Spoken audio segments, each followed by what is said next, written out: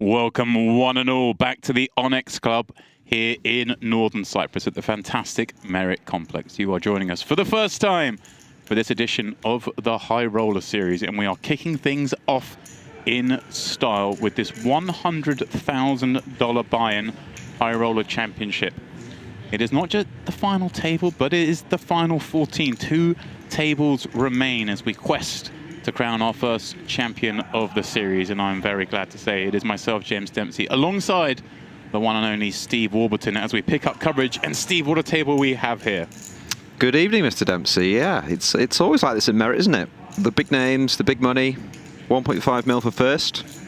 Actually, they are quite big names. It's like the shortest one there is about 10 letters long, I'd say.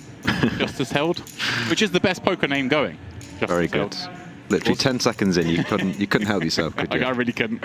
It is Artur Martirosian, the man leading this table. 6.7 million chips in the very well accomplished Russian's hand. And as we are picking this action up, as I mentioned, it's the last 2 tables, 7-handed event. And just to bring you guys up to speed, me and Steve were just getting ourselves situated with the payouts, and it is a whopping 1.5 million up top. Second, also securing a 7-figure payday in the form of an even million. And we will be paying the top 8, interestingly. So, of course, I guess we're getting to a final table of 7, so we will be having that sort of bubble action coming up fairly quickly across 2 tables, which obviously always brings some interesting dynamics as we look to the shorter stacks. Yep, no surprise to see Artur chip leader. He's always my pick to win every tournament, so very unsurprised to see him there.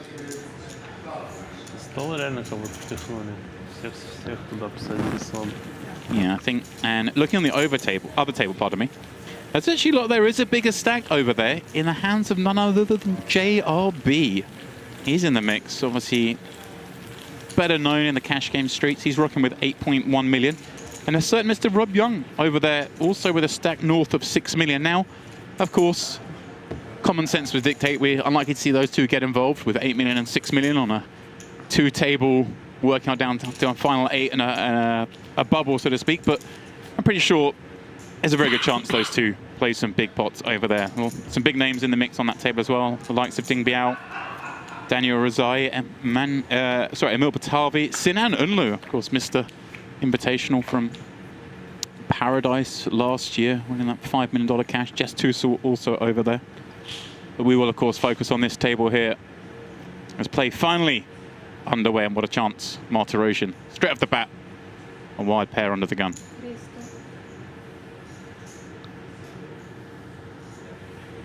Yeah, we did see Rob earlier, didn't we? Just during the little break. Had a very interesting strategy. He had 3 times average. Yeah. And he sort of looked at us really blankly and he was like, well, obviously, I'm going to just sit out. Yeah, it was the first level after later edge as well. So there's a bunch of short stacks knocking around. And he just decided he's going to take the level off. You know, just 100k buy-in. Why not? You're just going to sit out for a couple of hours. So, Artur. Raise and take, hand 1. Man has been on an absolute tear in the poker scene. I always feel like he doesn't run that good. Even though he's always there, he must be running good to get there and things and has results. But every time I watch him, he's just getting brutally unlucky. But he's just still always there, always on the FTs, always getting the results. What is this text? 25? Oh, 20, no? No. Oh, sorry. Welcome one and all to joining us on this Onyx live stream over on YouTube. Please do interact as we go over the next 2 weeks. 24, right? Thank you, yeah. I don't know what happened. Myself, Steve, and should we leave it as a mystery? Yeah, leave it as a mystery. For this stop? I think so, yeah. We'll leave it as a mystery for now, but we do have a fresh face joining the booth a little later today. And the 3 of us will, of course, be monitoring the chat as often as possible. So any questions or thoughts on the hands, please do feel free to join in. Little clue for the 3rd mystery commentator. He's one of the biggest names in poker. 450. But not by letters. Hang on. 2000 and 15, 17, I think he said. Oh, look at this. Tom Eychenne coming out with a naughty, clicky 3-bet from +1. against the under the gun open, and I said against the, and I was trying to think how to pronounce his name, Steve. But I'm gonna let you have the first bash at it. Iakobishvili. I was going to have a good go, and now it's this graphics gone from the screen, which makes it more difficult. But we could just be weak.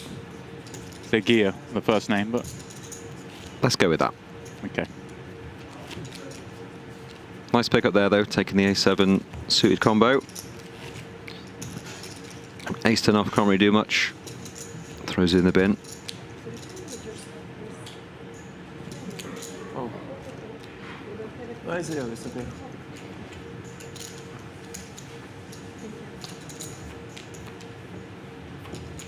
Iakobishvili.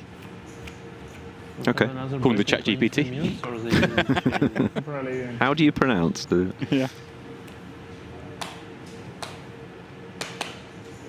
How do you pronounce Adrian Mateos? I was thinking the same. Arguably and often touted as the best Hold'em tournament player in the world. He's always fun to watch, isn't he? Yeah. Never fun to play against.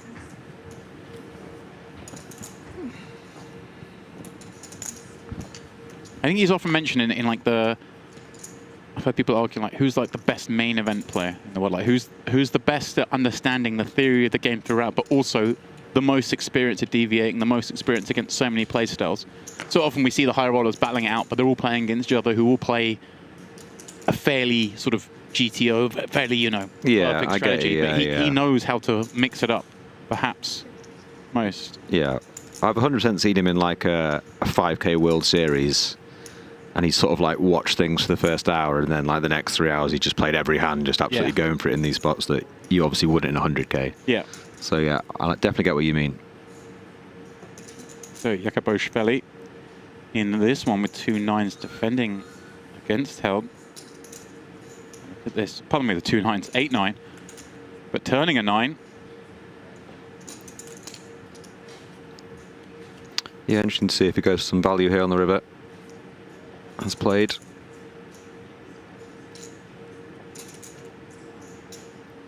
And then obviously a clear decision with the ace high. Not too much on this board. You'd imagine a queen might have bet the turn as well, so just trying to work out how much value he does have. A real tricky spot. 1.6 million chips behind. Doesn't rate that much strength himself. This ace high. Feel like it needs to cool. Remember, 8 paid. Only 6 players away, but when there's only 14 players left, that is still quite a long way away.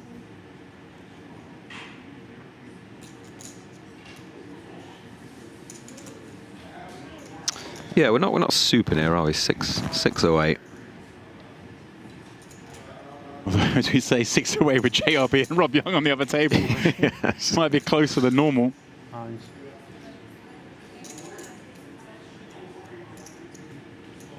Yeah, stick that in your sim calculator and try and work out how it affects it. Yeah.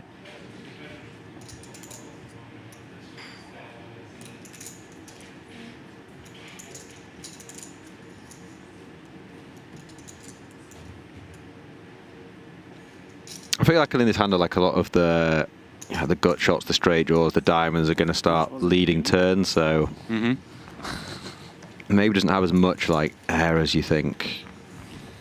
Has made a good fold with the ace 10. Yeah, it must come down, doesn't it, to your perception. How often is my opponent just going to bet here with like the 7-4 suited they got to the river with? Sure, and also just very easy to value bet any 2 pair pretty much. So made a nice fold with the ace 10 there. Ты ж только что был большим блайндом. Ну да, странно, да? Нет? Ну-ну. Прошел уже круг? Нет, ты сейчас играл раздачу на большом А, да, я был на большом лайне. Any translations for us there? Тебе понравилось. Большой блайнд, хочется еще раз поиграть, да? Just think we don't have English only here, or we do? 50 есть, что. I think cards weren't out. It's fine between hands. Oh yeah, of course. Having a look now at Iakobishvili and sort of best cash showing on the Henna mob. A 142k score at the end of 2024 Sochi Poker Festival, winning an event there. But other than that, not too much to write home about. Okay, interesting.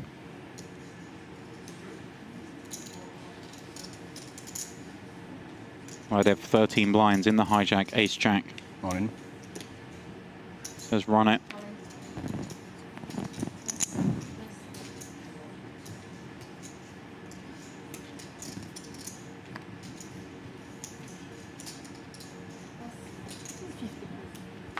Much?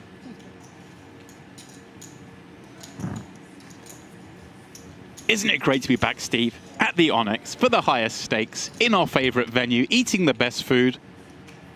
My favourite place. There you go. Weather's not quite up to scratch, but everything else, 5-star service.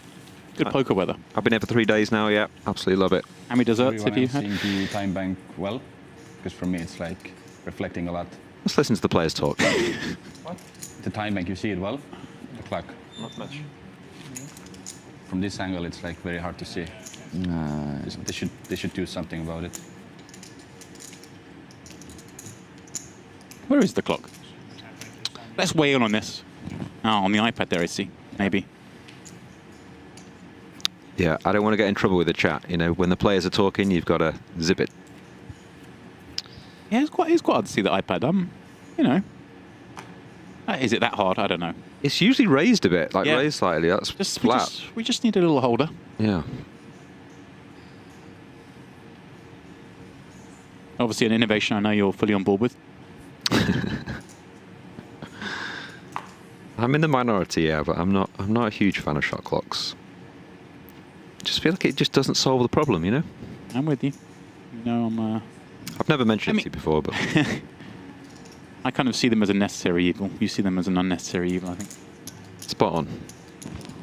But it's okay. Everyone's accepted them, so we move on. We do. As does Martirosian with this ace-3 from the cutoff. There's Eychenne. Pretty good stack himself, but not too much incentive to get involved against this man out of position. He's raising into a tough customer in the big blind, the aforementioned Mateos El Matador. He doesn't find any joy on Queen 4 trait. Martirosian hitting the bottom pair, but a board that we know would generally favour big blind, but bet coming in nonetheless. And he'll be happy with the takedown as he extends that lead on this table.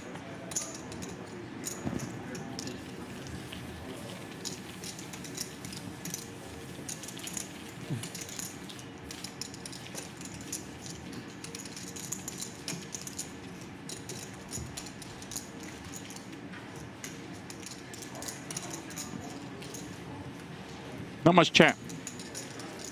Can in the background though hear the other table, just every now and again. Yeah, that feels like the louder table, doesn't it? It does.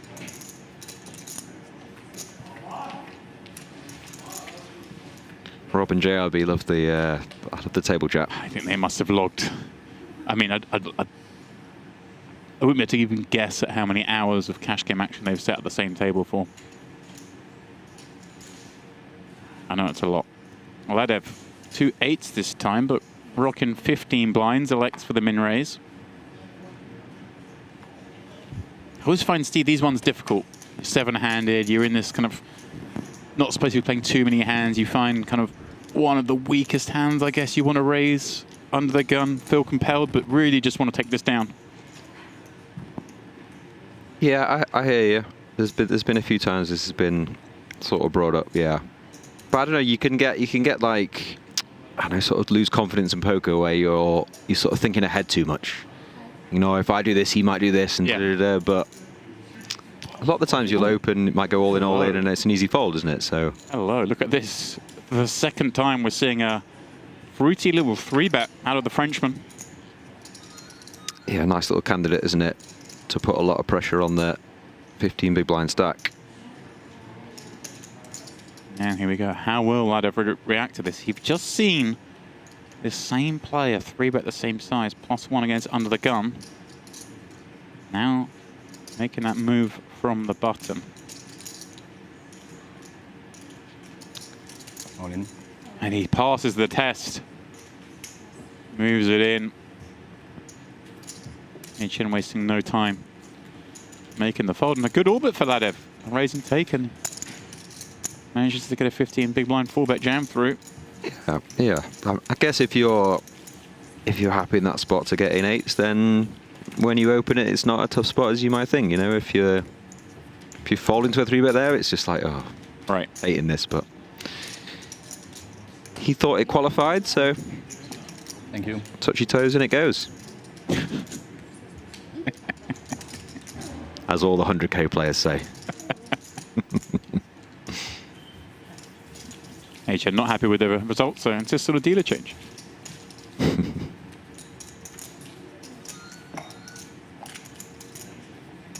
If you are just joining us, and well, most of you are, seeing this is day 1 of our coverage. Welcome along. We have best part of 2 weeks of coverage coming up at this first Onyx Club High Roller Series of the year.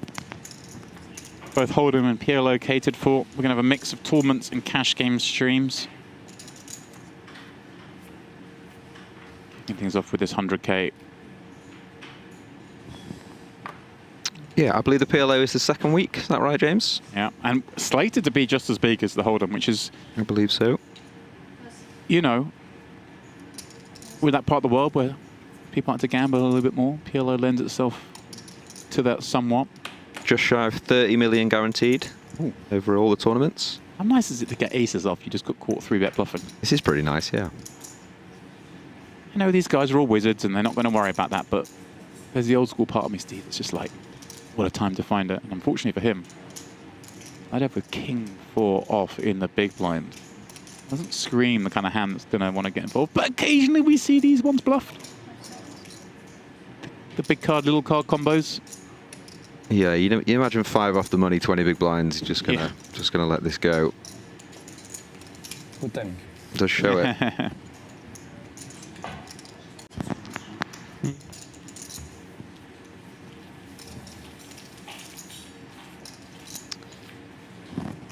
There's a little bit of a new format coming as well in the 250Ks. Oh yeah, talk to me. The Grand Slams. Day 1A is invite only. Hang on a second. I'm looking across the commentary desk here. I can see Warps has got some sort of Word document open with all sorts of color-coded notes. Let me finish my spiel. Was I not fed this information? Let me finish my spiel and then you can criticize. Okay. Come at me. As I was saying, we've got a couple of Grand Slams coming up. 250Ks. Day 1A is invite only. Day 1B, open to all. Day 2 combines all players. Okay. I think that's pretty ingenious. Okay. I like it. So it's like a twist on the invitational format. Yeah. Which we love, don't we, Eli? Yeah, I mean, it's a good system. I like it. Are we on the invite side, or do we have to go in the open side? I mean, I'll take anything, mate, as you know. There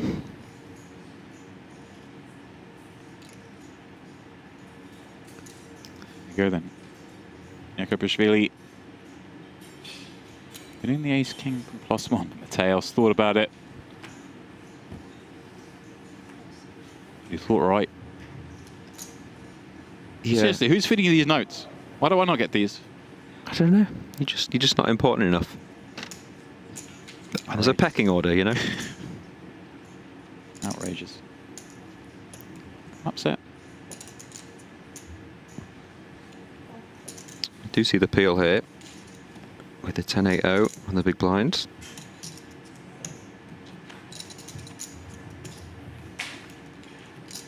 Hello. Oh, It's a nice one. that is a nice one.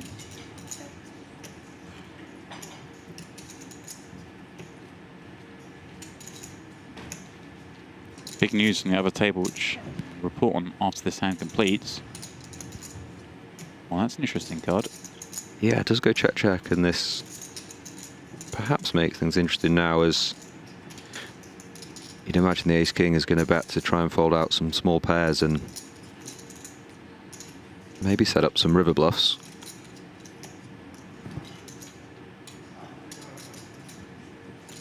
But he won't get the chance as the two pair is going to lead the turn. Big with it, 450. Yeah, very big. Setting up, obviously, with that stack size, I guess, for the river jam. Iakobishvili. Next way. No, okay, big news from the other table. A very cold deck occurring when Jessica Toussaint and JRB got it all in pre-flop. The tournament chip leader, JRB, holding aces, Jess Toussaint with ace-king. She turned a gut shot, but missed the river, so she is out. JRB now up to 11.5 million chips. Over 100 blinds in play in that stack. Wow. That feels like the most tournament chips he's had for maybe a decade. It's been a pleasure working with you. No, he's always a fun player to watch. Hope it as well, Mr. JRB.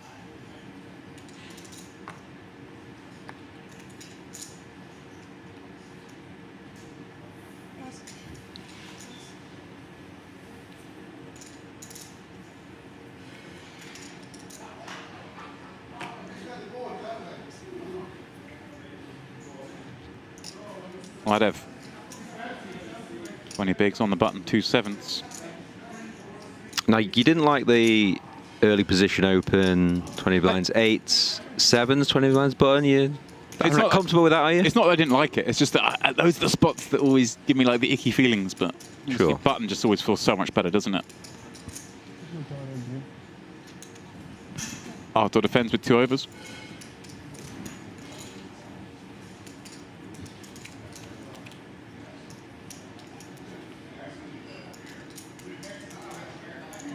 And the 8-6-4 flop.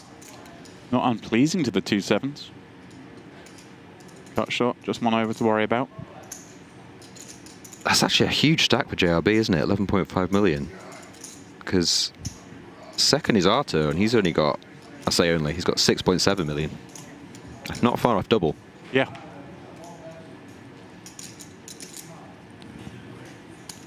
Knuckles around. Yeah, just go check, check. Interesting to see if Artur wants to stop bluffing this one.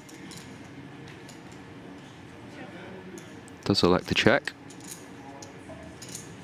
I imagine they're obviously start betting here. What we're looking to fold out some ace highs, maybe even some better king highs, but there's not a huge amount of hands that we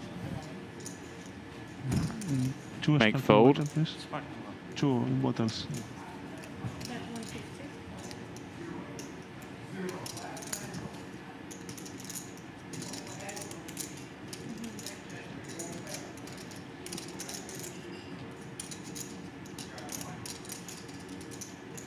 Yeah, a bit of protection, a bit of value, obviously.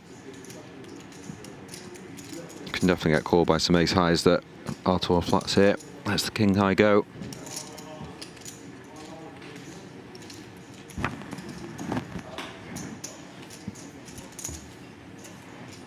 See some players in the chat, some viewers in the chat asking as to the players remaining. We are down to 13 with the elimination of Jessica Toussaint, but just 8 paid to work our way down to the final table of this High Roller Championship opening event of the Onyx Club High Roller Series.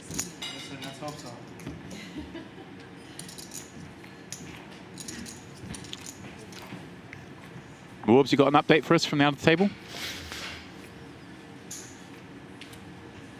One moment, my friend. Just have a little look.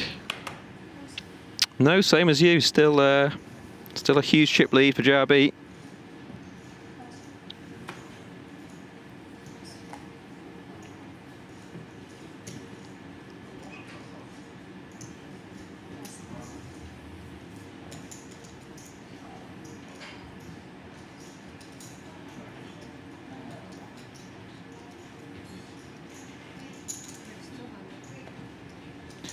Peter Aerts getting a stab from the button here with the suited Queen 7. Iakobishvili. I'll get the name by the end of the day. Interesting, the only man who wins the microphone cable on the outside of the shirt. Got to bring your own style. Yeah, I think we need to come up with a very short nickname for this man. I mean, bottle, sparkling Iakobishvili. bottle. But A little bit shorter, please. No, I mean, this is fine. Acap? But also, Acap? will you bring me one bottle of sparkling water? Thank you.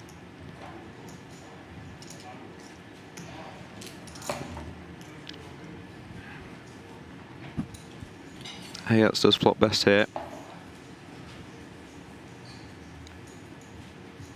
With the queen eye flush draw. It should be hand done. See. Obviously not a hand we want to bet and get raised on, but at the same time, so much hand. Just bet and take it down here. Yeah, he does actually have some backdoors, which I missed there momentarily, so not totally against a check raise here. Right. And this is both the good thing and the bad thing of betting the queen 7, right? We're getting our opponent who's only got 20% equity to put more chips in the pot. But at the same time, we've only got queen high and we are getting closer to the money. Yeah, he does go for it. I kind of like this. He's obviously the covering stack as well. Lots of good turn cards for him to keep barreling. Not a huge amount one can rep though, is there, on the king 4 deuce? What are we saying? He's gone pretty big as well, hasn't he? 650. At the same time, I guess, when we do check raise here, they're on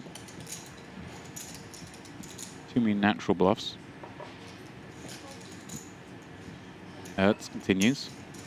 And yeah, there's less than pot back now with that pretty big check raise. Oh, wow. Very big turn card for both players coming, and Right. that is pretty much the dream without Right. going in front. What card are we actually hoping to see when we check raise with Jack 5 of diamonds, other than the 3 of diamonds? Yeah. I mean, it's probably just hand over, right? Because he just has to jam and then, Mullen. yeah, just Wow. get in. And what can you do here with Queen Knight? Iakobishvili. I mean, set up to lose a bunch in this pot. Finds that turn card, drops the hammer, and there we go. I did wonder about the flop bet with sort of the queen high and the spade. Lots of good things happen if we check. I can understand why we want to bet and just take the pot down. And obviously we can bet and get called and sometimes hit a spade or win a really big pot, but Sure. there we go. Once in a while this happens, right? I suppose we can't just always live in fear of the You might bluff not check raise You coming might in. not also expect to check raise that big and things as well, but Yeah. when you do check raise and get called, you're thinking like 3 diamond. Yeah. Just comes to 3 of diamonds. Pretty ideal. Dreamy card from well played, sir.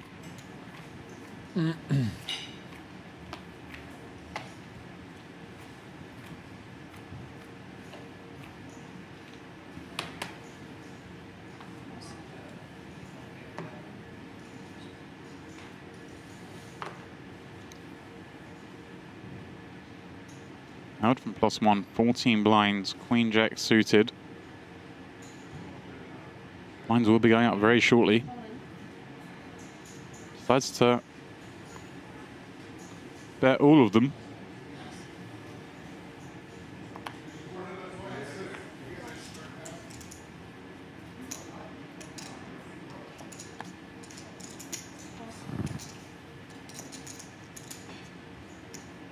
Okay, I do have a small update for you, James. Come at me. I kind of want to do it in reverse order because it finishes with "This should be on TV," Okay. which is a quote from Daniel Rezai. Okay. Come at me. And the headline is "Yong misreads the board." But you know what Rob's like? He's probably, Yeah, it's some sort of speech. yeah. 6-4-3 ace-8 board. 7 makes a straight. I don't know why it's taking so long. Yong said to JRB. 7 makes what? I might call you if you think that. JRB replied. He eventually folded, and Rob showed the 7 of diamonds as he took the pot and said, I misread the board, I admit it. Okay, that's some Rob Young nonsense. We need to get these guys on the feature ASAP then. Yeah. I did see Trad in the chat asking if we're going to switch tables. Of course, those of you familiar with the room here at Onyx, which won't be many people because it is a very exclusive venue. I know that we have this permanent setup here that these guys are sitting at. It's just one table for coverage. It is beautiful stage though. So the other table is our outer. I'm not sure if there's a plan to switch things up at the next break or not. But either way, we of course are covering this tournament, pardon me, down to a finish today. So I'm sure we're going to see those players in the mix, especially given the stack size that JRB is wielding. Yeah, I think it shouldn't be too long till we just make the final table anyway. So stay tuned. It's going to be fascinating now as we do get close to that money bubble. Mateos. Dropping out on Eychenne there, picking it up. Yeah, as we approach this final table bubble, because normally, sorry, the money bubble, normally players are constructing their ranges so accurately, these elite high stakes regs. Then you've also got to factor in on the other table, Rob and JRB, who just don't care about such things. You know? I was wondering how you're going to word that then. Nice. It's what makes this game so fascinating, right? For sure, yeah. Jeremy 49 positing who's going to get second, because we all know Artur will win this. I mean, he is always my pick. Yeah, I have to say, even though JRB has, what, 11 million in chips, Artur having 7, I'd still make Artur the favourite. Sorry, JRB. Who's your pick though? You haven't predicted. Oh, who's my favourite, or who I think is going to actually? Okay, who do you think is going to win? I just got to go with my boy Mateos. Yeah, nice pick. Yeah. No, he's got far fewer chips, but the guy doesn't miss a beat whenever I watch him play.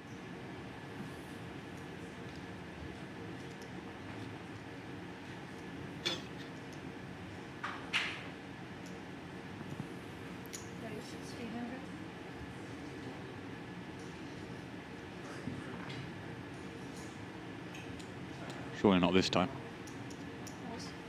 Yeah, we do see a 2.5x open here from the cut-off to 300k with the ace-5 off. Looks like it should get it done.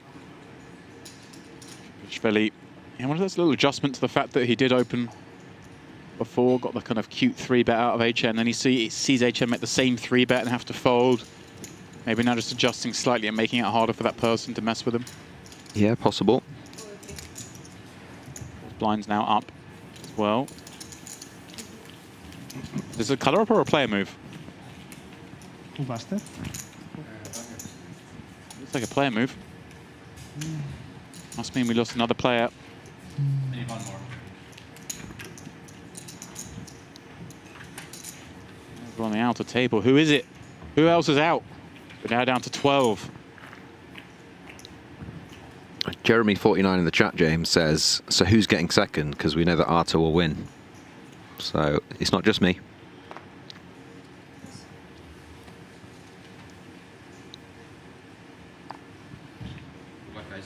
Good luck.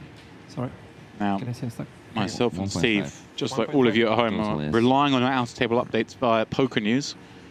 Or of course, you can follow this tournament along. It is synced with a delay, so you can go there without fear of spoilers. We're still waiting the word of who is out.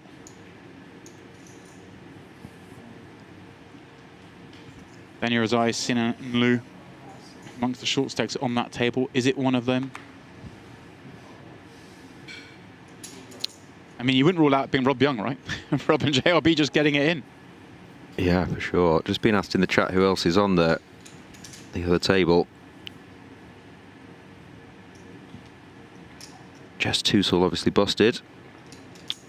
Sinan is still in. Daniel Razai. Marcos Ladev. Biao Ding. And I'm missing one more, James. Who's the other one? Emil Patavi, I believe. Oh, yeah, the Frenchman. Speaking of Frenchman, Chen in here with the dominated hand and a very bad looking board up against Aerts' flush draw. Latting having just defended, what, 13 blinds. And gonna face a bet on this high card heavy flop. Is he now just gonna say all of it? Or Or is he going to play this flush draw, kind of keep his opponent in? I predict fairly near the bubble. He's not super deep, is he? I think he's just going to rip it, isn't he? It'll be a pot size raise. Can still get called by the worst diamonds.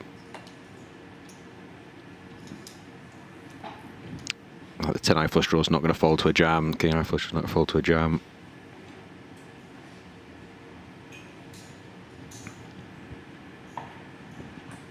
It's one of those, right? We don't get a lot of better to fold, but we also do just fold out some hands that have got random equity. Yeah. And it just makes the life easy, right? Exactly, yeah.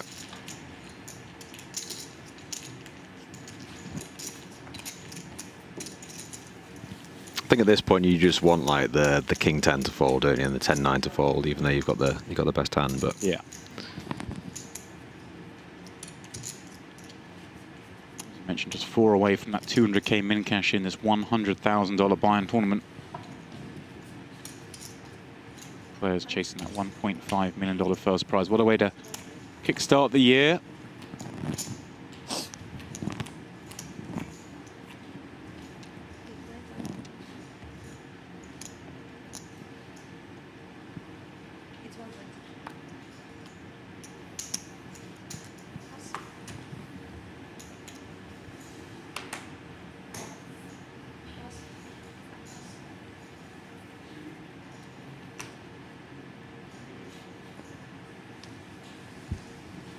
interesting to see what he elects to do here.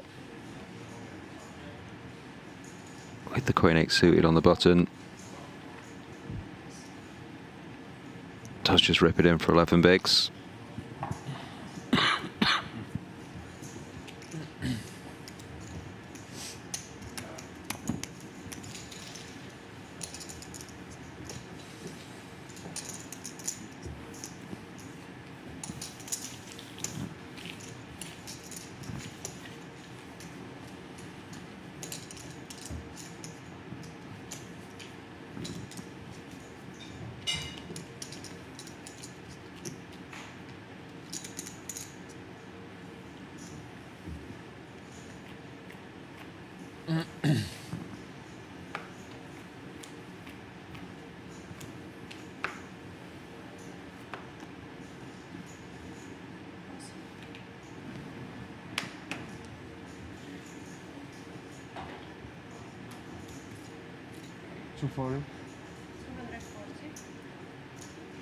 Mateos here, opening the hijack with the ace-10 off.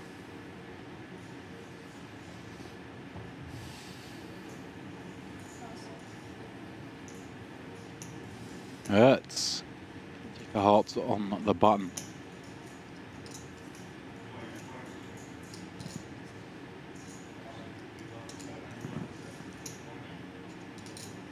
Yeah, interesting to see what he does here.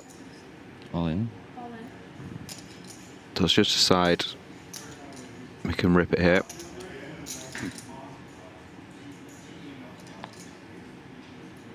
Yeah, felt mandatory this, right? Against Mateos hijack open. I think so. Yeah. Feels like a good one. And I do have news now on that elimination. Breaking news. On the outer table. Emil Patavi open it up to 200k in the cutoff. Ding Biao flat the button. Daniel Razai then moved all in for a milli from the small blind. Patavi reshoved. Razai flipped over 2 kings for his 1 million stack. Patavi covered with 2 10s. Jack 8-4 board, 3 on the turn. Then the 10 on the river. Oh wow, I didn't see that coming. But when I read you the hand, No, I didn't. Razai busted out. I just assumed kings would hold. Like. So it is Daniel Razai out in 13th. Cruel way to bust. Man, of course, here, who last time out, if I remember, chopped the 50k on X at the end of last year. Oh, that rings a bell, yeah. Had a good stop, and I think won a bracelet in Paradise as well, also in a 50k. So Very accomplished circuit pro. yeah, he had a good end of the year. But a bad start to this series.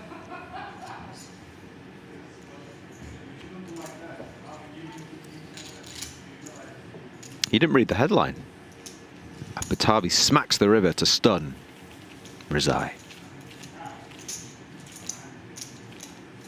Not a fan of that. Shout out to David Salaturo here, Yeah. working for Poker News. I'm loving that. I like a little alliteration every now and again. Smacks, stun, I mean, it's pretty hard. River Rezai. It's pretty hard when you're basically just reporting on like the same big hands together, and you have to like use their names sometimes, get words in, but can't really do much with Batavi and Rezai. So you know he's gone for smacks the river to stun. I like it.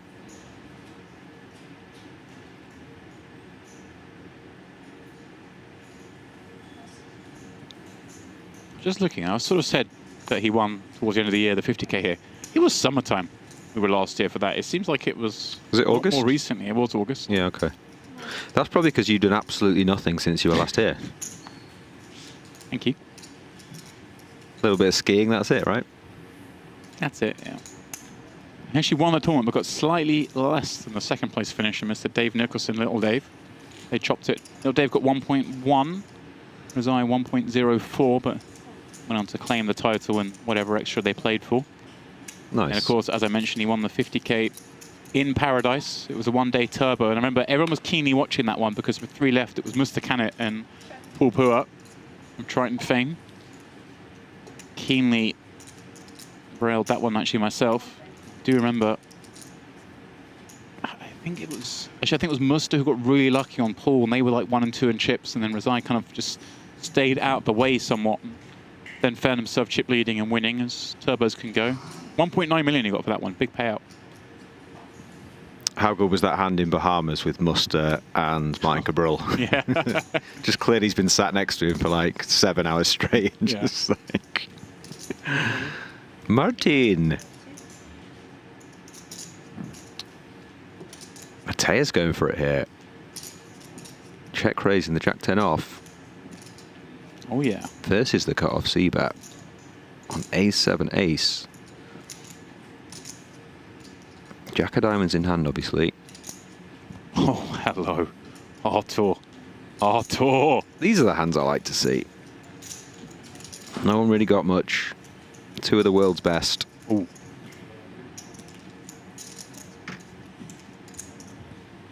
Seems like a really good card for Mateos to continue to bluff on.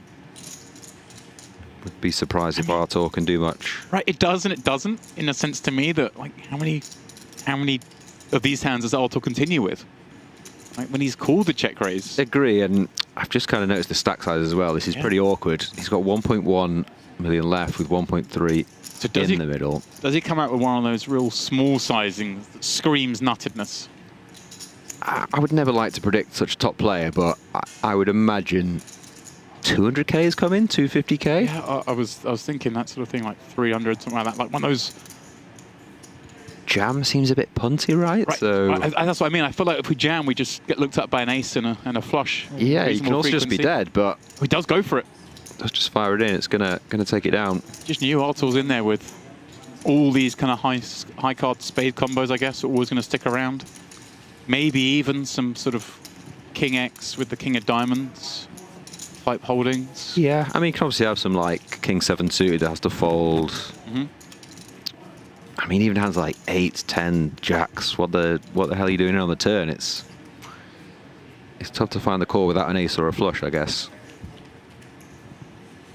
But nice pickup. My man against your man. Just bring that up. Yeah. High-level stuff on display at Onyx. Some of the chat asking, is this live or replay? It is, of course, live with the customary 30-minute delay coming to you from Cyprus. First day of coverage of this high roller series. First of many, James. First of many. It was 11 streams in total we have over the next 2 weeks, I believe. Something like that, yeah.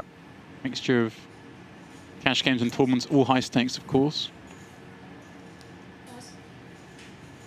Yeah, we've got some juicy stuff coming. Question in the chat saying, where is Yo Viral? Well, he was the man who bagged the chip lead yesterday, but no longer in the tournament, but we will be seeing lots of him, and especially in relation to those cash games. We know at least 1 or 2 of those streams are the Yo Viral cash game. Yeah, he's got his own stream cash game, as you say. Highly entertaining. I remember doing a Yo Viral cash game in, I believe it was Kings, on the games he organised, and he got absolutely destroyed in his own game. Oh, really? It was sickening.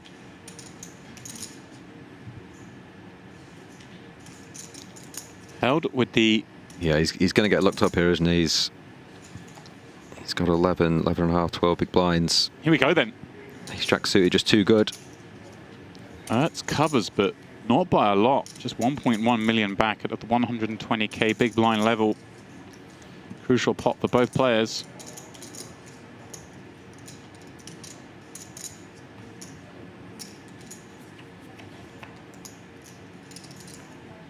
And well, that is a disaster flop for him as Aerts picks up the royal flush draw. You also see one of those 3s already discarded, so he's got to hit a 1 out and then hold.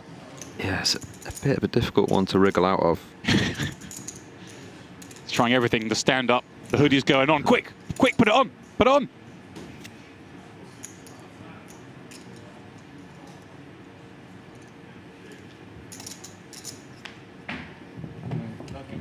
Black card on the river. That's what he needed, but no. No more. Latest man out, bringing us to 11. Just 3 away now from the money. But again, as I say, just 3 away is sort of 30% of the field. We're not crazy close just yet. Yeah, and JRB has extended his chip lead up to 13 million now. Who's he hurting? Thank you. Just having a look. Sinan just doubled up. Okay, With come on, Ace-King. Sinan. Ace-King, it's Ace-Queen.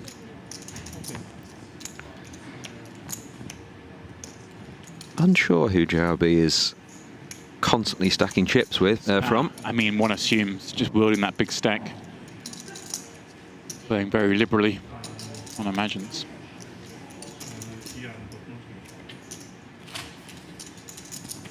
So this table of 5, that table of 6. Good spot for Artur to find himself in here. Hello. But an incredibly accomplished lineup on the table. They will not make it easy for him. Yeah, you don't really get much better, do you, than a lot of the guys left here.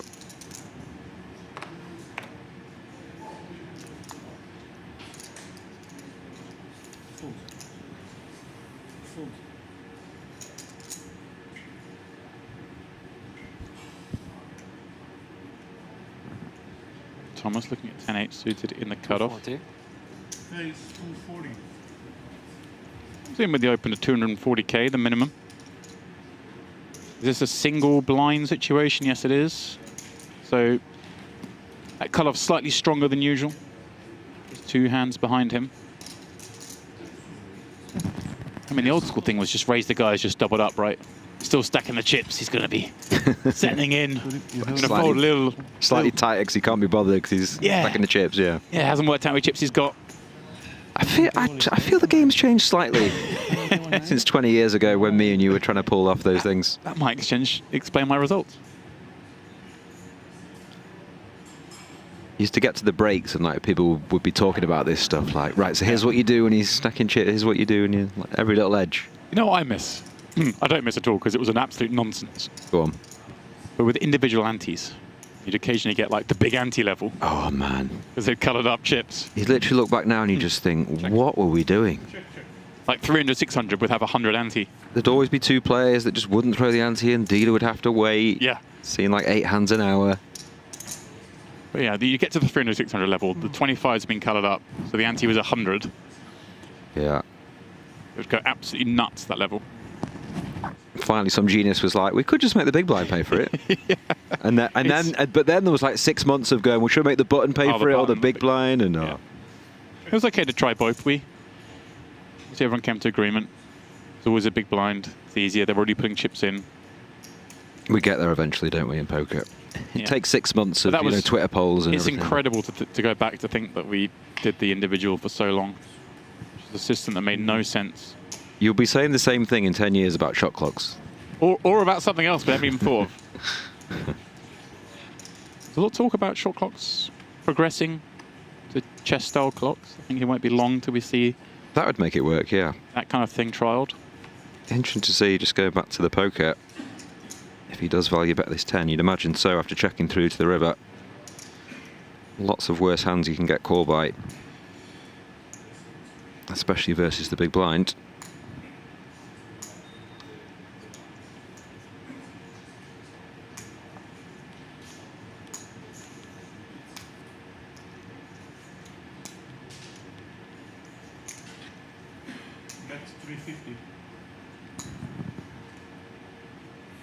He's a little bit capped in this spot, but I don't expect the A7 to do much. But do you know what I mean? There's not many super strong hands. He can usually check back twice here and bet river that size, but he does get it done. Maybe nines, I guess.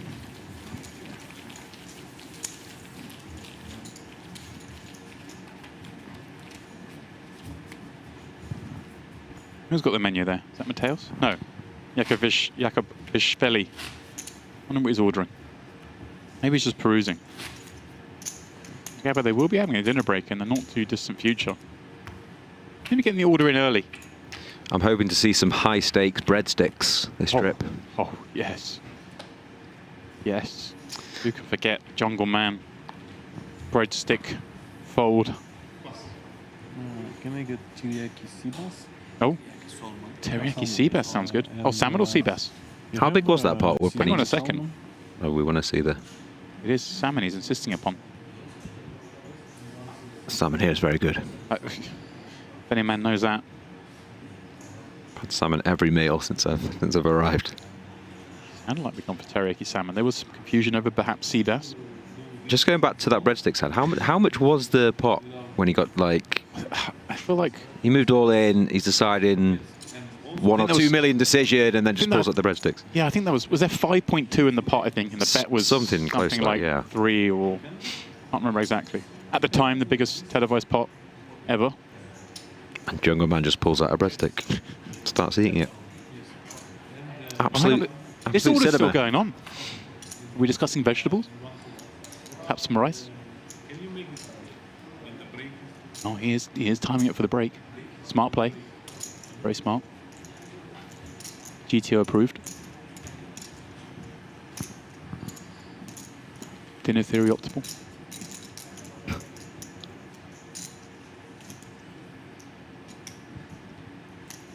Blind on blind.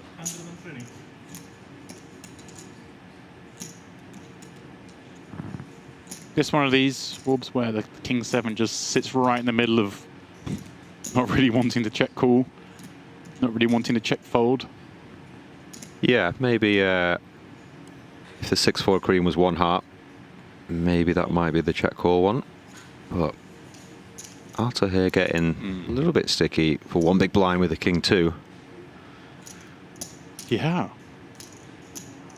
I could understand like a King 5, King 7 continuing.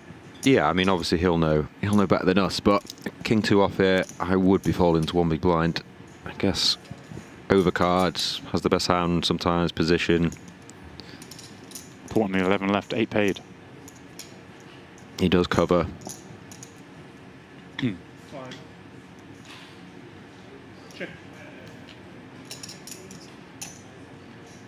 This is where I'm curious to see if he just takes the, takes the showdown value.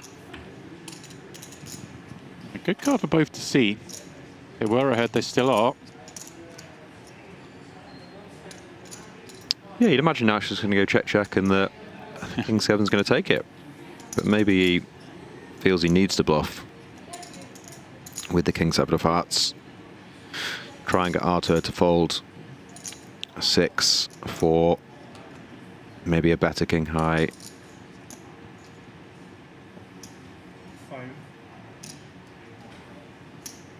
Perhaps deciding there aren't too many ace-X he would have bet the flop with. Turns over the King 7. Artur's going to feel a little bit aggrieved there. Yeah, it's weird. It's like it's one of those embarrassing ones, right? Yeah. few king highs you lose to. That's one of them.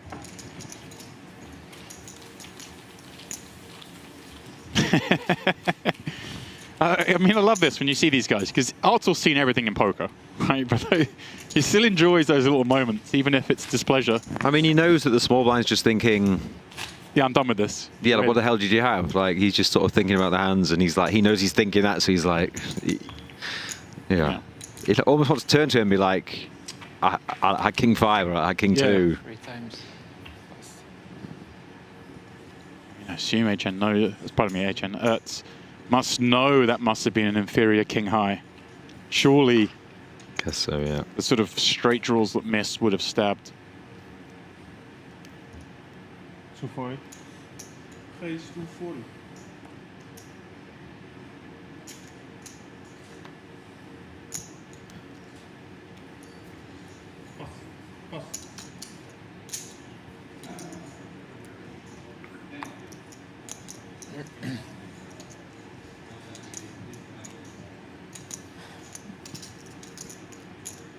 Iakobishvili facing this open from the big, holding an ace against our Matador.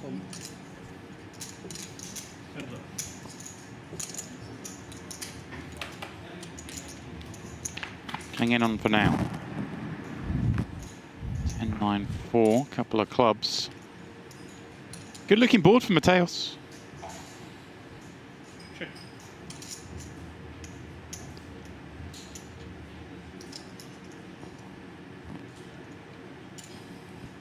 660 up for grabs. I've got 2 JRB quotes for you after this hand. Hello. Not 1, but 2. You're spoiling us. 140. Bet 140. Bishvili wasting no time. Not the board for ace 3. All right, Steve, hit me with quote number 1. I can't win with top pair. Please deal me out if I can't win with top pair. Oh, As he tossed top pair into the muck. there's the chip leader. Says the chip leader. Can't win. But my favourite one. Now we're playing the game, boys. You guys keep making these great laydowns. How am I supposed to win? Says the chip leader. Said the chip leader. Said the man with twice second. He's going to be fun on the FT. Yeah. If he makes it. I'm going to go on a limb and say he's going to be there 3 away from the money. I mean, yeah, he's up to 13.5 million. So. Right. Every right to extend his count over there. This man may be doing the same over here. Certainly King 10 suit on the button's going to help. There's a very colourful dress sense today as well. That will be entertaining later. Yeah, I just saw that picture.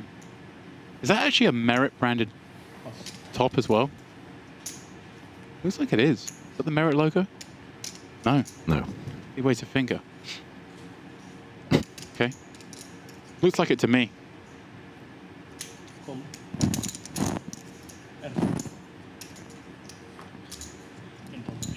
Well, we'll have to wait and see, won't we?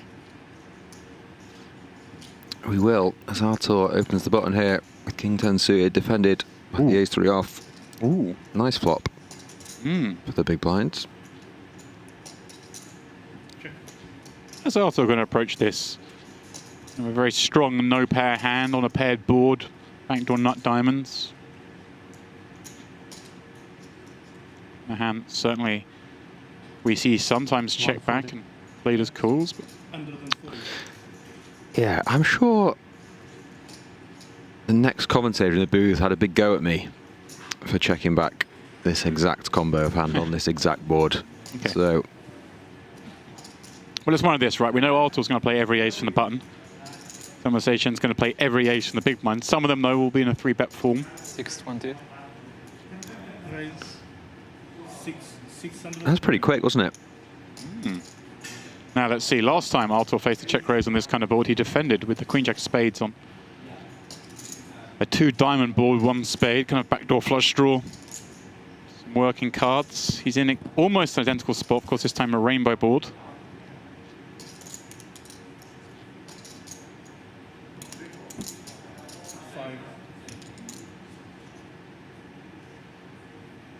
Does use a time bank. It's funny, isn't it? See, last time he called, got Jansen on the turn. He was ahead this time. Poker seems to serve you the same spot twice, right? You kind of get a bit questioning about the last one. Yeah, I mean, I have no doubt he'll make the correct decision again. Which in your mind is? Oh, hello. Does peel.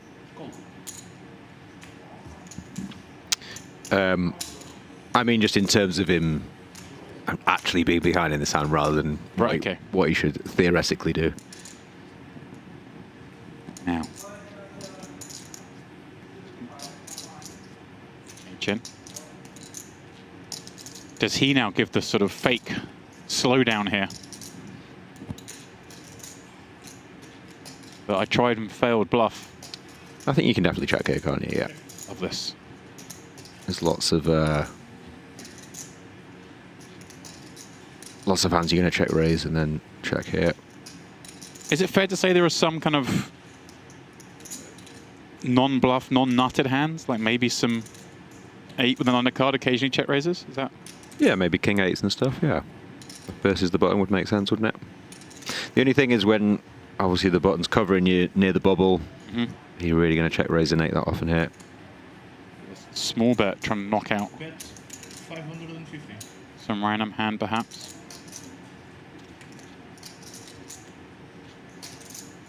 I enjoy these dynamics. Like you say, we're so near the money that, you know, how often is Eychenne in here doing nothing? And again, we've seen him with these kind of clicky 3-bets pre-flop.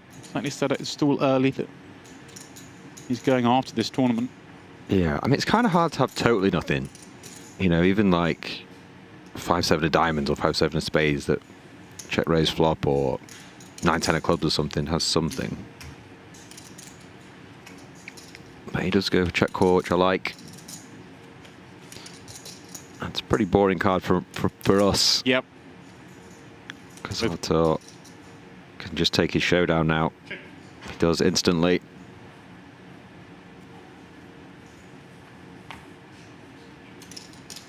Yeah, not going the way of the Russian. He slips to 4.3 million. I wanted to make 420. Click.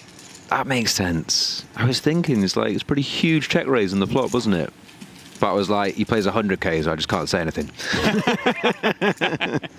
It's like really, really dry flop just makes it like 640. I was like, that seems quite big, but I don't really want to say anything. It looks stupid. Yeah, you wore that jacket today. But yeah, a slight misclick there. We picked that up for you, actually. It's hit the deck here. Oh, you've actually got your wheel on it. Come on, Steve. Oh, have you? Sorry. Running over the what would I do without seat you? Cushion. Or the cushion cover, as it was referred to earlier, pardon me. Seat cushion.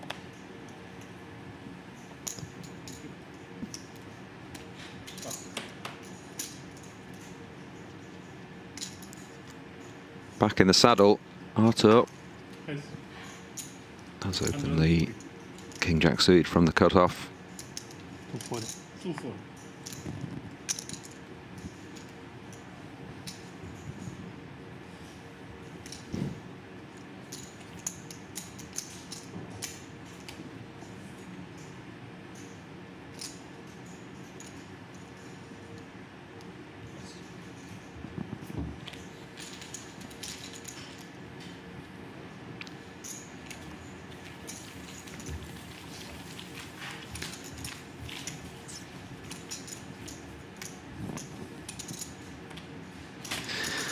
Still 11 left here. 1.5 million for first if you're just joining us. Steve, I'm not too au fait with the January poker scene around the globe, and I've been somewhat busy this month. But is this the... Surely whoever wins this tournament, are they leading the 2026 money list? Would that be fair to say? Possible, Have yeah. there been events where you could rack up 1.5 million? There's not been much happening, has there, so far, yeah. I always think sort of January's quite a quiet month these days. We'll come back to you saying that you've been busy this month. I've been very busy. I'm not sure about that, but yeah, I think you'd be right.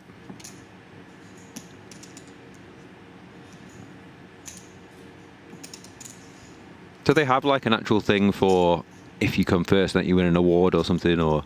No, but it's something I always pay keen interest to towards the end of the year. Is So who won 2025? I believe it was Jesse Lonis. Oh yeah, obviously that makes sense. Yeah. Oh, it was really close though. Oh, was it? Okay, Yeah. right. It was in Paradise. It was changing hands constantly. Keihan Mokri took the lead for a while, and then It was a mistake. Okay, yeah. there were some events actually in Vegas, I believe, Poker Go at the end that kind of would have defined it. And I actually have to confess, I'm not sure if he still ended up at the top. He did, Jesse Lonis.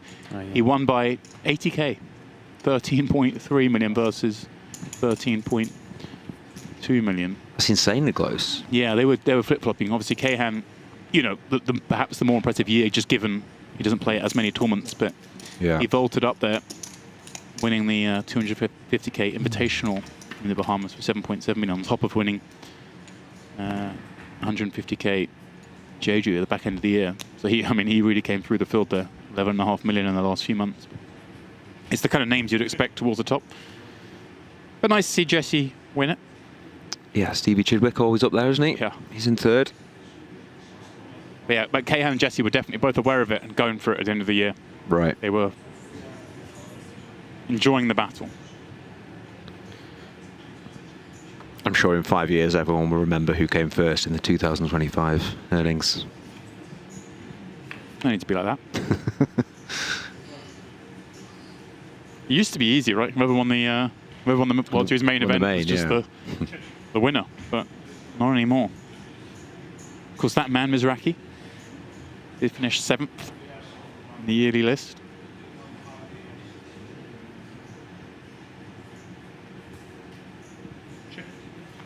What a winner for the main event, by the way, Mizraki. Yeah, pretty good. Pretty good, wasn't it? Nice to see. Not old school. Yeah, he's old schoolish. You know, he was in the poker boom, right? One of the names that came through, and an absolute gunslinger. Yeah. And won the PPC. PPC as well. Yeah. Incredible year. Inducted instantly into the Hall of Fame. How many times has he won that now? 3 or something? 4. Mad. Because hasn't Rasty won it 3 times and he's won it 4, and there have been 14 editions. I think there's a 50% chance one of them wins it. Crazy. Where we're at, which is astonishing. I know it's not the largest field, but it's still, you know, over 100 players this year. It's hard to win any poker tournament, so to win that one for that buy-in, yeah, just 4 times. Incredible.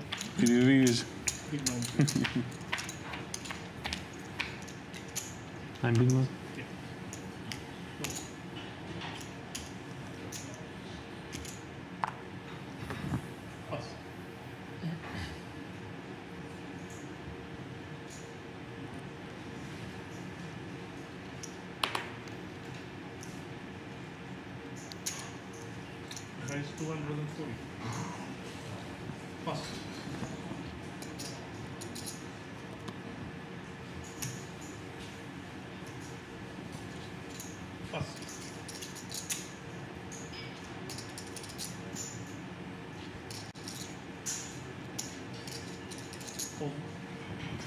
Heads up.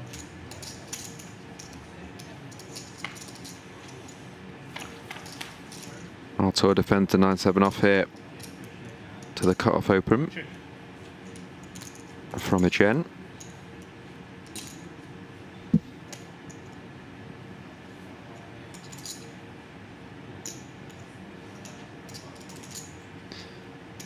Not too much for anyone. Yeah, Artur with the only diamond working.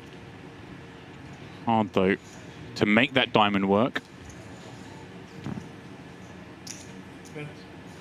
180.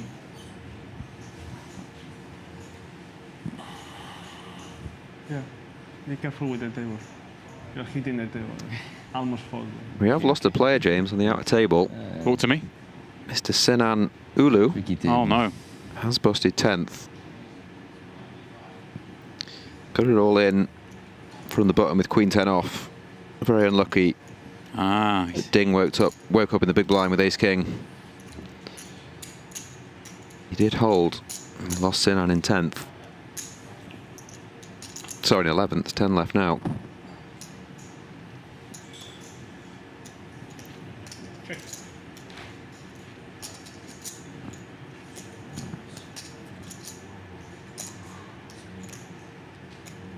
When? In 1 hour? In 1 hour? Okay, cool.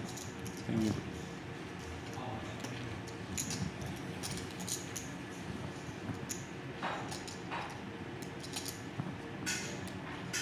So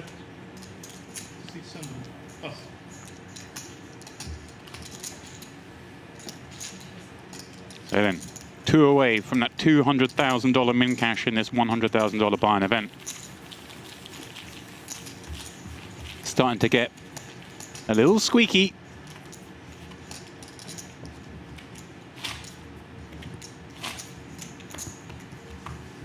I do gather, in fact, actually, Wobbs, I mean, we were sort of wondering about the final table, but I've just been told it is going to be a final table of 9. So although a 7-handed event will rejoin at 9, so only 1 away from that. So that does change its dynamic somewhat, right? When you're massively, yeah. One of the short stacks in, knowing that you can get to a 9-handed final, a lot less pressure on you. Yeah, obviously 5 and 5 plays a lot different. 240. Phase 240.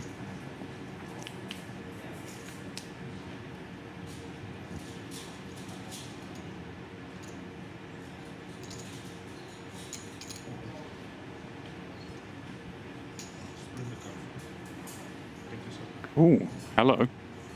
This is a real one. Yeah, interesting to see if he does go. What size he does go. Phase. 525. Pass. I mean, I know we're 2 away, but is there anything Pass. Mateos can do here but jam?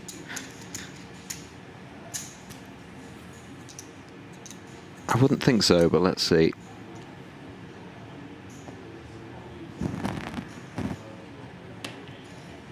It was like a must with 2 9s to me.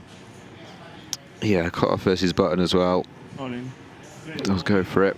He goes for it. He's going to get snapped, which you never like, but he will, of course, be mightily relieved to see it is the 2 overs. A 5.3 million chip flip coming in between these two. It's, of course, the covering stack, but far from comfortable. We're just 1.5 million behind as we're working towards the end of the 120k big blind level. Is this, though, going to be where our FT is set? Should we lose Adrian here, and an ace-high board makes that all the more likely. 3 spades. Not relevant to this one right now. Mateos still drawing to 2 outs. Now 6 outs. Any 8 will also find him a way out of this mess.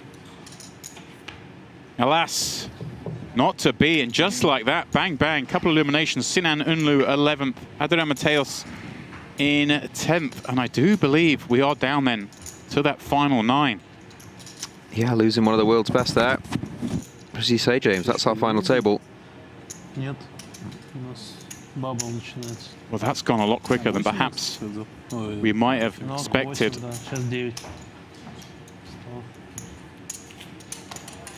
Such is the nature of short-handed play. And if these hands clash, they clash. These players aren't shy about putting the chips in with so much up top. Of course, you've got to respect that min cash. 15 binds to the winner. Such is the nature of every tournament I've ever watched at Merit, to be honest. Yeah, yeah. It's always quick. Yeah, that's true. Why we stop? Because you are safe, we stop doing that. Maybe in your drop. Это я понял. So, of course, we will be going on a short break, I gather, around about 10 minutes, where we'll be reconvening with 9 players left. As we do said, that's how your featured table looks, but this does not tell the story because it is JRB coming from the other table with, I believe, 13.6 million chips, who is leading the way in this one in the quest for that 1.5 million first prize. There is a cast of characters, incredible talent lurking behind, who'll be doing their best to relinquish those chips from him. So guys, please don't go too far. Myself and Steve will be back in a little over 10 minutes for continuing coverage as we work our way down into the money of this High Roller Championship part of the Onyx Club High Roller Series.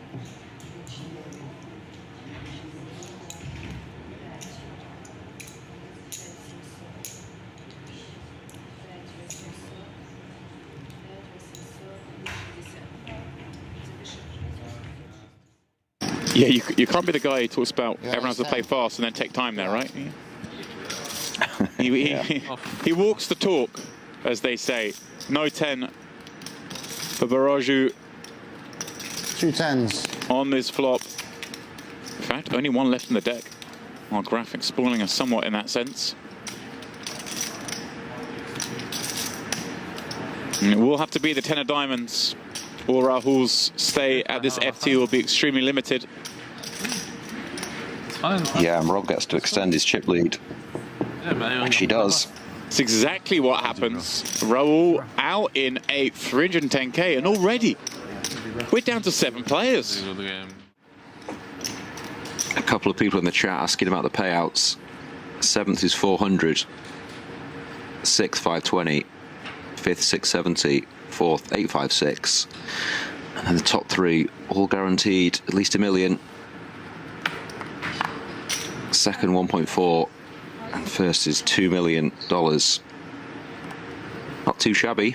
Not too shabby indeed. Karađorđević at it again with ace king. This time Moss working on the button, working sub 30 with 2 8s. And he's decided to run it. He's moved all in for 6.65 million. And well, we know Karađorđević is going to have to make this call, and the two are playing a monstrous flip. Karađorđević the covering stack, but only by a handful of blinds. Yeah, we'll take it. Yeah, this is absolutely huge for both players. 14 million in the middle. Whoever wins this hand will be one of the favourites. Yeah, above average stack in the pot. An ace in the window, but an 8 behind it. Keeps evidence. Moss. How do you like that, Matthew Moss? Yeah. Yeah. Full double up All in play on the flop. for one of the invitees, Matt Moss here. Pushing to. Yeah, sorry.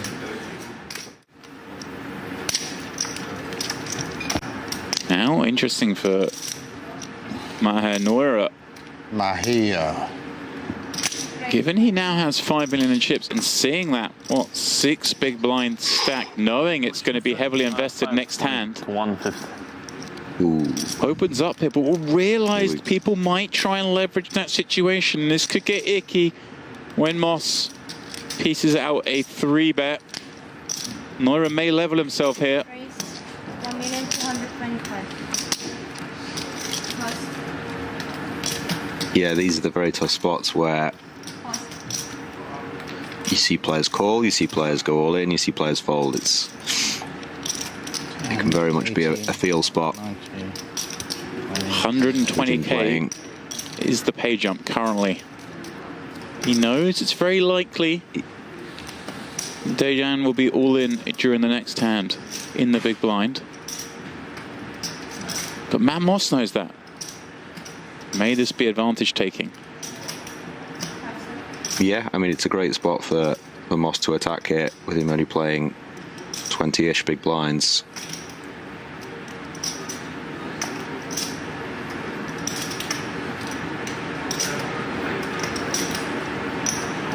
Very hard to predict which of the 3 options he's going to go for. He's gone for it. Let's go, jam. Wow. He moves. Here we go again. All in, and Matt Moss, second hand in the row, is all in, but this time a much fuzzier feeling, not just because he has the better hand, but also, of course, the commanding stack of these two. And a Queen 5-4 board leaves Noira just drawing it to the 3 aces. A deuce now an opportunity, and that's what comes. You win, bro. You win. I don't think You're straight. Wheel on the river. spare the board. Well. That was some Lucky speed times, dealing, wasn't it, James? The turn and river almost to come out at the same time. It's like bam, bam. But then he won. And he still sniffs it out and gets the fold. Yeah, that was sick. Indeed. 700, please. Yes.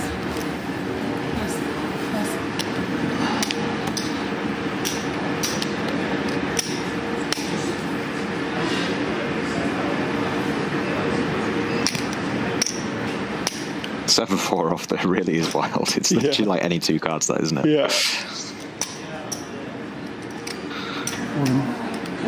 Here he is again, opening the King Jack off. And Matt Moss decides to run it with the 10-jack suited. I like this play. Yeah, I mean, he's opening so wide, and this is such a good hand to just whack it in there with. Yeah. Just shy of 19 big blinds. You're going to get some better hands to fold as well. Queen Jack. I assume King Jack off will fold. Who knows, though?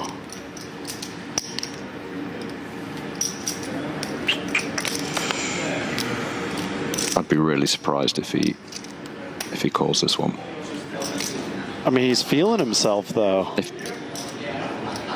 If I mean, yeah, if he does, he'll be in great shape. 2-1 favourite. But part of the reason you jam a hand like this is because you are supposed to get, you know, Queen Jack and King Jack to fold. Oh. So I think he'll be pretty sick if he is called and he sees this hand.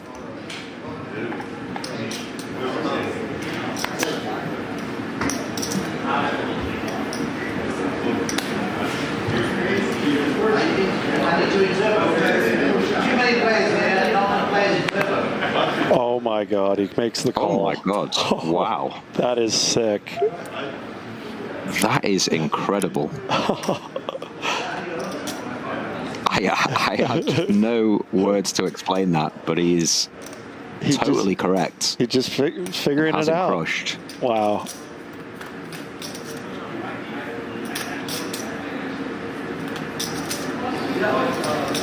Pretty safe flop here for King Jack. It is, yeah. I'm a bit speechless, to be honest. That is just an unreal call. Has him dominated. Wow. And does hold and knock him out. Matt Moss will be our 6th place finisher. Be very Incredible wary stuff. of trying to take light jams on Jesse. This guy will put the badge on you. Yeah. What did you have? He said, I'm not telling you. So I can't show my cards anymore, right? Never ruled that man out. Number 1 ranked player in the world. Yeah, you have a point. Yeah. I asked him about a hand 3 hours ago, which has obviously been on the stream. He still wouldn't tell me. Yeah. I guess if you don't have queens, you have ace-queen too. What are the blinds? Yeah, 250. Very quietly just told him he did have queens there.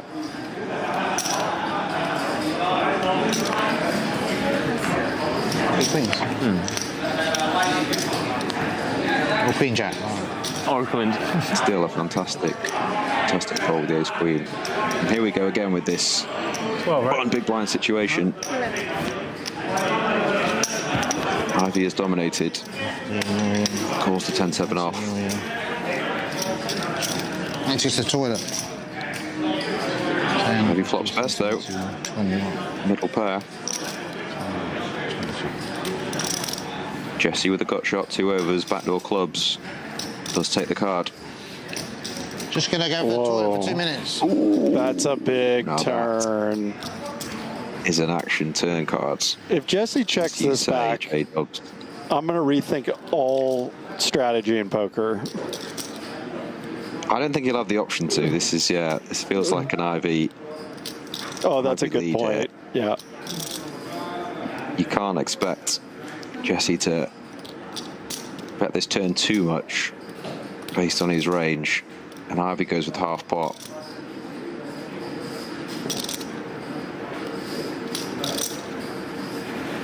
If and when Jesse does call, I'll be 6 mil in there, and Ivy 5 pot.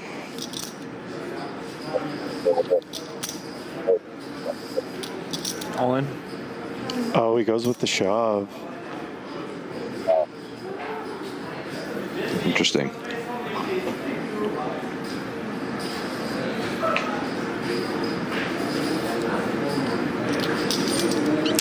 He did just decide he wants to protect against all the draws. It's a great spot for Ivy. 79% to double up and get himself back in this thing. Queen of diamonds is no good. Phil Ivy, hand 90 of the final table, finally gets something going.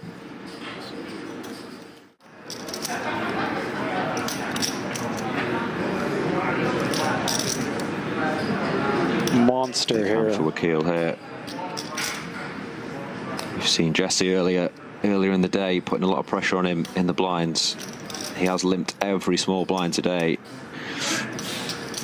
And this is proof that he's keeping to that strategy, limping his whole range. Jesse just checked the 4-2 suited though.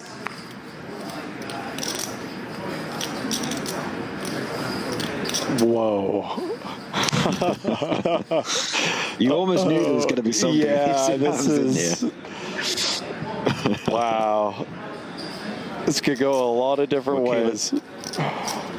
Wakil a 2-1 favourite, but it feels like a flip in the equities. Yeah. Jesse with the open ender and the backdoor hearts.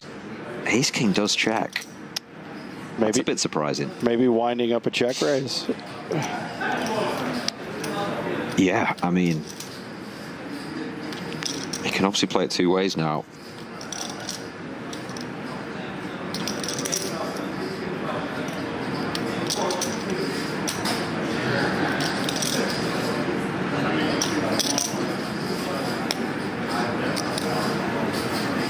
Oh, just calling. Just go check call.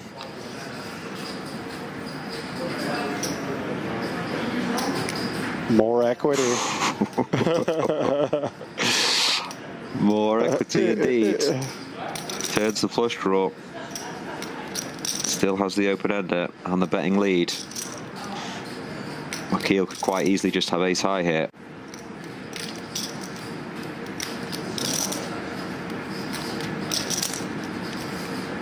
So he is going to continue. See what he comes with. He goes 1.8 into 3.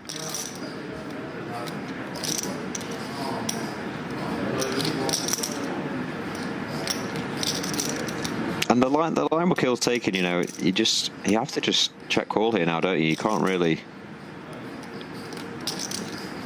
do much else. You want to keep the bluffs in. Yeah, the passive line definitely probably likes a check call. Yep. Yeah, he's against a big blind limp range, so perfectly possible for him to have 7-3, 3-5, King 7, all these two pairs. Oh, and there's the backdoor flush. And he has the ace of hearts in his hand. Surprisingly to me, he has the ace of hearts as well, yeah. Oh, boy. Rules that backdoor nut flush out.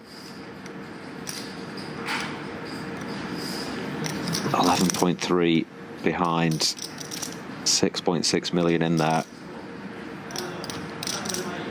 This seems a very polar spot, so I'd expect pretty big sizing.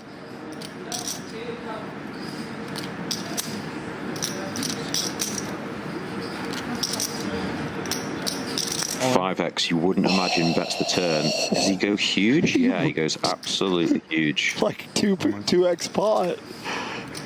Like 2x pot, yeah. And it's pretty brutal for Wakil having the ace of hearts in his hand.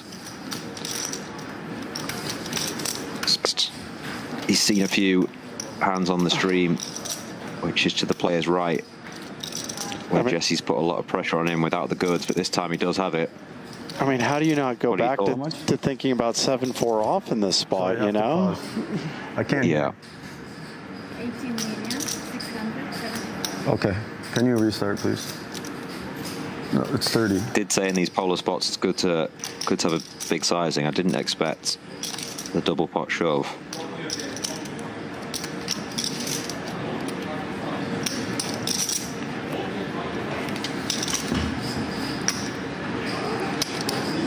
But I mean, it's a great time to get there after some of the hands they've seen. Man, I'd have such a hard time folding. Wakil to have such a, for Wakil to have such a strong hand here as well. He's so under-rep the line he took with the check calls. Sure. I think the size though does rule out worse kings. So also would 5x bet the turn? I don't think so. Yeah, so I feel like you can rule out worse kings, rule out 5x, so it's...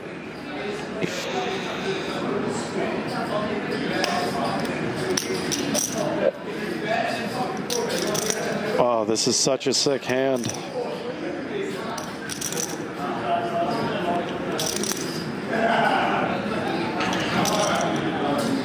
I wonder what he'd do with King 3 here. If King 3 counterfeited, would he turn this into a bluff? Probably not, because King's he's still got enough showdown.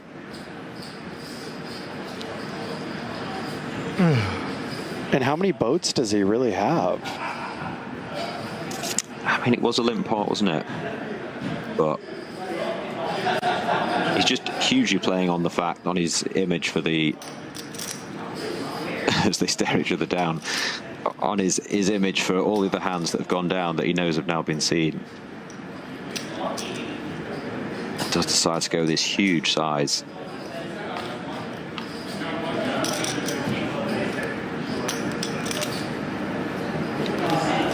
The problem is he does literally have all the combos of hearts because it is a limp pot. Yes. Do you know what I mean? He can literally have the 9-3 of hearts, the 9-2 of hearts, all these hands, 8-4 of hearts. I have just all the hearts. So I know he has the ace of hearts blocker, but there are a lot of backdoor flushes. How many have I used? I've used 3. I've used 3.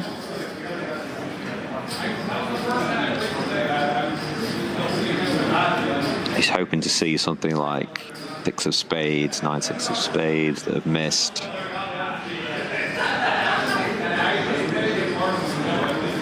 And I don't know. I'm just not sure. I know he's very aggressive. I'm just not sure he has the 9-6 of spades here. 8-4 of spades. Have the spades for you. Yeah, it's like, is he going to do that? I think he's very capable of doing a lot of different things. Of course. Oh, the small blind is uncapped. He does make the call. Wow. Huge hand for Jesse Lonis. 29 million, hand 98 of the final table. Wakil has played a lot of small blind, big blind with him all day. He went for max value, Jordan, and he got it. Yeah, 6-6-6 stuff there. Is she not fatiguing? Like, it's a physical job. A big tip could be incoming. Keeps you going. The motivation there.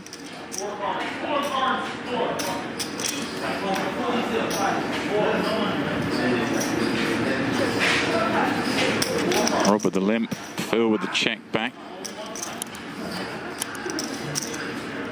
Oh, whoa. Do you prefer to sit? That one all the goat.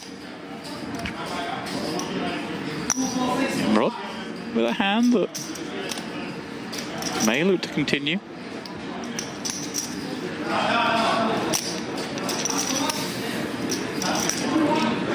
Oh my.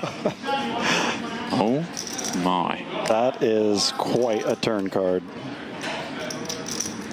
Second set of quads we've seen today. First one was against Phil. This one, once he's been called in the flop. Reason to believe perhaps he's up against a 6, and if he were to be up against a 6, he could potentially win a lot of chips, and even now, not out of the realms of possibility that he could still get called by this king high. He's going nowhere. 2 million has been matched, 7 million sits in the middle, and thankfully for Rob, that picture card is not a king.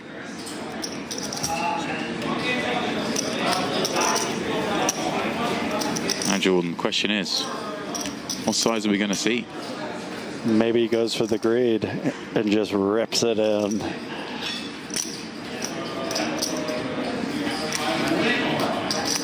But I'm thinking 4.5 realistically. I think it's like one of those ones. I've just got to get paid.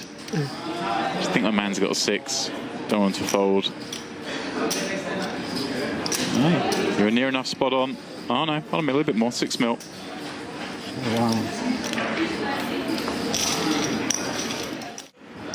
Get eligible. I'm eligible.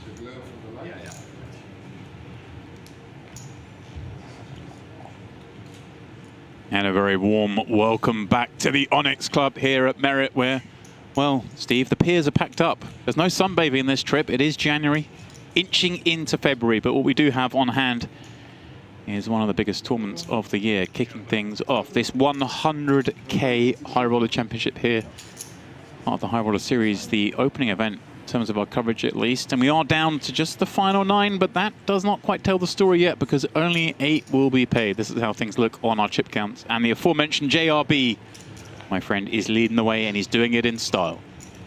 It's business time, isn't it? It really is. JRB there, as you say, 113 big blinds. Yeah. That's quite the chip lead. In fact, you know, we've reached this final table perhaps a little quicker than we suspected we might. Of course, blinds are going up in a few minutes, but still, look at the chip stacks here.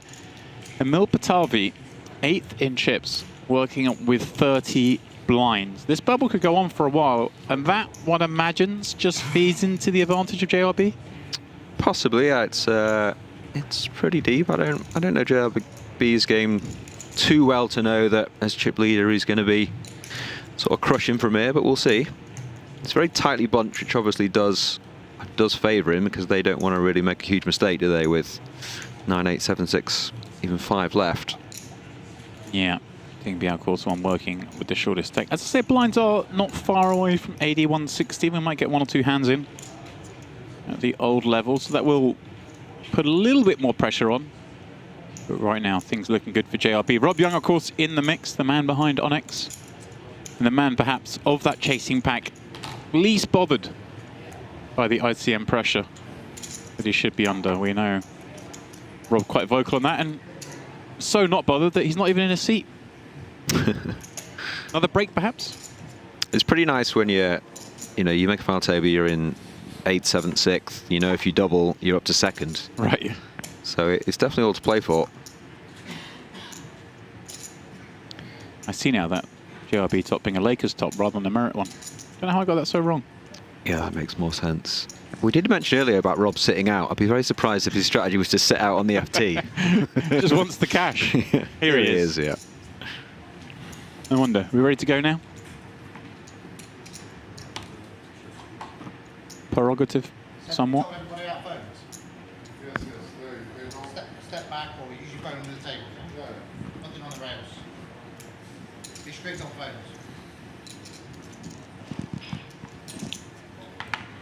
But use common sense. Be strict, but use common sense. That's a. The problem is with common sense. It's not that common. Hot for you. You on the vodkas? Like the cards that have been in front of me, anyway, I'm just playing with the cards I've gotten today.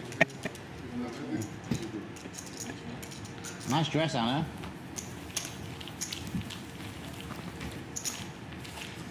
Anna and Oxy have gone up a notch this series, looking. Got a bit of a tan.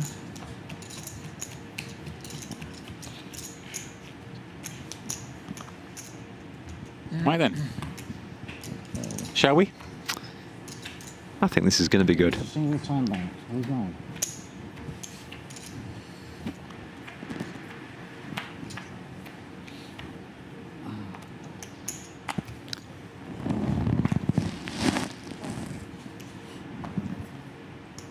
So yeah, if you are just joining us, 1.5 million.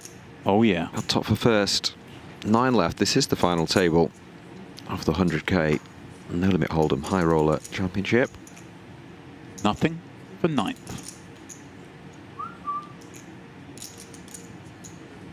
In fact, if you're looking at the payouts as we are, and you can, over on Poker News, it's a 200k jump now between 9th and 8th, given that it's 0 and 200k. Next time you get a jump over 200k is the jump from 3rd to 2nd, just illustrating that this is a very key point of the tournament, not just because the emotional barrier of cashing and receiving some money, but just the purity. That is a big jump, 200k. You will not see a jump that size until 3rd to 2nd.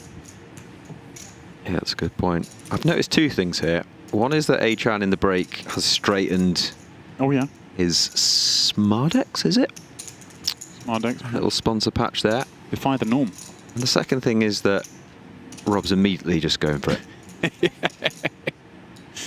Yeah. Maybe more conventional to flat 8s here, but no, he's gonna take the aggressive route. It's a stream, so we might as well show our cards, right? Instead of, I think we should show our cards as a stream, right? If everybody agrees, I'm okay. Nah.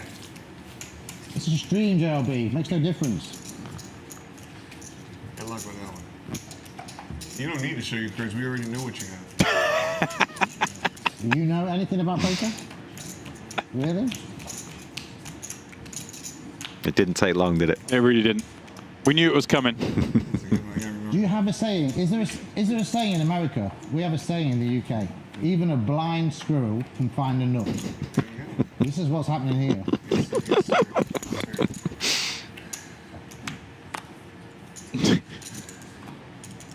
But I hope you win it. Obviously. You do. The only reason you're in is because you're a substitute because I missed my plane. And the players needed a pigeon like me in there. So you were the perfect candidate.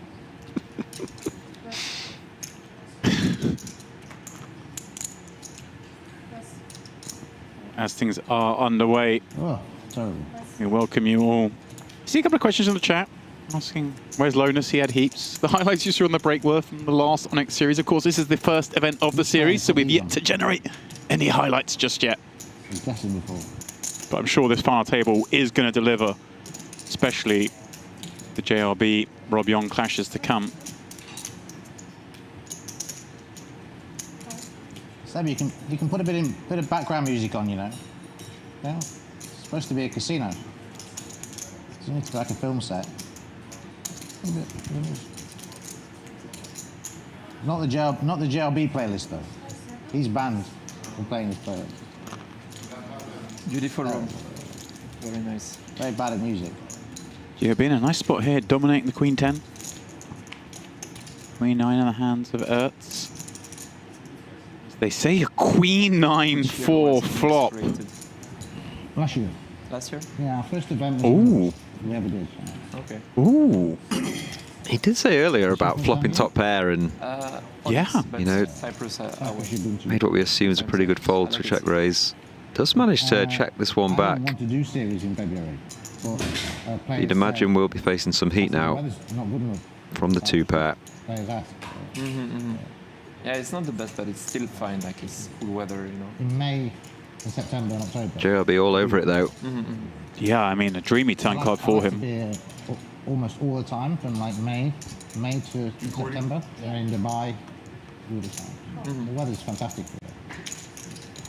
I think it's the best place to play poker now. Cyprus. Now with the diamond facility there. Oh my word, that's a disgusting card. UK, Cyprus and Dubai, 3 locations. Yeah, Hertz goes about 1/3. JRB And then maybe when they open, with the natural when casino call. open in Baku, maybe He's going to be a bit worried about clubs, but he does have the 10 of clubs in his hand. Baku, Cyprus, Dubai. Feels almost impossible to get away as JRB. Yeah, Okay. huge casino. Maybe I have it on it. Okay. Maybe 4 locations. Imagine that size will be pretty big.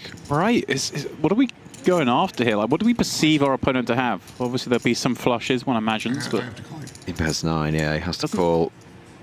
can't really give him credit for having a queen, you would have thought. Obviously, he does have a queen. Yeah. Big blow. Kick off the final for JRB. Peter Aerts solidifying that second place position. Lovely pickup for him. We got a little speculative from the small blind with the Queen 9. Up against the chip leader. Very fruitful it proved to be. Everyone who has just joined us, welcome, as I say, to this, the first stream of the series. If you are new here, please, please, please do subscribe. We have a lot of action over the next 2 weeks for you guys. We don't want you to miss out on any of it. Of course, subscribing the best way to be notified when we go live. As the start times will vary every day as we oscillate between tournaments and cash games. It's going to be something for everyone. We have Hold'em and Omaha as well, of course. Click the sub, click the like. Help us rise up through the algorithms. I play mostly live. I don't think you can rise up through an algorithm, Warps. That didn't make any sense.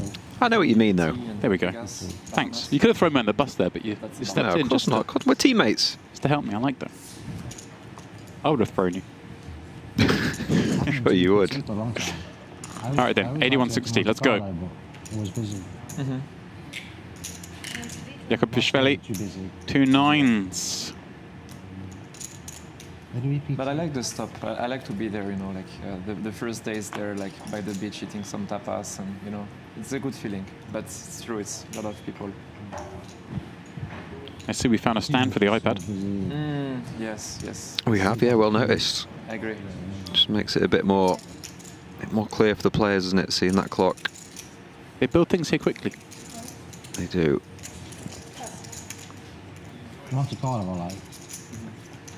Ladev does go for the peel here with the 5s. A little bit shallower, maybe you'd have seen him rip this in, but we are on the bubble, of course. There is World Series of Poker Europe now, so Ooh. we might go back. 5 in the window. 3 days. Bro. Because EPT is overlapping with other series in December, so... Yeah, you have EPT, WPT, and WSOP yes. all at the same time. It's crazy. Crazy, No, right? not the same time. I think EPT is before. But you can't... And Bagamos and... you can't play both, I think. If you want to play the main EPT, you can't. I think you can play EPT and WPT, but not EPT. And Yeah. But everyone's going to play Bahamas, aren't they? 375. Yeah, it's huge. Chips we won't see again. I think they will... What's the Bahamas? Oh, Jessica said last year on Bagamos. Yeah, and obviously Ladev with the decision here. Does he check raise now? Or does he just check call? Oh, same this year. Huh? Oh, same again this year. Maybe for the year after then. They might change. Quite like a check raise here myself. The Jack Deuce 5 black with 2 red 5s. I know. He does make it 950. Oh, life's getting difficult. The operations, I couldn't believe the operations. The hotels. Yeah, tough spot now, isn't it, immediately for the 9s. And it's peeled from the small blind. You had the chip leader in the big blind. That's it.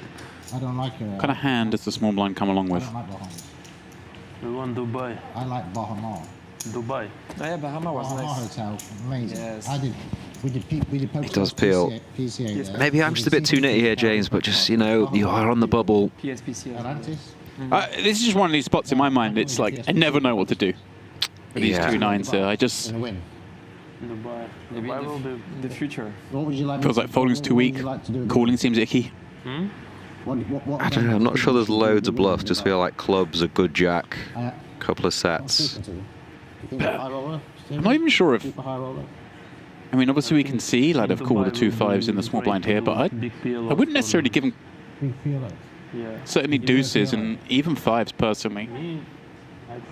It's kind of surprised to see him peel. With JRB being behind in the big blind, it was likely to go 3-way. But then again, I suppose 3-way with 2 5s never a bad proposition. Like PLO. Maybe Yeah, he did start this hand with 25 big blinds. Did he just jam 10? Oh, he has. Okay. Same as here, but... Well, again, I mean, maybe Iakobishvili now looking like he has a jack or perhaps an overpair. Sure. Perhaps clubs. Unlikely to get any further action against a hand like 9s anyway. Yeah, and he's only got a little over pot back, hasn't he? A lot of people. Like we'd stack queens plus here, right? Yeah, for sure. Opening up. We won't deny clubs. Yeah, I like this jam. I think it's going to hurt Cyprus quite a bit. These stacks very, very similar. He would be left with How much? a bowl of rice if he did call here. And the 5's held.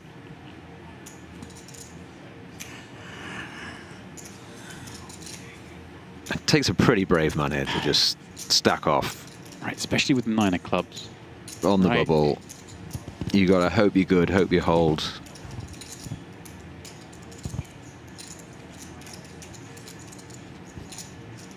Nine of clubs, as you say, obviously rules out, 10-9 of clubs. Yeah. It's just, you just got to reluctantly let it go, even if you think you are ahead. Right, one of the hands we were sort of okay with. Check raise, calling the flop check raise, sticking around, defending, but once we see this again, surely we can limit our continues to the overpairs. Yeah.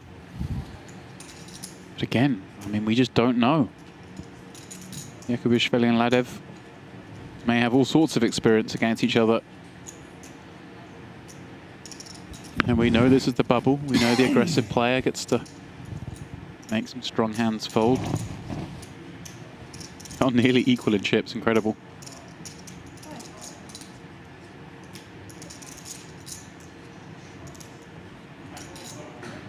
you surprised he's gone for this jam size rather than... Not in there. Not really. I mean, he does basically have pot, doesn't it? It's slightly over.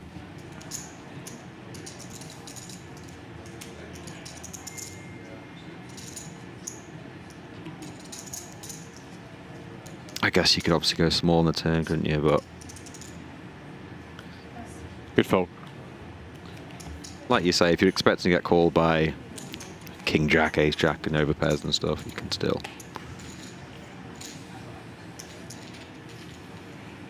do it.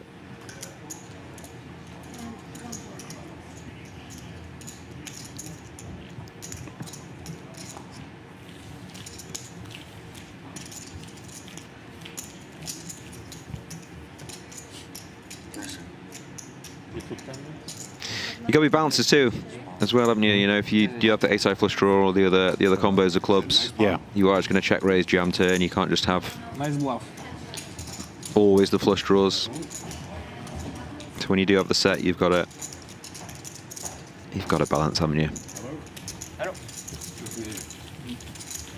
At this level, Again? you're playing in a little 1K, James. You don't really need to bother balancing, do you? You can just... This is just true. Bet more when you've got a good hand. Especially when it's streamed, you know. People are going to... Yeah, exactly. That's another thing. I mean... You need to show that you are going to be balanced for future tournaments. First event of many over 2 weeks, you don't want to be giving something away like that, do you? Right. Okay then, next case. See the change of dealer. We've got Joe in the box. Renowned for some cold decks. Finished many a tournament, let me tell you. Pass.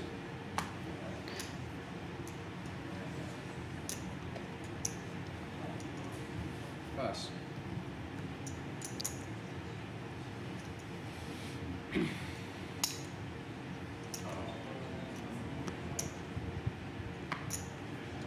Eychenne surveying the stacks behind, but King 7 suit for +2, not going to be a qualifier. This ace 10 suited for Rob, though. Different story. This is certainly like one of the stages of the tournament where I feel like Rob gains an advantage over the tournament pros. Oh, sorry. In that he just doesn't care. Or at least he has a perception of not caring, and it makes it a lot harder for them to bully him. On the flip, though, of course, he may get himself in a spot of bother here when Aerts comes after him. But there you go, look, just comes in with a call. He doesn't care what the blinds were. He tried to make it 270k there, Rob. Oh. Oh, you know, when you own the gaff, you... Oh. Ding. Gonna get to complete with a suited ace. Come on, guys. Be reasonable. Not, I imagine how Peter Aerts wanted this one to go. 4 callers. Yeah, I think you're very happy in this spot. A lot of the time to 3-bet call Jacks here, but maybe playing a little more snug. Maybe get a jam from a stack behind us, just go with a flat. JRB with the lead. 400,000. Pass.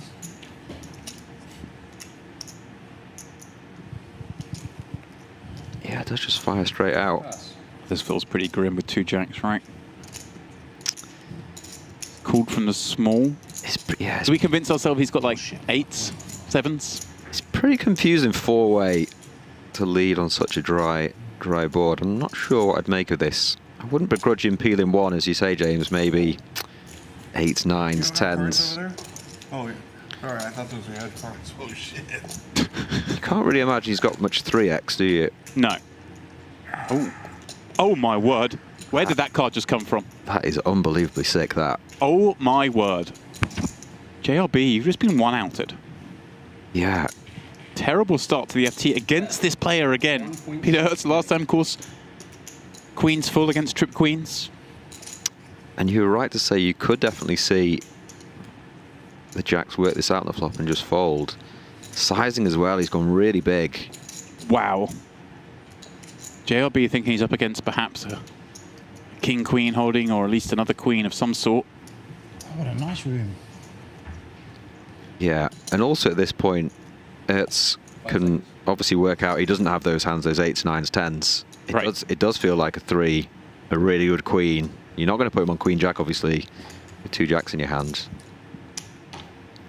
Yeah. So this is just an insanely good spot where you just get to call knowing that he's got a really strong hand. Right, I feel like most players, we can't give them a 3 in the small blind, but we know JRB Yeah. likely to be mixing it up. Here we go, 5.4 million. Remember, the average stack at this point with 9 left is 5.5 million. That's what's already in the pot. As 1 and 2 go to battle. If this comes a brick, which it pretty much is, You have like 6 million left? this is a big cooler. Wow, is You he? have about 6 million left? I mean, he's just sure Peter doesn't have like kings or aces, right? Or queens. You know, he just can't see how he can be behind here. Yeah. Less an ace-3 suited, but again, that hand probably just 3 bets. I just can't wait for the reaction when he goes all in. It's just like, oh my God.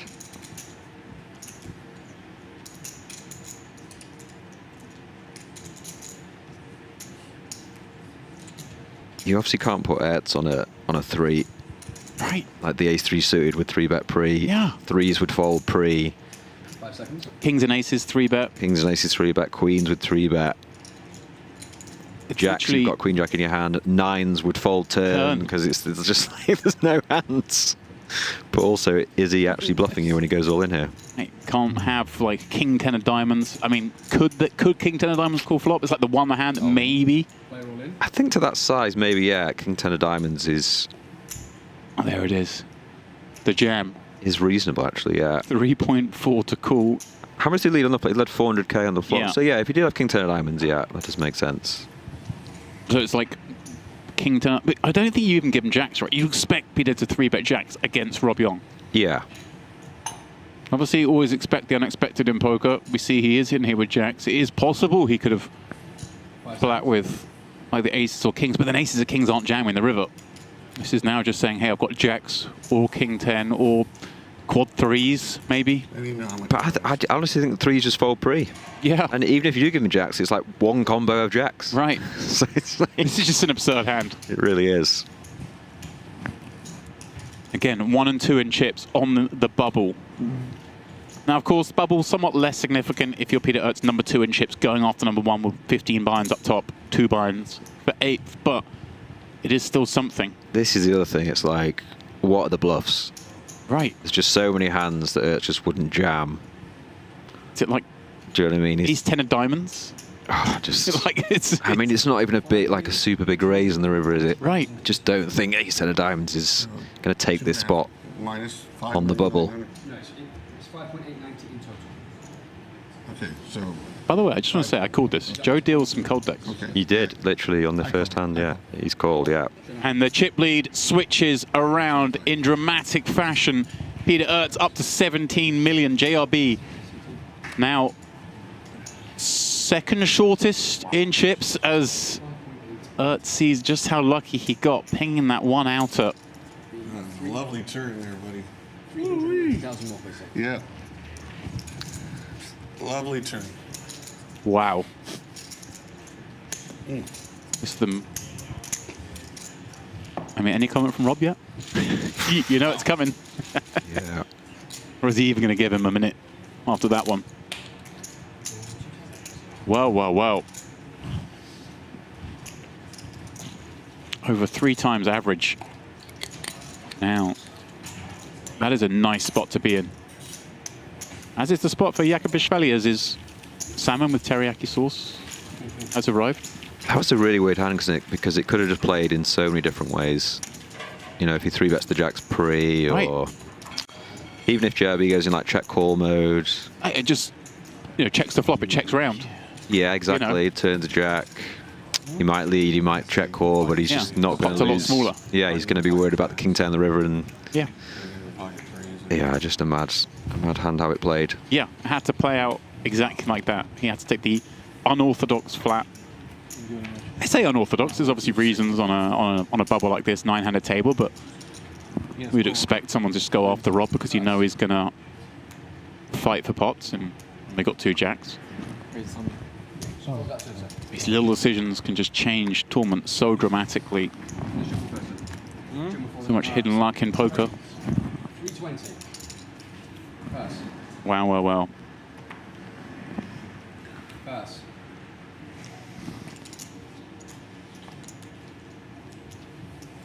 Pass. Fold. Pass. Yeah, was there some debate in the chat about ace-3? You know, we were in the mindset of ace-3, probably just going to be a 3-bet pre-flop, but even an argument, does ace-3 even kind of raise river? Yeah, I think there's two things there, isn't there? He's too early position, ready to be flatting ace-3 suited. And again, just on the river, I think he's just going to call, isn't he, rather than raise. Right. With being on the bubble. Of course, if you're in the money, I imagine he'd probably raise. But Exactly, yeah. JRB is the only guy that could knock him out. Roy in the chat saying Jack flats more often in this spot. Yeah, again, you know, we were touching on that 9 left, 8 paid. Although he covers the opener, there's obviously reason to still keep pots small on the bubble. Yeah, Jack's is obviously a completely fine flat. Some players would elect a 3-bet there though, so the hand could have played slightly differently.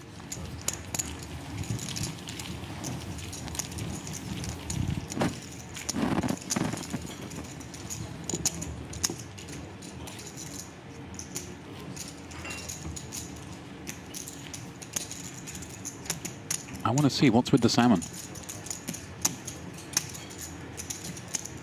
Can you tell I'm getting hungry? I was literally about to say, are you getting hungry? I am.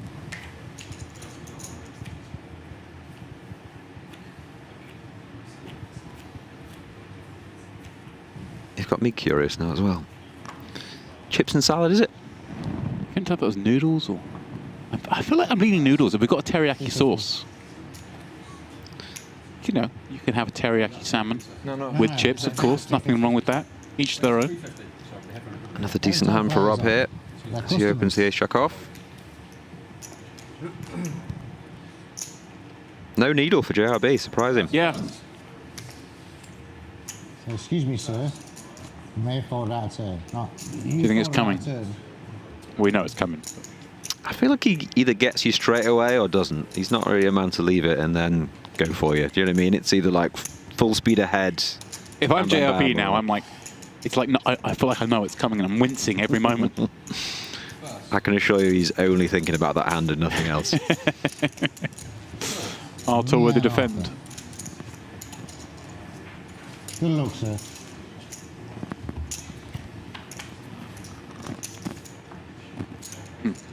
You know what I think it's going to be in a couple of minutes? Rob's going to be like, where are your chips? To JRB. That's possible. Pretend he didn't even see the hand.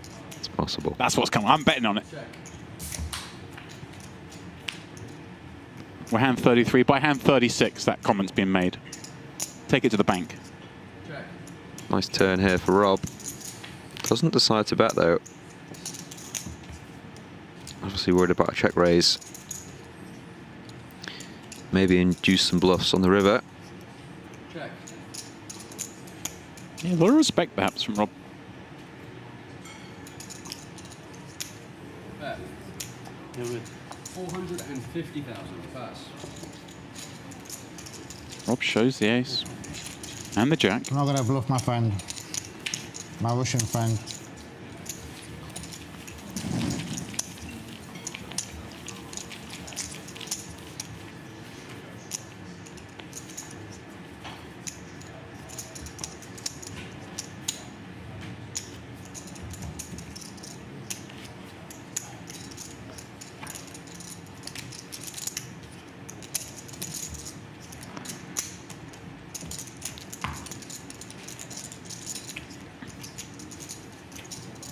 What a beautiful setup here at the Onyx Club in the Merit Complex. You in beautiful North Cyprus. Yeah, nice backdrop, isn't it? It is beautiful. Yeah, I'm a big fan of it. What a way to escape winter. It is cold here though. It's the first time I've ever been and it's cold. Cold. Usually sun is shining. Mild. I mean, you know, we're still topping 20 degrees today. A little cloudy, but oh, did we? pleasant enough out there. I must have missed that. It was freezing without it outside. Is that you're in the spa all day? Not all day, mate. Buffet. The tea room. Big fan of the tea room. Now, Batavi just going to go for this? Yeah, you'd imagine he's just going to 20 blinds. Ship this all in for 20 bigs. 5 seconds. Touch your toes. In it goes. Never enjoying it. 9 left, of course, but he is right towards the bottom of the counts. I think just Ding Biao with fewer chips. Yeah, I wonder what he's thinking about here. Can't really do too much else. As you say, there's only one stack shorter than you. I guess you're always worried up against potentially a steaming JRB that he might just, you know, call you with ace-10 and you're like, oh, this is horrible. Somehow found myself in this spot. Is he going to let it go? Wow. He is, okay. Let's have a look at the stacks. Because you got, what, Artur with 3.5. Ding was shorter. I'm trying to think. Who else was down the bottom there? They are quite bunched together. I do get that. But Iakobishvili as well, I think around about the 3 million mark. Maybe possibly thinks JRB's pretty tight in his opening range. Who knows? Check. Anyway, JRB flops best. Maybe tight in his opening range and loose in his calling range in that spot. If that makes sense. Yeah, like he's I know just what gonna you mean, yeah. just gonna call with a lot of hands he open with. Yeah, possible. Check. You're gonna feel pretty good when you see this board, of course. Bet. 300,000. Does go with the third on the turn. Very suspicious. Reminds my opponent check back ace king jack as the opener from the hijack. Board that should be a nearly always continuation bet. See if we can pass the test.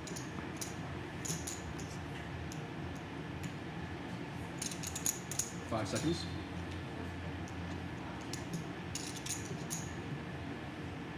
Call. Getting 4 to 1. Perhaps, although suspicious, thinking, hey, look. Yeah, I think you nailed it. Just the 1/3 size is. Still win the pot, even if I was behind. Check. Check. Showdown. Check.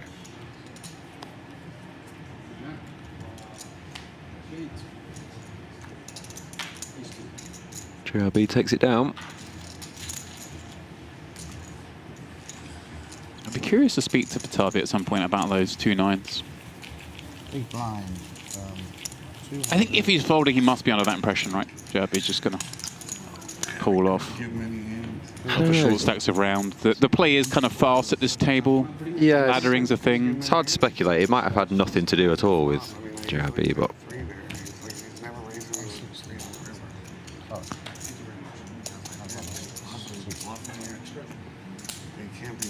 Josh in the chat saying wants to cash more than he wants to win. Well, it's part of tournament poker. When you're down towards the bottom of the counts, you know, as we mentioned, it's a 200k pay jump from 0 for the min cash. This is very significant. It's not, you know, he's doing what he thinks is right. It's not like a scared money situation. It's recognizing you are very unlikely to win the tournament here and take the 1.5 million, but you are very likely to cash if you fold. Exactly, yeah. The increase in chips from jamming is not going to greatly increase your chances in this tournament. Yeah, I think the common misconception, you can watch it and think, oh, he's sort of scared money, but no, he's just trying to make the maximum EV each decision. 20,000. It is close, right? I think if we were 7s, we'd be on board probably with the fold, right?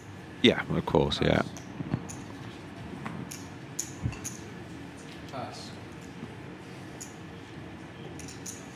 Pass.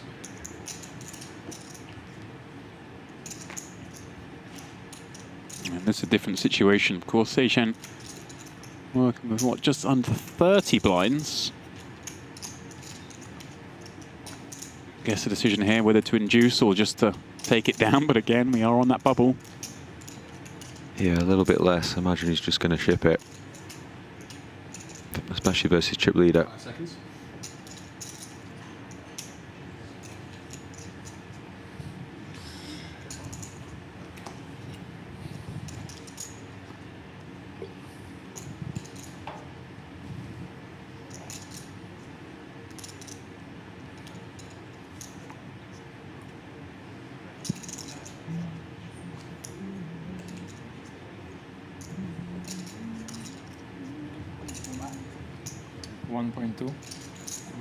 Does go with 1.2. Reached to 1,200,000.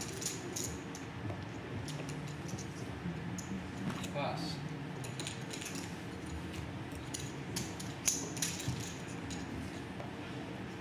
Does mean Aerts can peel the Jack 10 suited if he wants to.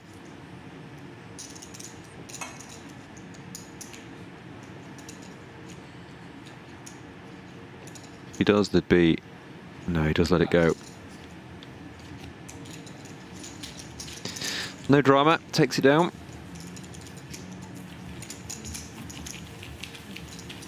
Still, we have 9. Might be a long bubble. Certainly quite a bit of play.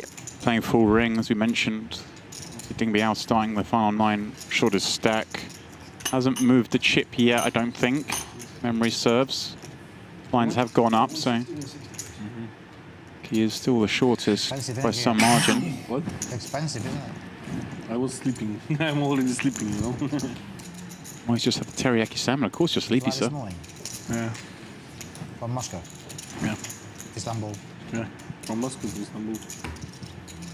He did well, he lasted 3 minutes without talking about food. I won't apologise. I did wonder what that noise was. It's just your stomach, isn't it? Growling away to my left. There is some serious microphone abuse going on somewhere at this table, it must be said. I was trying to catch the corporate on the last wide shot, but... Pass. Ladev, good start to the final table for him. Peeling those 2 5s in the small Maida set. Got plenty of action. He's going to make way. JRB came in, chip leader. Gone all wrong for him. There we go. Confirmation Ding Biao down to 1.8 million. So just 11 or so blinds in his stack. That's why Batavi was more inclined to fold those 2 9s. Artur wants to get involved. You know he's itching, but have to respect the situation you're in.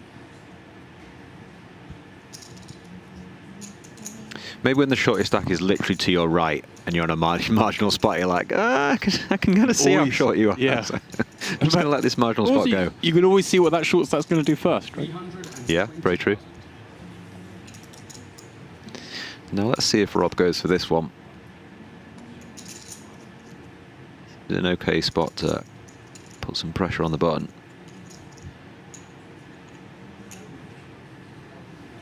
Does let it go. That is a dreamy result for the button. Eychenne. That's what I'm going to call him now.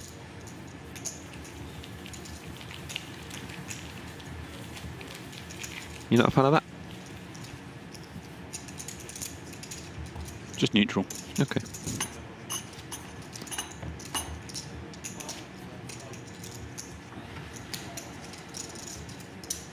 Is the stream half-hour delayed? Half hour. It is. Let me know what JLB had in that hand. Against you? I had Queen Jack, I showed it. You had Queen Jack? Yeah.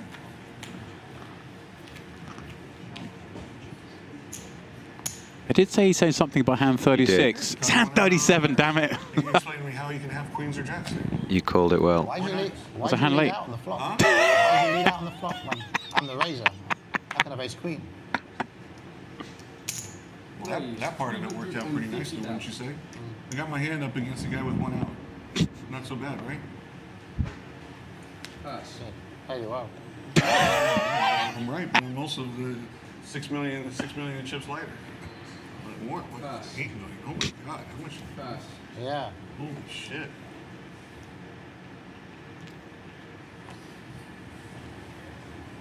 Pass. And it's like, I want to fold because it seems like there's nothing that can be bluffing there. But what hand could he have? It's like I guess he's got to show me quad 3s or nothing. JRB touching on the points we were making, James. Yeah. Like, how can he have a hand? How can he have a bluff? Both things are true. Yeah. Obviously a lot easier in the booth, isn't it? Oh, yeah. But it's just so hard to find a bluff there, I think. But he's right. What hand can he have? There we go. Courtesy of that hand, you see Peter Aerts. Psycho bluff to bluff me for 3 million right there. 16.5 million chips. JLB still third in chips. Some amazing shit. After picking up a few since then, we see Ding Biao there at the bottom. Ace 3 suited? No, not even a little bit, Rob. I guess you weren't watching the hand. Not even a little bit, Rob. He called pre-flop. Zero chance he's raising the river with ace 3 there, buddy. No, were you not worried on the flop or the turn and the river when you were firing that you might have ace 3 suited? Of course, I mean, buddy. I'm also worried that you know, all kinds of shit. What do you worry? You gotta play poker. I'm never worried about ace 3. No. Ace 3, he could have had ace 3. But ace 3 is just going to call me and I lose the hand. Next hand. I think that's true, isn't it? Yeah, he isn't going to raise. He's not going to raise ace 3 on the river. He's got to have a full house, and I couldn't give him any full houses. You can only have a full house when he raises the river, can't you? Pardon me? You can only have a full house when he raises the river. That's exactly what I want. Those are all the things I went through. Why'd you call then? I'm sorry? Why did you call then? Because I just decided that he might be making the most magnificent bluff of all time. Fair assessment, I think. It was a bad call. In hindsight, I wish I hadn't called. But my reasoning is sound. Come on. Look what you've done now. I mean, you played it well. I wish I could play the Queen Jack offsuit like that on the bubble. with all the chips in play. Oh. Just fold pre-flop. Let everybody else fight. Oh, savage. All the naysayers get proved right. TRB might not even. I'm gonna give you. I'm gonna really help you now. A big piece of advice. Thank you. Queen. I can't wait to hear. Queen Jack against the raises and the call is often dominated. So you know. Oh my God. What happens then? What about when Jack turns up on the turn? How's my Queen Jack doing against Ace Queen? How's my Queen Jack doing? Yeah, but Pocket Jacks dominates it. Pocket Jacks? How's Pocket Jacks going to show up after on a Queen 3-3 flop? I just bet into 5 people. I'm just saying the mistake you made. Talk to me. I'm listening. Okay, I'm just going to help you. This is going to help you in life. Yeah. If it's a raise under the gun from me, I can have like good hands, Ace Queen, Ace Jack. A call from him, he can have pairs, 9s, jacks, even queens. So when you see Queen Jack and you're the chip leader in the big blinds, you probably don't want to call to hit a straight because only a straight's going to win. It's very hard to flop 8, 9, 10. It's very hard to get coaching from Rob Young. I'm just trying to help with my close friend, yeah? Biggest pot. Race. It's very, very hard. Yeah, but I'm just saying. Yes, I know. It's a bad call pre-flop, yeah? No, not a bad call pre-flop either. And your wife's watching. He's told his wife to watch, right? You should fold Queen Jack pre-flop. Mate, just try to help, you know? I'm here to help. You know I was in the big blind, right? I was in the big blind. Yeah, just fold Queen Jack off. Small blind. It's dominating. Smaller big blind. You're up against Ace Queen, Ace Jack, Jacks, Queens. We don't need to say anything. We can Super just. dominated hand. Ask one of these. This can just go and go now, can't it? I never fold Queen Jack there. I never You don't? fold. No, I don't. Closing the action for 100 And then, more. and then you led into me. It was a single raise? Yeah. Single raise pot. I raised with Ace Queen. Yeah. Yeah. He calls in the big blind. He fires out. Normally he fires out when he's got 3 there. JRB does play his hands strong. So I fold Ace Queen, which is beating you. Rob claiming he's folding Ace Queen in this hand. And he Amazing. calls with Jacks. And boom. So you were actually dominated by me.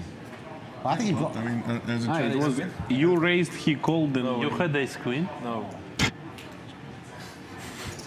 Because we play cash games so long, whenever he hits like a board like that, deuce, he's got the deuce, he does blast out.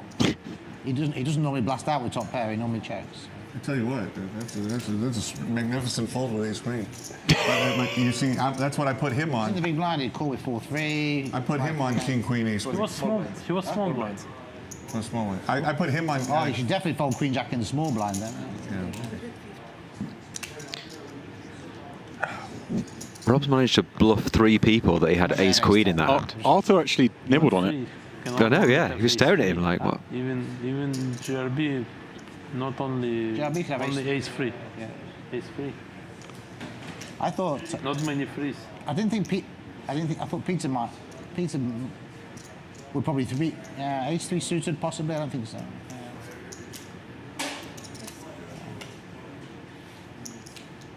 I don't know. If I could play the hand over again, I'd play it exactly the same way, except I fold up the river raise. Should he call in the small blind there with Queen Jack offsuit? Yeah, I'm still going to call. Chip leader by double, but and pretty much closing the action. I'm still going to call. All the coaching I've given you over the years. Thank you for the coaching. And I've never charged you for it. Thank you. Thank you. And by the way, I store it all up. It's all here. But you never use it. I'm absorbing it. I remember 17 years ago, you called in the small blind with Queen Jack, and I said, don't do that anymore. Yeah. Do it again.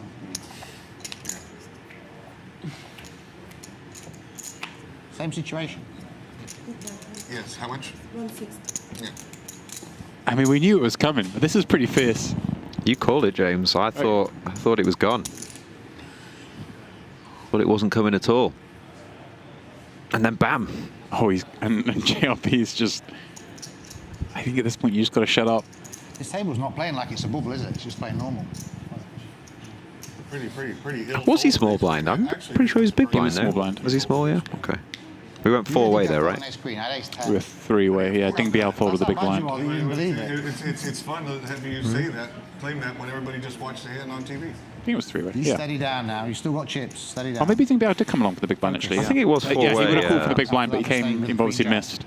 Yeah. Have a look. I'll go back. You can come back. Wow. Mental coach. I'm his spiritual coach.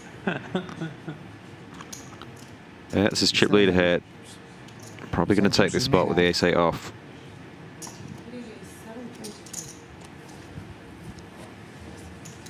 I think BL came along in the big blind with ace-4 of clubs. Yeah. So it was 4-way. Exert some pressure here on the short stack. Not much you can do with king 10 off.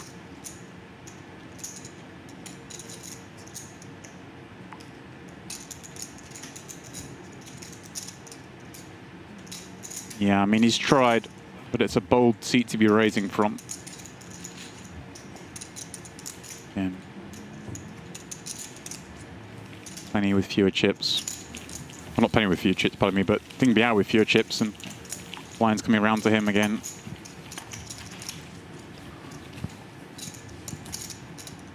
Yeah, you'd have to be that little bit tighter, don't you, with the big chip leader on your direct left. In fact, here you go, Ding Biao big blind this hand. Now I'll be slipping below 10 blinds.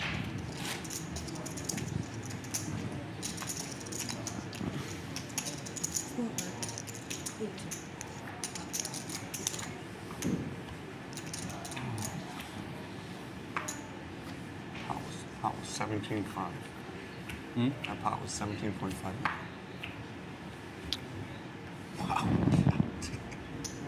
He's still thinking about the hand. As we all do. And you lose a big one.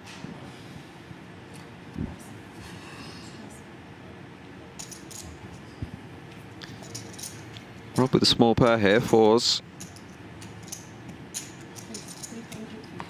+3 does open. Makes it 350k.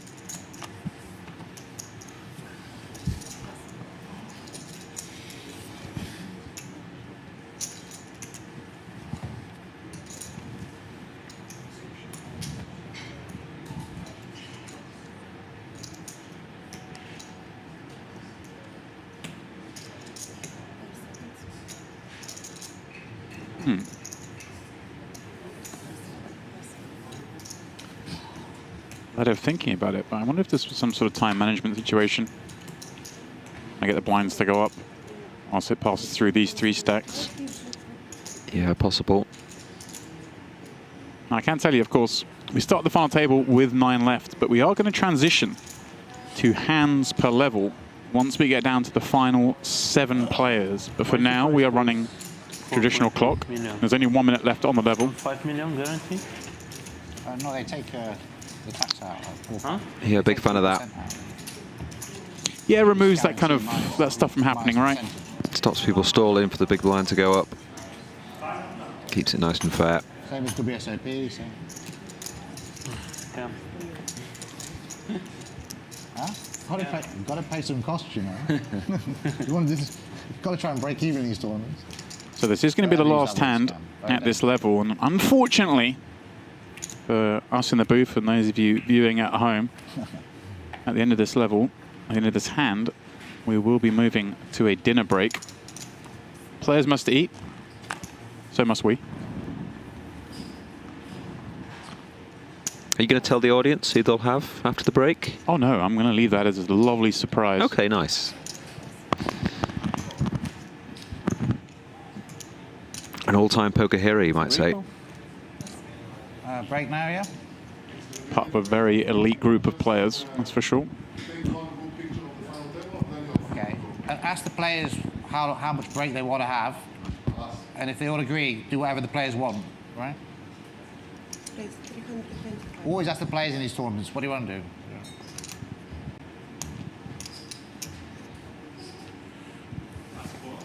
Ask the players, do they want a dinner break? How long's the dinner break? If the play, whatever the players agree, do that.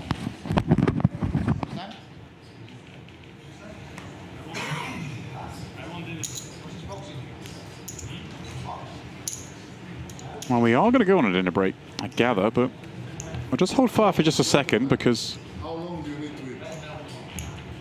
let's see what they agree on. For everybody? 1 hour. Yes? Yes? It's a democracy. Yeah.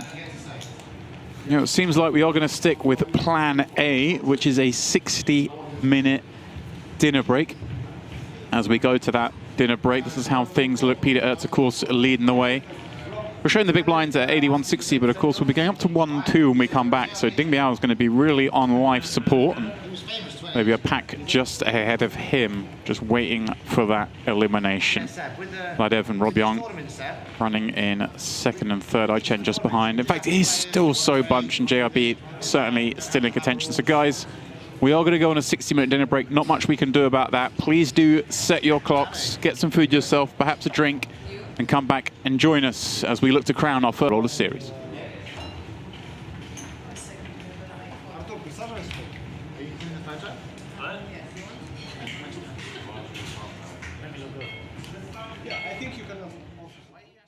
Stepforth, he's incentivized to play aggressively, but recognizing perhaps that Ducky's going to check this back a lot. Just calling for now with the 6-high flush draw. Oh!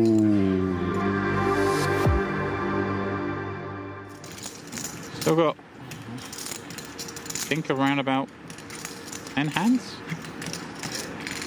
Maybe a few more at this level.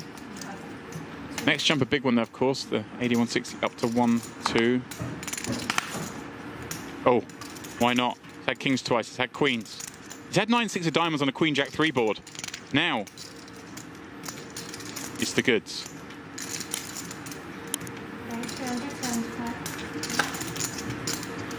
Things are going all right for him, aren't they? It's not bad.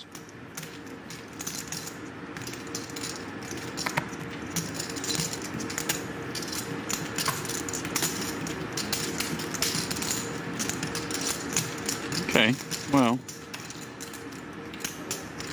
I feel like this isn't going to end well for Artur. He's just not had a fun final at all. And I feel like there's some form of gross tough spot coming. See, I mean, these are the kind of hands that, you know, they do crack the boots some frequency. Yeah, true.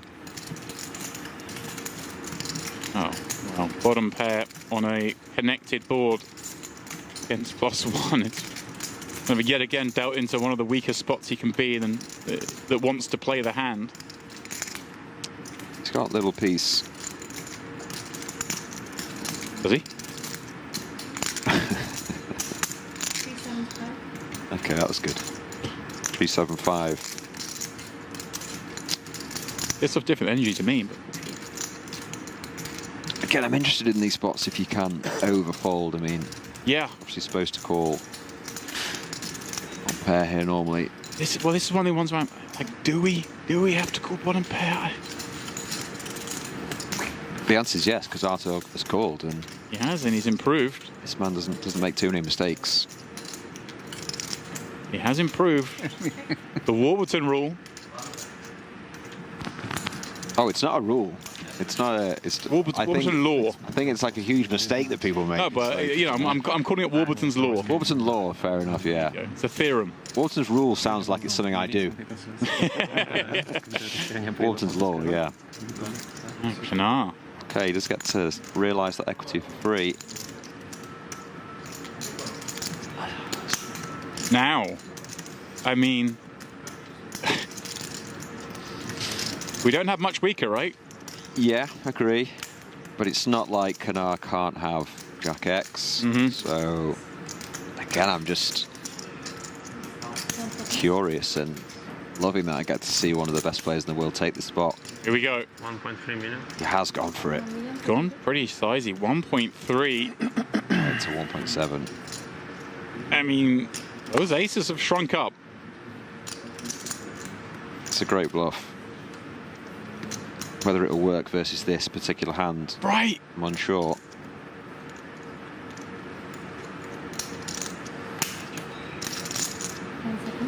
It's obviously a lot of missed diamonds. Not a lot of missed anything else though, right? Sure. Would two pair go this way, this size? Would it have to be like Queen X two pair?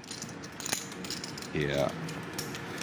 I actually think as well, I mean, it shouldn't really play into your decision, but when you do have 19 million chips and it's 1.3, you know. FU money? I feel like aces just flick this in. But yeah, you're sort of right on you. It's a lot of the diamonds do maybe have a pair now or made straight. Might check raise flop. I wonder as well because it doesn't beat any value, obviously, you know that. We saw Canard kind of getting a little non-standard with the two kings against Artur from the big blind. A bit. Other than that, did he say 10 king? Yeah, he doesn't have king 10. Definitely don't beat any value, but there's obviously bluffs. I don't beat much. Yeah, I wonder if he's almost getting in his own way a little bit against this player in particular. We saw him play the kings in a way we didn't expect. Maybe because it's Artur. Maybe there's like a lot of respect going on here. Yeah, he doesn't really have king queen to this size either. But 7-8, I beat. Yep. There's a hand that could bluff. 7-5's bluffing, 7-8 certainly could. Yeah, 7-8, fair enough. But, you know, but not a lot. Missed diamonds you've mentioned. But not missed diamonds that involve a queen or a jack. I beat. Yeah, he said king queen. I just don't think size. Wow, look at Faddy's face. It says king queen I beat. Yeah. Really look like you can beat king queen. You're considering folding to Martirosian. Once he says I can beat king queen, he's definitely calling river, because if he thinks he can have king queen, right, he's just not folding it. Wow, incredible. That is a big fold. Yeah, I didn't see that coming after saying I can beat king queen. Maybe he changed his mind and thought he couldn't have king queen. Just I beat a lot of his value bets. I don't think he does beat a lot of his value bets, but Artur flashed a look over there. But if he thinks he does beat a lot of his value bets, Would then you value folds. king queen? What? Would you value bet king queen? No. No, right? There you go. Okay. No, but I think I might fold as well. Yeah. You don't beat any value for sure. It's like I'm just hoping he's got. Yeah. Okay. There's some missed diamonds. Small diamonds. You're unsure whether he's going to turn a 5 or an 8 into a bluff. Right. If you sort of assume in your head that he's not going to do that, then you have to fold, don't you? And this is exactly what you're saying before, you know, Artur just so capable of finding, well, I'll come back to that in a second, because Artur has moved the troops over the line. Vincent ready to match. Does so with a dominating king-jack. Yeah, Artur's finally taken a step forward and then potentially a large one backwards here. Maybe in the, here. Although, Although a queen on the flop. Vincent, I've just been unable to get involved in this tournament on this final table, and his run will come down with this river card. Needs to be a king or a 10. It's not. GG's, Vincent. What we're witnessing is a very quick lesson in how tournament poker can change in the blink of an eye. Right.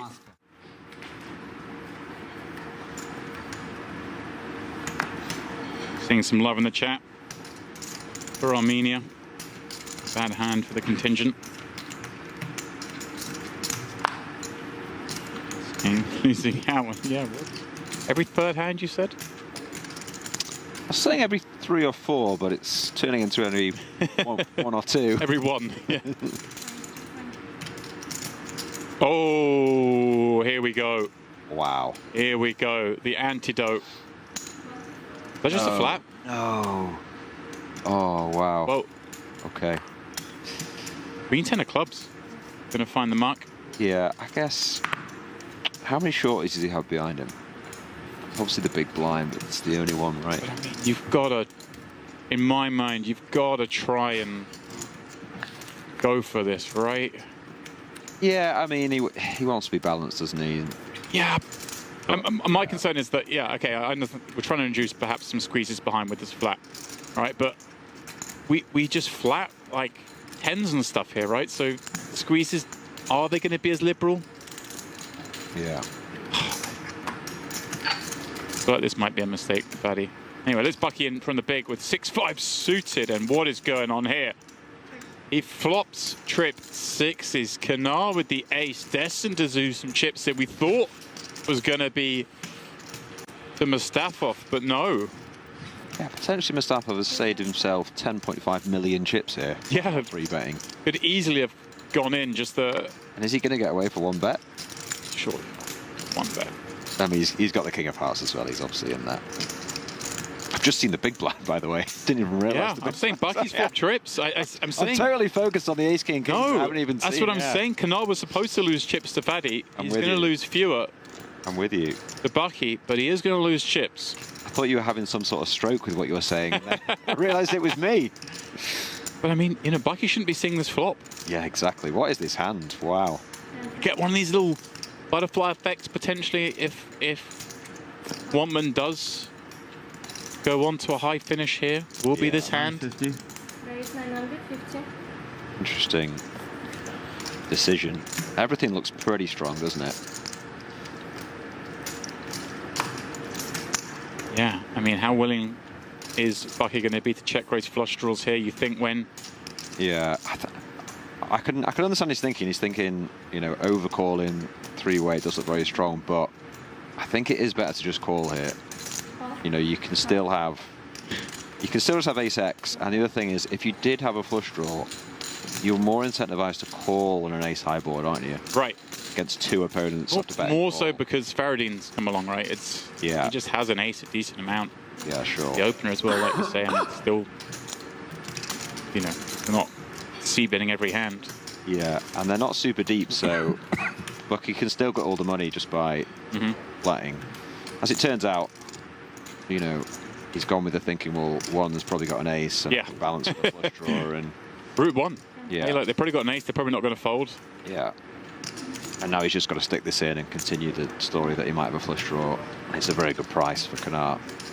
Yeah, 1.3 into 3.5 will surely result in a call. Yeah, and if he did have, you know, 7-5 of hearts, 8-7 of hearts, 9x of hearts, he is just going to jam here, so should be getting the double.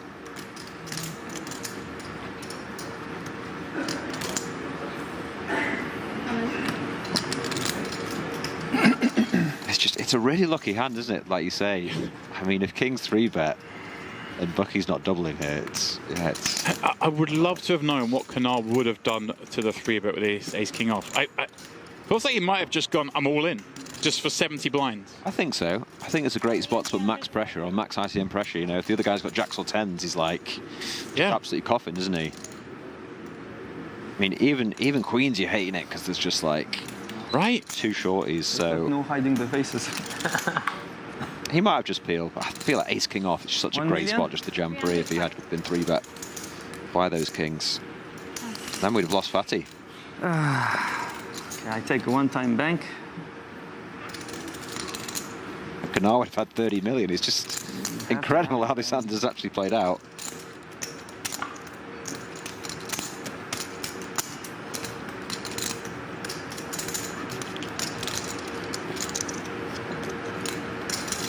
It could be flush draw.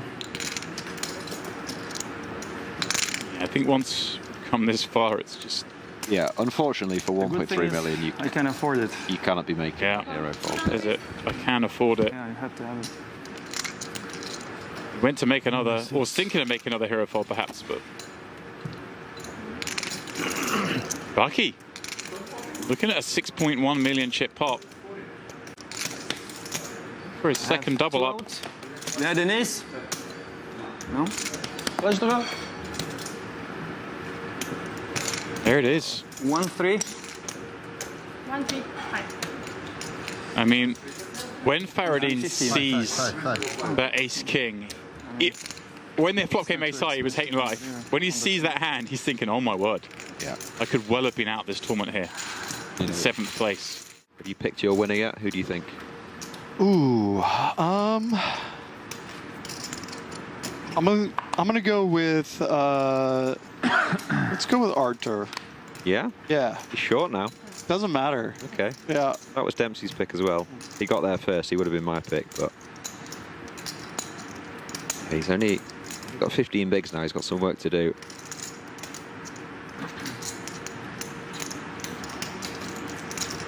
I had to go very nitty and just pick chip leader. Like, well, yeah, if Artur's gone, kind of I'm by just going chip default. leaders. Yeah.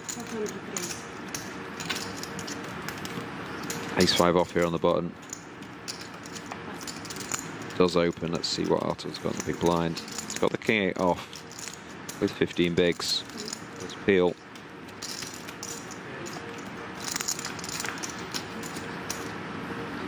Does flop best. King high board. Ace of spades you can see there as well. Could have some interesting turns here. Yeah. Incentivized to c-bet and potentially keep bluffing. Third spade does come. I wonder how Artur will proceed here. Will he just check raise this for value?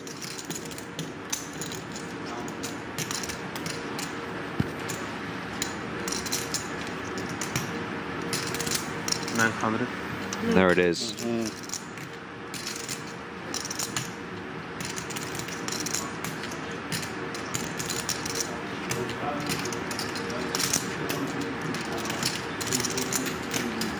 Slight graphical error. It is Artur that's raised this to 900. Ace 5 with the decision.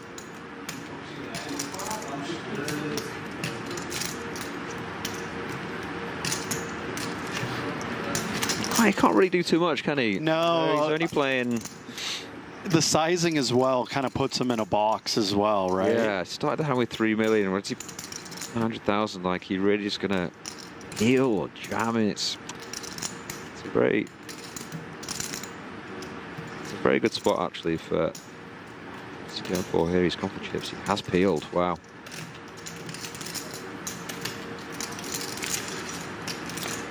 Artur now, you imagine. And now you've picked up equity, but can you call it off now with ace 5? Yeah. It's the problem, isn't it? Yeah. Obviously, Artur doesn't always have the best hand, but he'll be pretty happy just about getting this in now. 2 flush draws there. He could definitely have check raised some backdoor hearts as well that he'd now jam. So this is quite tempting. How much? Big blind, but as you say, I mean, he just has ace high. Yeah. He beats the spade and the heart combos, but this is not a pretty spot at all. This is kind of what he does. He just puts people in really bad spots. Yeah, it's one of the absolute best.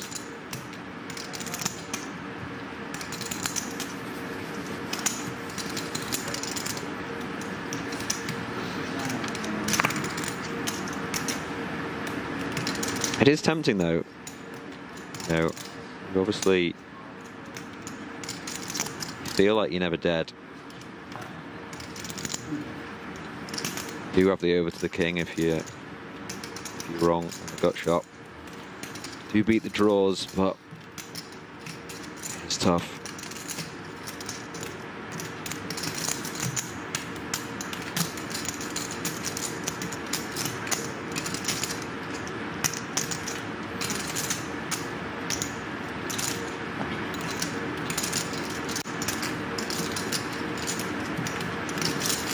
What do you think? You think he calls here? I think he does actually, you know. Yeah, I think if you take this long with something this thin, you just kind of usually do it.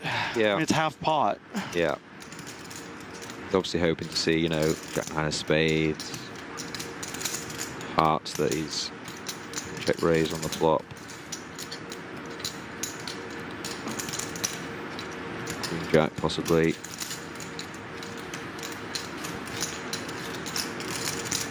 The thing is though, with Artur so short, he's going to check raise a bunch of his king X. You know, even if he had sort of king 4 of clubs, he is going to check raise this for value. So he does have a hell of a lot of king X. That's true. And maybe some 10x too. Yeah, it's possible. I was trying to think about that. Maybe all his weak 10x. Does call. Yeah, exactly. Sort of queen 10, jack 10 is probably just going to check call, but maybe a weaker 10 like 10-9 he could possibly get in. But yeah, I feel like that gut shot and second heart is just been enough for him to decide his hand is good enough, and if it's not, he's got a bit of equity against these king X hands. So he does flick it in. Can he get lucky? No, that's a double for Artur. So you backed him and then he doubled next hand. Hey, I didn't want to gloat, but Impressive. I could feel it. Impressive stuff.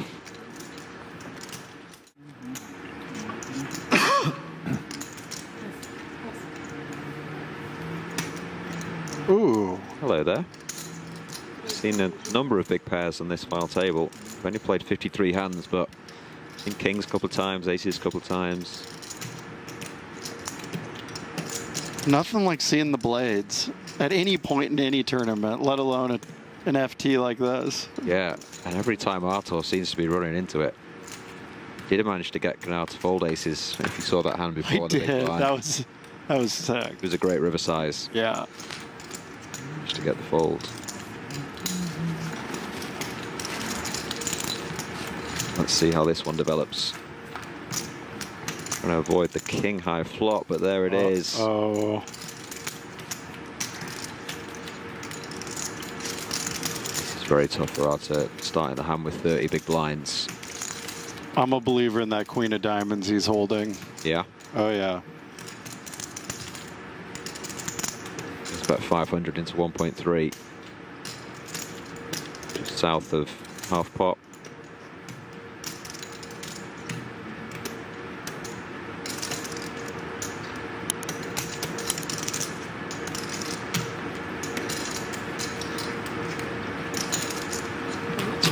Does go with call.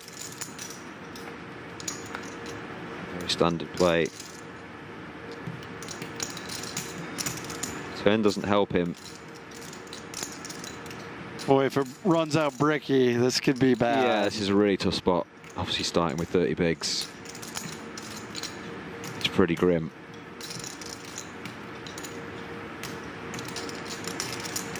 But the very best do seem to find a way to fold rivers. Oh, I'm not sure about this check. Wow, I'm surprised too. Yeah. He wants to go for a bit of deception, but... Or maybe a check shove? Yeah. I don't know. Seems a lot better just to keep betting your hand. Yeah, deny all the draws. And yeah, and it also value from top pair. It also just helps Artur get away, like however this plays from now. You know, if he does check jam, for example, I'm not saying Artur will definitely fold, but it gives him a chance to, doesn't it? It does. Compared to bet, bet, bet. Right. You're going to have some bluffs and have you, but it goes 1.5 million to 2.3, as he should. He's hand is the best hand a hell of a lot of the time here.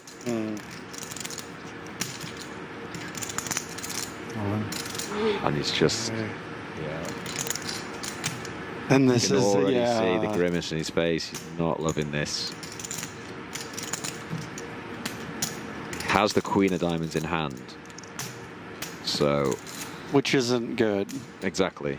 You know, you want your opponent to basically have the semi bluff flush draws here. This would be a really cool hero fold from him, Yeah. and he's been doing that this whole FT, it seems like. Definitely, for sure. Seems almost impossible. He's up against King Jack. So he's just wondering how many combos of, you know, ace eight of diamonds, Jack of diamonds, these hands. But would he just not continue with those on the turn, you know? But maybe he just knows his man that if he sees weakness, he probes to wind up the check raise. I don't know. Yeah. I can definitely see Artur folding this. It's so hard to fold. He has such a strong hand, but just versus this line, it's... Again, you only lose to, you know, sort of not many hands at all. Ace, king, tens, fives, aces. Possibly king 10, but would that just take this line? It's... Yeah, true. Top two, this would be a weird way of playing it. Yeah, exactly. You can imagine top two would just check call. I mean, aces could also just check call. Has gone with the jam, and I can see Artur getting away. It feels like the longer he tanks, the more he's convincing himself to fold. Yeah, as you said as well, he's been getting away all FT. Just he's not had any easy spots.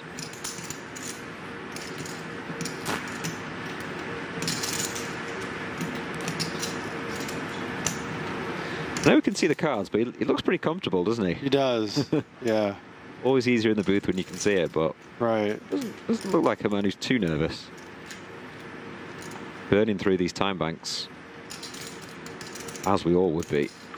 This is really, really tough.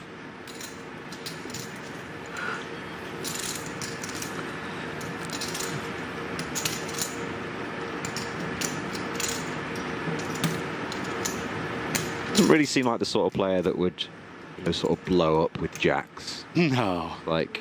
Oh, he does. He has gone with it. You can't begrudge it at all. He's got such a strong hand. He's only started the hand with 30 big blinds. You know, there's just not that many value hands he loses to. So.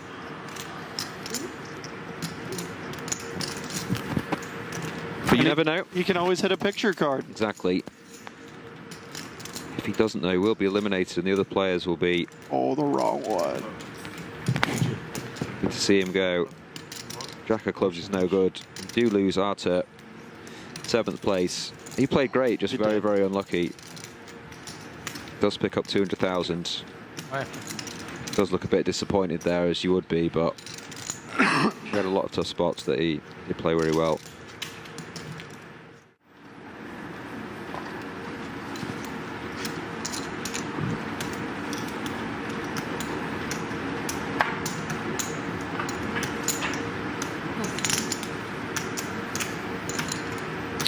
Sevens now.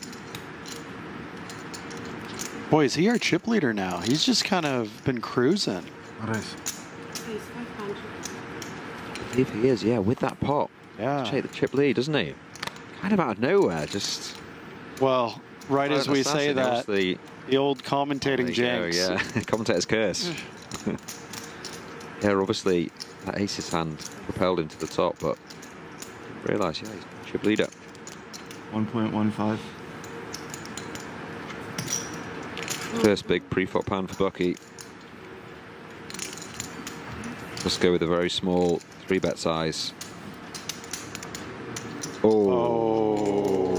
And I think this is probably getting in. Yeah. It's just, how can he fold? 13 blinds. Exactly. He knows Bucky's probably a professional. Yeah. Has some three-bet bluffs. Yeah, nothing he can do. 14 and a half big blinds he's got his knee in. Yeah, just like curtains.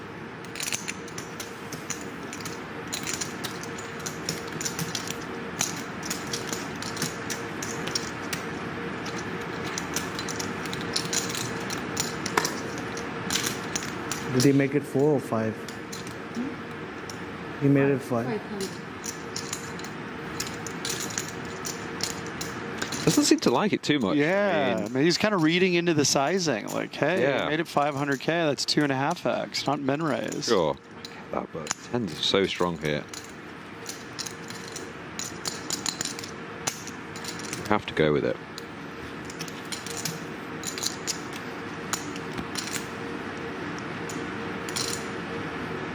This would be insane if he folded. Yeah, it's almost like saying he doesn't have any 3-bet bluffs, which he definitely does, so. 10s is way good enough. And obviously a lot of his value as well could be ace queen.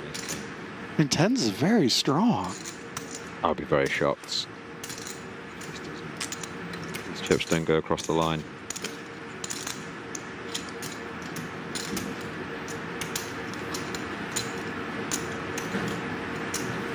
Okay, there it goes. Yeah, but you can see in his face he's not loving this, is he? But nothing you can do, my friend. His 7's asking for a count? Wow, okay. This is a bit Maybe of a to save face. Yeah. Huh? 2,775. Let's fold. Kings will be snapping it off. Here we go. Rahul will need to hit one of the remaining 10s to stay in this. 7-7. If it's jack. Everyone have something. Yeah. 6.4 million in there. Big pop for Bucky as well. He'll be down to 1.8 million if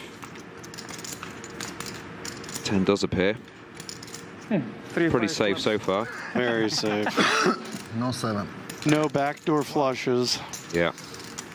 Did say this man's running pretty good at the moment, and he's looking likely to knock out Rahul. And he does.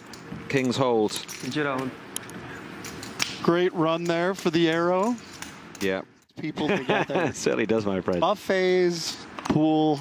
Food, sun, water, Yes. yeah. And booth time. Gross stories from when you were younger. Yeah. And no, I will not be sharing that. You'll not be divulging that one. No.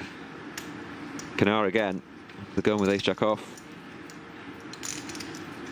I wonder if Staff will take this spot. No, he just goes with call. Yes. This again brings in Bucky from the big blind. 3-way, no possible talk. He asked me what should I have.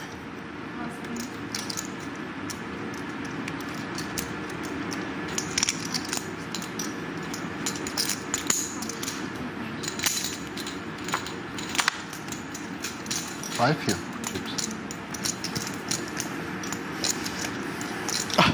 How does a jack pop out? Yeah, I was about to say, only one jack left. Somehow we do get the jack 10-6 flop. Everyone's liking this. Kanar the most, though. Could be the pot that propels him back up. True.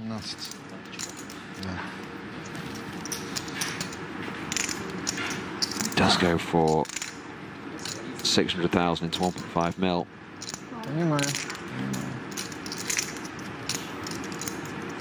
Fatty calls. This is a tough spot for Bucky as well, because I think he can just call, right? Doesn't need to do much. Yeah, he has the club as protection. Yeah. King of clubs. It's not a huge c-bet, and he can still have the best hand here. Kanar can be over c-betting, and Stafford's going to float a lot, isn't he? Call all 10x. Everyone in this hand likes the stern card. Yeah. I'm surprised. Yeah. Oh, checks here. I think you just want to keep betting for value. Agreed. It's three-way, but not too many hands that beat you. You want to charge draws. You can get so much value from worst Jack X. So many draws, though, just great. Like infinite draws. Yeah, King, Queen, Queen 9, all the clubs. Oh. Fatih Mustafov does drill the 9. We're saying things were not going well for Kanar. It's really interesting as well. If he does bet turn, does maybe Fatih fold? I think he would. Like, if you just make it 2.1 million there, clean it up. Yeah.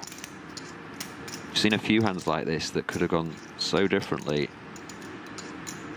This river, I guess he does have to check, yeah, which he has done. Fatih goes half pot here. And it's sort of the same tough spot for both of them.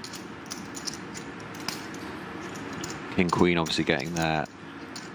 Combos of 10-9 getting there. Jack 9 does have getting there. Do you have the club in your hand? If you want him to have.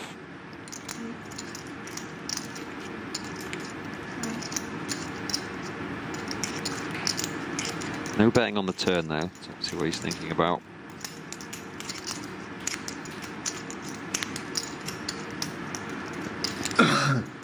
He also can't be too concerned about Kanar behind him after Kanar checked both turn and river. He'd be very surprised to see his holdings. Yeah, him having his hand as good as Ace Jack.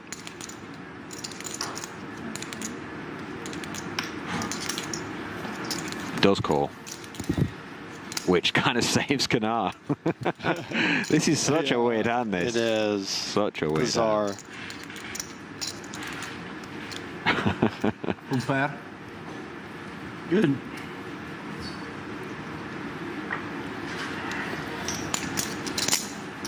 Very, very strange how that played out. Jack, ace check. River fucking 9. Ace. Jack. Ace check. How lucky can you have to be?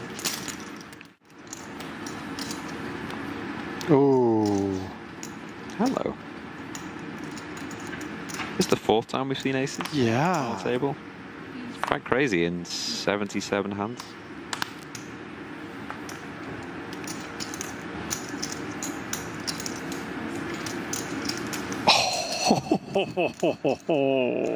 Wow. This is spicy. I mean, yeah. It's your absolute classic Texas Hold'em cooler, but 5-handed. No, is no he just way. called? No, he has 3-bet, yeah. Okay, didn't it look like he just made a call? I was just like, there's no way. But what a spot for Mr. Wampman here. Oh, this is what dreams are made of. Yeah. Playing for 1.3 million, 5-handed.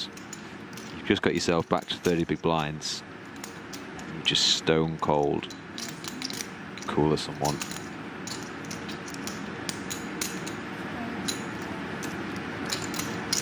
This could go a lot of ways. Like, if he doesn't think he has a 3-betting range that's light, you could just put it in. Yeah, I mean, it looks pretty suspicious, doesn't it, when you're playing 29 big blinds. It's actually he's playing just like a small 4-bet here. It's a bit. So you may go with flat. Yeah. I think this is actually the kind of the best play, really. It is. You expect more 3-bet bluffs 5-handed. You've got 2 aces in your hand as well. Yeah. So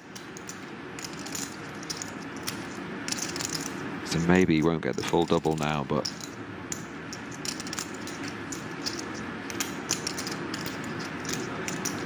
you'll make some chips. That's pretty nice with black aces as well. You get the queen 5-2. Yeah, I think that's kind of take that. Yeah, one of the better flops you could see. That's really small. He's gone 425, 3.6. Wow, that's tiny. Yeah.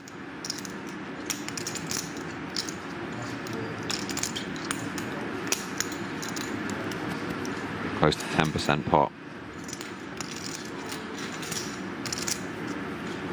call. I guess a diamond is the and there the it action is. card, isn't it? Yeah. It's never easy, is it? You got aces, you're up against ace king, and now someone has 18% equity on you. Yeah, I hear you. But this could also be the card that gets him all the money, so... This is true. We'll see. Is he going to go big size? Is he going to go check raise all in? Is he going to go check call? There's a few different ways this could play. I think if he'd have gone larger on the flop, obviously he's just gonna pile turn, isn't he? Yeah. He still now might it's a little awkward. Yeah. The size was a little bit weird. The flop. Just going roughly 10%. Still definitely have the best hand a lot, but it does go for over pot jam. And here we go. What a great spot for Bucky here. Double up yet again. He's doubled up a few times on this final table. Has to fade a diamond.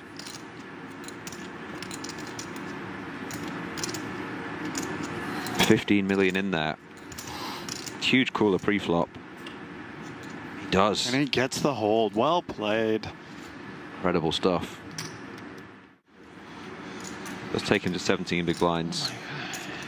And look at this. A wired pair of jacks on the button. Oh my God. Yeah. The squid hooks. Nice. Oh, this could be. Yeah, this is getting in. Yeah. Canars only has 24 big blinds, does jam. It's an absolute snap. 4 Aaron on the button with the jacks. Canard, who's once our chip leader, is at risk here, being eliminated in 5th. It's a good old-fashioned flip. Fake flip. Does need to find ace or a queen.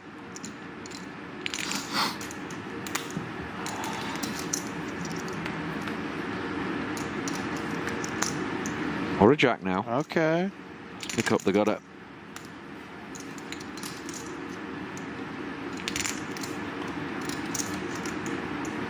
Just one pull at it now. Seems like a long time ago. Canard was chip leader with more than second chips. Can he find the ace queen or jack? There it is. Oh, he does find it. That of all the rivers to come in, too. So much more brutal than ace or queen, isn't it? It's the needle of all needles. Makes the nut straight. You don't want trips. Let's let this one go. Big blind only playing 15 big blinds. Makes this an easy. Oh. An easy all in. Call. And here we go. Mustafa off. And an easier call. Flash? The A6 of clubs. You wanna? Not too far off a flip.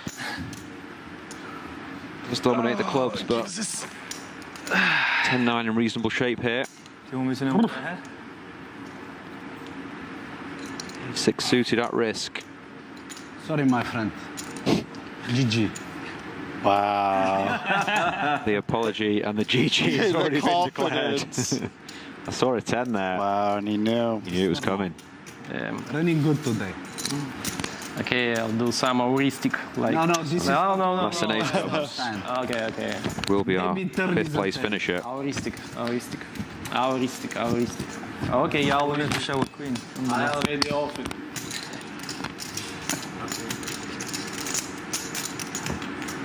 Turn 4 is no good. Needs help on the river, it doesn't come. Will be eliminated in 5th place. $315,000. Had absolutely nothing to work with really all day. That was a great laddering by him. Yeah, I mean, honestly, he was dealt out of this tournament. Maybe not even though. I mean, maybe exactly where they began. See if Bucky can't change that here with a suited ace.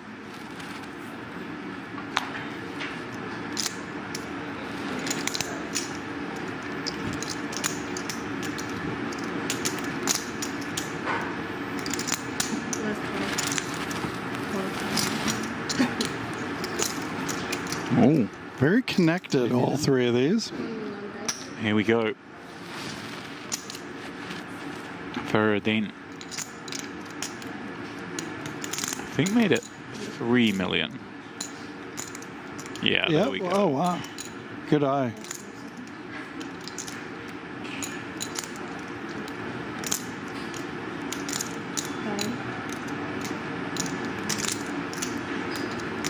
I mean, anyone's guess which way Bucky's going to go here. He's studying his man. I'm just making sure our screen isn't frozen, in fact. Yeah, he looks like a statue. Is he blinked? He does just drop it in. Perception on point. He knows this hand class performs so well on these spots, especially against someone like Mustafov. What a great pickup that is for him. Moving him into second place.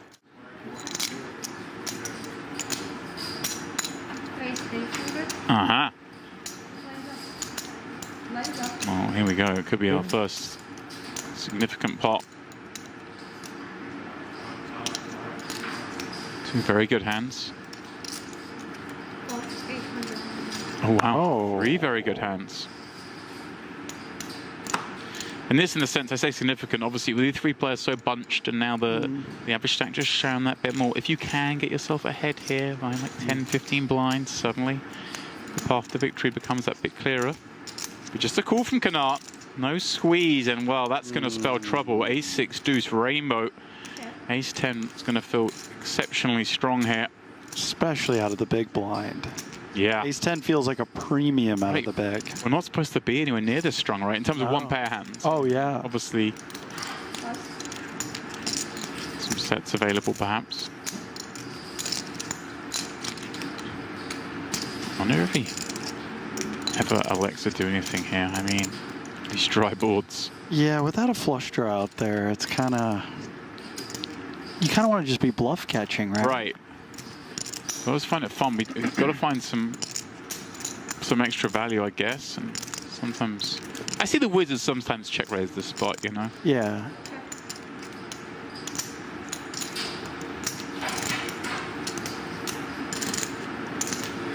That deuce is warming.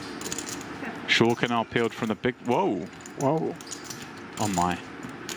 I had to say sure he peeled from the big blind, but it was an over peel. He's not in there with like all the offsuit deuce stuff, right? It's his deuce X range is quite condensed. I was kind of surprised Mustafov checked that back. I think we'll just go big, but as it is, he's checked back, and surely now Canard is going to feel great about this hand and the target maybe a rivered queen.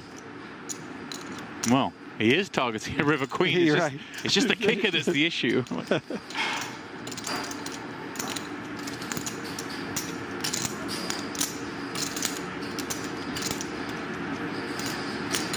And I mean, how are we ever going to fold to a raise here?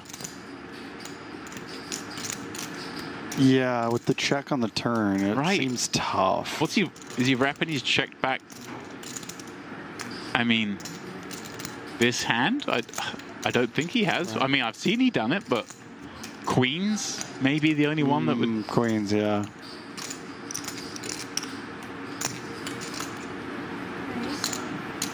There it is.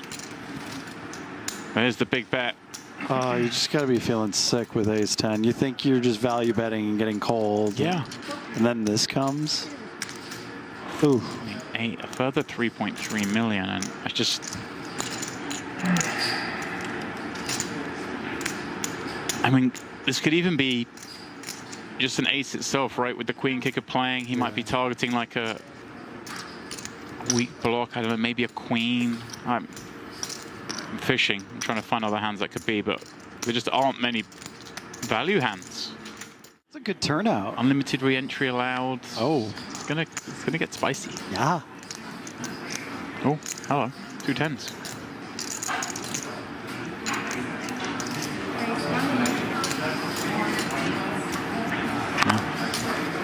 Set unlikely.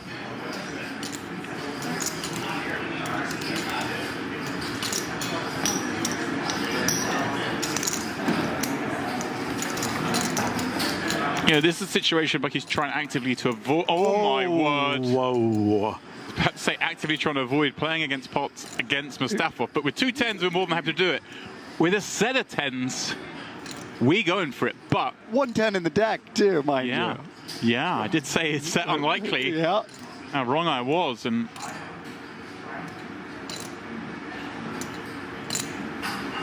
I mean, Mustafov, he's incentivized to play aggressively, but recognizing perhaps that Bucky's going to check this back a lot. Just calling for now with the 6-high flush draw.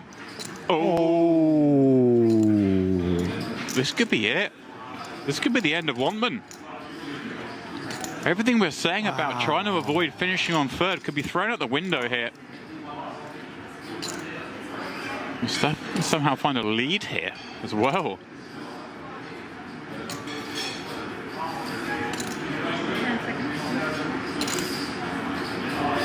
He checks and yeah. 1.9. 1.9. Bucky's still with plenty of hand to go betting.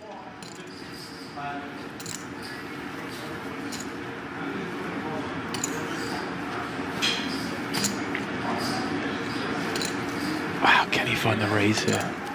Can he find it? I think, look at this. He's just smooth calling. Yeah, I mean, we do just want to call, don't we? We want to allow opponents to bluff, even though,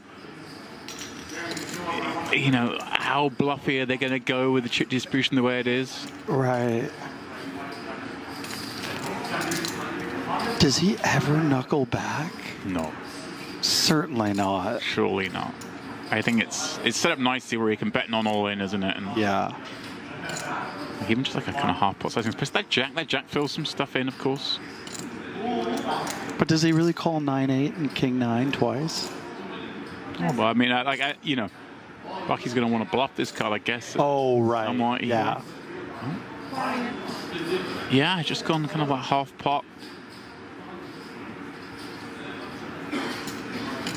And now he's going to throw up.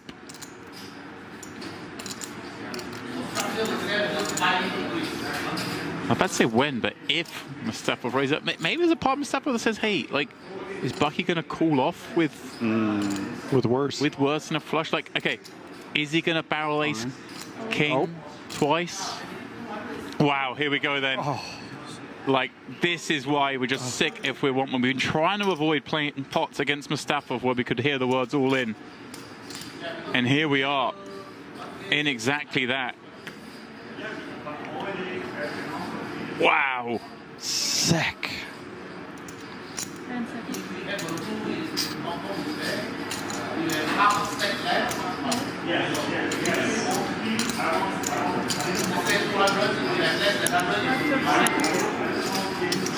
Replaying this through his head. Where he's pre-bet flop, bet turn, bet river, and now Mustafov wants to check jammy. What are the bluffs? Should have fucking checked. Almost a...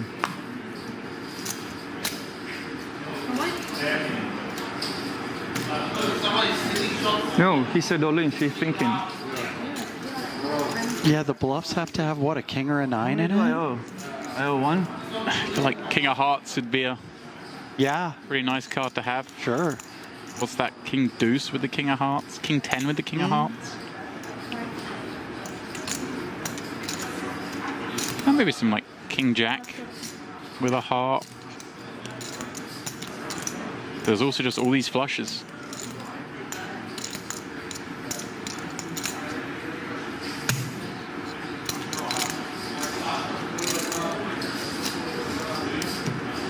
I actually wondered if he would even check raise this 6-3 of hearts on the river, didn't I? Just because it looks so strong, and Bucky just has flushes himself. Yeah, wow, great fold, sir. Very, very impressive stuff. Incredible fold. That's not easy to do, three-handed. Just throw away a set. To Faradine as well, a player who's more than capable of making the move. All in. Oh, wow, here we go. Okay, Bucky folded the Queen Deuce last time. Would have been called by Queen Jack. Now, all in with 9s against 2 unders. On the rail. Team Bulgaria. This will be hard.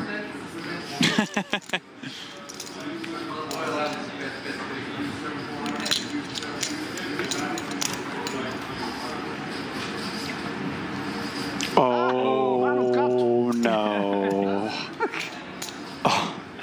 7 or deuce required. Send Bucky out in third. Ladder Canar up to the top 2. Just one card to fade. Picture. Numero 5. Not like that. Oh, it is like that. No. It is like that. Oh, that's so gross. The walking stick on the end. Walking him out. Bucky out.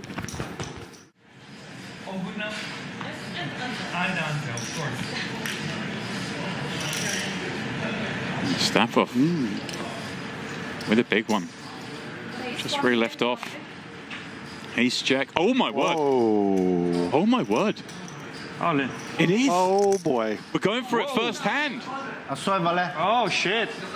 Well, I don't know. What you get? oh shit, pretty much sums it up. Yeah, what a reaction. I don't think so.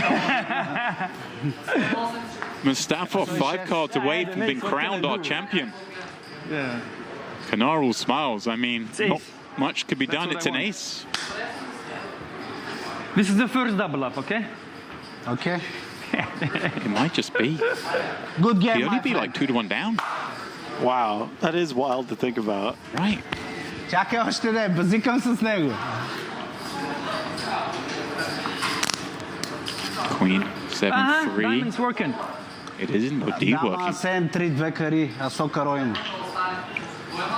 Той. Anna, come. Look. Bad beat. He's trying to will it into existence. Десетка черна. The river then. No split opportunities. Only path to victory. A 6. Not like that. Wow. It's not to be. One hand of heads up is all it took for Faridin Mustafa to eliminate Kanar in second. Well-deserved victory. He played so well. He took all the spots. He's running people over. It was great. And let's just come back to it. We mentioned it earlier multiple times. That hand where they got dealt ace, king, and kings with 8 left when Kanar had the chip lead. Mustafa just calling. Because he just called, there was no 4-bet. If there had been a 4-bet, there was an ace. There was an ace on the board.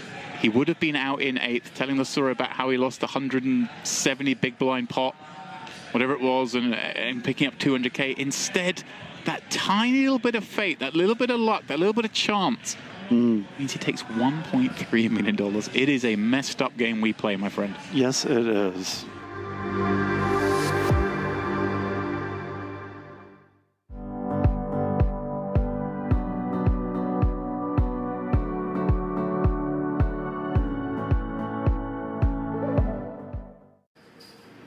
Musa wins it, it's done, and if Wakil wins it, then it's not done. But you know, he's. Let's finish the game. All in. Oh my word!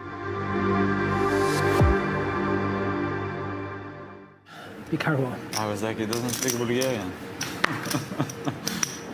Yeah, I was wondering what language he's talking to me.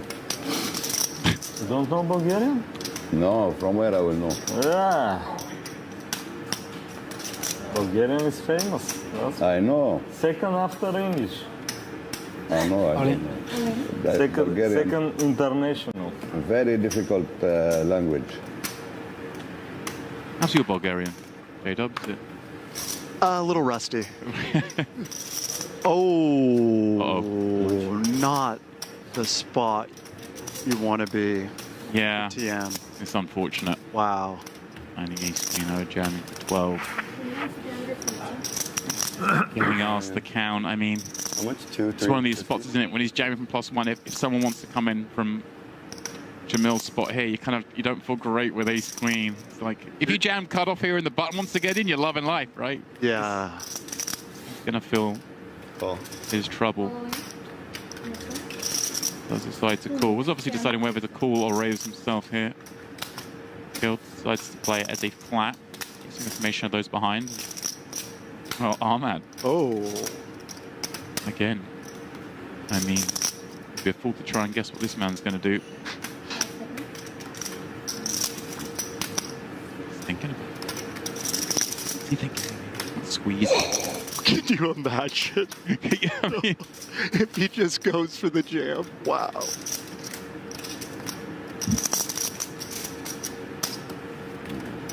Wow, okay. Thinks better of it. What you fold? 我知道，我知道，我很敢打了。 Treba holdne просто, svoj dan. I don't want to enfold. Nice. Very nice. Nice. Huh? 9-9. Pair? No. No pair. That's what I asked. Okay then. TNT's the bad news. Do you like how his seat lights up red? Yours lights up red. They're the players that are all in. It's like warning. There we go. Some drama to be had here. 预言家派。 Ace is suited well. Ace? You can't. I will not fall with No. Good fold. No. Opportunity. Minimum chop. Headboard. Good start for TM. Go. Ain't card is cruel.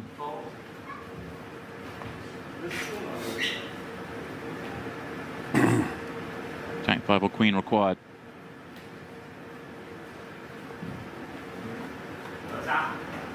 Last not to be. 9 on the end seals Tian's fate. Well played. Good run. On this final, getting $85,000 for his effort. He's a great run.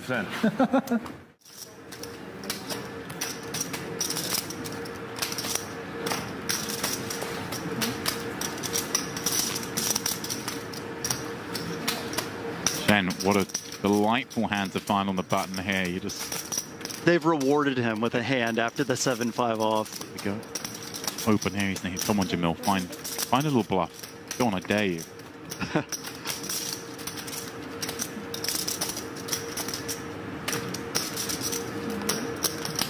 don't imagine this one getting played, but just taking a few seconds to instill a little bit of fear into the opponent. That little bit of doubt. I mean, I'm in the booth and he's scaring me.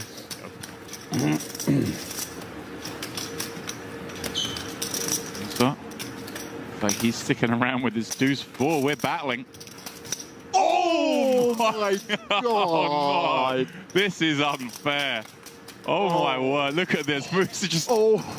This is like the genuine check back of your cards because he's like defended garbage. Already forgotten what I've got. Hang on. Do I have deuce? Have I just flopped the joint? Is this real life? Oh, this is gonna be fun. Oh dear. Oh dear.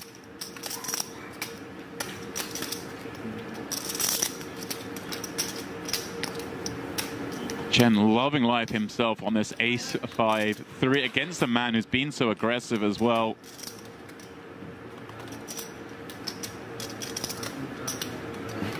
$4-2 has never looked so good. What a dream. So Ahmed now trying to work out the best way to get this in. I mean, conventionally we're just gonna slow play this. Yeah, it does. I like that. Cool. I do like that. Your opponent's going to want to bet an ace again, perhaps. Mm-hmm. We're going to have a lot of weak hands that wish to continue. Some of the 5Xs, 3Xs, those kind of hands. Sneak in here as calls. Well, I mean, it's not the worst card to see, but it is concerning for Chen, right? If your man can have some threes. True. But I mean, all the draws of the flush draws and the other straight draws are still out there. Yeah, you don't want to see a repeat, but you still have ace-queen here. Right. Oh, how he found the check back. Right now, all those draws miss. Sneaky. It's a check back to elicit a bluff, I think, from this man. I agree. I think this is opponent-specific. He's seen Mr. Ahmed get after it. And actually, this may save him, right? Because bet's coming in. And he's always gone pretty chunky from everything we've seen so far. Look at this. Counting out. Another chunky one. And 1.5. Chen's going to have chips back.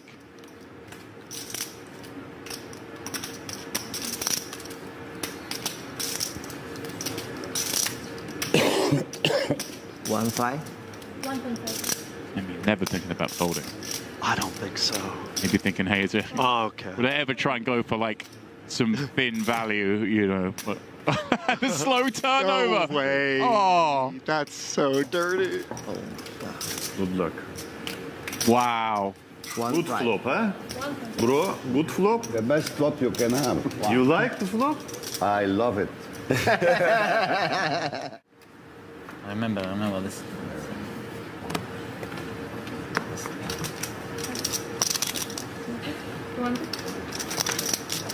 Here we go. A real bit of kit. In the hands of Ahmed.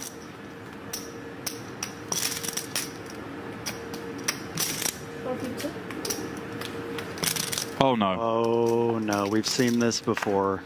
Oh no. Musa took a chunk out of him before. He's going to be looking to take the rest here. Nothing Pooh can do. 21 blinds, surely. Does just move it in. He loses to Musa, no reaction on his face.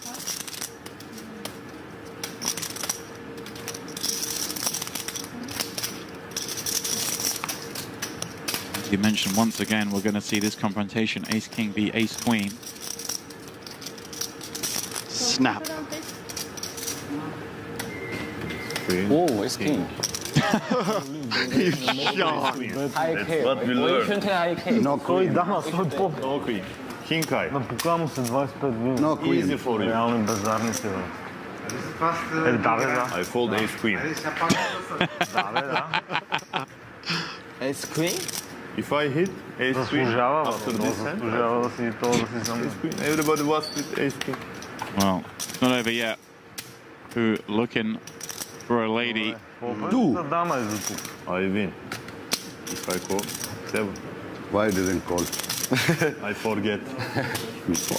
We'll see Musa Ahmed take the chip lead and Wayrampu bust out in 8th unless something changes. We go. It's never easy. No queen. 8. Chop. Okay. Chop okay. Is okay. Chop okay. A little bit more.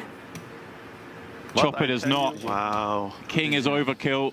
Musa Ahmed then Wayrampu out in 8th. I mean, poker tournaments are cruel. I kind of expected we'd see a lot of this man today. So accomplished. I mean, he played well. It just kind of dealt to lose in a lot of spots. Deck's the deck. Series of 13 events culminating, of course, those 2 100k buy-in invitationals. For now, it is myself, James Dempsey. The first time here at the Onyx, Jordan Westmoreland on the call. We try and crown a champion. Of course, we will be having Steve Warburton joining us a little bit later. Building himself. Dabbled in this event. But, you know, unfortunately for him, didn't make the final table. He gets to join us instead. Yeah. Good consolation prize.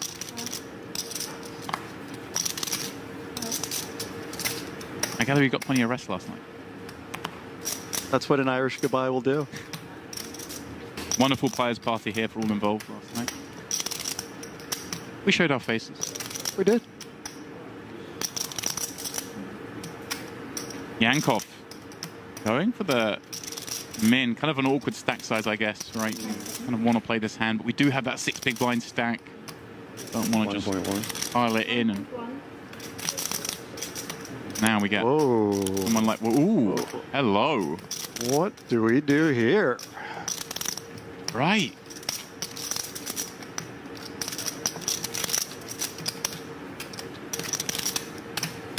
Anyone's guess which way Ahmed's going to want to proceed on this one. Got Yankov opening. Kind of, he's going to have some number of raised folds, but it's not like he's just raising a whole load of hands, right? We got his range is tight. Right, you got Bakil going after it, but of course, way capable of doing all sorts of things as Bakil. And look at this. Who's it just going for the clicky 4-bet to 2.2 million? Let's go. And like, how small does Ace Queen now look? Do you really want to play for all the marbles against the chip leader? No, you don't.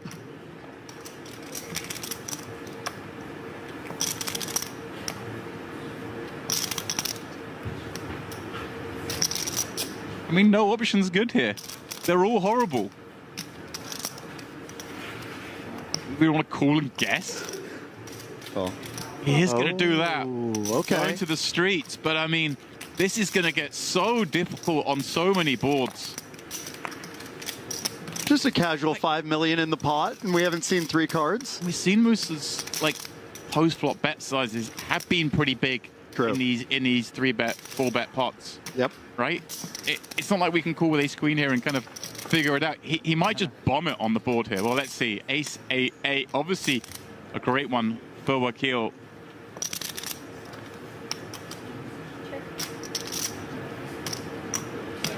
And with a swift check back. Well, king counterfeiting, of course, queen kicker, but I feel like there's probably not too much concern now in Wakil's mind that is there another ace across the way? Would it have bet check back ace a8? Maybe. And another check here from Jamil. Okay.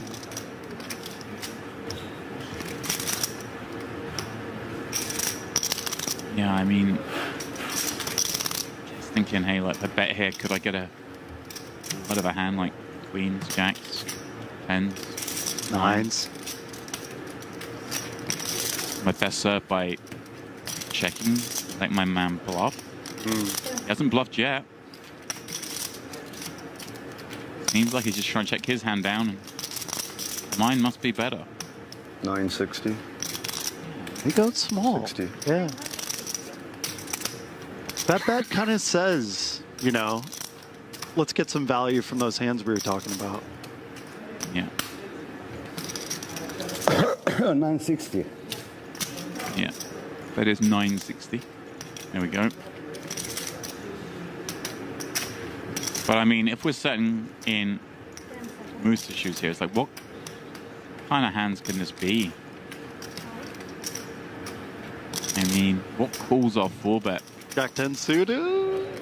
Is that a thing? Is it 3-bet the? But this stand kicked off as an open. That's a great point. Didn't it, from Yankov? Like, it's got to be pretty solid. It's like he just came out. Oh, cool. Maybe just the price is too good. And wants to have a look at the cards. And well done, Jamil, getting some action there. Yep. Nice hand.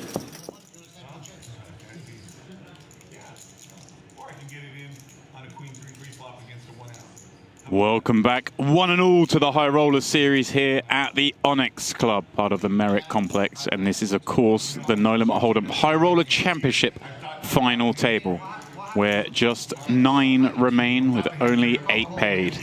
Here's myself, James Dempsey, on the call. We have made way, Steve Warburton out on break, and I'm very happy to introduce for the first time here at Onyx, Triple Crown winner Neil Farrell into the booth, the man known as Feraldo. How excited, my man, are you here to be for this one? I'm over the moon. I'm super excited to see this final table. High stakes poker, nothing better. Bet to bet fold, and then I changed my mind. Have you ever done that before? You bet to bet fold and then change your mind? Never. I made my decision. That's why I actually decided maybe he's making some sort of over the freaking top greatest bluff in the history of high stakes. What do you think he's bluffing you with? Tournaments. Yeah, no, buddy. He has no bluffs there. Well, what do you think he's bluffing you with? Certainly didn't put him on pocket jacks. I'll be honest with you. So we pick up things where we left them, dissecting the hand that everyone's talking about. I know you weren't in the booth, but I know you saw it. Peter Aerts spiking that one out on the turn. Even half is folded. I did.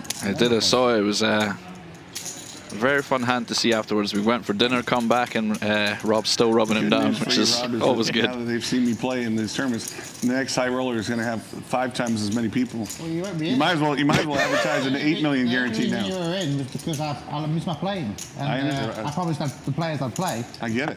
I get it. As an apology to the players, you put the big fish in. Yeah. That's a strong apology. Well, that's a strong leaderboard. The only person that actually put him in that's actually enjoying him losing his chips. How sick is that? How sick is that? Marcus would have done that the same. Marcus was like that. I had this guy. I enjoyed him playing so bad. Rob knows him too. I had this guy that used to stake me, and nothing the guy enjoyed more than felting me. He staked me and just wanted to bust me every single day. You had like 15 million chips, right? That pot was 17.5 million. Laying it on thick. Chips that was worth $1 million. Pretty glad we got this table as my debut, because I feel like I can just shut up and let the table talk for itself. Yeah. Sebastian, make sure JRB pays for his wine, please. It's not free. Make sure you charge him, yeah? Yeah, let me get topped up. Amarone, please, thanks. Well, I mean, in all that, we saw the chip disparity there. Peter Aerts with 3 times second place. It's a great spot to be in. Yes, this is the dream spot when you're deep in a tournament. You don't have to fold many hands for the next few hours, so it's always a lot of fun to have these giant chip leads and put a lot of pressure on the other players. Especially, as we say, 8 get paid, 9 left, 200k, the min cash. Final table starts early. Good shot. How many chips can he build up to before that bubble bursts? And the opposite's true as well, right? You know, it's always nice to make, getting near the business end, but when you're sitting there with 4.5 million, you feel like you're doing a whole lot of nothing a lot of the time. Yeah. Iakobishvili, you see there, sub 20 blinds. Ladev on the big stacks with just under 30. JRB the same, despite having lost that monster pot. After my big blind, eh? Here he comes. Ting Biao, certainly the shortest. Batavi, we saw met that fold with 2 9s just before the break. Recognizing the situation, especially with the lineup involved, that there may be some unnecessary action. And, well, speaking of action, Artur, ace-queen, he's going to run it over the JRB Open. Oh, my word. Oh, my word. Rob with the boots. What? Cool. Oh, pardon me, of course, still the Open. And what a time to pick him up as well against an offsuit ace as well. Not even up against a pair where there's a small chance of redemption. This is a very small chance. Artur knew it, of course. The snap call Don't stand up on me. had to be bad news. Did you know you had aces when you were needling me for raising your big blind? No, I'm not. I don't look until everyone's turn. I think Rob's pretty consistent with that. I don't think he'd seen his cards. You should see them sort of dangerously left out in front of him. Like, I'm always worried they might get marked. See the flames coming off them in the commentary, the heat rising, it was... Yeah. Is this Amarone? Yeah, no. Okay. Hold on a second. Thank you. A couple of clubs working for Artur. A couple of little interesting turn cards here. Thank you, brother. Well, that being one of them. Here we go. 4 outs. 10 was it? The man who's been on such a tear in these highest stakes tournaments over the last couple of years, but not to be. Paul on the River seals his fate. We picked up coverage, of course. He was leading his table with 2 tables left. We were speculating that How about that being could be a very good day for him, but my horse. it's the way it goes. That's your horse? That's poker, as they say. You outran your horse. He had 3 times more chips than you. So then, we make the money, just like that. Everyone now guaranteed $200,000. Pay jumps now very small in the next few jumps. Yeah, so you should see a lot more action building up now. The small matter of $200,000 has been secured, and not as bad to bust now when you're My little brother asked getting me, smaller "How are pay you playing jumps the high now. roll?" I said, well, Rob's plane got delayed, and so he wanted to apologize to the guys and decided to put the big fish in. We were sort of talking earlier. It's entertaining. Not just the emotional level of making the money in a poker tournament, which is a factor, but to the elite, not that much of a factor. But 1. the jump between 9th and 8th, of course, 200k, the min cash. To have a jump of greater than that, it's 3rd to 2nd. Yeah. It is really significant making into the money. Wiped him out. Yeah, exactly. And although a lot of these guys will have been here before, and you might think, oh, they're all millionaires, they're all, they've all seen it, done it. The reason that they got to the spot is they want to play, they want to optimize every spot. They don't want to, even if you've got millions in the bank, you still want to play the situation the best that you can play it, which is why you'll see this strategy being employed. What was the board just now? King, Jack, Jack? Jack, Jack, 7, King. Wow. But the flop came what? Oh, wow, yeah. Ooh, baby. You have Jack? Jack 8 of diamonds. Did indeed open with a jack. Okay, then. Gloves are off. Let's play some poker. King Biao. Hey guys, I made it. He's unlucky. Got 6 blinds. They couldn't help themselves. Gonna say no one happier in the room right there than Ding. You don't have to steal it. Right.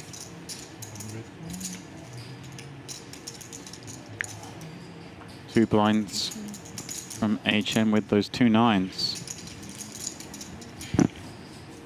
Iakobishvili down to just 10 blinds himself. Suited king. Options.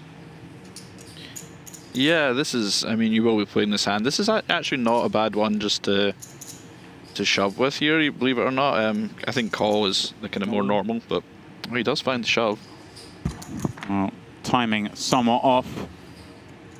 As Eychenne swiftly cooling with the 2 9s, and you will see he is in bad shape, needing to find a king, needing to find some clubs. Yeah, unfortunate timing there. I don't hate this shove at all. You have a lot more fold equity at a final table with 10 big blinds than you do normally. I'm with you. Kind of like it. You know, if Thomas is sitting with king 9 off, you know, he's going to probably fold, so pretty unfortunate timing. Or fortunate timing, we don't know yet. You never know. Are we on course for back-to-backs? Jack, 8.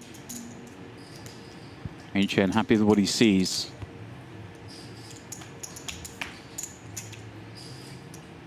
Well, queen brings an unlikely out.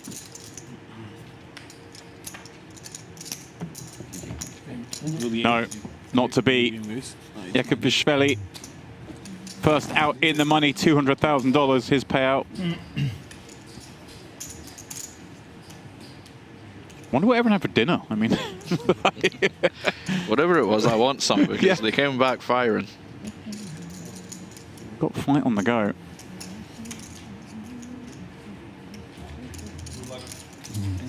Thanks, buddy. Thanks.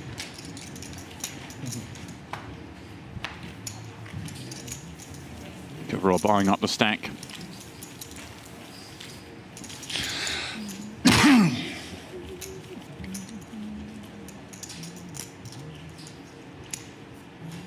Seven left sees the average climb to 7 million chips. 35 big blinds, but of course that very much distorted by the big stack of Peter Aerts.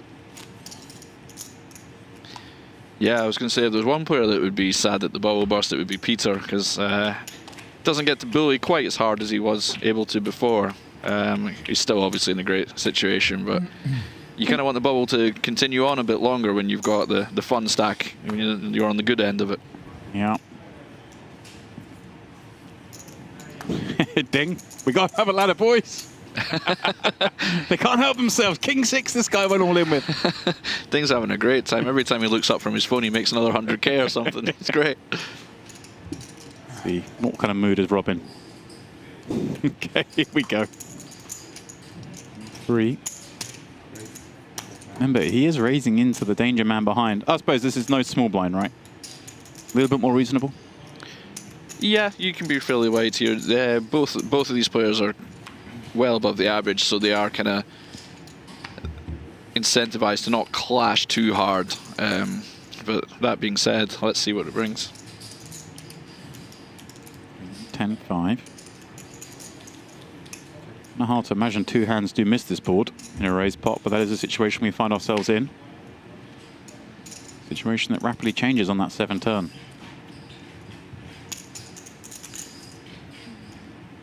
Yeah, interesting spot for Peter. I think check is the kind of normal here. This is a flop Rob will be betting a lot. So when he checks back, you can maybe think he has some kind of showdown, and it does get there as well, which is nice.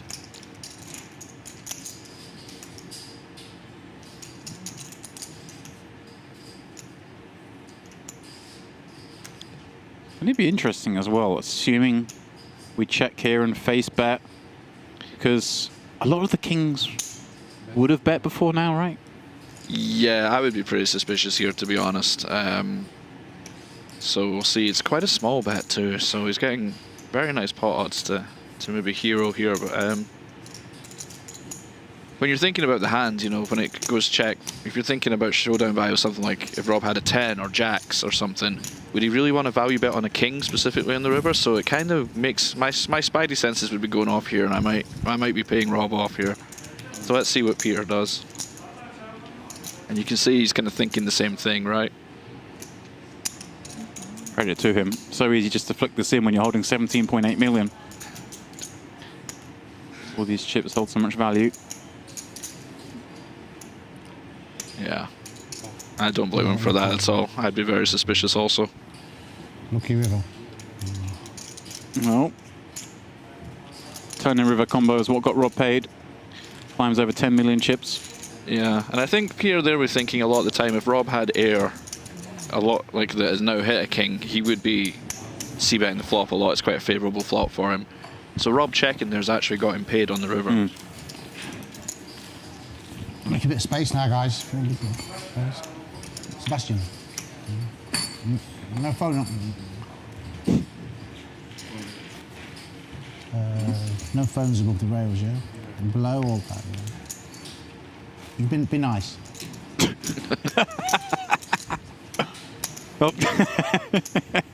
Well timed maneuver from Dick out there. Just TD Seb as well. Let's see how many hands till Seb gets him.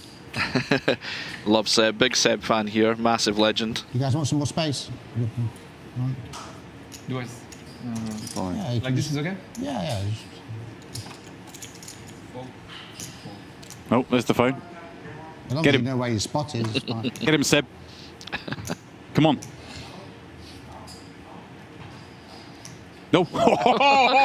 He's re-raised him. He's 3-bet him. Have that. The double phone maneuver. Oh, hello. The butchers. It never rains, but it pours. 17.5 million and pocket kings. Ladev behind, working with about 25 blinds. And well, hard to see him continuing with 6-3 off. Fortunately for him, he's going to avoid the smoke. Of course, players been fast and furious since we came back from dinner. Just a chance to welcome all of you watching here on the Onyx Live YouTube channel. See some of the questions in there, asking where we are, things like that. This is, of course, the Onyx Club at Merit in North Cyprus. This is the first day of coverage, so if you're just joining us, do not worry, you've not missed much. We have best part of 2 weeks coming up. Hold'em, Omaha, all high stakes, a mix of cash games, tournaments. You are going to see a lot of fun things over the whole festival.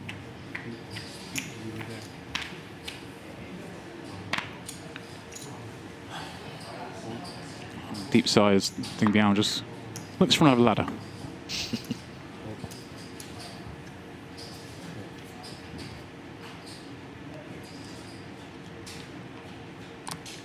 I mean, you've played here a reasonable amount. I know, haven't you been up for some of the festivals here at Merit? Yes. Enjoyed your time? Very much so, yeah. They certainly look after you out here, which is always nice. As people who know me might know, I'm a big fan of my creature comforts, so playing in a beautiful hotel and with top dealers, great set of tournaments. It's always a good time to come out. Let's not forget the buffet, my friend. Oh yeah, I'm a big buffet. You know me. There we go. Big buffet guy. Too much, you might say. Do not go hungry on the island. Oh no.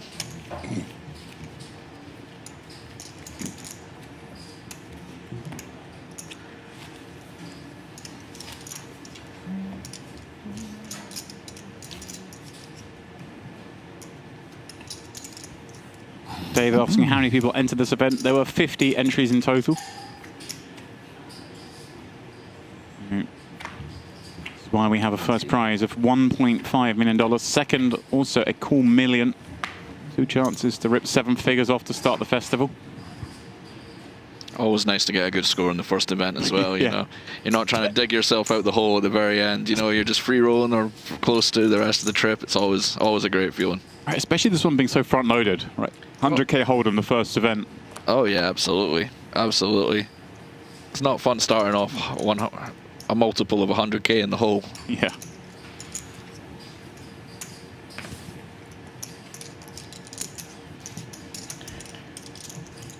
Rob with the min raise, 2 4s. Yep. And I like the call here. Ding's by far the shortest stack now, so the pressure on him is reduced. He's very likely to be the next player out. And potentially in this hand. Yes, this is a board that we might see a shove from Ding. Yeah, and I don't blame him for that. Shoves straight into the set of Rob Yong. Yeah, I mean, you're hoping Rob has something like King 10 or something that's going to struggle. He does run into it this time, which is pretty unfortunate. But I think that's good play from Ding overall, and he's just been pretty unlucky here so far. He's trying his best. Microphone off. Are we going to see the stand up? You got me too at ace-5. Rob was determined to try and get that phone off above the rail. Yeah. No 7 on the turn. It's the only card that will see Ding Biao survive. You bring the double phone out, I'll just flop a set on you, mate. And the 10 confirms the exit of Ding Biao. But I don't think he'll be too upset having come into this final table as the clear shortest stack. Not just making it to the money, but also picking up a ladder. Good for 230k. Rob. Well, his phone's above the rail. Maybe he's next. There we go. We've seen the curse. Does he tempt fate? Just like that. Bang, bang, bang. Down to 6. Things moving fast. Yeah, that tends to happen post-bubble. There tends to be a little flurry. Obviously, there'll be some shorter stacks that we're kind of hanging on, trying to make that 200,000. And now the stacks will kind of consolidate a bit and be a bit deeper, so we could probably see a bit more deeper stacked action now between the remaining stacks. Yeah, average now moving north of 40 blinds.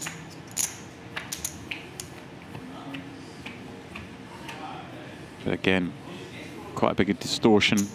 With now Rob having a whole bunch of chips himself, right?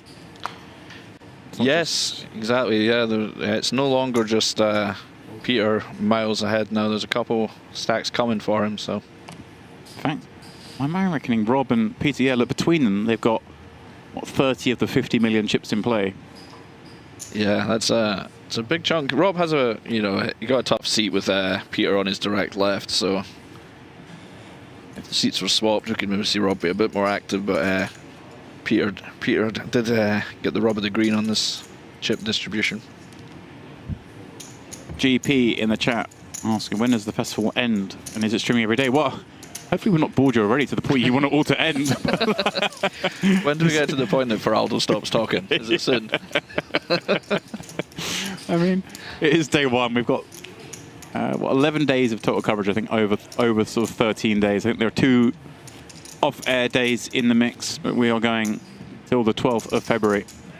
So we'll get you through to Valentine's Day. After that, you're on your own, guys. Sorry. Any plans for Valentine's Day, Feraldo? I'm going to try and make it home before my fiancée packs my stuff up and kicks me out. That's the plan A.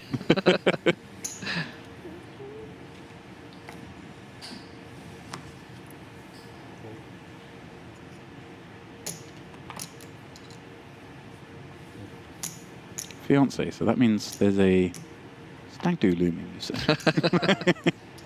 How does one apply? The list is very long and indistinguished that will be attending said venture. JRB getting a little frisky here, but timing appears to be on. Eychenne 9 deuce suited. He's going to keep his man honest. Yeah. I think any 2 suited you're going to defend here. When JRB's at 20 big blinds, you less frequently get blown off. It's a lot easier to realize your equity. You get blown off your hand. A lot more at deeper stacks, of course. It's going to be tough to recognize anything on Queen 7-5 if he faces a bet. Bet he will face. He does fold.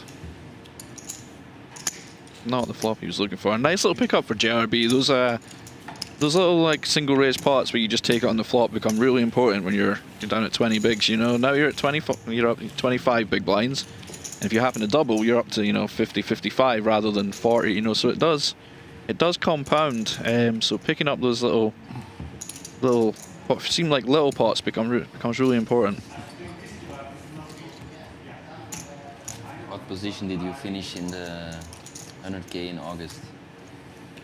You were also at the final table. Third, yeah. I played, make such a bad fold against Jesse Lunas. Pair of nines, he went all in on me. 5-bet on me, on him, a pair of threes. Otherwise, I think I win it, yeah. I finished third. Yeah. Okay. I don't play many tournaments, so it's like, I remember every result. I mean, I hate to correct the boss, but he finished fourth in that one. That was a good tournament as well. Jesse Lone, of course, being the champion. Right. What a year he had. Yeah. I like Jesse. He's very nice guy. Discussing it earlier, he was the 2025 money list winner by 80K. Oh, wow. Over K-Han Mockery. Kyan, another lovely fellow, though hasn't seen Braveheart. I can't fold after giving it such a hard very time. important. You happy with that call? Well, here we go. It's funny, obviously we've heard Rob mention he's put JRB into this tournament. And you know, a lot of times you might think there's some sort of conflict of interest there. But I guarantee you Rob's going to try harder to knock JRB out than any other player at this table just for the needles. Yeah, sometimes, you know, there can even be a subconscious thing that you know, you maybe don't fire as hard. You know, it's kind of human nature sometimes. But yeah, I think this is I think you're definitely spot on. I think Rob would like nothing more than to felt JRB here. Well, he may just do that. What a turn card.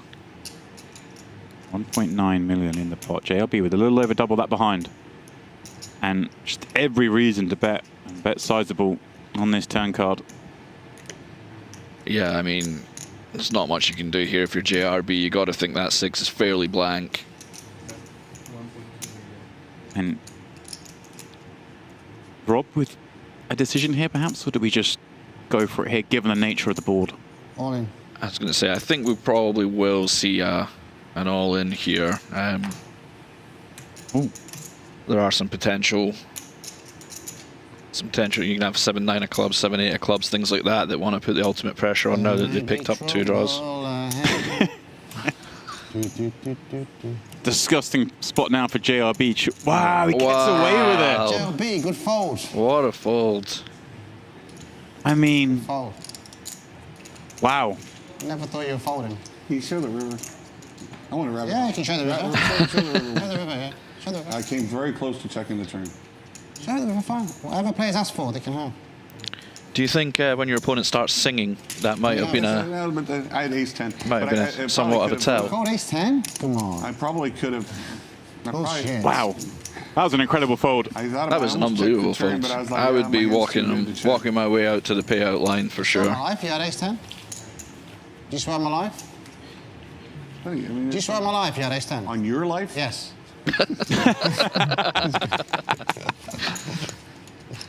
What do you have? Good play. Good That's play. a great fold. A great fold. Yeah. Good play. I think a lot said about JRB. You bet big when you haven't got it, and you bet small when you've got it. You got me all figured out, Rob. So, Nice 6 on the turn. 6 was winning. If you have 5-6 and you hit 5s and 6s, so then you got to play it, right? Was winning. Was I winning on the flop?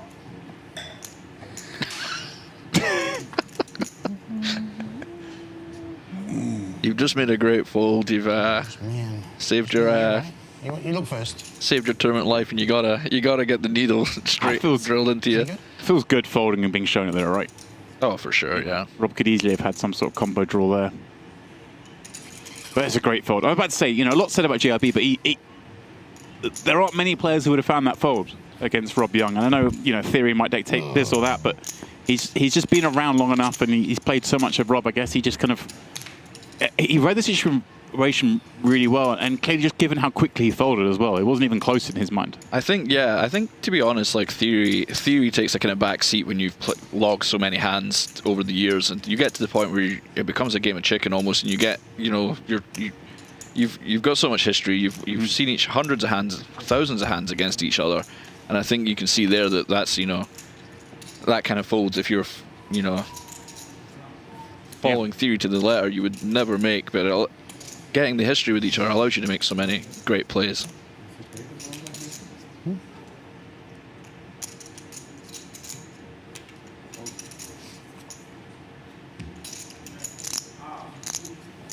Rob shows a king. Lost in that is Rob creeping closer to Peter as well. Yeah.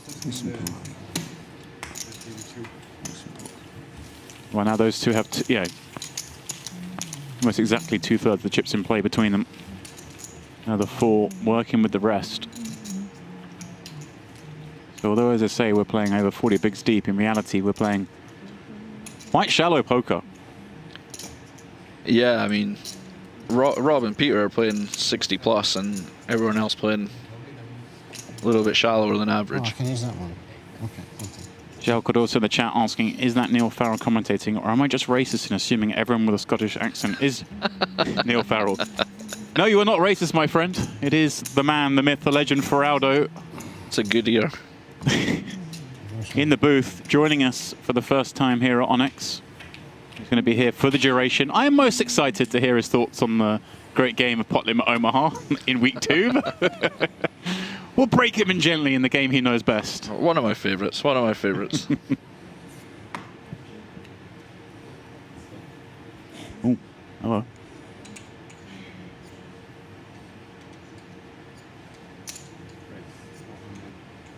Eychenne. He's king suited. Kind of a tough seat for him, of course, with the 2 big stacks behind. Any kind of raise he makes is going to therefore carry some weight to it. Yeah, Ladev wants to continue here with ace-6 offsuit, given that information. Yeah, these are always kind of tough spots. Your hand, you know, you're not doing backflips here at all. You know, Thomas has to be fairly snug opening into these two gents behind with all the chips. So you just have to proceed very cautiously as Ladev here.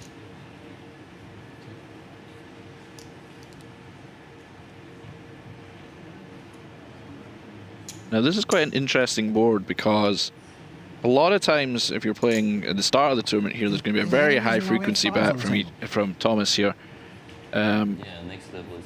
He is going to bet here, but a lot of the kind of suited, the speculative suited stuff that you would open from the cutoff if there were still 50 people left in this tournament, you don't get to open anymore, right? Because you have the 2 guys behind, so you hold fewer flushes. But Thomas has bet here and taken it down, so. That's an interesting point. Everything we said pre-flop, raising a little tighter, makes that bet a little bit more suspicious.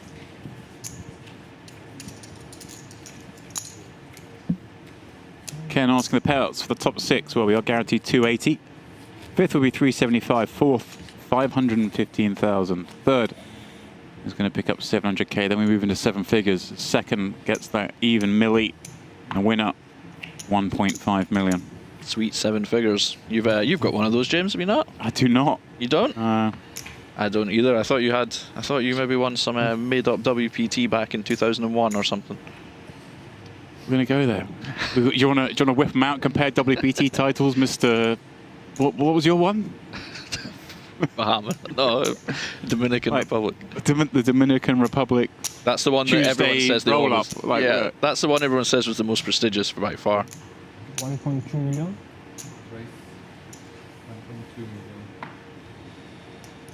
Either way, we're both in here now. That's true. You can tell how well it's gone since then. Tavi, winning half the stack.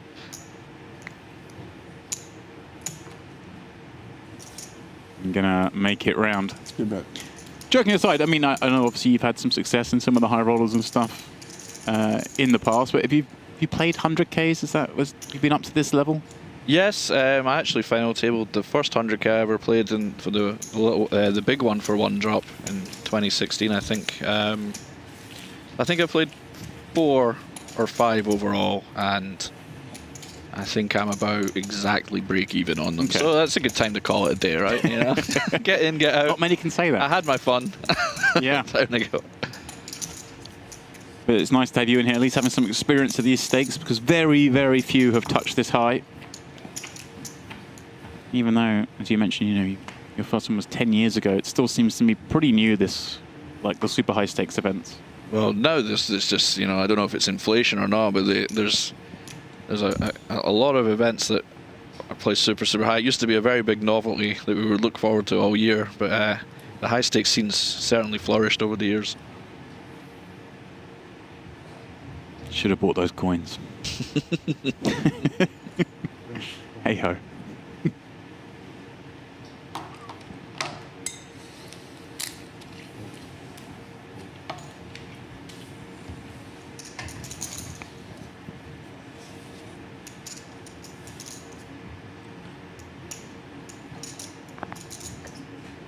Batavi, decision whether to defend this 9-3 suited. This will be fairly close just because of the other stack as well. It's probably just going to make it in. Normally, you're the same reason before. It's not. You know, if you flop a 9 top pair, you're not going to get blown off it too much. You know. Well, you swapped the bottom pair. See if it gets blown off that. This is a really tough spot now because it's very tough for Emilian to have too much on this board, right? So and it's very much Peter's board, so it'd be interesting to see how Emilian navigates this here.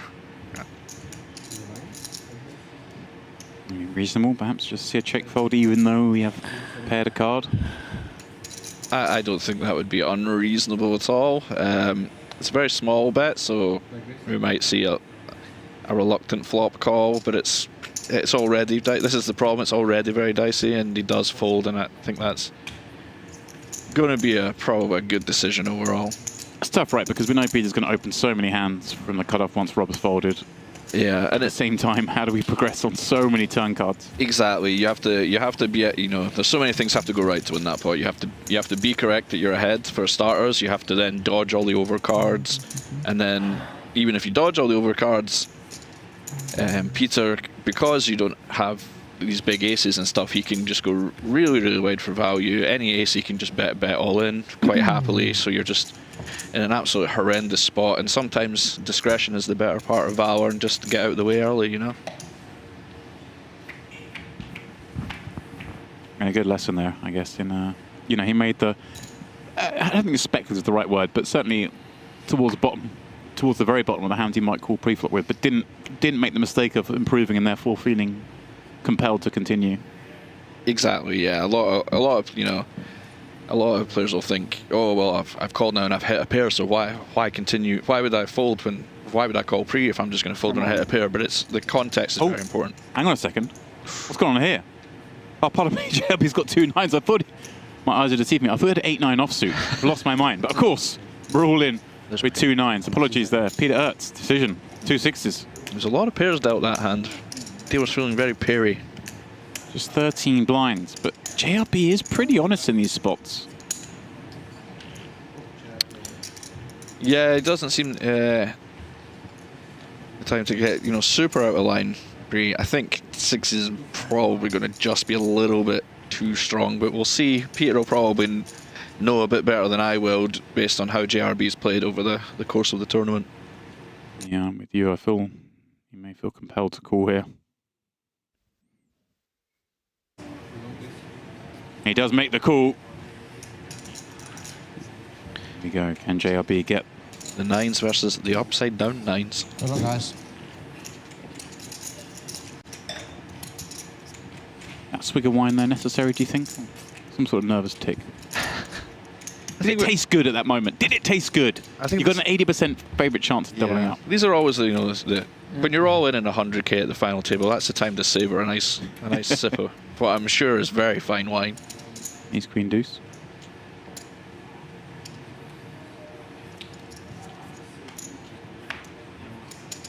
Looking for no bitter aftertaste.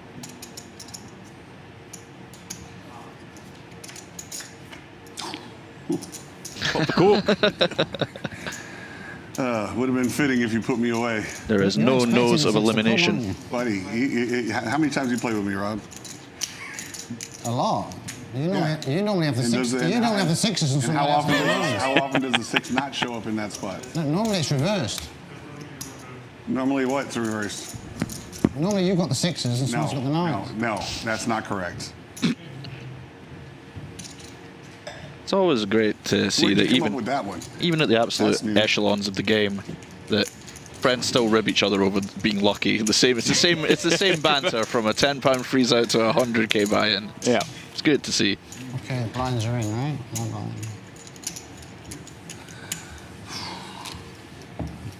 Thank you. Thank you. You double up a monster now. Best player at the table. Best player that can't double up the best player at the table. Yes. By the way, I can hear Warwick screaming at his TV. Yeah. Appreciate the support, bro. Is he watching? Absolutely. My little brother, yeah. The boys are sweating me home. They're going to sweat me home. Yes, he's watching. A lot of people are watching. My wife might even be watching. Shut up, Mrs. RB. Watching. Oh, man.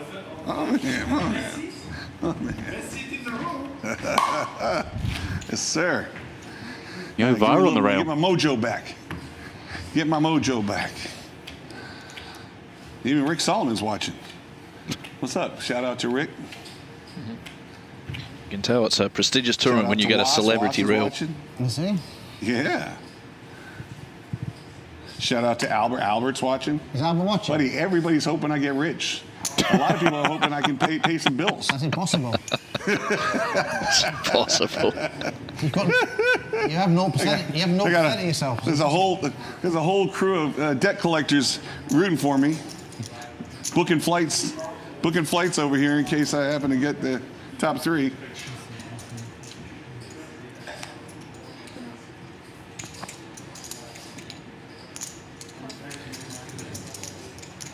A little pot between the two chip leaders here. Yeah. Some interest for Peter Aerts.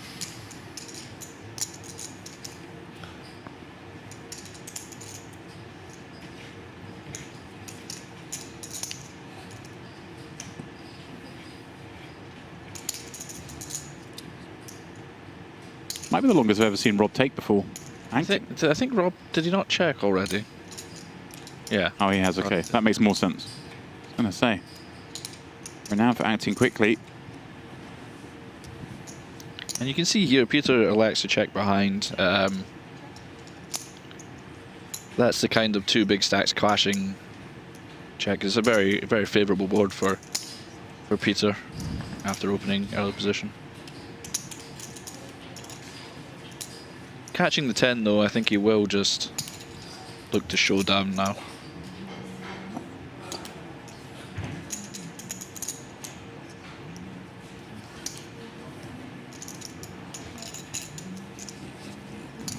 Well, shows what I know.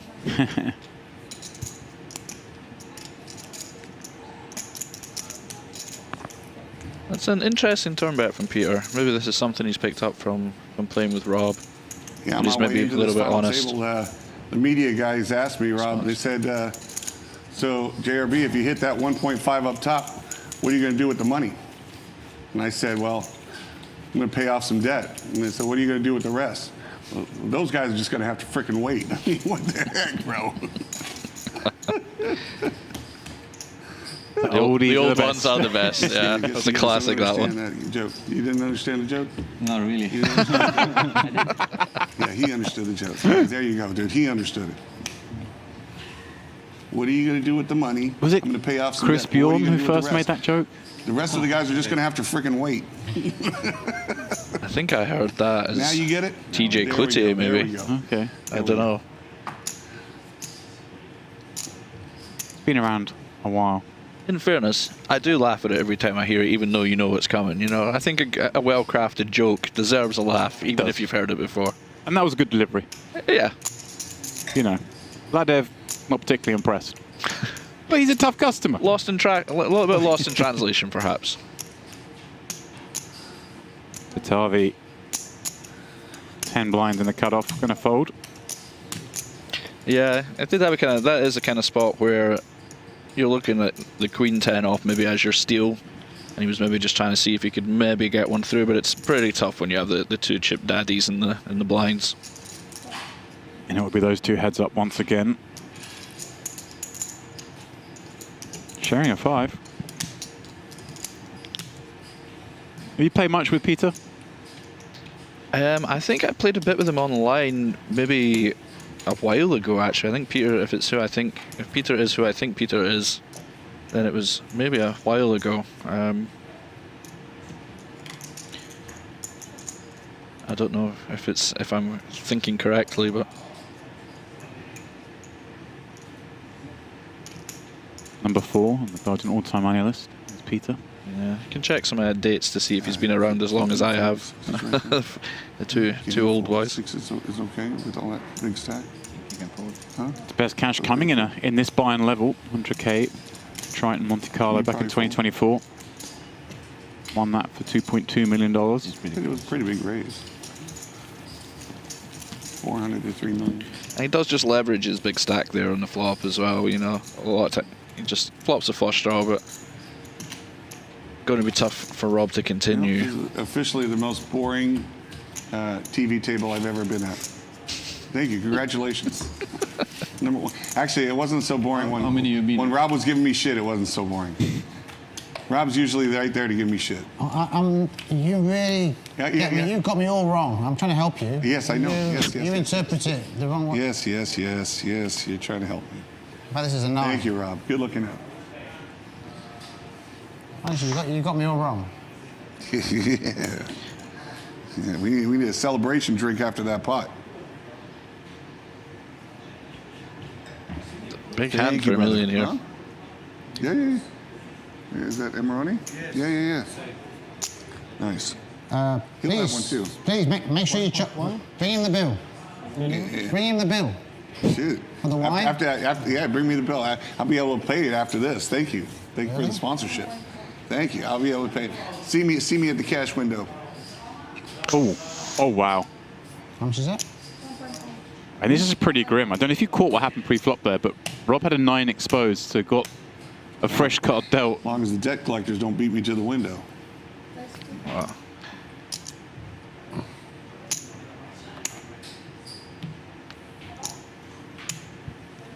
It's a nice spot to wake up again. Jack dead also from Peter.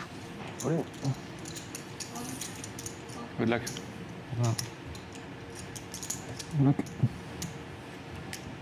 Batavi's been patient, and now he is well and truly up against it here. I don't do well on these ones.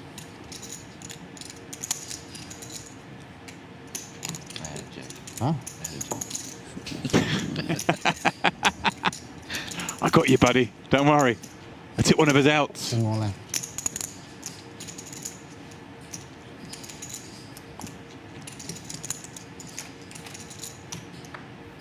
Oh, wow.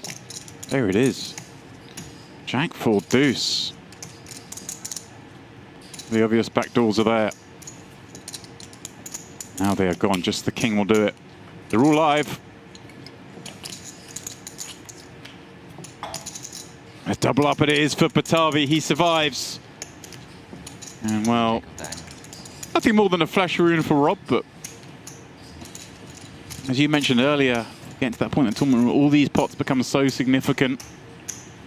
Absolutely, and it's a very dangerous player to double up as well. I think Milan's been very successful over the last year or two. So it'll be interesting to see how he puts this newfound wealth to work. Not to mention, of course, just the direct 95k page up that we are on. How much more? 95 more. Against the Sting. 95,000. How much was it? Sorry. It had been a little bit of too smooth sailing with the all-ins so far. The kind of best hand had been holding up a lot. Involved, yeah, but you focus on your game. It was maybe time to see a reminder of the game that we all know and love. And as you mentioned, Batavi, well, he's got 2.2 million in live earnings, 1.65 million of that coming last year. Yes, I think he had a real breakout year live last year. seen him in a lot of the super high stuff. So in fact, 500k coming out in 2024. Before 2024, he'd cash for the grand sum of 23k live. There you go. Really has broken out. T'as entendu quand il a dit qu'il avait foldé un valet, hein? C'est un flop. Ah, il a foldé un valet. Il l'a dit avant que le flop soit mis.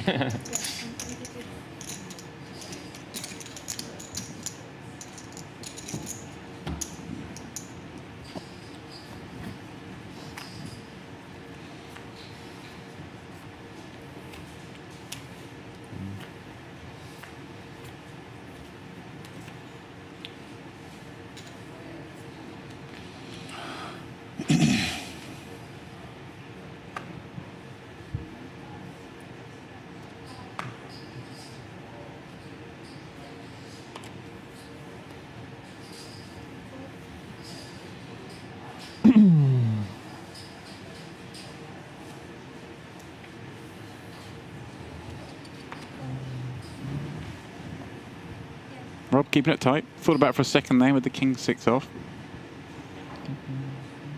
maybe He's like a new Rob. Been pretty impressed with how he's played today, to be fair. I don't think there's anything from what I've seen, yeah. sticking out.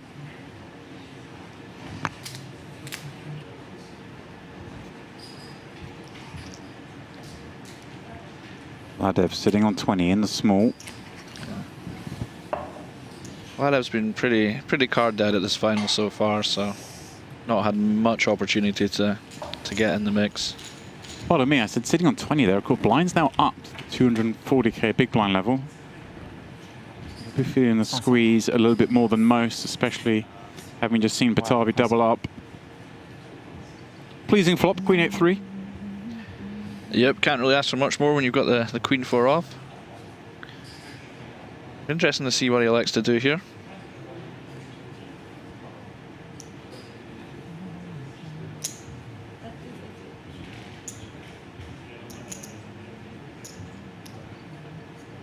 Does come out for a bit. I think both are certainly fine plays. Oh, hang on. Hang on. hang on. Oh, we got some Browdo, talk to me. Some devious intentions. What is going on? We're leaving the tree. And I mean, if we're calling to do something naughty, is this not a card that we do devious things on? Well, an 8's a great card for the in-position player, right? Because, you know, you think an 8 sometimes going to check from Ladev, depending on the kickers and stuff, especially, you know, when you're covered at a final table. JRB is always just going to play an 8. Whenever he has an 8, he's always going to call flop. I think this, well, this would be a card to definitely consider running a big bluff on. And it's funny as well, because JRB's been playing pretty straightforward. Like, he's been honest up until now. This is the first big deviation. He fires out 8 of those 100k tokens. I like the sizing here as well. Like, it's a pretty big sizing for a final table. Like, you generally use smaller sizes in general. But this is, you know, he's saying he has an 8, and an 8 would bet big. So it's no, you know, you're. There's no point trying to bluff here with some kind of quarter pot sizing or something, saying you want to bet a 3 or something. You know, it's just going to go for the big sizing. This is one of these spots where from Ladev, look, I played for this hand to go this way, but I am not comfortable that it's JRB doing the betting. Ooh, now I'm comfortable. That'll do it. When you're I've got a warm coat on. Yeah, when you are calling the turn there, you know, you're getting ready to be putting the blender on the river, and then you see the beautiful sign of the lady herself, the Queen of Spades, and it just makes everything a lot easier. Now, does Ladev ever bet himself here? Because yeah, he's considering leading here because I think. Yeah. I think obviously we can see what JRB has. He would not be doing this. But I think that's a fair assumption. I think this queen is obviously a much better card for Ladev. Like, if JRB has queen 5 on the turn, he's not going to just bomb when the 8 comes. And a lot of Ladev's check calls are going to be a kind of queen situation. So. Best decision. I'm sorry.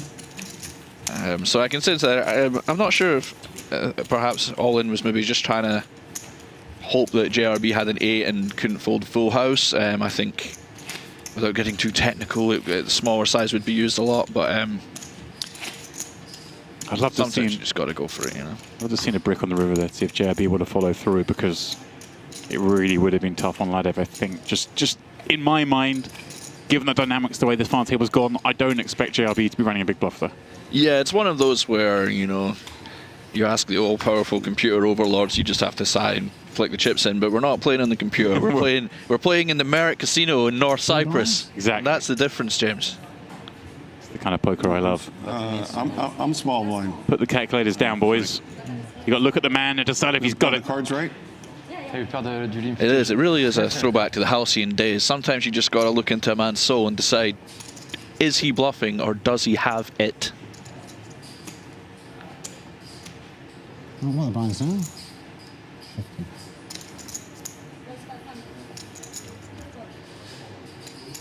Glass of wine's a little bit fuller than it was. There we go. It's living a little shallower. 100k final table, some fine wine. The man's living many a person's dream. Amarone, I believe, is what's on offer. Well, very nice Amarone. Just when it was doing my break-in. That might be it. Batavi wakes up with the Wayne Gretzky. Bring back poker hand nicknames. That's what I say. Do you have any you'd like to bring into the lexicon? Well, the classic one for me is 8-4 suited, which is Scottish aces. It's not. So I'd like that to become a thing. 8-4? 8-4 suited. Why Scottish aces? Why is that? Just is? I just decided. Okay. Rob doing a bit of posturing here. I like that. A bit of psychological games. Pretending he may have something he wants to call with. Might be a close decision.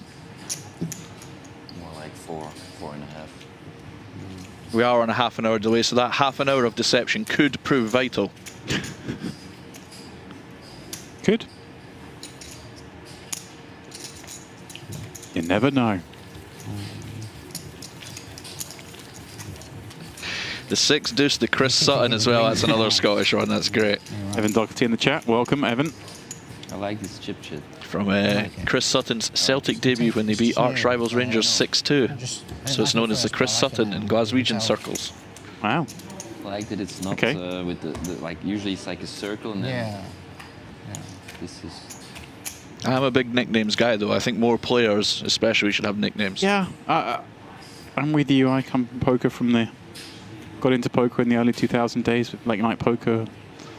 Everybody had a nickname. Obviously the more famous ones, Dave the Devilfish Elliott. Well, he's a great one, for example, because he had 2 great poker nicknames. The late great Devilfish. Devilfish, obviously an iconic name, but before that he was known as the Jeweler. Oh. What a sensational run of nicknames. The Jeweler. Yeah.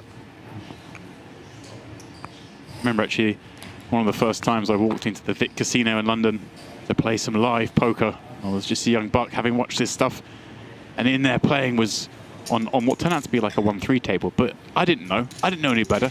I walked in and saw Tony the Hitman Hackey playing there. One of the stars of the original late night poker. Very excited I was. Me and my brother nudging each other. There's the Hitman. There's the Hitman. Those really were the days, man. They saw us coming. Sat down. In front, please. One of the first hands I played a raise and one with jacks, and I turned it over when I had the hooks. It's one of my favourite things when I go out to Vegas. You get to play with the kind of the older generation, and they flip the 7, like the walking sticks, you know, things. I just love that stuff so much. The walking sticks.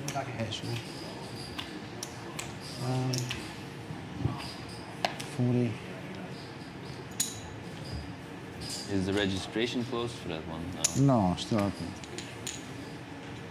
240. Yeah, Leave. still open. They're referencing the 10K there. Registration's still open. Yeah, the hotels we couldn't do a big 10K because normally we'd do 5 million, but the hotels been renovated, so not enough rooms. It's better for satellites and everything.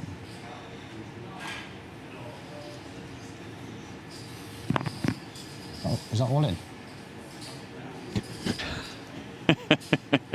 Ladev finally finding a playable hand. Must look like aces to him at this point. Yeah, he's been somewhat handcuffed. You don't mind that if you find yourself six-handed. 1.5 up top. 5.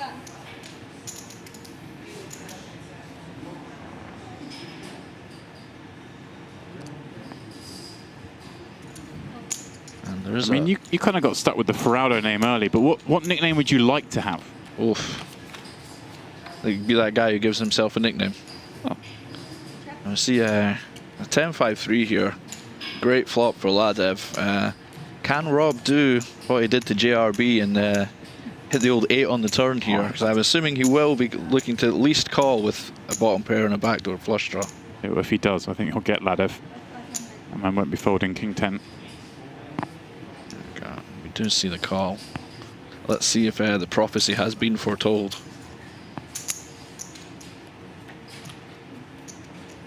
Ooh. Well, there was 2 pair turn, James, but it was the... Wasn't the one we were expecting.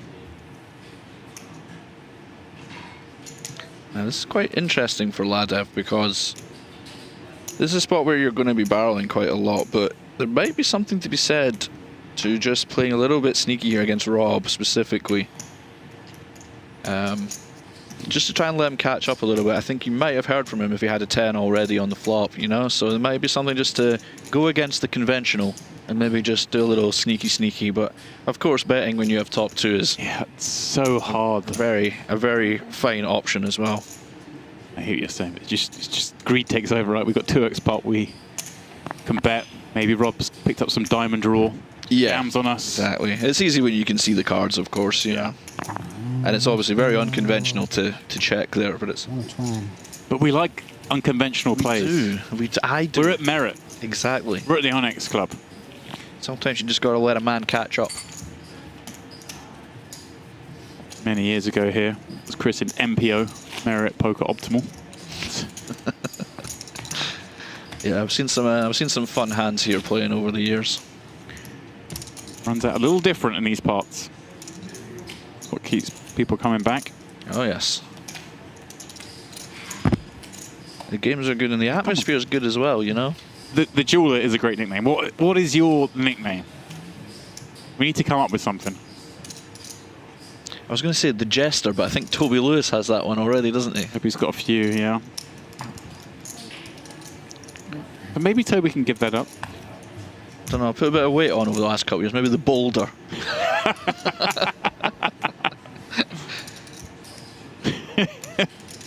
Play really tight and just be called the Boulder, so it's works on 2 Everyone levels. just thinks he's a massive rock. Yeah. No. It's just because I'm shaped a bit like a boulder at the moment. Yeah. The lemon drizzle. Wearing a very fetching yellow t-shirt right now. It's true. Some beauty, this one. Little white frosting stripe through the middle of it. Thomas does get, and this is the kind of stack that getting these steals through is really important. Fine, we'll talk poker if you want. It's my debut, James. I'm trying to keep things on track here. Okay. Easing you in, as we're easing in the viewers to this high roller series at the Onyx Club. If you are liking what you're seeing, please do feel free to click that thumbs up button. Give us a like. Help us move up through the realms of YouTube. More eyes on this stream. I mean, more events we will stream as this becomes more and more successful. And of course, if you really like it, why not hit subscribe so you become notified when we go live each and every day over the next couple of weeks, because the start times will vary as we cover some tournaments, some cash games. You know, with the 6-year-old son, I was hoping I would escape a voice telling me to like and subscribe. Well, I try to do it in a slightly more roundabout way, rather than just the direct. I think I hear like and subscribe in my dreams at this point. And a little bit of momentum from Thomas here. There was a time actually doing a Merit stream where I obviously speak often about the buffet here. It is a highlight of mine. It is exceptional. And I can't remember how many likes there were at, but I put it on the line. And I told the viewers I was not going to have a pudding at buffet unless we reached a certain amount of likes in the stream. I kid you not, people started unliking. So if I was being lied to, I would unlike as well, mate. You know what, joke's on them, because I had the pudding anyway. There it is. There it is. I'm a man of my word. I went hungry.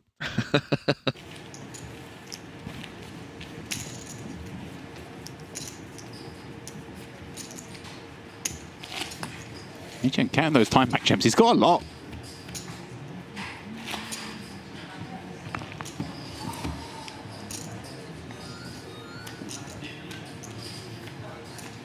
Reminds me of a story from way back when with time banks.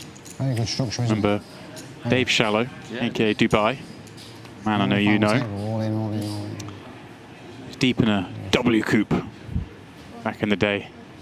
It was sort of 5 in the morning. It was back before they did, you know, multiple day tournaments. So it was just going on. He decided he was pretty tired, needed a shower and go to the shops, so he just pressed the time bank button. He put up 15 minutes in time bank, so off he went. That's a pretty good story. Did it leading into a break, so got himself 20 minutes. And we were seeing Rob coming after his friend JRB's blind here with a 10-4 suited. Here we go. Gets it through. What is it called, the 10-4 again? It's you know, it's like 10-4 radio, buddy. the radio, hand or yeah. something, yeah, something along those lines. Come on, chat, come at us. Give us some good hand nicknames. Or, even better yet, a nickname for Feraldo, other than Feraldo. And you can't call him the jeweler. Yeah, the jeweler. Or the boulder. We've come up with that one already. You don't need like these 1 hour clocks, do you? Hmm? You don't need these 1 hour clocks to have a good structure. Anna?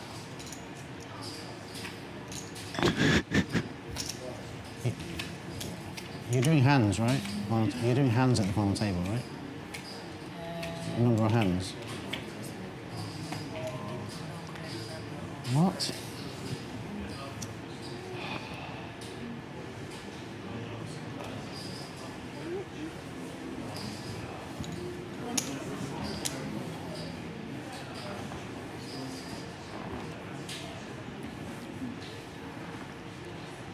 $480.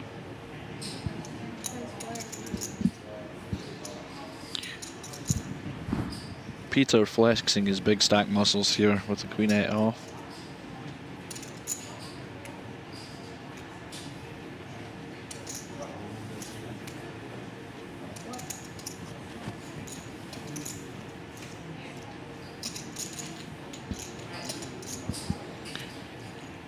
Pretty little hand for Emilian in the big blind here. I do believe, being the poker geek that I am, that is Daniel Negreanu's favourite hand. Oh yeah. That is the kind of knowledge that I retain while I forget family members' birthdays. Any of those birthdays, perhaps the 10th of July? Maybe you could combine the two? That would be useful. Or the 7th of October. Could work both ways. That's true. Depending on which side of the pond you're on. Well, you could just turn the cards around though, either way. Not to be pedantic or anything. That's fair, yeah. Favourable flop for Peter here on the king high, and it's pretty good for his hand as well. Strong middle pair. Expect to see a bet here.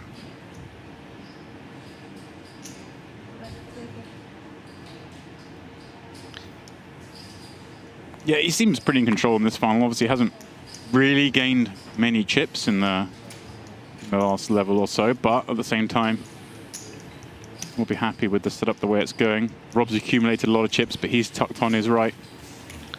Yeah, it's going to happen sometimes where, you know, even if you have the big set, you can't be in every pot. You know, if you get dealt Jack Deuce off, you can't just force it, and the shorter stacks will clash more with each other than they will with you.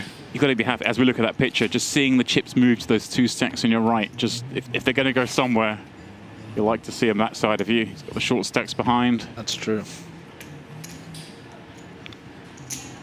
And of course, with 6 left, guaranteed $280,000. But that would be bitterly disappointing from this point if that's where he were to finish. 10-4 is good buddy. There we go. Ah, there you go. Thank you for that, Michael.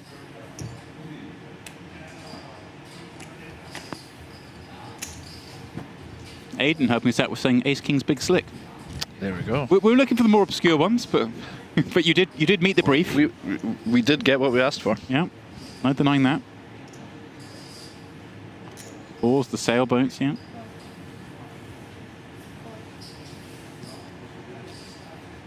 Tavi, Kojak. Hit it low. And Yeah, beautiful hand to see here. Peter's going to be very, very wide, and rightly so with his stack. So this would be a good hand to try and steal that 1.1 million that's already in the pot. And he does pull the trigger.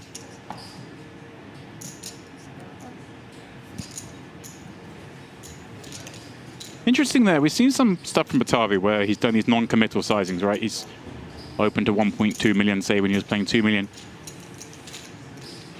I kind of thought this might be a spot where we see him commit most of his stack here with the King Jack suited, just in case the big blind wakes up and then Aerts jams over the top, given we're on a 100k pay jump. Those ranges will be so narrow at that point. Yeah, for sure. I think you're right. You do need to be careful a little bit how much you save, because you then start to get to a point where you start to price in hands that can call. Then don't, you know, if you just do like 40% of your stack there or 50%, you will get into the realms where there will now be some calls that didn't exist before just because you made the price better. But yes, in theory wise, yeah, that seems like a good spot, because if you make the committing raise and then it goes all in, there's two very tight ranges behind, right? So that's very much a spot that you can find folds. So as we look at that, JRB the one cast adrift at the bottom, but with 14 blinds, a double up would see him basically tie up there in third place. And Rob, obviously having lost that pot to Batavi, slipping a little bit down to just 42 bigs. I like this eliminated buy. It makes it feel very personal. Oh, you it know, does, doesn't it? That's a fantastic addition, whoever came up with that. I could Especially see when they got Artur there with eliminated buy and no cash. Yeah, I could see that being Twitter headers and profile pictures for a while, you know, if you managed to knock out one of your friends. Like the old Full Talk Poker t-shirts. Yeah.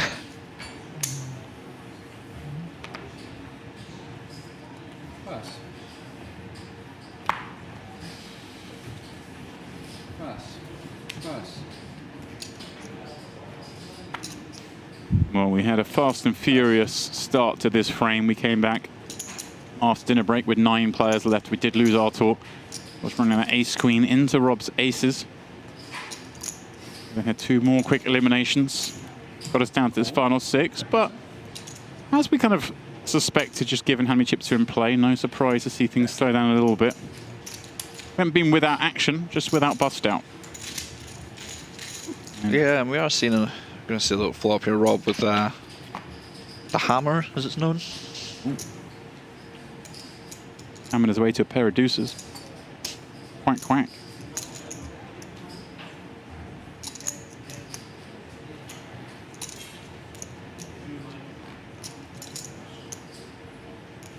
Thomas does check here.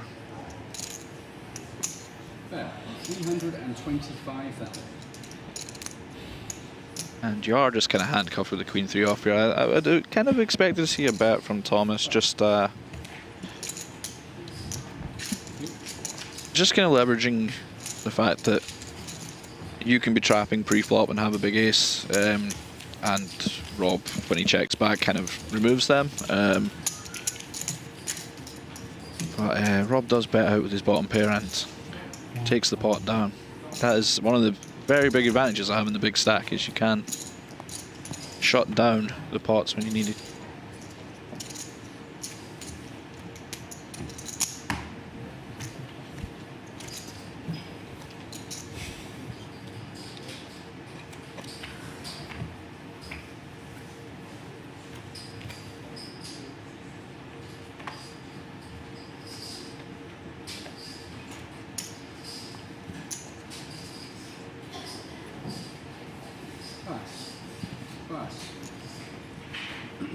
Got Joe back in the box. Called it earlier. He likes to deal the pain. He dealt that Queen Jack hand. I actually called it with Warbs and said, "Oh, Joe's in the box. He always deals the pain." And the very first hand he dealt was that hand. Oh wow! Raised to 570,000. And you can see here, Emilian taking oh wow, there you go, dealing the pain. He's opening to a bigger size. This is something you see when you're opening into the bigger stacks. Raised to 4 million. You will be playing a tighter range, so it does allow you to put more chips into the pot with the raise. Big old 3-bet. And Rob has a chunky 3-bet here, so Emilion's going to make, I would imagine, will make the fold. A sad fold. No one likes to fold a potential royal flush. It's one of those folds where I think, given the dynamics of this file table, as we've laid witness to over the last 30 hands or something, not at all surprising. But there are certain instances where you would be like, well, he's never following this ace-10 to Rob here. Yeah. Right? There are certain days where Rob is always getting the action there. What am I going to do with the pen? Yeah, well, that's it, exactly. I mean, that's one of the benefits of giving out a lot of action some days and, you know, less so other days. When you're unpredictable, you know, there's always that little voice in the back of your head like, I hope this isn't the day he's having one over on me, you know? Queen Jack, offsuit, fold. Yes, here we go. We're back. Come on, Rob, get him. I did enjoy that little extra on the raise for into the bigger stacks. That was a little moment for the poker geeks amongst us. I don't think I'm going to win today. I don't feel it. I feel that I'm going to finish 4th. That's what I feel. Man who's eliminated half the final table doesn't feel it today. That's you love to hear. 10 million. No, less than that. 9 million. More. Way more. 8, 9, 9.5, 10.5, yeah. I feel I'm going to finish 4th. Oh, no. I don't think I'm going to finish 6th, 4th. Pass. Pass. Raise. Raise 500,000.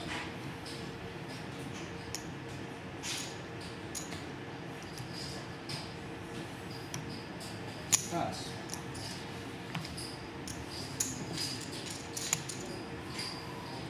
Do you ever get those feelings at a final? I don't know how sincere Rob is with this thing. He's going to get 4th, but do you ever just feel like know deep down what's going to happen?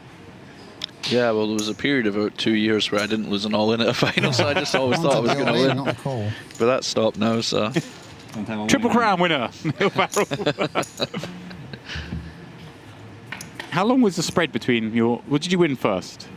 EPT? EPT first, and then... And WPT. Yeah, and then WSOP Europe. What was the time between the first and the last? I think it was just over 2 years. Oh, wow, okay. Talking like Jake Cody levels of speed. Yeah, second only to Jake, actually. And Ladev has turned a straight here after check. Got the degree check mark. He has. He's got the spade to go with him as well, so I wonder if... what we're going to see here.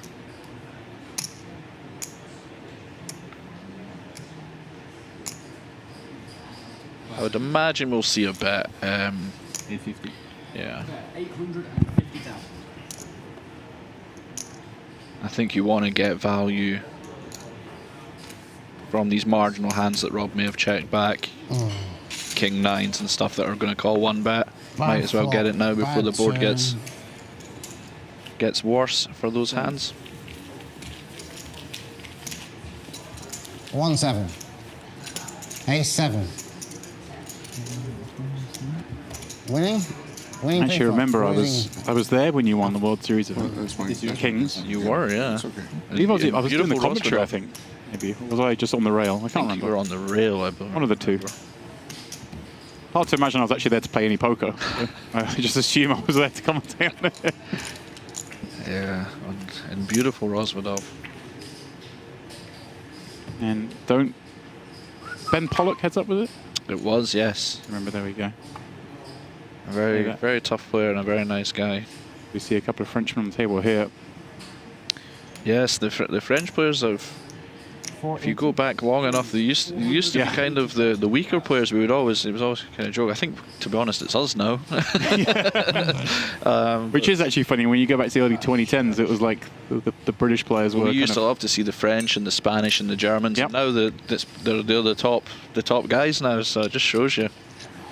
Maybe we should have spent less time at the bar, mugging off, and more time learning. Maybe. Kind of fun at the bar, just talking nonsense. I mean, about. It was pretty fun, yeah. Oh, here we go. That's a little bit of action we've seen, and again, a real clicky This guys here. Yeah, so you don't have to, with the pressure it's on, you don't have to make it big to get the job done. It'll be interested to see if Emilian finds 4-bet here. This is one of the prime hands to do it with, because you'd expect Peter's bluffs to come from this Ace-X region. So having King, Queen suited is one of the premier hands to re-bluff with. So let's see. I have a feeling Emilian will find this here. Unblock the bluffs. I say this as I can see value. all the cards, of course, but exactly, and that's why he's been such a breakout year for us. It's a very top level play. Knows what he's meant to do and can execute, and it's very impressive to watch. So easy there, just say, flick in the 400k, see a flop, Yeah, King, Queen suited. It flops sure. so beautifully, but it is just the exact hand class you're looking for. Like that is the Ace-5 suited of that particular spot. If you follow my meaning. Oh, I do. Solver bait. There you go. Got a little something for everything here on the Merit stream, my friend. But that's a really good example, because you can see that the kind of hand that was used to bluff there. So it's you have got the perfect re-bluffing hand. And you know, sometimes you get called by jacks and tens and stuff. It's not the end of the world. And obviously, if you get called by jacks, say you win 98% of the time. Exactly. And have you ever seen Ace Queen beat King Queen? I don't think I have. So that's another one you can beat. You really did run good, didn't you? Yeah, honestly, I don't think that there would be. If I was, it was probably a Feder Holtz level heater, but but lacking the ability to turn it into 20 million. Yeah. All the stakes, the buy-ins. Yeah. 480.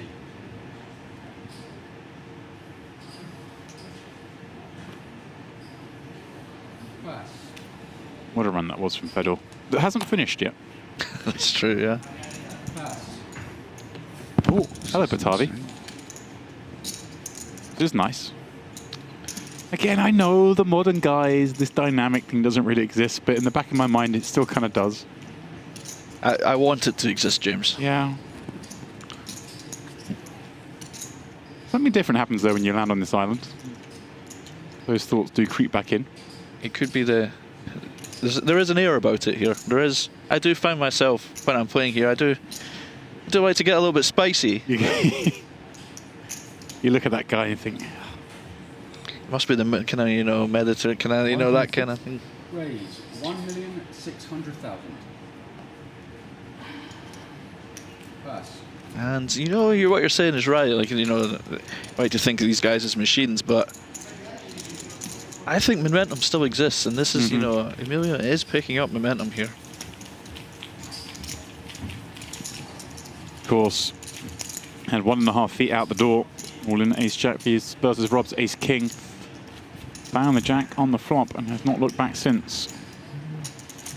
Climbing now over 7 million chips, 30 blinds. Well, that's it. I mean, we all run good and bad in different ways, and what really separates top players from the rest is when you get that bit of luck that you do something with it, right? Right. Oh.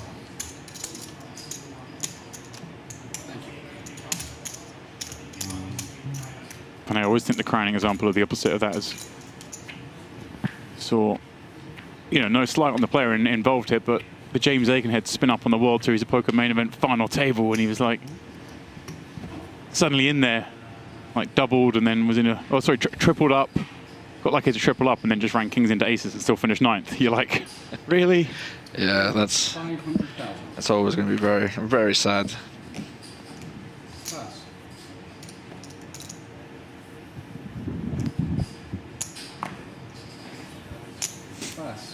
Rob, half a bar with Ace-9.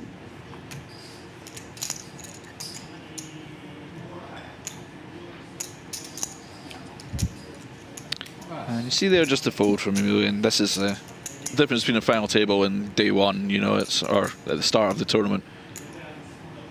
You don't get to speculate as much trying to flop a set and things like that. Every chip is so valuable at the final table that you have to be a bit smart, bit smarter with them. 600.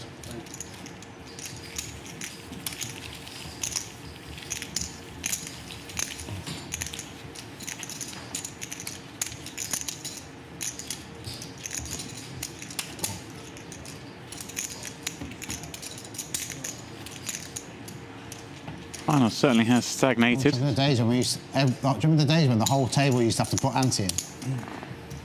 Imagine now, if you brought that back, it'd be big carnage, wouldn't it? Discussing this earlier, actually, in the booth. It was these do. things when you look back and you think, how did we ever do that? How did no one think of this before? I actually kind of miss the pointless fist fights that almost broke out every time someone thought they'd put an ante in when they didn't. I think we should. I put it in. Back. Mine was in front of me. I think we should bring it back. Well, the reason we came on the subject earlier was I was reminiscing on the old 300, 600 level where the 25s are out of place. It was the big ante level. Like 3, 6, 1. Oh, we used to, well, yeah, and then you'd be disappointed. There was tournaments that World Series had 3, 6, 75, which was low morale. Yeah. You'd punt your stack off and exclaim, but it was the big ante level, so it was allowed. Oh, That was always Pepperidge Farm remembers. Can I give you action? I spoke to Chris Moore many times. Torch 120, Sorry, Chris. torch 120 big blinds because it was the big ante level. Big antes, what could I do?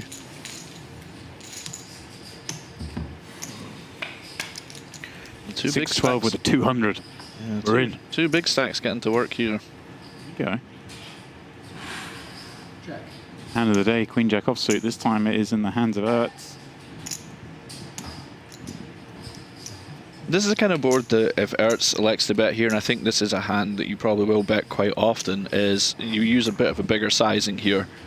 Just to kind of discourage these kind of 4s and 5s and these kind of maybe gut shots like them from continuing. But we will see what he comes up with here.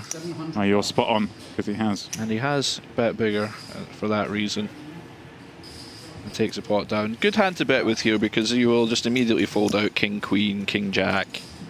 These hands that dominate you. And clear up your equity, so, you know, if a Jack turns or a Queen turns, you can be fairly, I mean, not always, but fairly confident that you're going to have the best hand.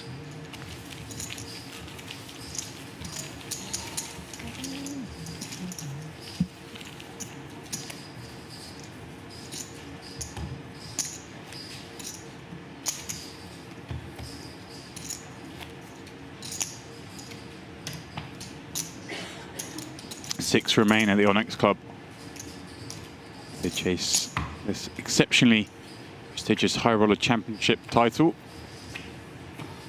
and the $1.5 million it comes with. I really like this background they have with it. It's like they're playing in space. You know, it's really good. You been on the Amarone? Not until the job is done, my friends. This is top professionalism. There were a lot of questions how long that would last from your side of the booth. We speculation, 2 days, maybe 3. 550,000. See how we do. Sorry, didn't really put you on the spot there, but we are where we are. Jack 9 suited for Ladev here. Oh. No. Come on. What's he thinking about here, James? He just wanted to. Yeah. I was just thinking perhaps he picked up on something physical from Ladev. Part of me is thinking, hey, he's taking a bit of time here because there's 5 minutes left on the level. Maybe it gets through him and then the blinds go up and he's on the button and all that. But then I remembered it was JRB. I just feel like maybe anything's possible. Maybe he just wanted to just kind of stack. It's an interesting spot for Thomas here. I think having the 9 you don't really want when you're looking to bluff here. I think a lot of Ladev's weaker opens are going to have a 9 in them. That's like the bottom range. So like Jack 9 suited as we see, and he does make the fold. I think we're more likely to see a 3-bet if we had like Ace 5 or something. Because obviously holding a 9 makes it less likely Ladev has a hand he would fold, such as Jack 9 suited. Rob's go with the deuces. He makes the same decision from the same C. That's got the possibility of a cooler situation here every time I see 2 suited hands the same. Even after all these years, I'm like, oh, might be. Ooh. Could be He's trouble. in bad shape here. Could be trouble. Cool. Well, let's see how this progresses. I'm going to go on a limb and say they're probably not going to make flushes. That would be the smart bet. But they can both make a pair. Yeah, this is a very interesting situation for Ladev because he has a hand that would like to check back, This is a board that he would be quite aggressive on. He has all the sets. He has Ace-King that Peter doesn't. But I think versus the chip leader, you would find a reasonable amount of checking here, even with hands as strong as King, Queen, and such. So, but he does go for the bet.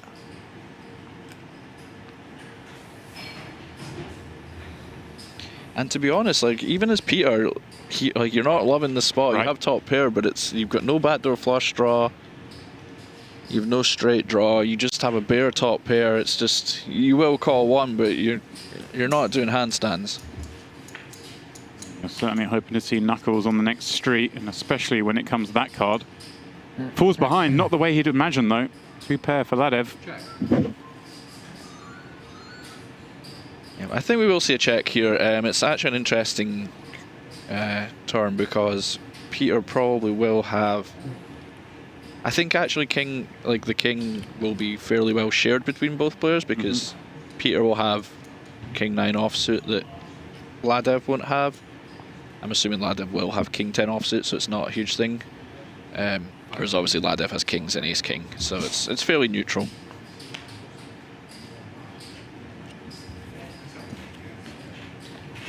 And you actually get quite a interesting decision for Peter. I think you are just going to be too good to check, but I think, to be honest, your lower pairs that call this flop will have some kind of straight draw with them. Like I think if you have Jack 7 without like Jack 7 of not spades, but whichever one's hearts is not the backdoor flush draw, you're actually kind of close on the flop already, so you might not get to the river with that many worse hands than just a naked queen. Oh, I guess you have a 9. I guess you have the 9x, right? I was actually with you there. I thought we might just see that queen turn to bluff, and not just because I'm looking at the 2 pair in the hand it might work against, but I was, you know, I'm maybe getting a little bit ahead of myself there because you can't have just like Ace 9, maybe some 9-7, things like that you can use instead.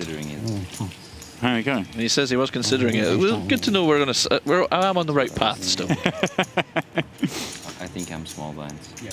You're in the same building. That's about the similarity. That's true.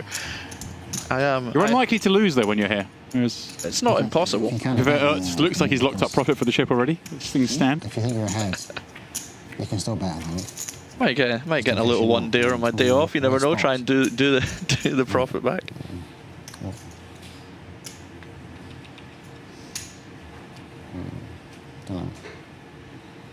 JRB. And you need last hand.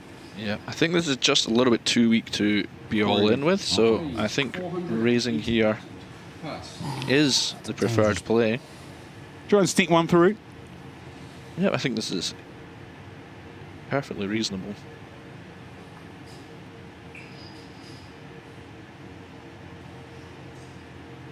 Mine's going up in a moment as well. What is Thomas thinking here? I think he's just waiting for those blinds to go up on JRB, right? that's very possible, actually. I mean, that's the only thing it can be, right? And there we go again. Oh, hello. The ladies. Hello. JRB's going to think Rob's got it out for him. 2. 2 million. I mean, he's so unlucky. We are going to see the queens, I would wager. There they are. Good call, Jarby. Should be noted as well, as I'm looking at the tournament clock here, we have a few seconds left in this level. We will get one more hand in at the level. But from level 20 onwards, things will change. As the first hand I played in 4 orbits. To 16 hands per level, as opposed to time. So all this kind of tanking, looking for blinds to go up on the right people will end. Oh, because the hand hasn't been dealt yet? The snake tactics, James. No more snake tactics. Is it going to be now? Yep. Has to be next hand, no? The dark arts are no longer going to work.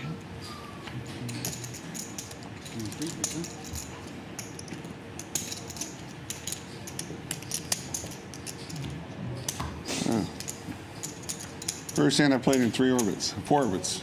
Well, yeah. Yeah. Yeah. Doesn't make a difference.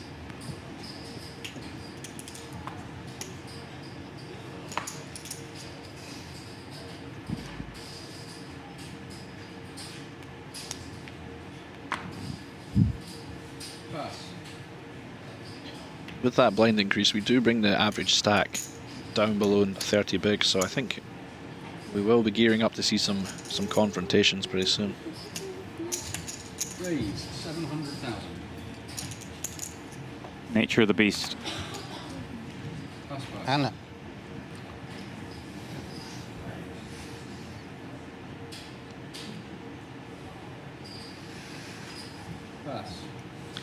And you see this size up from Thomas as well, because he will be committed to pretty much call JRB. So you wanted to not let JRB get in for as cheap as 300 and let him try and flop a pair. You want to charge him to do it. So there is a little bit of juice on the raise.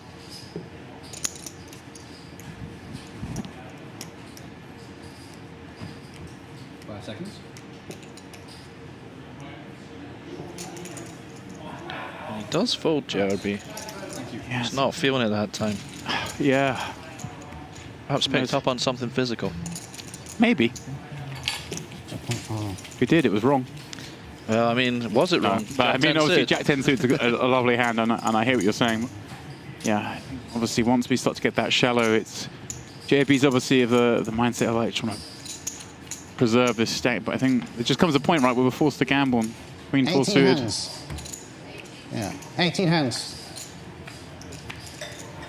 Guys, we're going to go to hands per level. They should have gone to hands per level when we were 6-handed. So 45 minutes divided by 2.5 is 18 hands. So it's irrelevant. Yeah. They make a mistake. On this level? Yeah, they should have done it on when we were at 7-handed. Official final table, it was 6. So. Oh, sorry. Especially when you got stream, it's like slower, isn't it? You raised 600,000, sir. Raise 600,000. So this is hand one. Hand one. It's only 3 minutes. Now this is hand two. Hand two. This is hand 2. So we've got 16 more hands after this. 16? Yeah, 60. How many hands 60. total? 16? Yeah.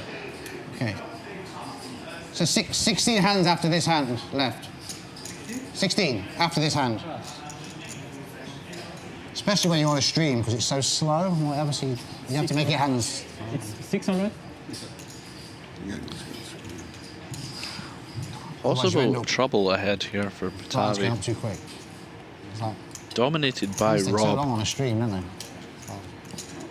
This is a hand that would like to make it into an all-in a lot of the times in this situation, but it is very tough with JRB with 4 or 5 big blinds.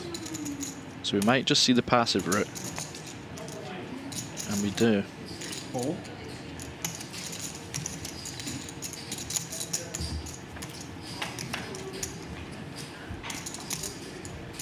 Ooh. Hello. There we go. That is pretty action flop. Check.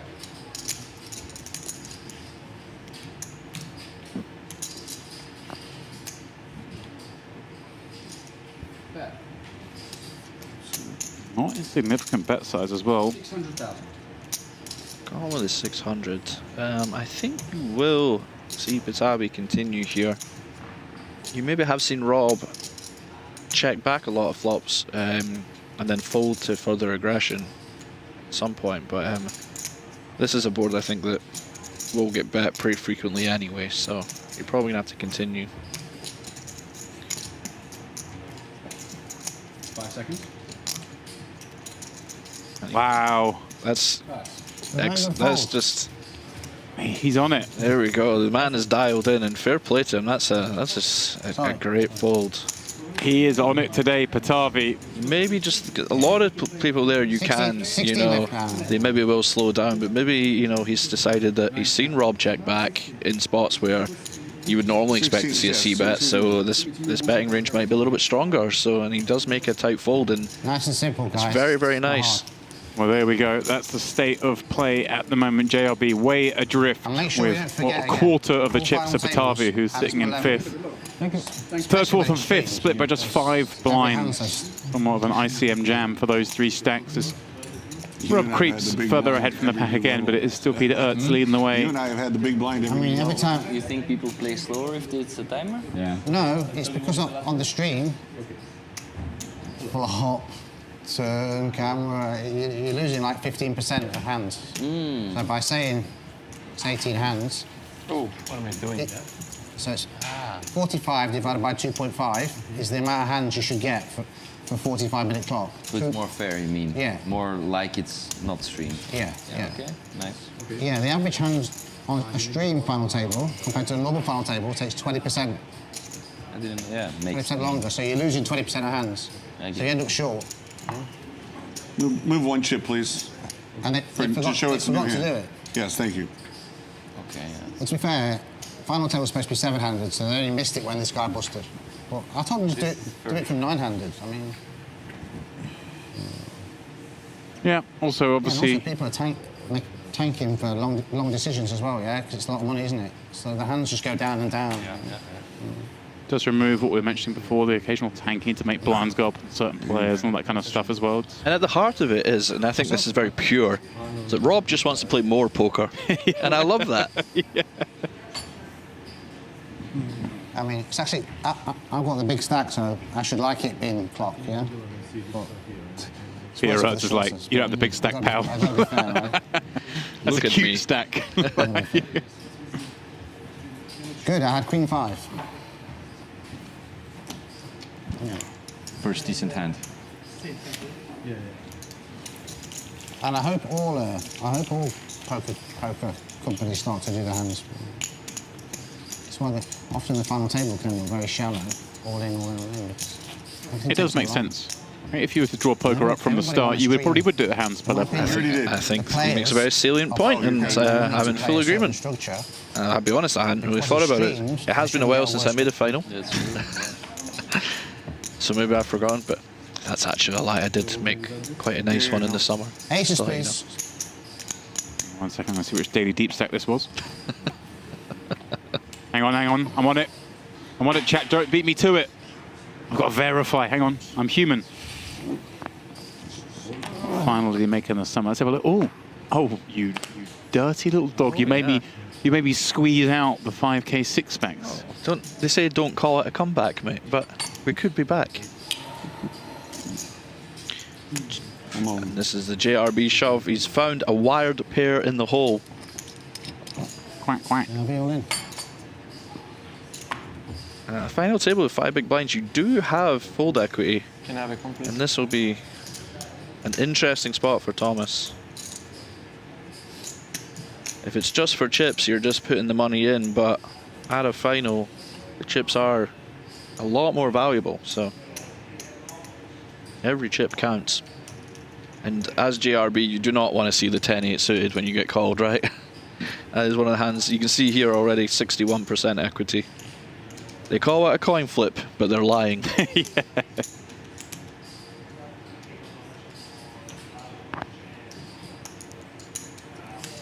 You're going to take this on. Chance to take out an opponent, move up 95k in prize money. It's a tough spot. It's very close. 450, okay. I mean, so often you're just flipping, right? Against the ace low. The 1,500,000. Yeah, I mean, you're going to have reasonable equity. It's obviously a snap call for chips, but you know it's 1,550. it's a reasonable amount of your stack at the final table that you could be using to win chips in other ways. So you can see why it's very, you know, a player of Thomas's caliber will know his pre-flop inside out. So you can tell it's close when he's in the tank.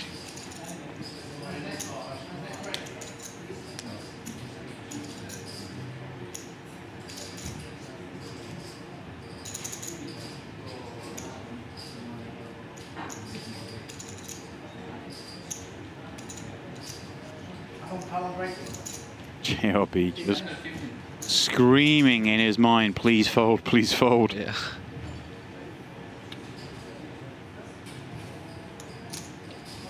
Having been here as well, it's like, you know what's going through your brain. It's like, they should have had a break it.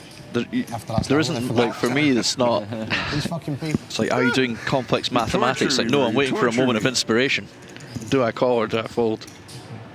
And he has made the call. Good call. Here we go. Good call declared, and they'll be happy to see the setup. Well, I waited 4 orbits to run into the 8-10. The deuces are on the grill. Maybe flop me a deuce. I fold a deuce. This is not what you want to see when you're in with the deuces, is it?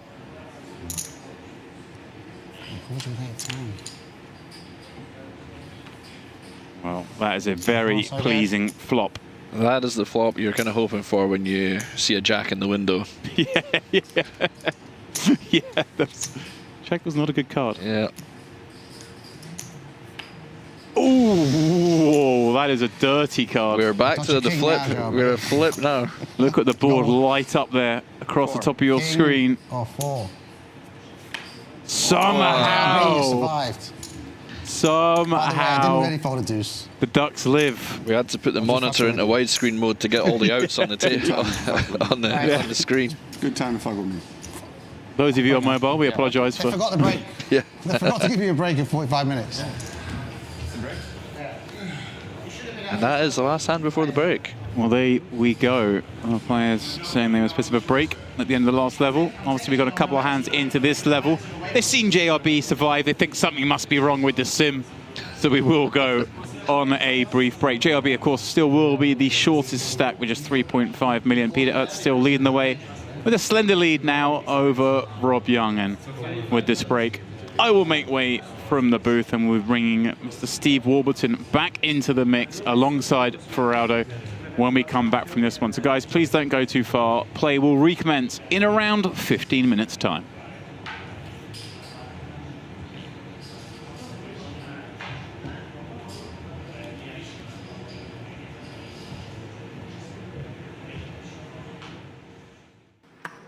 Out in 13th, and we saw, of course, Morton busting here in 12th. Raise for 50. Fold it. There you go.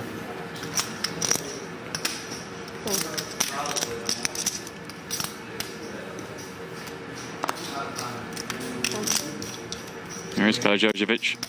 I sort of suggested he might be on the other table. Of course, he's sitting over here on ours. Just hadn't laid eyes on him yet. 2 threes in the big blind.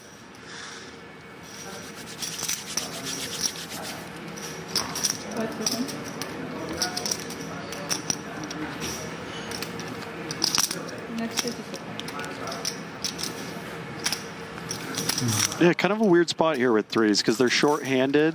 Like, do you set mine out of the big blind? Do you try to sneak a jam through? Kind of an interesting spot here. Pardon me, I mentioned earlier that he'd either won the Invitational or the main event at Triton Montenegro. Slightly incorrect time. He got second in the main event. So apologies there, but nonetheless, a huge score to take down in your hometown, you know? Yeah. This is going to go pretty quick. Oh, he does go for the shove. Get a result pretty quick because of the blinds, right? You think quick because of what? I mean, how big we're playing. I mean, you mean the tournament? Or Yeah, this tournament. Should end in like Can you 6 pause hours. the clock till you... Yeah, 6 hours. Pause the Yes. clock till I get a count. Okay. Well, we all need to get to 50K, so. What time it starts, the 50K? 2. these guys. When are you getting to Jeju? Like, a couple of tables for 100K, and they're like, we want to bust out so we can play the 50K one-day tournament going on today. They're sickos. They are. Stay a few extra days, like before the big tournaments. How much? 4 points for 100 people. Oh my God. Traveling from Europe to Asia is not convenient, jet lag. Bro. Neither is the States to Asia. Same thing. If only he knew. Yeah, but going through the ringer here is very smooth for me. Like from Asia to Europe or from Europe to US, usually What feels is it? very good, but 450. to Asia is not. Yeah. It's just 22 blinds. I feel pretty good as long as I don't eat. Like if you don't eat from when you take off, like until you get to the hotel, like it's like maybe like 20 hours or something, then I get over the jet lag fast. If I eat on the airplanes and stuff like that, Does make the call. Wow. Karajovic gets the bad news that it is one of those overpairs kind of hands you just didn't want to see. Just like this. Jam all in, breathe. Raise, yeah. We're flying towards this final table if the 2-8's hold. I'm going to where? I'm sorry. Oh! 3 on the flop, but please do note the presence of the 2 aces gives Rahul a couple of paths to victory. Going to bed, like, are you late? Like 1 a.m. or 4? Just one pool. Like somewhere between 9.2 million chip pot. And 9 a.m. Yeah. Oh my God. And Kalojovic secures the double up. The last night I went to sleep early. What a timely 2-outer that was. We had you know, 15 mil and it could start to freewheel a little bit, but as it is, they've got to play fairly cautiously, all of them.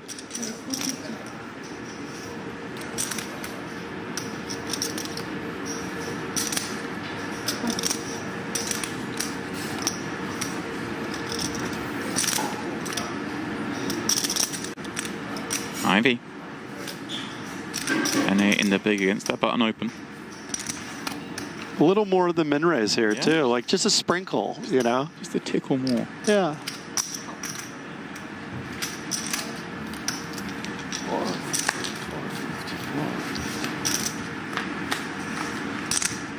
Oh. Oh, just quads.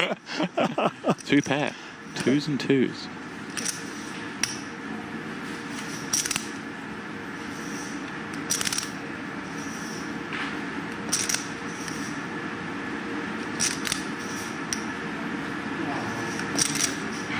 I wonder, it's kind of the board that, you know, you can see arguments for betting and checking. With the absolute goods, going to try and get something out of Phil.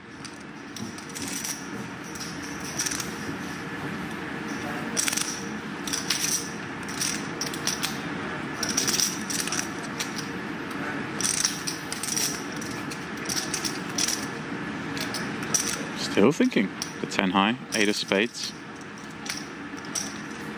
I feel like probably a little wide. Okay. Yeah. He lets it go, but he didn't. He reluctantly lets it go.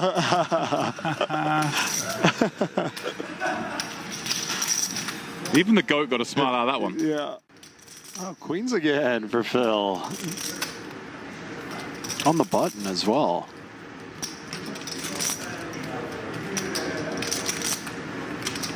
And a lovely hand to find. He just knows so many hands Makita will just rip it in here with. And of course, going to defend with a lot of them as well. 5 seconds.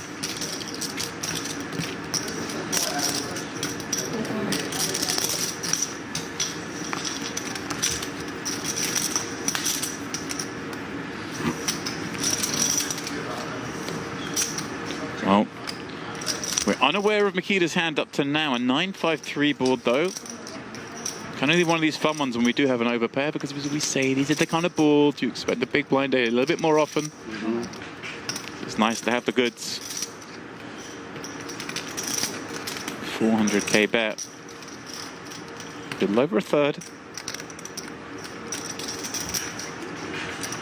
Just instantly that bet 400 instead of maybe like a 250, 300 bet. Already just putting more jeopardy on the stack of Makita, right? I think there's something to that for sure. Like, if you're going to check raise, it's going to cost you. Right. You check call here, the turn bet's going to be that bit bigger, the river bet could be that bit bigger. May well be asked for all of it by the end.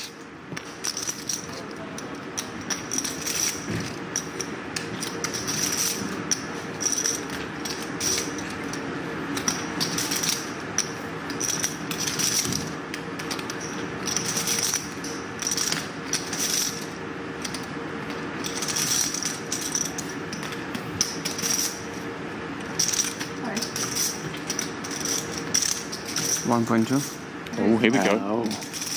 1.2 million with just 2 million behind. Phil now then with the decision. Does he just execute now? If we call, doesn't it look kind of so strong anyway? Yeah, I mean, is he saying that, like, he's done with the hand, or, like, you know, there's a level here, whether you call or you just end the hand now? Right. You don't want Makita to perhaps fold on a turn that he would call off on the flop here with. The thing, still want to deny the draws, some equity. The thing I like about calling, though, is he doesn't have sets here. This is button to big blind. So I think all of those shove pre. Right, the 9s, the 5s, the 3s. Yeah. Okay, that's a very good point. So we're thinking. So I like call. Because Makita's just more bluffy. Yeah, keep it in. But I don't just rip it. I don't not. Yeah, and he just gets Makita to call it off. Assume with a 9 here. Kind of what makes sense. That's 7-9. I believe, yeah. Yeah, this is why this is kind of good, because when he does have the hand, he just... Yeah. He can't get away from it if we jam flop. And here we go then. Makita Badzkiakowski, the one at risk. On this FT bubble. Needs help, but there are a lot of turn cards that can improve his equity here.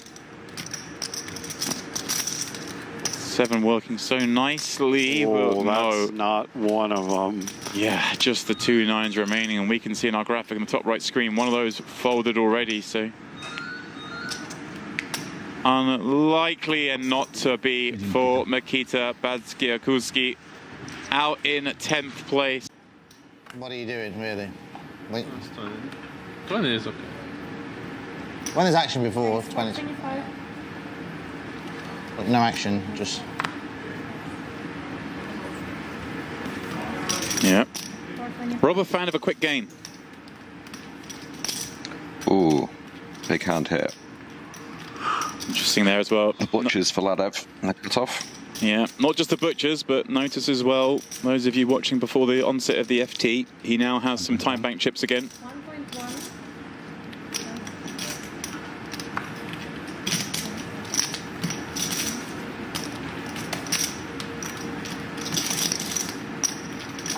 Jesse here playing 31 big blinds. Yeah, I mean... Small potential for a jam here, but... Yeah, he's open under the gun. It'd be pretty wild. Yeah, we've opened up the gun, 9-handed. Ladev's attacked this. I mean, I don't want to rule anything out because it is Jesse and...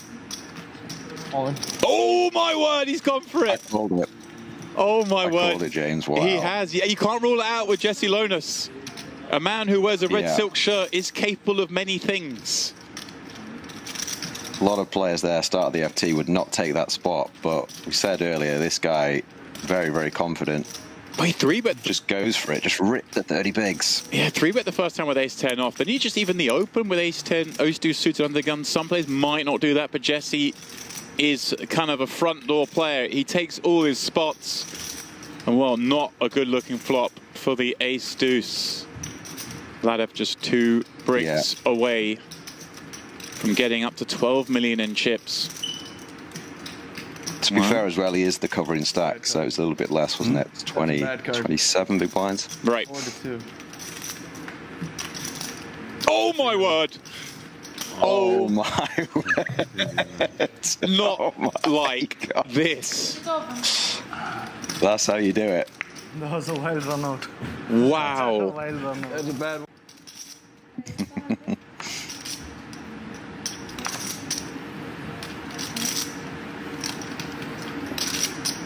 What did you start the hand? 3 million.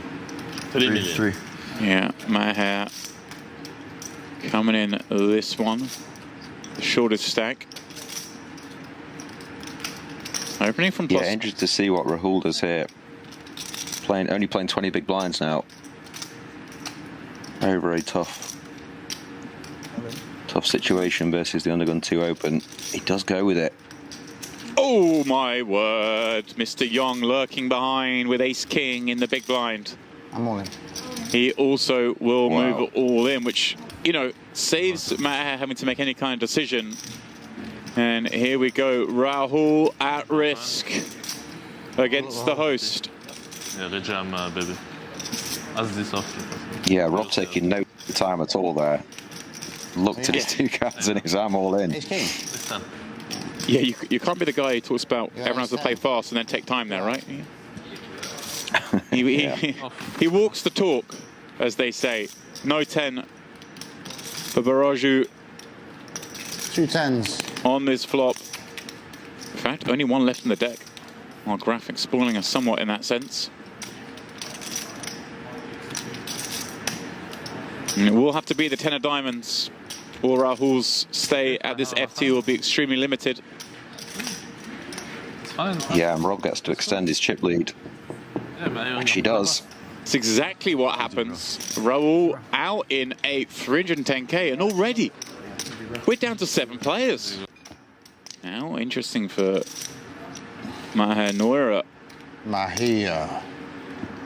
Given he now has 5 million in chips and seeing that, what, 6 big blind stack, knowing it's going to be heavily invested next hand. 150.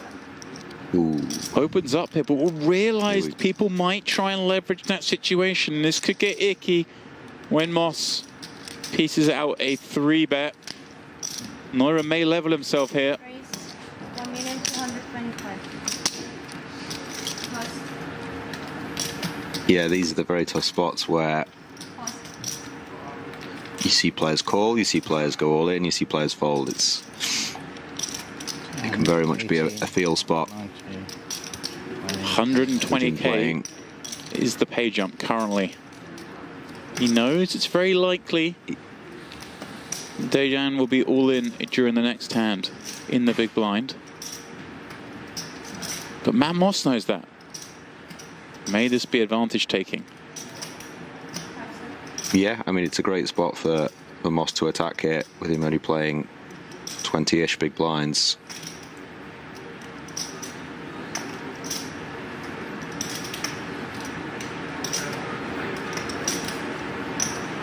Very hard to predict which of the 3 options he's going to go for. He's gone for it. Let's go, jam. Wow. He moves. Here we go again. All in, and Matt Moss, second hand of the row, is all in, but this time a much fuzzier feeling, not just because he has the better hand, but also, of course, the commanding stack of these two. And a Queen 5-4 board leaves Noira just drawing it to the 3 aces. A deuce now, an opportunity, and that's what comes. You win, bro. You win. You're straight. Wheel on the river. Spare the board. Well. That was some speed dealing, wasn't it, James? The turn and river almost to come out at the same time. It's like bam, bam. But then he won. And he still sniffs it out and gets the fold. Yeah, that was sick. Indeed.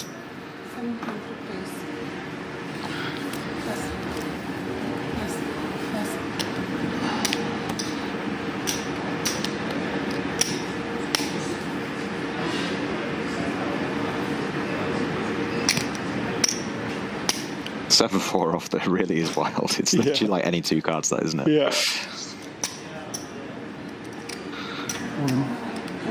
Here he is again, opening the King Jack off. And Matt Moss decides to run it with the 10 Jack suited. I like this play. Yeah, I mean, he's opening so wide, and this is such a good hand to just whack it in there with. Yeah. Just shy of 19 big blinds, you're going to get some better hands to fold as well. Queen Jack, I assume King Jack off will fold. Who knows, though?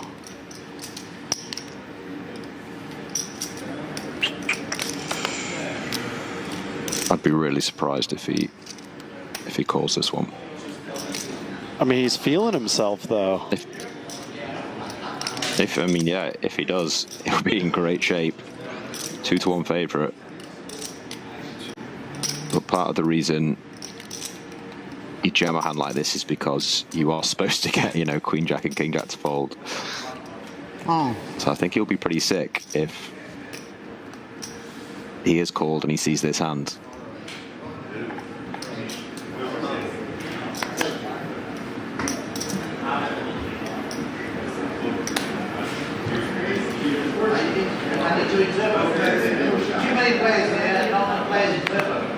Oh my God, he makes the call. Oh my God, wow. That is sick. That is incredible. I have no words to explain that, but he's totally correct. He's just figuring it out. Crushed. Wow.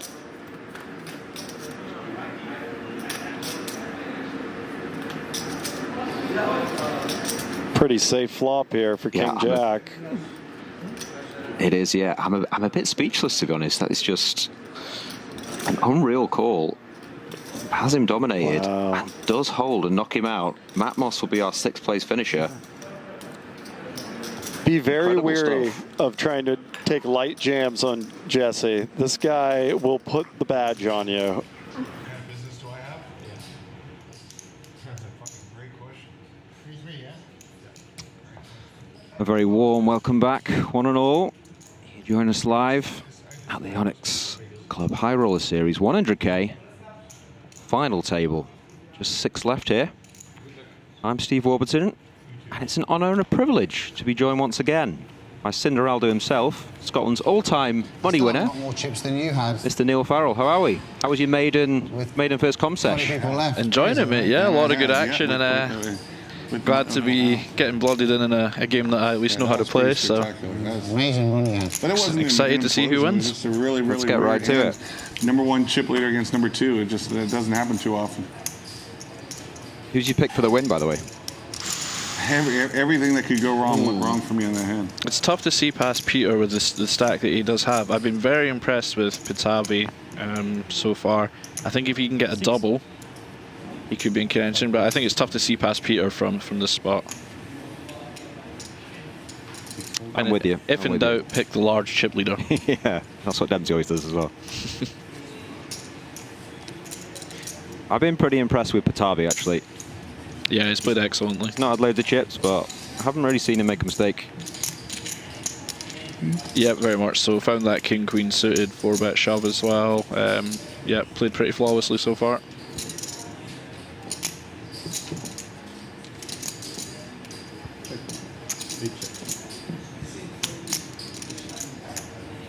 Six left here, of course. Every player guaranteed $280,000. First prize, 1.5 mil. As we see Rob defend the Jack-6 off here. Yeah, interesting spot for Pitavi. Certainly look to check back here. Double gutter now for Rob. I think Rob's been fairly honest on flops and turns so far, so perhaps just gonna let Rob announce himself. And it might not work out for him here because Rob turning the double gutter has bet out. Yeah, what do you think of this? Do you like this with no heart? You do have a double gutter. Check on the flop. I think it's fine for sure. It's nice to have some bluffs if a heart hits the river, and this would be a good one. And also, he has, as I said before, he has been quite quiet on flops and turns, and he does. This is why Pitavi has folded. So I think that's a really nice play from Rob. Perhaps utilizing his image a little bit to garner a bit more fold equity there. So it's a very big thing in poker, being aware of how others perceive you, and taking advantage of it there is very, very smart. Yeah, you're right. We've not seen anything like that from Rob. He has been generally quite honest in those spots as well. I mean, obviously he did have a double gutter, but you're right, like no heart. And you can see Emilian has probably picked up on that as well, because he has made quite a tight, like a fold that you wouldn't normally make, right? Yeah.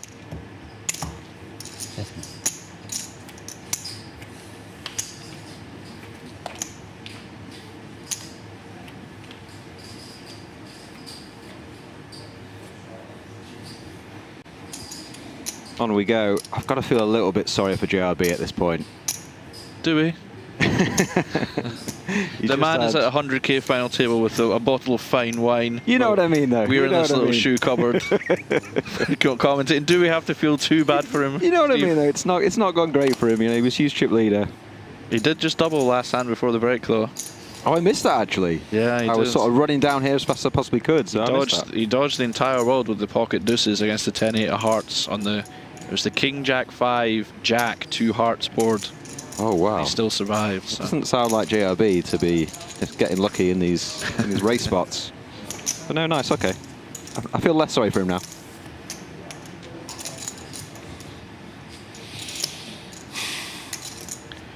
And interesting spot here, Rob. I like him to check. I wonder if Peter will just bet his king high here, thinking that he has the best hand, and that it would be normal just to check, but yeah. 9-bet. We did see a similar one earlier on after check, Rob bet king high, didn't he, on the like an ace something That's board. right. Yeah, I don't expect Rob to be folding. He does indeed come along. And a nice turn card for Rob. Picks up the nut flush draw.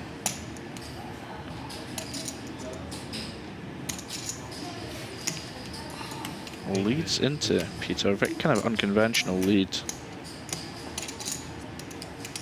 Perhaps maybe trying to utilize his image and maybe get something like a weak 7 to fold. It's a little bit ambitious, but Yeah, that's just about half the part with the lead, as you say. It's confusing, Peter. yeah, I make this face a lot playing poker. I recognize it, and he does make the fold. So nice pickup from Rob. Cheers, Rob. Yeah, there's not really too much you can do there, is there? You don't really necessarily think he has many strong hands with this line, but what are you going to do? Yeah, and it's tough to be bluffing, right? You know, like if you have 10-8 or something, you're not just going to check, call the flop, and then lead the turn unless you know. Feels like he has some a couple of bottles of nice wine deep. Yeah. Would have been interesting there if, you know, he had a 7 or something, just to see how he would have proceeded. But there you go. With that hand, Rob does take the chip lead. There we go. Only a couple of big blinds. Just 6 left. JRB, as you said, doubled up last time before the break.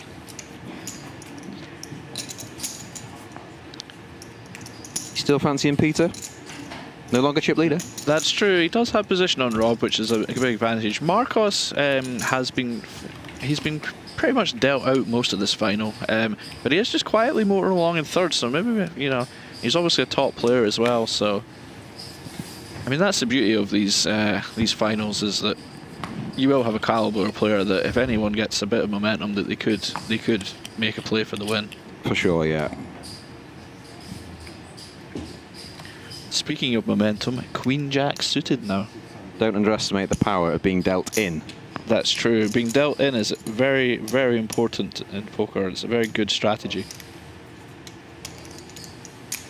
You were dealt in, weren't you, between 2015 2017? That's true. Yes, we've been waxing lyrical about the heaters of yesteryear. And I feel like, you know, Queen Jack suited versus King 9 suited here, there is a chance that both could be dealt in, and there will be some fireworks. Yeah, there could be a clash here, couldn't there? There's also the chance it comes 7-5 deuce with 2 diamonds, but let's hope for some fireworks. Let's not speculate. Yeah.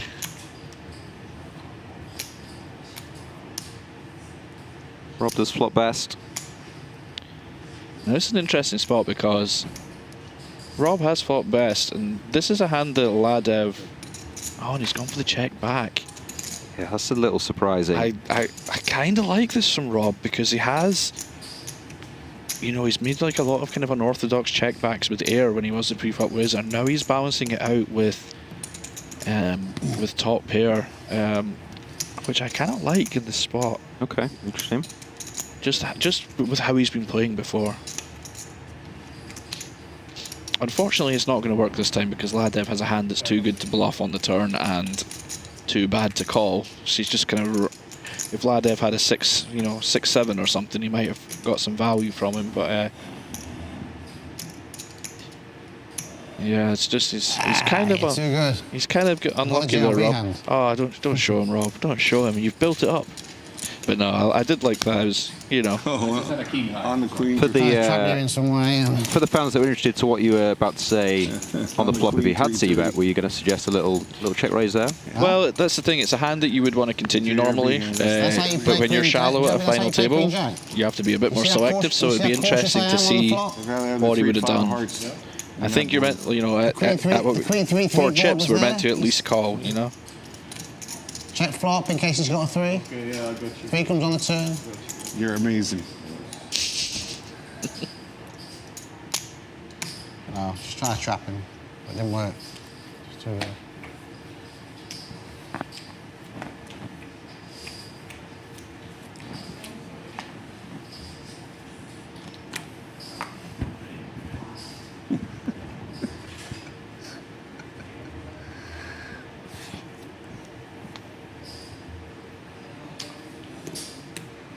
On we go. Patavi here. Opens the ace-jack off under the gun. Yeah, very bad hand.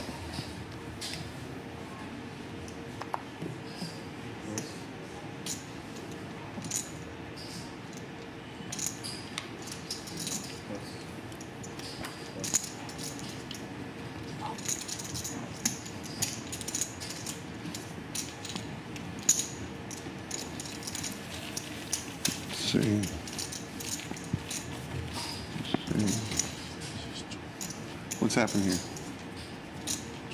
Does take it down. You didn't put it? No. It's either from the last pot or you put it. I don't know.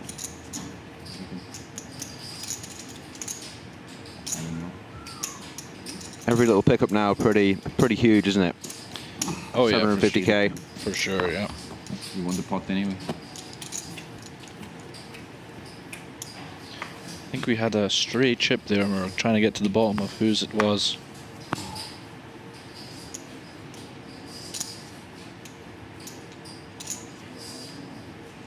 That used to happen a lot. You know, we were talking about the antes. Pre-big blind ante, yeah. We did talk about that. It wasn't just who forgot to ante, it was like the stray chips and just, too much, wasn't it? Too much. I used to miss the fights that would break out over it. Do you remember that one with Jeff Lysandra at the World Series? Yes. Take your head off. Yeah, yeah. You don't call me a liar, buddy. Oh, we've got some proper hands here. Two big hands. Ladev playing 21.5, almost 22 big blinds, the jacks. Yeah, I would expect to see a non-all-in 3-bet here. I was going to say, you jamming or 3-bet calling here. I think this how the spot is meant to play out is Ladev is meant to 3-bet with these big pairs and some bluffs, and Aerts is meant to go all in with like ace-5 and stuff a good amount, and we're meant to see who wins. So that's how it's meant to happen, I believe. We'll see if what happens with the king-queen offsuit here. King-queen probably just call, right? Or no, just folds. Yeah, it's one of those. It's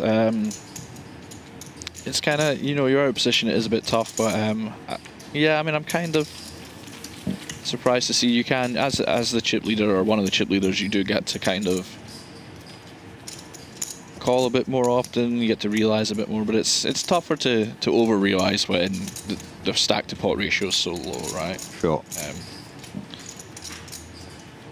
But yeah, it's, you know, we used to remember back in the day that you never 3-bet fold off 20 big blinds and all this because too much of your stack's in the middle already. Yeah, yeah. But when you have heavy ICM considerations, you see 3-bet folding off of 11, 12 big blinds now, you know. So sure. 20 is like a mountain.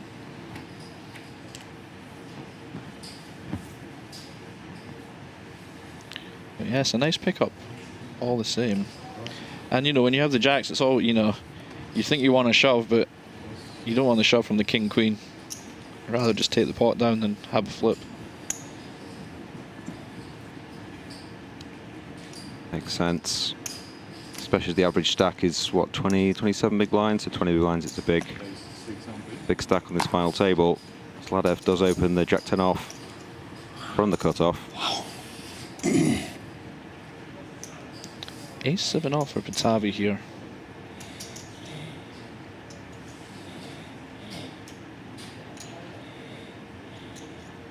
Interesting to see. I think it's just going to fold mostly.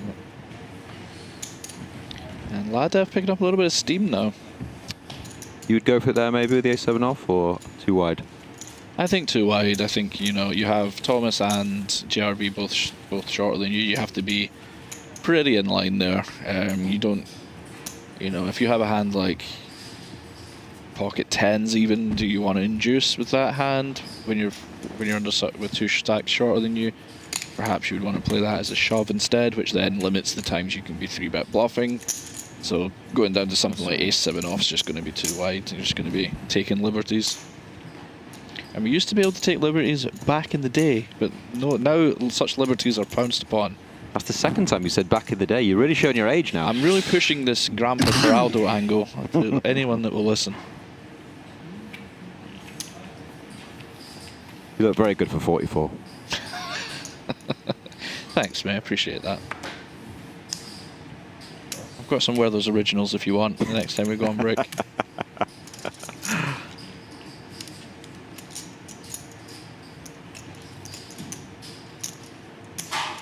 I went to the football last weekend and a very old man, he's maybe 85, handed me a black sort of licorice sweet, and I obviously couldn't say no, and it's like the worst thing I've ever put in my mouth. And then you woke up 12 hours later. Feeling great.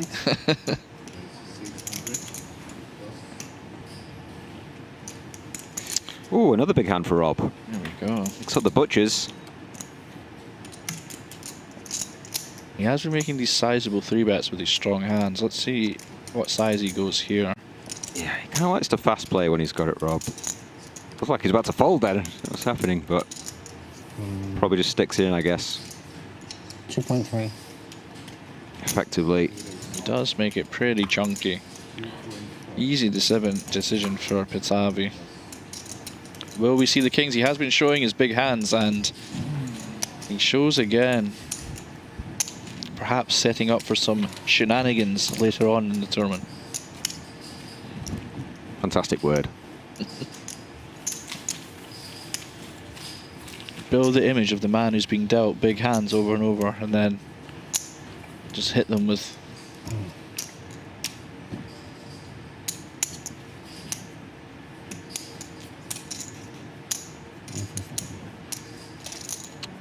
I feel like JRB's... Oh no, he's not. He is here. Looks sort of semi-asleep then. Maybe that red wine's kicking in. Always a possibility.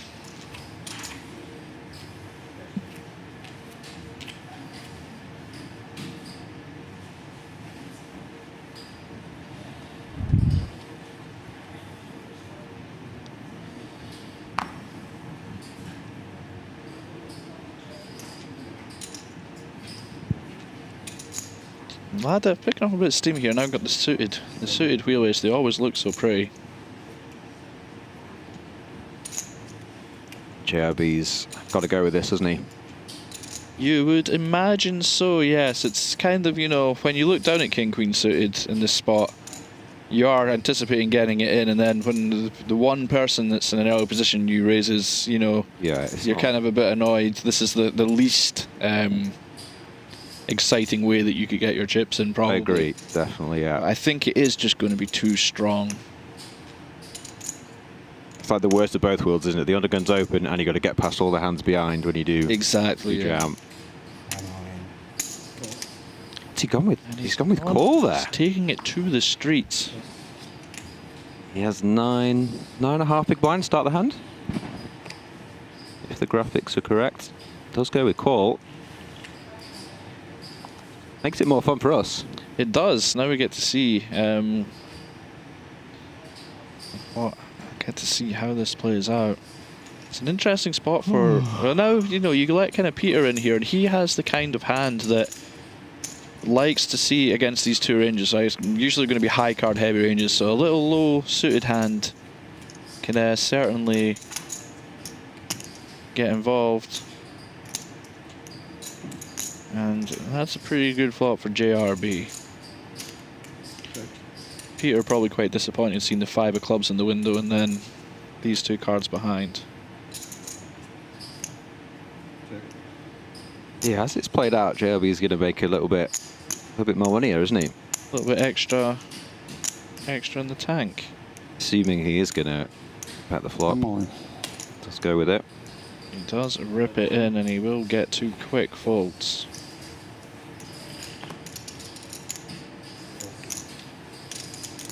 Big hand, JLB, eh? Aces? No, ace. I'm never gonna let another guy see a flop with aces. You would flat call there with aces. I could see you flat calling there with aces. No, not in that spot. Queen Jack of Spades. You're that skilled, you can do it. I had a very nice hand. Ladev is dialed in. He's pretty much called JRB's. I'll probably be faulted for exact not hand. jamming on the pre-flop. Nacho's over there screaming at me at the fucking screen right now. Jam, jam, jam. What does Nacho know? Huh? What does Nacho know? Dude, honestly, he wins every tournament, so I guess the guy's just a superstar. Yeah, but compared to you, are you Nacho's coach? Am I Nacho's coach? I'm sure it can't be yours. Nacho. Surely you're higher level. That's probably, I mean, obviously, I won the hand, so the way I played it worked out great, but my hand's probably a jam pre. What was it? King, Queen suited. There you go. King, Queen of Spades. I say it because you said exactly my hand. He said Queen, Jack of Spades. It was King, Queen of Spades. He knew that because he showed, or he called it? He just called it. He called it nice. Yeah. Ladev just snapped said Queen Jack of Spades, so he knew what the situation was. I felt that his under the gun raised. I mean, there's almost no hand that folds to my jam. Except the one he had. No, maybe I'm wrong. I don't know. Gonna have to ask the Wizards. Wizards? You can see where JRB's coming from. He is kind of explaining the feelings that we had. That it becomes a less attractive spot once that action happens. But okay, yeah, he's not super comfortable with it, but yeah. It's been a long time since I've seen. Let's see what happens here. 5 orbits since I've seen a hand. Off fold. Does c-bet and take it down. Seen a little gear change here. He has been kind of checking back these kind of airy hands. Yeah. Did find the c-bet there and take it down. Exactly 3. So I made a mistake. I still don't mind my playing. It's probably fine either way. And I can still get off my hand if somebody finds a monster behind me. That's true. That is a true statement.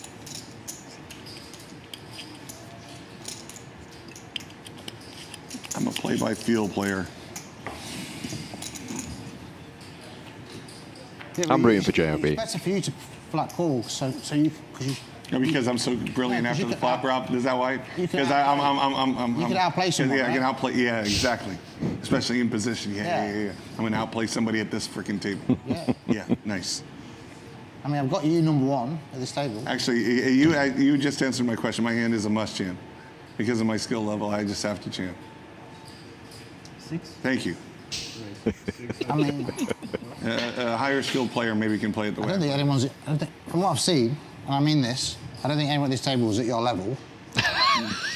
At my level, in height-wise, yes, or weight-wise, probably nobody at this table can eat as many hamburgers as me.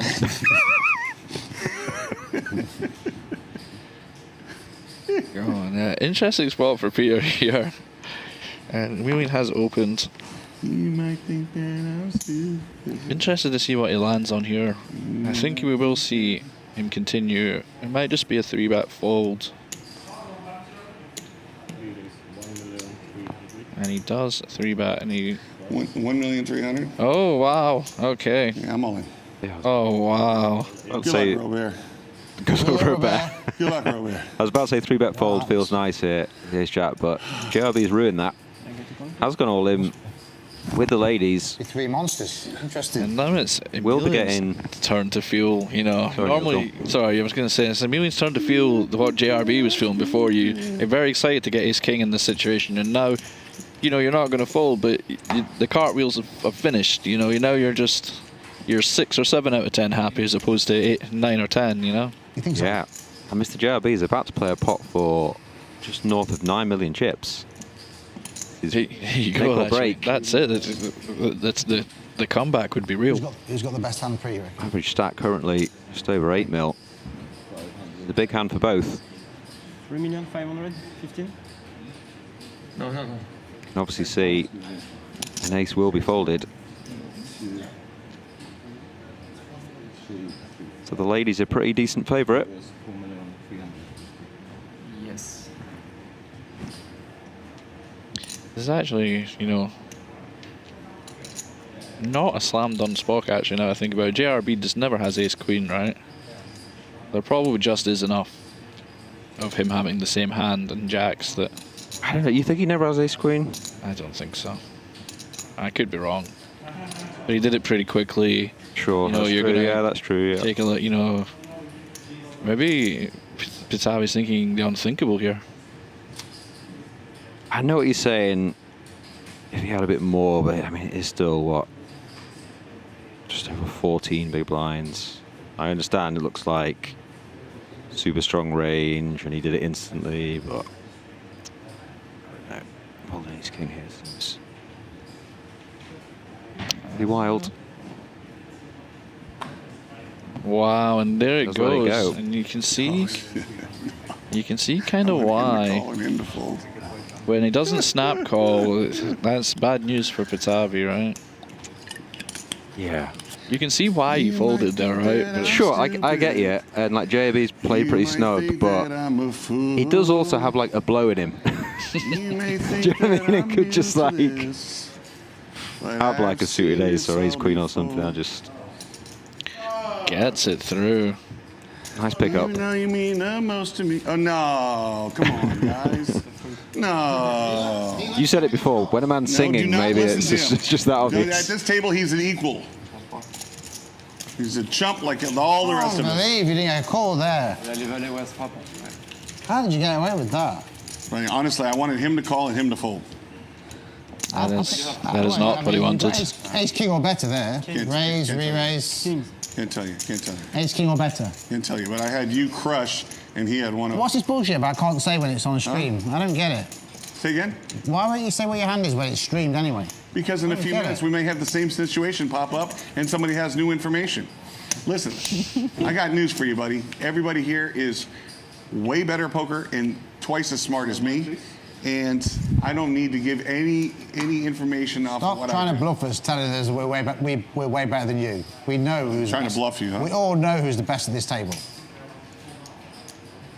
Who here's got a bracelet? Rob. Who has a bracelet? Your bracelet? Bracelet? Bracelet? No. Bracelet? Neil? Online Bracelet? No, it doesn't count. Then no. You're the only bracelet. No, online bracelets count. How many bracelets do you have? I have one bracelet. There you go. I have one bracelet. Yeah. How many third places do you have, Johan? So don't start telling us you're the worst player at the table when you're the only one with a bracelet. I have 3 second places and one bracelet. Don't patronize us. But I had a 19-1 chip lead once. Squandered it. 19-1. It's a bit like this tournament. 19-1. The guy's chips literally were like this. I had every chip in the tournament. He had a check like this. He won 13 hands in a row and got even. Rob really is the king of the needle. And amongst all this, we got a little hand break. Oh, disgusting. Disgusting. Limit hold'em. You are right, Neil. Yeah. Cut off. Mr. Peter has opened the ace-5 off. Pitavi defends. Queen 9. They both flop a piece here. Yeah, it could be a little bit of trouble for Pitavi here. He did make a tight fold before when he was at this kind of extreme range disadvantage. I've ever gone 4 orbits without playing a hand. It's a bit tougher to do it this time with middle pair and a backdoor straight draw. I think he's going to lose at least one bet here. Backer that I went 4 orbits, they'll never ever believe it. Was that when he peeled the 9-3 and flop bottom pair? That's right, yeah. Like ace queen 3. Yeah, so like have to have the best hand, have to not get any barrels. Yeah, it's like ace jack 4 savers the opener. Yeah. I was trying to work it out. This is it. It's a very dicey spot already for Pitavi. In the lower level. And the funny thing is, I thought I folded too fast. I didn't even use an extension. Yeah, as I thought, this one is just a bit too good. I still had to pay the max. If this runs out blanks, we might see Pitavi we got it done in time, but then he announced police after Peter down here. Yeah, interesting. He just has pop back as well. Yeah, and this is 7 in there. First year, I was never playing the hand. I was posturing. I didn't even take an extension. Okay, makes sense. I didn't even take an extension. I was live guys straight. And this is a spot here where just betting like Just wanted to pay the lower blind. 8 or 900k as Peter just puts Patavi in a whole lot of trouble with all of his hands, really. So you're in the coffin, aren't you? You really are. So it might be a spot where Patavi might just have to, and he does check, which is interesting. Well, we have some drama. Oh wow. Okay. This is fairly unlucky for Patavi. I think you're going to see a block from Patavi here. A queen with a kicker, I think, is going to be your line at a final. I'm not sure you'd want to risk value betting a queen with no kicker. Just eyeballing it, so I think he is going to get the bad news.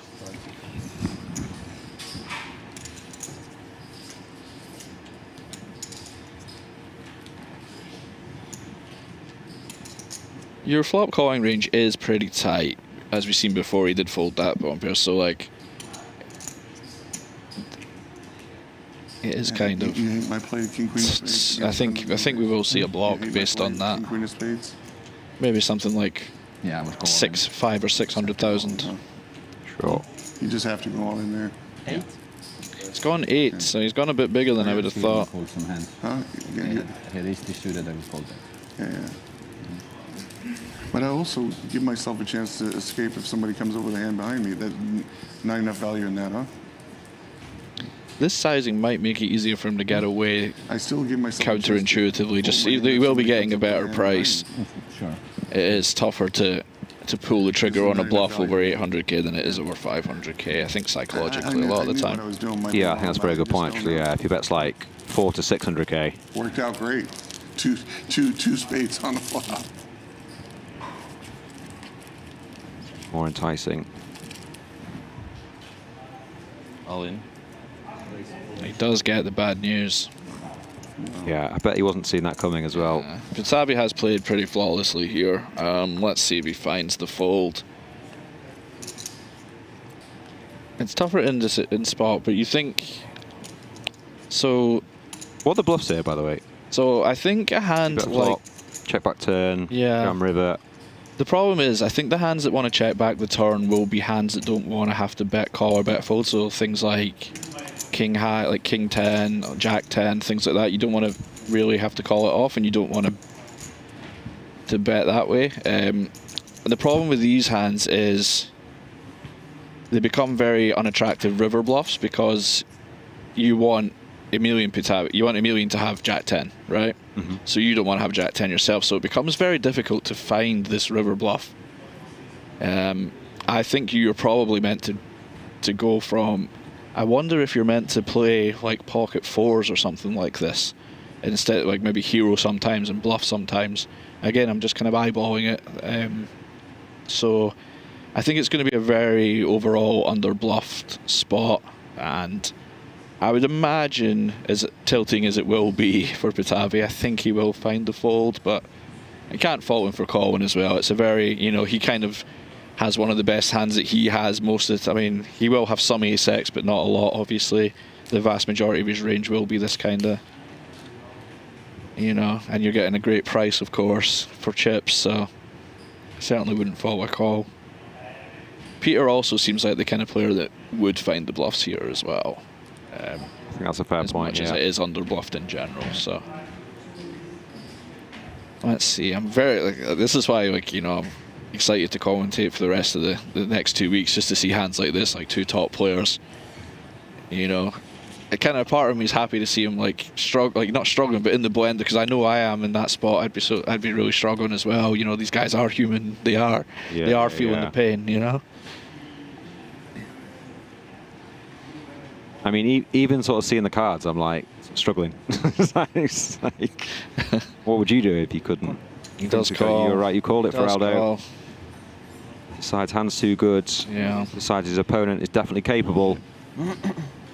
It's very tough as well because a lot of it comes down to how Peter plays an ace on the turn as well. Like, I was quite surprised. I think with an ace you will probably bet the turn more often than not. There will be some checking, I guess, so I can certainly understand it for sure. And with that, Batavi, who in my humble opinion played pretty well, didn't seem to make too many mistakes. Does take 6th. Yeah, I think he played spectacularly well. You can see why he's had the year he did last year. Picks up 280k. Just like that, we're down to 5. Good jam there, sir. Now I hate my call even worse. Means you could have jammed with 3 maybe. I still don't think so, but yeah. Against me, I'm talking about. What a jam. Wow, that's fucking... Wow. That I didn't expect him to call a queen here. Or better queen. That confirms what was just alluding to there. We've got 5 left. Yeah. Thomas with a bit of work to do. 14 big blinds in 5th. Rob's still the chip leader. Just over 17 million chips. Lines in, yeah? It's good for 58 big blinds. 35% of the chips in play. Oh. JRB hanging in there. I wish. 22 big blinds now. He's not out of it. Always a dangerous player.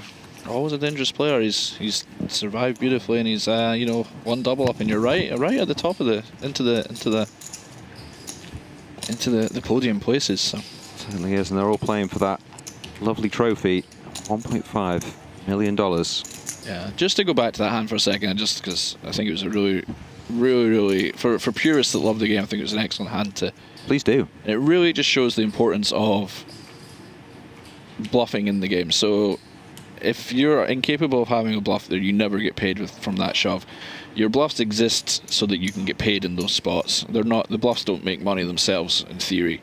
They are there to provide the reason to get called by the Queen 9, and it's just top level poker. It's a very nice hand for the purists. Such a good point. You could play 500 1Ks and you should always fold there. Exactly. Because the guy just never has a bluff. But you've explained that very well, Neil. This is a totally different level when a player can have bluffs. You've got to find these calls sometimes. Ladev with the 3-bet here, and I think we will be seeing 3 cards with the Jack-10 suited. Rob has the chips to put the pressure on post-flop, and he has a beautiful hand.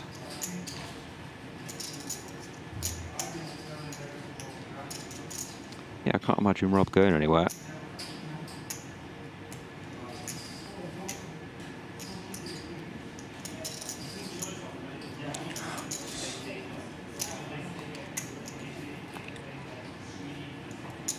He does go with call.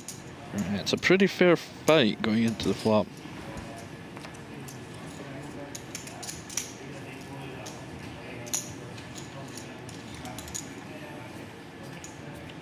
Spin the wheel. Wow. It's a nice one for Rob, but Ladev has got a bit of a piece. I didn't see the 10 behind, so I was just seeing 9-8, and I was like, oh, here we go. Is he Snapchat? Okay, he just leads. Wow, he just leads all in. And see, this is like this board you can do a bit of leading on as well. This is the kind of things you have to do as a chip leader. Like you do leverage. You know, there'll be some boards that come like, you know, lower number boards that are not going to hit this ace-king suited, ace-queen suited kind of hands for Ladev.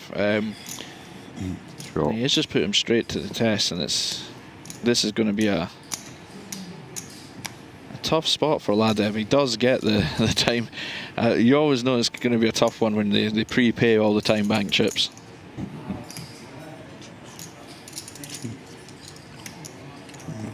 He's got a lot of time banks as well. It's like 20 time banks. Must have been playing fairly snappy throughout.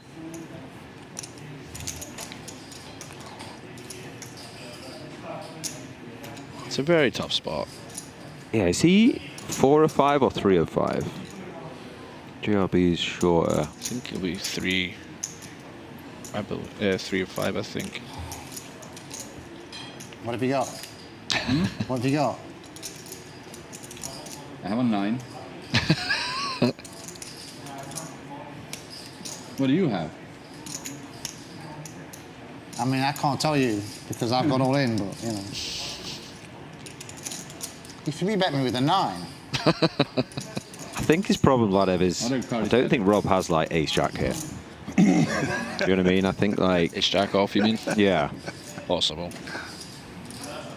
Will Rob be trying to, you know, now he said that found out Ladev has a 9, is he going to try and act nervous now? You know, try and give off that he doesn't really want to call. You can have a king jack.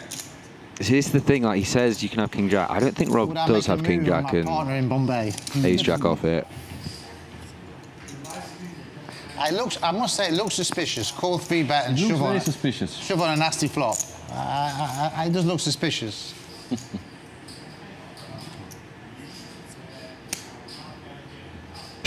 Just some cigar smoke. Amazing. Just like the old days. Yeah, loving that. Loving that aesthetic. Find out if you call. No. You know what I mean there, Frado? I feel like he has less bluffs than tens, I check. Yeah, you might think just with the line he's taken. For sure, yeah. Yeah. If I have ace 10. Yeah, you can have 7, 8. If I have ace 10, I shove. If I have 8, 9, I shove. If I have 9, 10, I shove. So it's a horrible board for all those hands, really. It's pretty good. I should not get into the speech play with you. It's pretty good speech play, because I think he's telling the truth. It sounds like he's not. King Queen, I probably shove, I'll be honest with you as well. Poker for? King Queen, I shove. Jack 10, I shove. All right. He has 10 jack. Wow, who said that? JRB? Always has 10 jack right there. Wow. And you say you're not the best player at the table? No, I just played with you enough. Nice fold from Ladev. Did get there in the end. I think he just wanted to maybe try and eke out a little bit more. I think maybe he was always leading fold. So he just wanted to eke out. You know, might as well. You got some time banks. Eke out some information. You know, how good you are at poker, it's amazing. I've never seen you win. You're the best poker player never to win. Is this the last hand? Let's change that. King Queen, I shove. King Jack, I shove. Yeah. Let's change that. I'm small blind. 2026, So Robert's many a hands, but I shove with 2 pairs. Robert's a winner in 26, baby. Shove with 2 pairs, well. A winner. I don't want to check and then you check behind. The thing is, as well, It pairs up, right? Jack 10, dude. I mean, I don't know why you never announced Jack 10. Wait, you trying to call him a fish? No, I'm just saying he never even said Jack 10 when he was running through all the hands you could have. And I don't believe you'd ever do it with 8, 9, or 9, 10. Jack 10 was definitely Yeah, what would I do with 8, 9, 9? Which blind level is it? You would never do it with 8, 9, or 9, 10. Yeah, because I want it to look like Jack 10, you nerd. It's still the same? No, I don't think so. You're like on a new level. You're like on a new level called the JLB level, aren't you? I just had so many time banks. I was like, I'm gonna waste some, you know. I mean, I'm going to call with your hand. I would call with your hand if I had a 9. You would what? Don't believe the I would bullshit. call with your hand. Please, Rob, stop. The air's already. It looks like I'm trying to get you off ace high, right? Oh my God, Rob. I had a backdoor flush shove. Do you think anybody believes you're horse shit? Are you in this? Why are you in this conversation? Is anyone looking at you and talking to you? You would call with an ace 9, yeah, right. You wouldn't even have called pre-flop with ace 9. Your shit would have been in the muck. It's just me and you. Sorry, Neil, go on. We just had to listen to the full thing. How much chips has he got? we're still going. We might have a 3, 4, 5 million, yeah? a grudge match pot here. The longer these two stay on the table, the better. Because of his skill level, I'm going to just call. Here they go. I'm playing the player, not my hand. They haven't played too many pots. Did you see that amazing fold that JRB made with the ace 10? Calling with that 5-6. It's like 10, 3, 5, 6, Rob turn, 2 pair. You hit the 5 on me last hand. I asked you one question, yeah? Oh. Are you going to bet the flop if you miss? Or are you going to check back? I check. Here we go. It's a razor's board. You have to represent, or are you going to chicken out? Vegas and the Mirage. There we go. It's JRB. A little small bet here, a little rope, giving a bit of rope. Goes for the one big blind C bet. Rob just calls. Ace or a 5 would be a disaster. I guarantee he checks.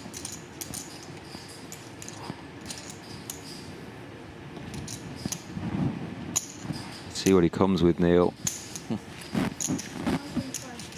It's like 1.5, is it? 1.5. Yeah. Now things are getting a bit dicey for Rob. Does have the ace of hearts. It is telling me, it's one of those where, this is the power of the range advantage. Like, you have a pretty good hand here and you're still just not in love with it at all. For sure. 1.5. JRB's not really shown a tendency to be sort of blasting away either.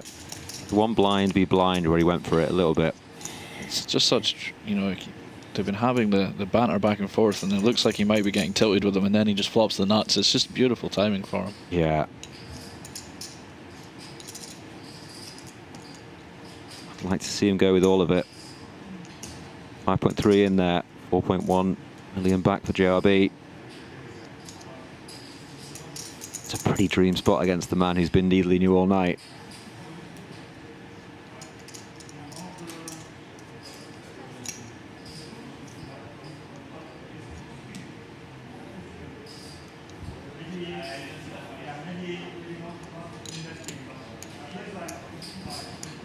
Gonna go with that milky size, or is he gonna go for it all? Pretty much all of it. Hit himself a little bit.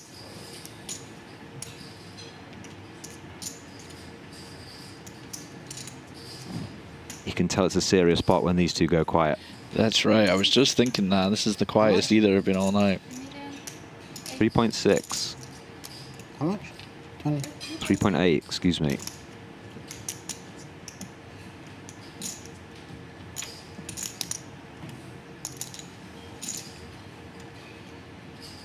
Really tough spot for Rob. Have top pair here, JRB.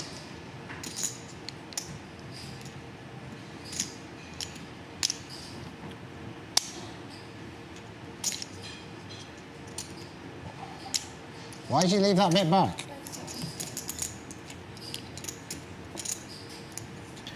Incredibly tough spot for Rob here. He has, top pair. It's a spot where he doesn't have a lot of good hands.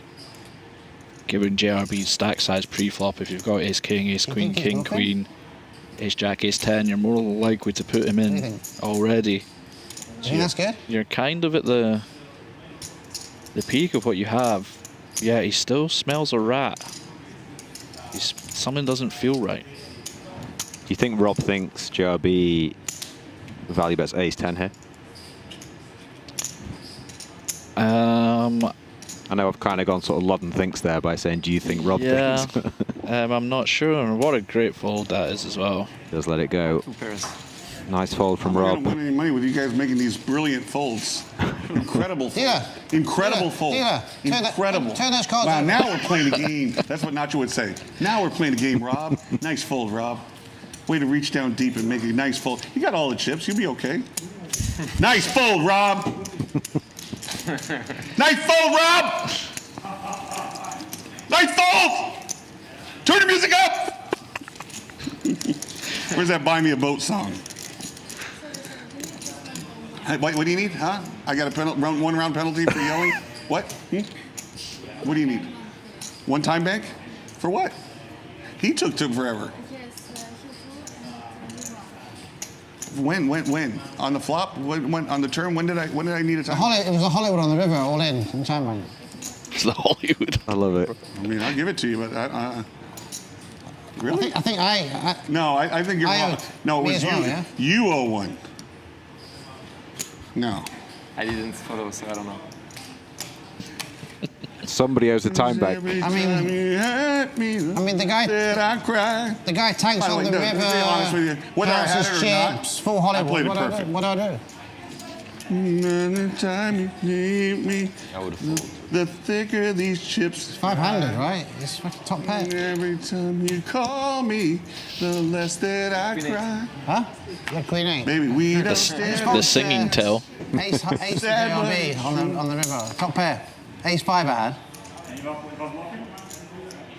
I don't know, but I mean, he left some money behind, like the pros do. It's just. Ooh-wee, man. If you called, the internet would have just shut down. Amid the chaos, Thomas quietly picks up queens on the button. Stood up the ladies. You can see it on the stream. You're not going to tell me? You can see it. No. Make sure you let me know what No. JRB had. I don't want Rob feeling like a genius because he made such a great laydown. 500 is hard. It's hard for you to have much there. It's gonna be so funny if on the stream we'll see it. Like. You say too good or goodbye. Praying the blinds pick up with something. Would you really dare bluff there?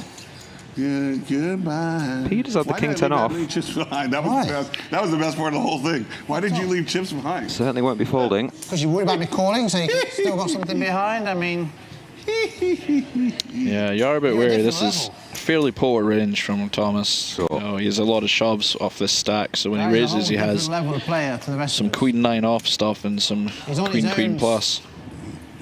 He leaves some chips behind. Like yeah, it's a very good point. Not the flop you're looking for with the queens with no club. But he's doing that to make me think if I shove, he folds, yeah? He started the hand with just less than 12 big blinds. Well, it's 3 million in the pot. He's only bet the pot. 4 million in the pot. I should call top pair, right? He leaves it behind. Too tough, Rob. You're too tough, man. If he goes all in, I'll probably call, boy. Too tough, Rob. You're too tough. Let's see bet and get the for an hour lessons. Just 1 hour. Just 1 hour. I wouldn't charge whatever the fuck you want. I want it. I wouldn't. Just charge whatever the fuck you want. I wouldn't coach you because you completely lost cause. And you never pay. And you want it on credit. Okay, but you can charge me double. It'll be on credit, but you charge me double. I can't believe you won't tell me what you had when I can just see it on the stream in 20 minutes. I mean, about 17 minutes from now, you can find out. Archin's watching it on his iPhone. What's concerning me is you seem too happy I folded. That's what's concerning me. Buddy, let me just tell you one thing. Why are you so Whether happy? I had it or not, I'm very happy with the way I played it. That's the truth. That is the stone-cold truth. What did you do if I three bet you pre-flop? Fold. I raised. JRB's found a bit of his mojo now. Does get to open some hands that he was having to fold earlier when he was short. It's 9.5 million now. God. Right in this.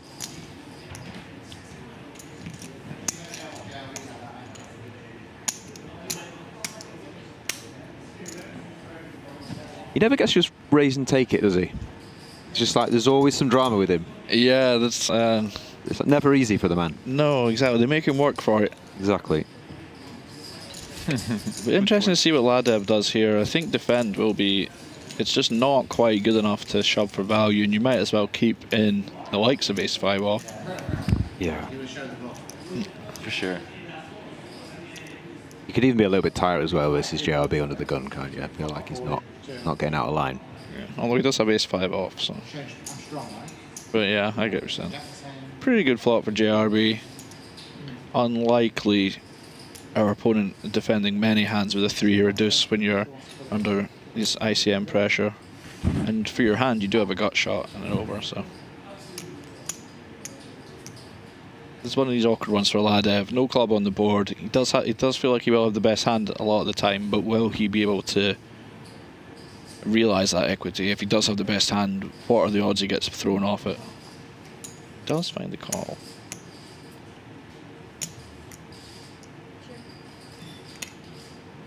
Yeah, as we see a Queen of Clubs turn, interesting to see now if JRB does keep firing.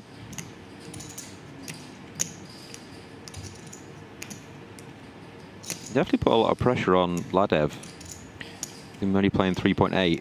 Yeah, I think, you know, this is just a card you want to bet with your entire range here. I think Ladev more than likely, if he has a 7, would check raise the flop. Nice from JRB. Pretends he had something massive. Does find it. It's a very nice turn bet.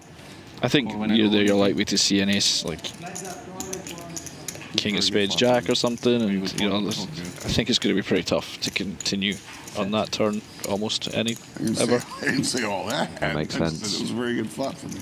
Takes JRB up to 11 million now. There we go. So that's it. A couple of pots at the end there. I can hear a lot of chirping. Just shows you know, he was in like just before break, had like 4.5, 5 big blinds, wins that flip, and then high roller event. What's up, Mr. Rob? Chip leader. You think nobody noticed that you snuck the chip lead from over there? Who's chip, Yeah. Who's chip leader? No, he's the former chip leader. Really? Oh. Former chip. I didn't realise. Yeah, you didn't realize. I think it's impolite to count people's chips. It's personal. Now, by the way, the only reason I know is because I saw it on Poker News. By looking at you, I still thought he was chip leader. I read it on Poker News. Lots of the chat Mr. absolutely Rob loving Young, this. Chip leader. Mr. Kai Blackout says, I'm loving this. Good thing. I am there's a too, good chance Kai. everybody thinks this is on the square. Remember to like and subscribe, guys. Oh, the blinds gone up, sorry. We're here for the next couple of weeks. First week the blinds have gone up. is No Limit Hold'em events. No, Next week is PLO. Really? We don't want you to miss any of the action. All right. Just do subscribe to the Onyx Live. Speaking of action, 10s here for Peter, and yeah, two big hands. Does just flat call, and this just shows you. Jacks again. First week, second in chips. Exactly. Got to be very careful. Well, if you've got Queen Jack, we know you're in. Short stacks behind. Who you wanna jam? There's no hand he was folding there. Wake up with 10s. You're loving it. You feel like you're a genius, don't you? Yeah. Oh yeah. 100%. And JRB has a hand here, and he's elected to call. I'm gonna re-raise something. Yeah. If JRB was shorter, you never know. You might have gone with that, and then the 10s call. Pretty dreamy flop for Peter. Rob has been in these kind of spots quite honest, and I think this is a fairly like you have to respect Peter's calling range here. It is going to be fairly condensed around this board, like the 10 and the king. So there will of course be some pocket 7s and stuff, but you can always bluff them later. And he does check. Oh no, he's bet. Yeah, he did go 1.1. I think it's fine. I think it's fine to bet sometimes, and I think an overcard and a backdoor flush draw seems pretty reasonable. Yeah, and there's definitely some turns where Rob will keep firing. Probably not one of them. Yeah, both players will not be liking to see that card. When you have the set of 10s, you're just thinking no queen, no jack, no diamond, basically. Wow, Rob is barreling here. Yeah, surprised to see this. Trying to put some pressure on. Sorry then. King, I guess. A 10. Queen jack off. It's like that, but no diamond. He does decide to fire the second barrel. Nowhere for Peter to go other than call. Yeah, I'm not sure how successful this is going to be once Peter calls flop 3-way. I think his worst hands are going to be stuff like the ace. I mean, I don't know. I think if he has like ace jack of clubs, I guess the bet is small enough he could maybe be in there, but oh, you think he might fold ace jack on the flop? You're getting pretty dicey already with no backdoor when you bet into 3. I think maybe you probably will continue to that size. I think it's targeting specifically, but everything else kind of improves, right? And fourth diamond does peel, and this would be, you know, if Rob could find a bluff here, this now might work. It's super interesting. The problem you have is it's super easy for Peter to have ace of diamonds queen, ace of diamonds jack. Exactly. Wow, and he does bet here. Knowing Rob, he's just thinking, how else can I possibly win? Well, that's true. You can't win here if you check, and he has found. And this is an incredibly tough spot to bluff. Like, and what a disgusting spot for Peter. Yeah, I mean, Peter can just have jack of diamonds, queen of diamonds, ace of diamonds, king of diamonds, can't he? So easily, yeah. But he doesn't this time. So this could work. And Rob hasn't really gotten out of line tonight as well. So this is like, you know, if Peter on breaks has been, you know, looking at the stream and stuff, it's. I think this could work. Yeah. What do you think of the size? Oh, it does work, and that is a big pot. And Rob's been showing all night. Yeah, he's been showing when he has a good hand. Put but the one chip out up there so everybody can see. Ask him if he wants to see. Yes, put it out there by the show No, just one chip every time. You're going to see it on the stream anyway. He does see it, and he gets through, and that is a big momentum swinger, especially against the guy second in chips. Huge. These are the kind of pots that win you tournaments. One chip goes over Absolutely. there. Thank you.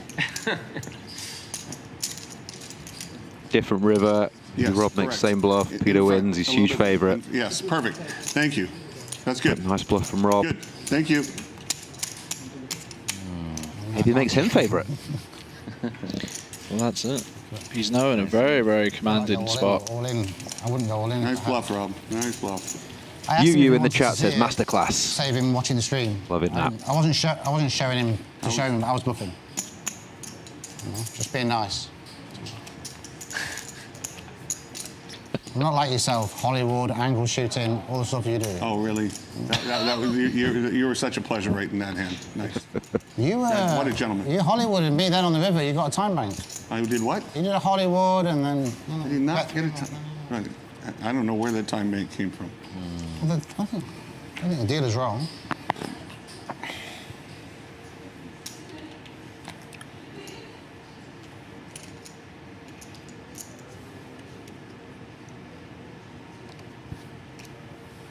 Rob and I chip leader. Sort of tempted by the 4-3 suited, but no. Yeah, you could just feel him, you know, it's like the rush is there, he's, you know, a bit of momentum. You see the 4-3 suited, you think, but good discipline. In his head, he has to be reminded it's not a cash game. Let's just let it go. Oh, Ladev. Oh, wow. Let's find the ace. Peter just keeps kind of running into poor situations here. 9 big blinds. I think with 9, there's not enough room to do any funny business, so I think you do just have to put it in. I think if you have even 12, 13, you can construct a 3-bet fold range and then put aces in as well. But I think at this shallow depth, you are just going to want to put it in. I agree.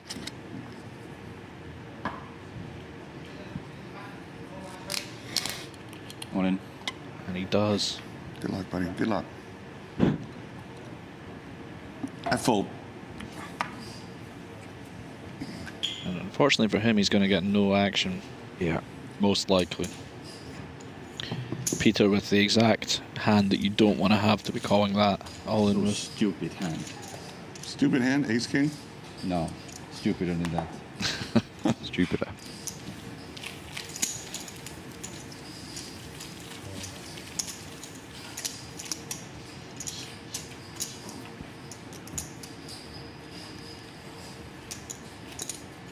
Wait.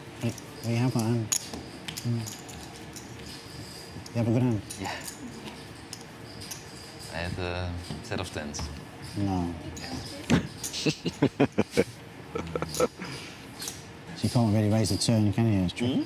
You can't raise the turn, can you? You can raise the turn. Oh, you had a flush on the turn?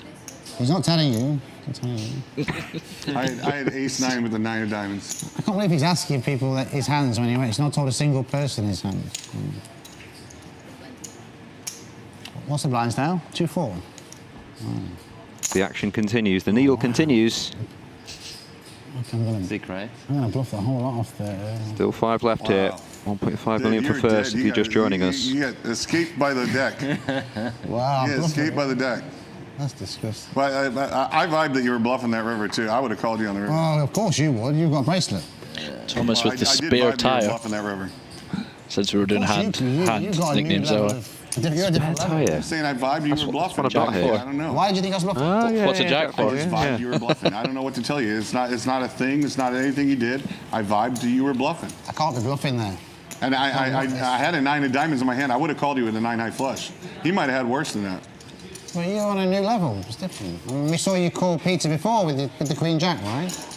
We know you. I have to say, I hope all the tables I commentate on this week are as talkative as this, because it will be the easiest gig I've ever had. Yeah, it was a little bit suicidal. I was actually Usually surprised about it. here at Merit. Lots of action. He liked the flop. Now he's claiming he liked the turn. Now he's claiming he liked the river. What's going on with this guy? I'm repping ace. What's going on with this guy? I'm repping ace king with the ace of diamonds. Yeah, there you go. Nice. Fair, yeah? Man, all he had to do was sniff at that turn. He was just letting you bluff off all your chips, and the diamond came to let you escape. We're going to have a chip leader by he would have had 30 million.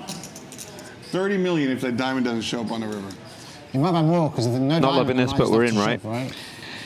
When diamond comes. Yeah, we are going to have to go here. I think JRB has opened up enough to the point that our hand's just going to be too strong. We will still have some fold equity, I think, particularly against JRB. There's a good chance Rob's not going to call. I wouldn't shove with the ace of diamonds. So. He does put it in.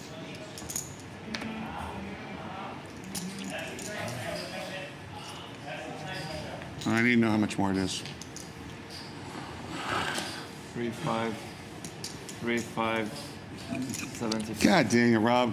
He doesn't have to worry about you behind when you fold out of turn. Hey, blaming me? Yes, not cool. Peter's behind as well. No, but you folded at a turn. Peter didn't. This guy. How much more is it? 4? How much does he have? 3-5, 75. By the way, guys, this is just time wasting, but he's going to fold. They really do go at it, these two. Relentless. This is a tough spot for JRB. It's going to be, I think you probably just have to call. Take it down, dude. I'm not going to call you. It's very, very close. Yeah, I knew I'm supposed to call. I'm supposed to call. I wouldn't be surprised if it was actually a fold. It could be pretty close, actually. Bullshit.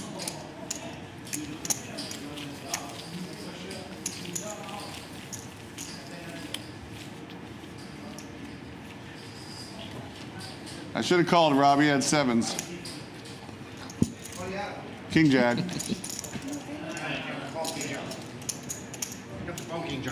I don't have to fold King Jack. I don't have to fold King Jack. Continue on with 5 left. No. No. Pay jumps are starting to get a bit juicy again. Yeah, sure, 5 minutes, fine. Yeah, you said it, Neil. What's 4-1 because of toilet? Fifth is $375,000. And we have going up 515k, 700k, 1 million and 1.5. Rob, as you can see, pretty big chip leader now. It's more than double second, which is JRB now as well. Those two are leading the way. Yeah, JRB's quietly got himself up in there in a second, so. Yeah, in chips and in table chat. Don't rule out Peter. He's played really well. Still got 20 big blinds. Appear to have just gone on some kind of.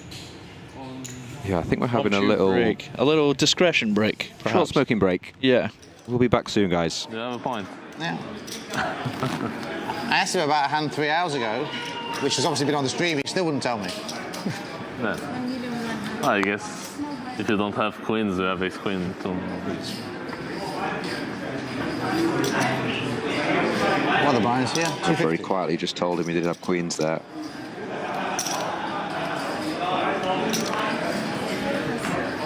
Big queens. Or queen jack. Or queen. Still a fantastic fold with the ace queen. And here we go again with this one big blind situation. Ivy has dominated. Calls the 10-7 off. It's just a toilet. Ivy flops best though. Middle pair. Jesse with a gut shot, 2 overs, backdoor clubs. Does take the card. Just gonna go for the toilet for 2 minutes. Ooh, that's a big turn. Is an action turn cards. If Jesse checks this back, I'm gonna rethink all strategy in poker.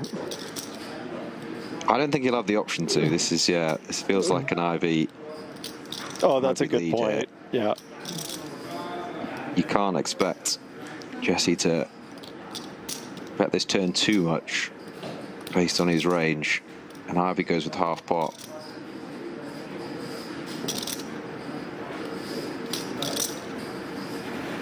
If and when Jesse does call, I'll be 6 mil in there, and Ivy 5 pot.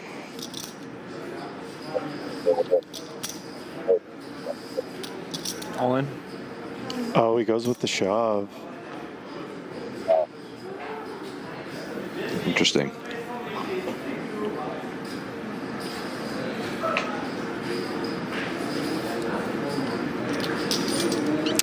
He did just decide he wants to protect against all the draws. It's a great spot for Ivy. 79% to double up and get himself back in this thing. Queen of diamonds is no good.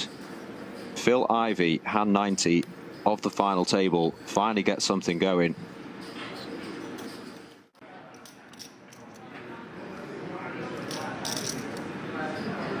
Monster here. For Wakil here. We've seen Jesse earlier in the day putting a lot of pressure on him in the blinds. He has limped every small blind today. And this is proof that he's keeping to that strategy, limping his whole range. Jesse just checked before do suited though.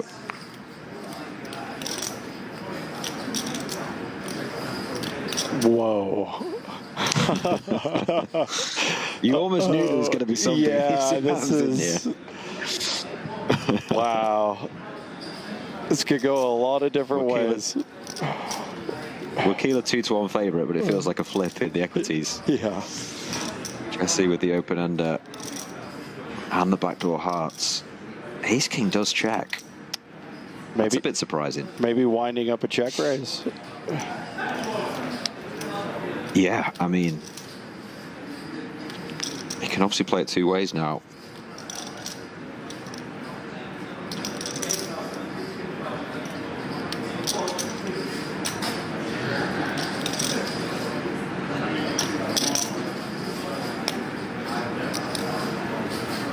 Oh, just calling. Just go check call.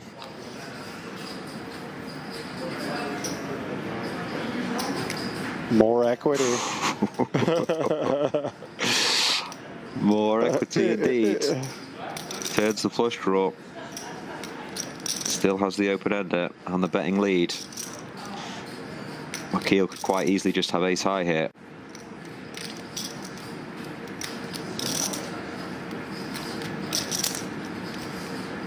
So he is going to continue. See what he comes with. He goes 1.8 into 3.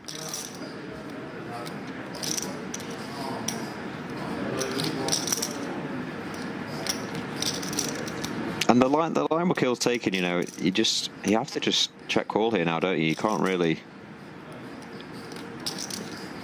do much else. You want to keep the bluffs in. Yeah, the passive line definitely probably likes the check call.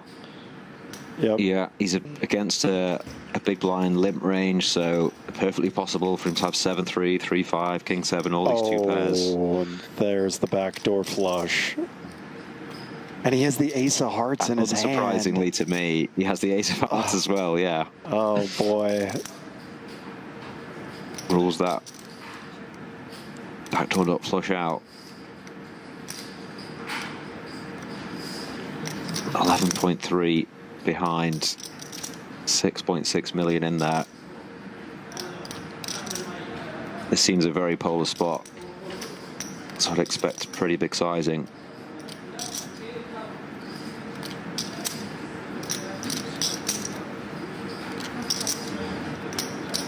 $5x, you wouldn't imagine bets the turn. Does he go huge? Yeah, he goes absolutely huge. Like 2x pot.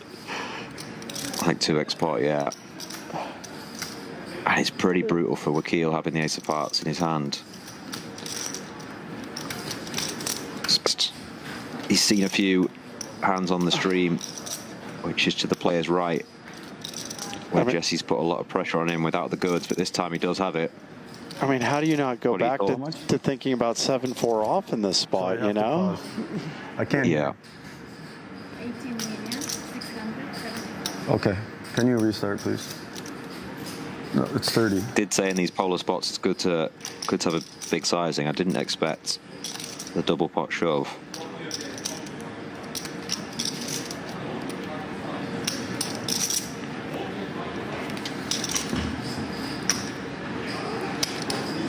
But I mean, it's a great time to get there after some of the hands they've seen. Man, I'd have such a hard time folding. Wakil to have such a, for Wakil to have such a strong hand here as well. He's so under-rep the line he took with the check calls. Sure. I think the size though does rule out worse kings. So also would 5x bet the turn? I don't think so. Yeah, so I feel like you can rule out worse kings, rule out 5x, so it's...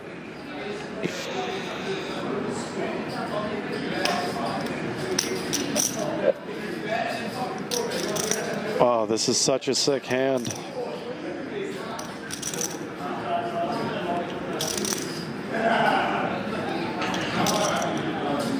I wonder what he'd do with King 3 here. If King 3 counterfeited, would he turn this into a bluff? Probably not, because King's... He's still got enough showdown. And how many boats does he really have? I mean, it was a limp pot, wasn't it? But he's just hugely playing on the fact, on his image for the, as they stare each other down, on his image for all the other hands that have gone down that he knows have now been seen. Does decide to go with this huge size.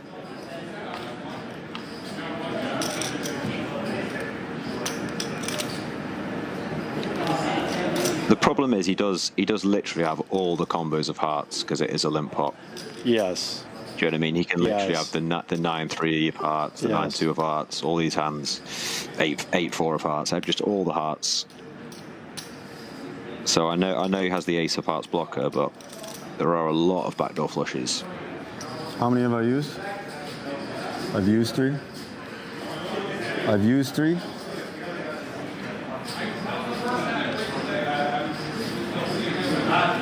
He's hoping to see something like 6 of spades, 9-6 of spades that have missed.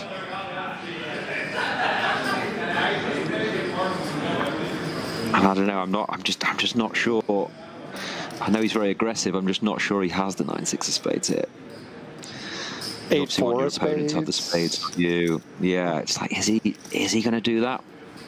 I think he's very capable of doing a lot of different things. Of course. Oh, the small blind is uncapped. He does make the call. Wow. Huge hand for Jesse Lonis. 29 million, hand 98 of the final table. Wakil has played a lot of small blind, big blind with him all day. Wow. He went for max value, Jordan, and he got it. Yeah, 6-6-6 stuff there.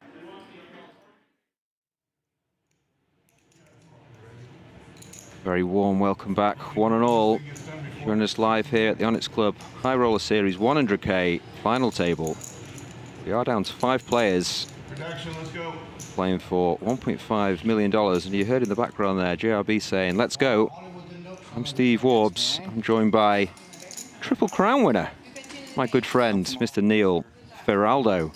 Farrell. I'm from Hollywood. Now I know what. You've been enjoying the show? I'm from Hollywood. Very much so. I think we've had a great mix of top-level poker and medium to top-level banter. I think that is spot on. Hollywood, sir. Very good assessment. The previous couple of hours. Straight back into it. He wasn't joking when he said, let's go. Straight into the action. You love to see that. Yeah, I feel a bit dumb saying that JRB under the gun would be quite tight. Yeah, well, I mean, it is hijack now, you know. It's true, yeah. I think, yeah. you know, good point. we are down to the last 5. And Thomas wakes up with a really good hand situation.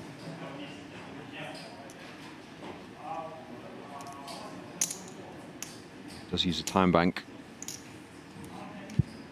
Imagine we'll be going with this. And he does, so. Jam, we are of course playing 400k big blind now. Tempting one for Rob behind. Maybe just a little bit too weak though. It's always a sad sight to have to fold. Yeah, not much Rob can do there. To an open and a 13 big blind jam. The snap gets out of the way. Nice pick up there, goes to 7.2 mil. No risk. Every pot's so important now. So much in the middle, each hand free. This is where the aggression becomes very important. You want to build your stack up for when you do get in the inevitable all-in confrontation. You want to be winning more when you do. King Queen of Hearts. Any good? You? Yeah, King Queen of Hearts. Yeah, it's so important at this point to know your 3-bet jam ranges, your call-off ranges. This jack. You don't want to make a mistake. Yeah, this is a point where I think the pros are going to have a good, like, it's very, these guys are going to know these off by heart, you know. Massively, yeah. Played them so many times, studied them so often. Whereas the cash game guys maybe not so much. They're going to have to trust their intuition more. Yeah, I couldn't agree more.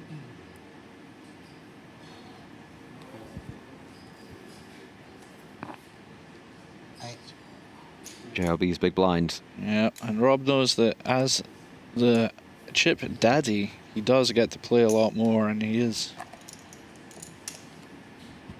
finding the aggression here with the 8 high on his good friend JRB's big blind. Chip daddy, ooh, like it. Definitely going to see these two clash a lot more than we did earlier in the final table.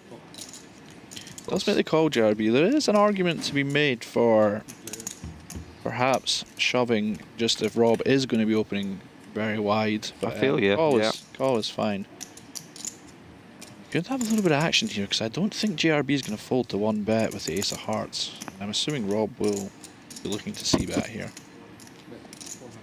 Yeah, I agree. Especially that size. There's a lot of good turn cards, isn't there? I'll see what JRB comes with. You'd imagine folds out the question. It's just whether he calls or just go for check raise. Yeah, I think check raise could be nice here. Call obviously fine as well.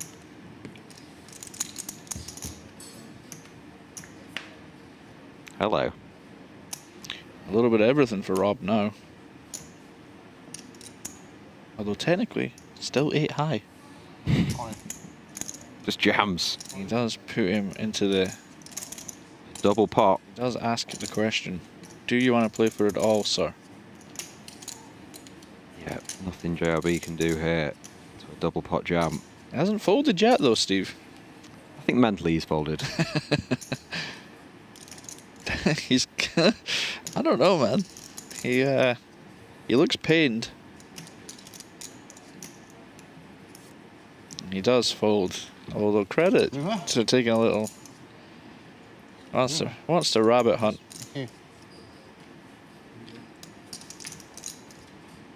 Oh, miss. What a hand that is. Straight flush, straight draw, flush draw.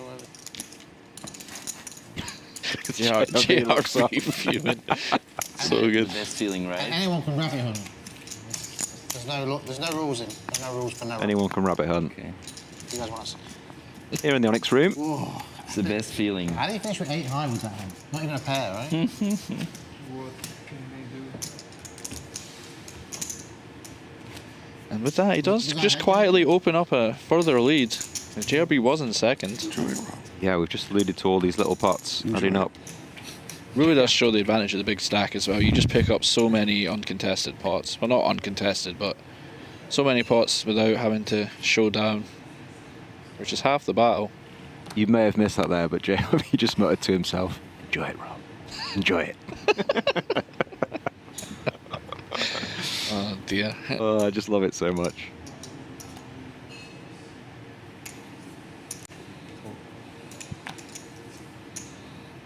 Back to it. Call. In the small blind, small view big. Jack 8 off. Just a suited ace 4 here.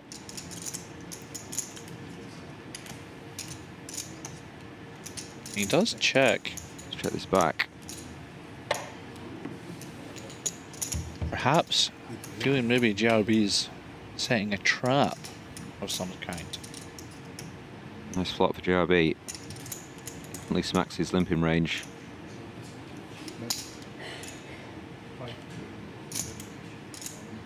So nice flop for his hand. This is not what you're looking for when you check back with ace-4 of hearts. You call here though, right? I don't know, to be honest. He has bet a bit bigger as well. You know, he's bet 45% pot. You don't really have too much hope. I think you might just bin it. Yeah, you will have the best hands sometimes. How close I came to calling you, Rob. Oh my God. Wow. What do you have? I had ace high, but I just thought you were full of shit. That is what poker comes down to. Sometimes you think the man is Actually, I think I had FOS. ace 8. I had ace 8 or ace 6. Ace 8, yeah, I think I had ace 8. You gotta be dominated. Why don't you call? Huh? You gotta be dominated. I had 8-6. Well, I mean, you could also be going all in with like a small pair or something and just being stupid. Yeah. That would have been, wow, that would have been some nice TV if I called you there. You would have been berating about how badly I play. Yeah. You'd have gone on forever. And you're terrible. How do you call there? Yeah. Oh, that would have been just lovely. That would have been lovely. On we go. You trying to steal my blind now? Interesting to see if JRB does open this one. Feels pretty loose. Let's go for it.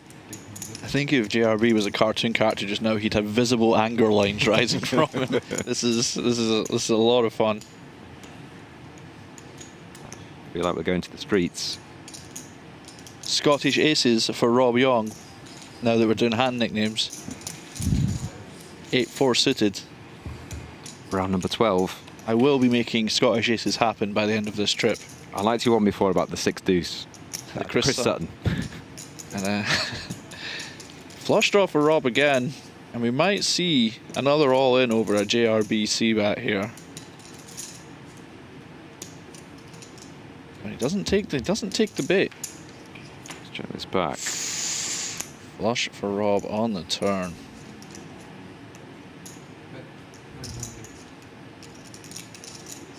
Quite a quick bet, and JRB has turned a pair, but it's facing a 900k bet, but he does not believe him. Yeah, that's 900 into 2.2. Maybe he thought he'd picked up on something physical there. But doesn't know that he's up against a flush. Up jams once again. Just nothing JRB can really do here. There has to be some No Hollywooding for me, you see. insanely good live tell. Can just have so many different hands from the big blind. Yeah, it's very wide range in the big blind. Although, I mean, he has bet fairly quickly into what would be traditionally a bad board for him compared to JRB on the turn, and then fired again on the river. Yeah. And he does make the disciplined laydown with the 10-7 off. It doesn't show this time. Oh wow, some mind games. He's been showing the big hands the whole time. Excellent laydown.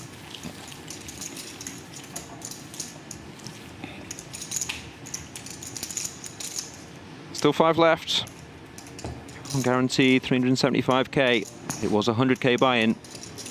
Rob stretches further into the lead as well. We forget that with every pot feels like a drama at the moment, and you forget that these are just all adding up, and he's streaking off into the lead. Yeah, certainly favourite for that 1.5 mil first prize.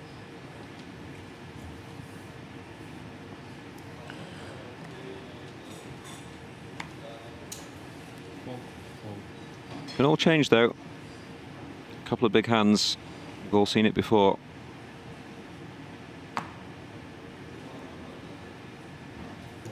Fold round to the blinds.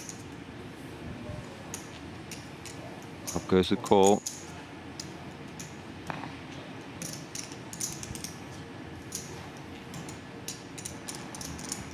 King, queen for Peter here. But interesting to see if he goes for the nuclear option or if he just makes a standard raise. You have a check? Well, I wouldn't, but I was going to check there. You will? Yeah. Okay. I mean, we all play the game differently, Steve. I mean, me and Peter, when it's a different level. That's very possible.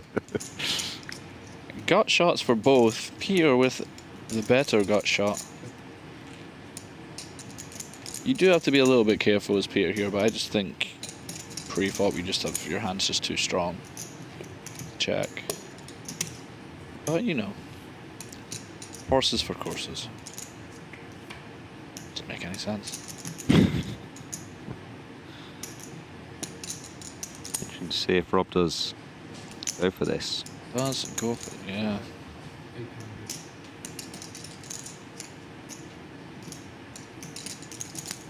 Decided to just bet his gut shot now on the turn.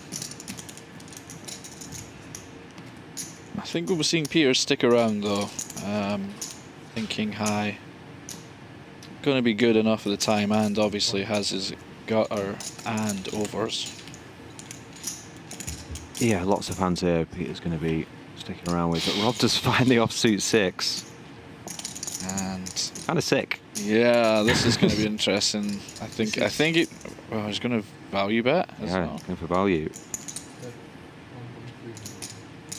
Yeah, it's kind of sick just because this is a pretty crucial pot for Peter, isn't it? Yeah, this is a nice value bet from Rob. I can see him being looked up here, to be honest. I don't think this is. I mean, why not? Yeah. I don't think this is the worst spot for a hero call. Yeah, same. Same. I'm really struggling to fold king queen here. Check flop. Rob led turn for 800k. He's looking at me very suspiciously. Little speech on the river. It's kind of hard to put him on any hands. Another 4. 9 bets bigger on the river. 7-8 might bet the flop. Maybe not expecting him to value bet a 6. 10 you'd expect to bet the flop quite often. Yeah, for me, I can see why he's suspicious. Ask JLB what to do.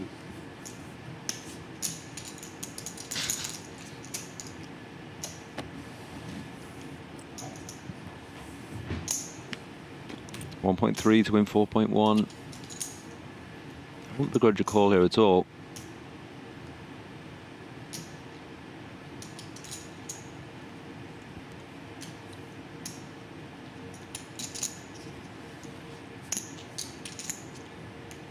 Put the pieces together.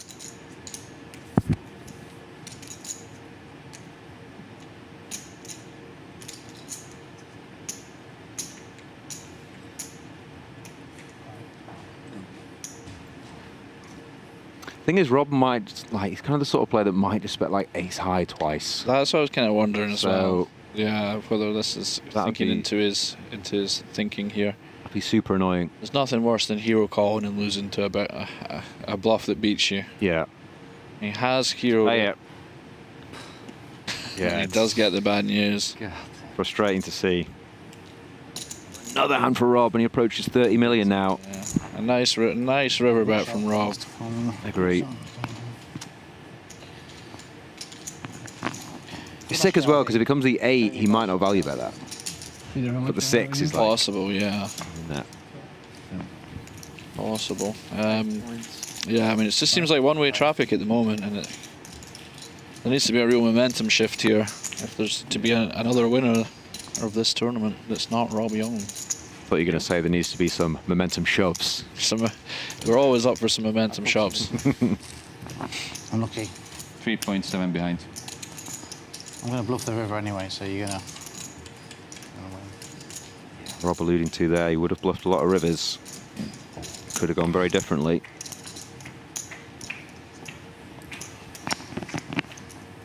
As we say, it's a huge chip leader now.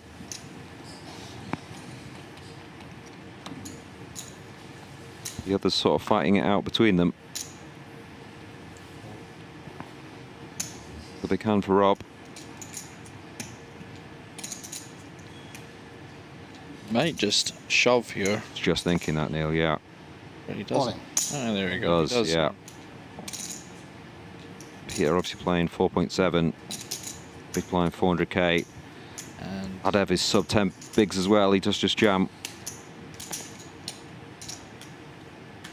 Couldn't make a hand between them. This is nice for Rob now that he just gets to do that as well. This is certainly one of the more fun aspects of tournament poker when you get into this spot. It doesn't happen super often unless your name's Jesse Lonis or something, but when it does happen, it's important to enjoy it. Didn't you win it last time? No, third. Third. Yeah. Last year you won it. You got third. A year ago, this tournament. There's only 2 tournaments I played this year. I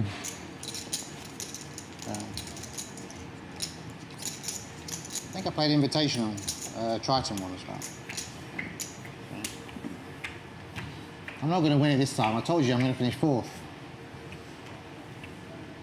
That's a lot of all-ins to lose. That's my forecast. And off here. This is like an interesting spot because I think Thomas is now in 2nd, right? With 15 bigs. And yes, he is. I think this is one you will raise, but it's... You're not loving life.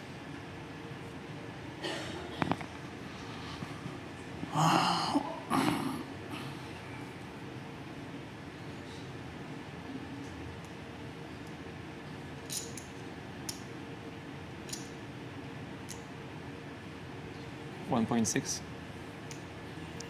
Oh wow, and he does kind of make the pseudo shove, and Rob Yong wakes up behind again.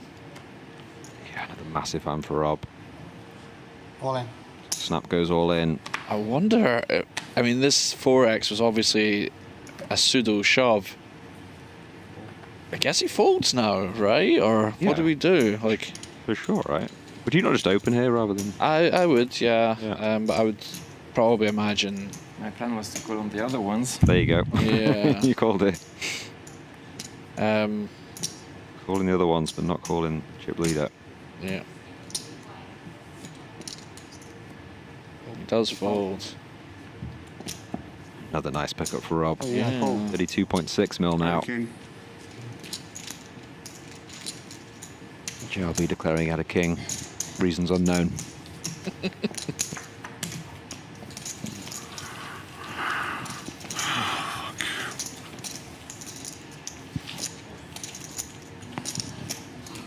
One-way train at this point. It really has been. When you're talking about momentum, this last few orbits has been dream town for Rob. A lot of big hands, a lot of big moves as well. Yeah, he's timed it well. Found how many he needs to. Found a bluff when he needs to. Yeah, it's always nice when the two marry together.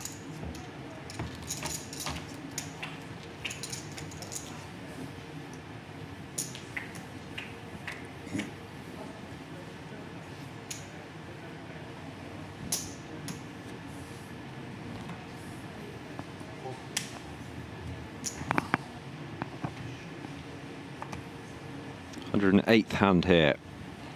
The 100k final table. Can't be too long until we're down to 4. One sort of hovering around that 10 big blind stack. Inevitable they're going to clash.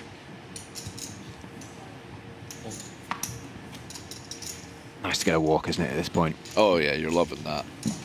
Massive. Shouldn't happen too often, so when it does, it's a nice feeling. You a man that looks when you get a walk?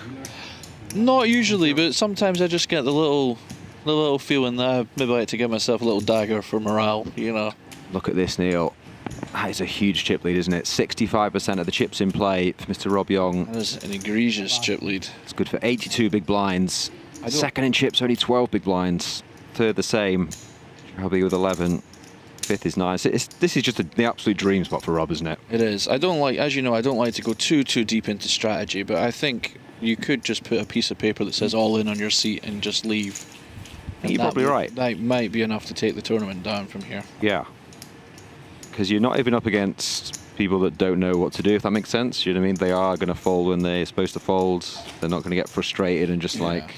Well, I mean, if you're in third tier, I mean, you know, you're still trying to win the tournament, but realistically, you're trying to get the $1 million in second place, yeah, right? Exactly, yeah. That is now your new game plan, mostly. Laddering from 375k to a mil is pretty... Exactly. Pretty good, isn't it? We play the circuit all year, and we play several tournaments where 625k is more than first, you know, and you've got the chance to make it here just by outlasting the other guys. So it's yeah, it's, you know, it's not the sexiest thing to do in the world. You know, everyone wants to play for the win and stuff, but you know, $1 million is sexier than 375k, and that will be the metric we'll be using going forward. The sexiness of the situation. Yeah, please stop looking at me when you keep saying the word sexy. Rob gets a walk. The rich get richer.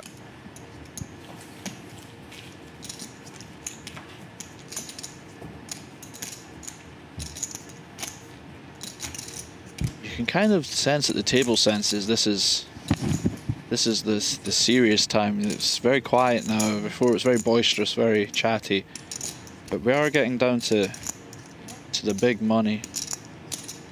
Yeah, you've definitely got to be on your game now. As we said there, the difference between 5th and 1st, 625k. Very easy to go from 5 of 5 to 2nd, so head in the game. It's business time. Certainly is business time.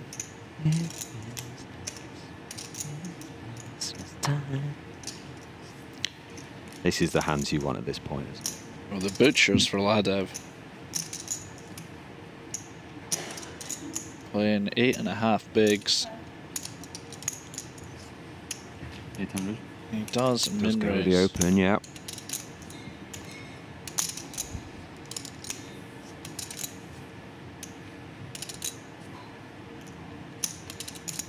Little suspicious. 8.5 big blinds. I get it. 9, 10, 11 big blinds. Could open Yeah, here. and ironically, he might have got action from Thomas here if he'd shoved. This is the thing, you would have isn't to it? Yeah. trust that Ladev will have the other end of this raising range, right? You have to trust that he will have. It's just you are digging quite deep because you can shove reasonably. Oh, he goes for it. Wow. Thomas does give him the credit for it, and he will be getting the bad news. Wow, 2 of the aces are gone as well, so this is going to be a pretty good spot for Ladev. And Good luck, guys. Yeah, here we go, though. Big showdown for both of them. As you alluded to there, an ace has been folded, so... 2 have been folded. Oh, 2 have been folded, Reflected in the odds here. 21%. The ace-10 of clubs. And you can understand why, Shane's gone all in here. Like, you do have to give Ladev, the top player that he is, the credit for having the raised folds from this stack. You know, it's not... You maybe in lower stakes games that might just be kings plus. Sure. But at these levels, the requisite raised folds should be in there. So here we go. Ladev, the man at risk. Needs the kings to hold. Pretty safe looking flop. Really nice start for him. No clubs. 1 out you can see in the corner, but he does have running 9s also, Steve. 2 aces gone, as we know. Or running 10s. I forgot. I tried to sound smart and forgot about the others. 10 has been folded as well. 1 ace, 1 10. Ladev does double. Yes, he does. 2 of diamonds, a brick. Big double for Ladev as well. Puts It's huge, isn't it? Second. It's huge. We just saw the chip stacks there. 2nd to 5th basically had the same stack. They all had between 8 and 11 big blinds. So whoever was first to double, huge advantage. What a nice time to find kings.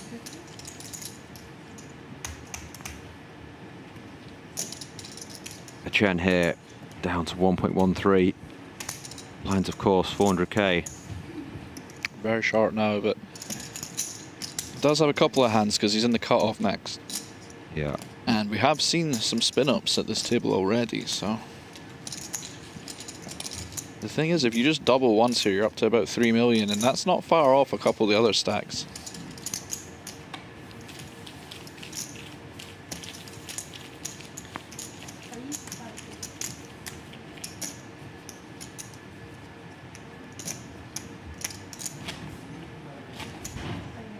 JRB said it there himself. Nice time to find the kings. Absolutely. Kings have been good for you this time.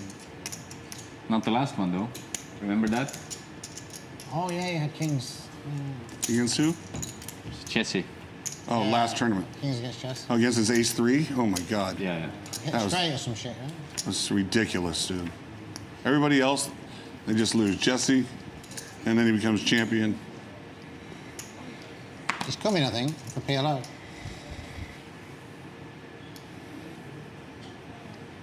Don't forget, next week, guys, got a whole series of PLO for a week. JRB is going to try and sneak one through with Thomas having 3 big blinds in the cutoff. Interesting here. Ballsy open. Let's see if it works out for him. So far, so good. And I think he will sneak it through. Fortune favors the brave. Certainly does.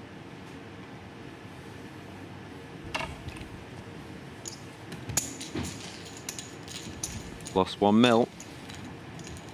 Which is huge, absolutely huge at this spot.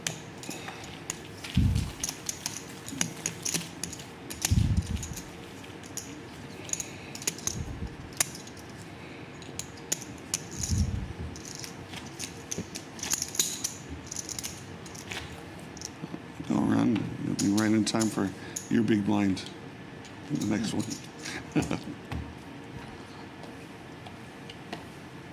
200, 500.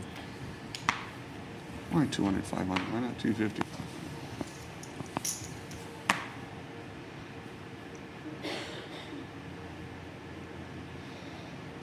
Chen here was looking for something. Just to let this one go. To pay that 800k very soon. Another big hand, and it's for Rob again.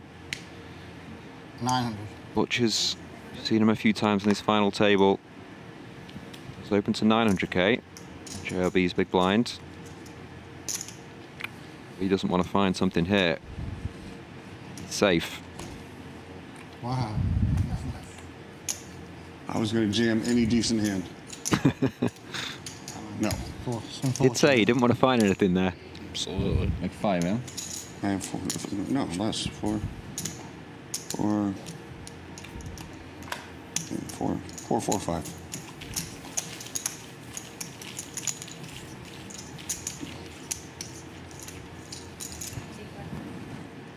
You have Yes. like 4? 3.7.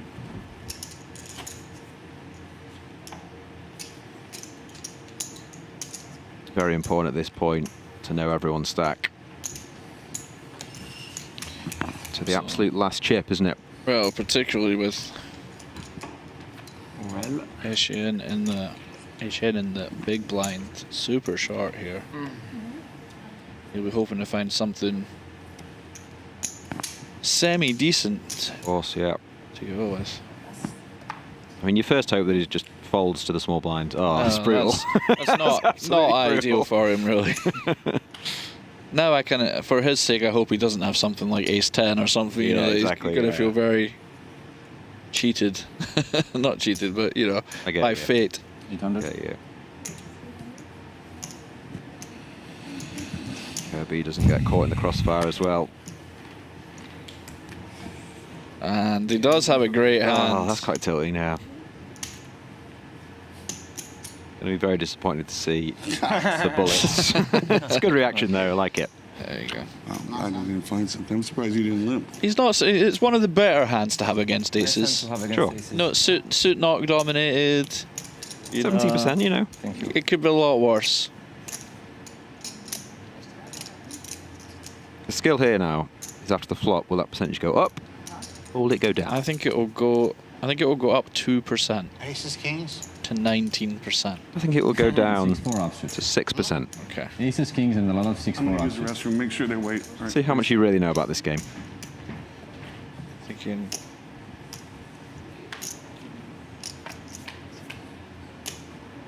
Saw a 9. That's a pretty good start. 25. 25. What did you say? 19. Yeah, it's pretty close. Diamond on the turn for a swap. No diamond and no queen. I might have been close. It's just a king or a 9 now for Eychenne to survive, otherwise he will be our 5th place finisher. Outs, you can see at the top right hand of your screen. 3 kings, 2 9s.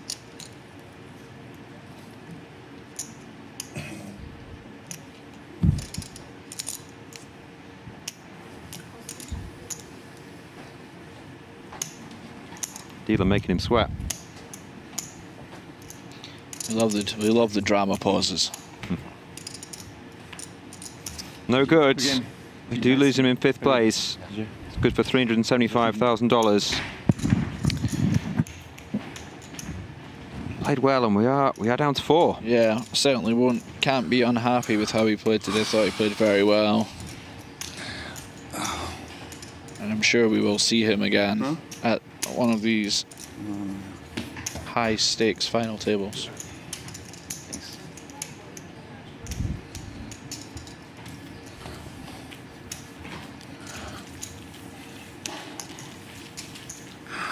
Just one big blind, is it?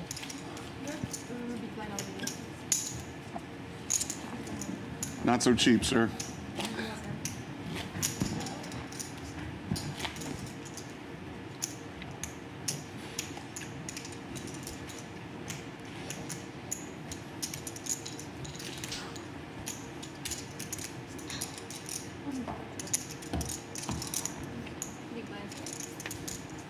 Right then, down to 4. JRB's going to shove on me. Next out will receive just over $500,000, 515K.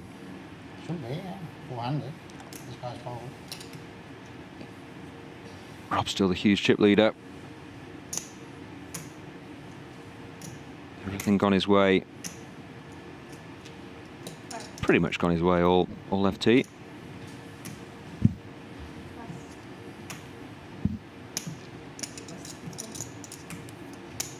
Ladev with the monster 20 big blinds now. Surely be opening this king jack off. Cut off. Yeah, I mean, this is a spot where you can get very you can get binned very easily by Rob in the big blind. Sure. But I think Rob's more of a I'm not due to a cash game background. He's more of a let's play the flop kind of guy. He's maybe not going to be as aggressive pre-flop. Definitely take it to the streets. Not that he won't put you in tough positions post-flop, but it's you're maybe going to get away with raising these ones that you might not otherwise. Yeah. His instinct with those hands is less likely to go all in pre, isn't it? It's to see flops and maybe do some funky stuff post-flop.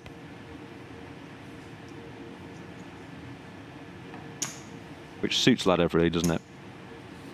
Yeah, exactly. You know. This is probably a spot that if Ladev's opening here that you could probably go all in as Rob with 70% plus of the deck if it's being opened this wide, but he is more of a post-flop enjoyer. I was going to say scallywag. Scallywag. Yeah. Enjoyer, sure. That's a good one.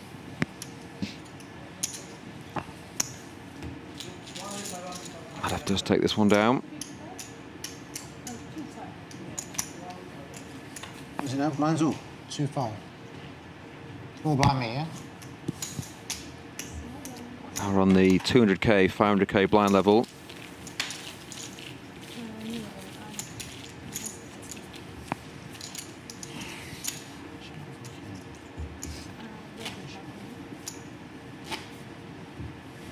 It's going to put even more pressure on those two shortest stacks. Now's the time to find a hand, boys. Yeah, we're getting to the serious money. This is over $500,000 now for 4th place.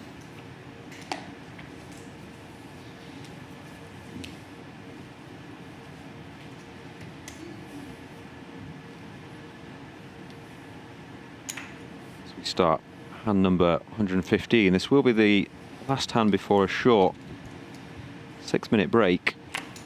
It's a big one for JRB. We've seen him a few times. The Cowboys, the Butchers, whatever you want to call them, been popping up. They are the hot hand here. Really are. Kings are hot. 800. Tries to make it 800. He will have to make that 1 million. Lines have gone up, JRB. Doesn't look like it's going to matter though. I think you might see a defend from Peter. Oh no, I didn't see how short he was. He's super short. You might still actually, considering how kind of wide JRB's been in certain spots. I think you might defend here with the 2 suited cards, and he does. Are you not more worried than you'd normally be? JRB seems more like a jam or fold button type. Possibly, but well. Wow. Yeah. There you go. Possibly, but we did see him open the Queen 10 before from out of position. Like he's maybe just, instead of jamming the Queen 10 on the button, maybe Queen 9 maybe opens. All in. Yeah. And he does. Easy call for JRB. Will be hating seeing this hand. Finding that he is flipping somehow. Wow, what a hand you've got. Yeah, a lot of the time there he's just up against a 4-3 or a 7. But this time, cards folded. He's a 53% favourite. JRB always has to sweat it, isn't he? It's never easy for him. Never easy. As I said, this will be the last time before a short break. Good luck, guys. Can Peter hit one of his 13 cards? Wow. There it is, but JRB does have the redraw. That's true. I didn't even see that. 5 cards. 5 diamonds. You can see the top right of your screen. Oh. Does hit it. Oh my God, JLB. Never easy for that man. Wow. Face the gods. Is this real life? Did it, did it the tough way. And with that, we do lose Peter in That was a hell of a 4th. flop. It's good for Straight 515k. up dog on that flop. Woo! Just like that, Neil. We're down to 3. I thought he was That's dead. it. I didn't realise he had a diamond. Okay. Let's. Nips the toilet. Yep. Little short break for the players, guys. Just 5 or 6 minutes. Don't go anywhere. 3-handed. Playing for $1.5 million.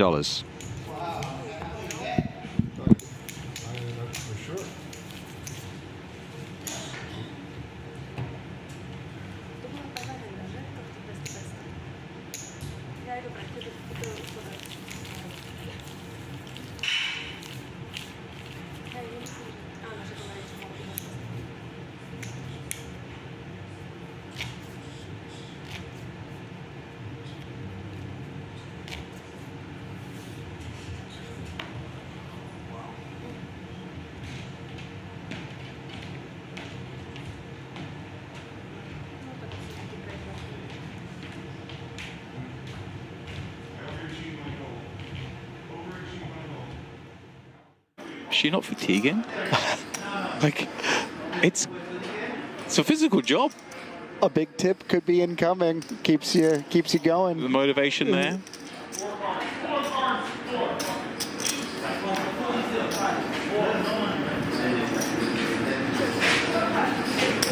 Rob with the limp, Phil with the check back. Oh, whoa. Maybe I prefer to sit. That one all the goat. Rob with a hand that may look to continue.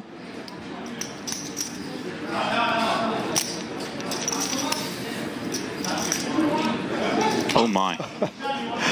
Oh my. That is quite a turn card. Second set of quads we've seen today. First one was against Phil. This one, once he's been called on the flop. Reason to believe perhaps he's up against a 6, and if he were to be up against a 6, he could potentially win a lot of chips, and even now, not out of the realms of possibility that he could still get called by this king high. He's going nowhere.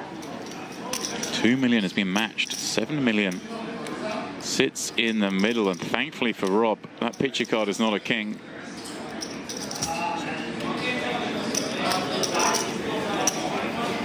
Now, Jordan, the question is, what size are we going to see?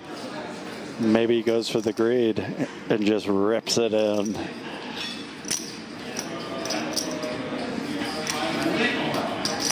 But I'm thinking 4.5 realistically. I think it's like one of those ones. I've just got to get paid. I just think my man's got a 6. Don't want to fold. Right. You're near enough spot on. Oh no, on a little bit more. 6 mil. Wow. Get eligible. I'm eligible. I'm subscribed. I retweeted. Jordan struggling to retweet right now because of a phone issue. Yeah, I don't have a phone. Sorry, babe. Oh. Oh. Hang on a second. We're playing 20 big blinds. We're limping. And Rob with the limp jam, and how much is it? Wow. This is a big one. Could be 11-12. a huge pot here for Rob Young. How can Ivy get away from this after raising the limp? Getting the count.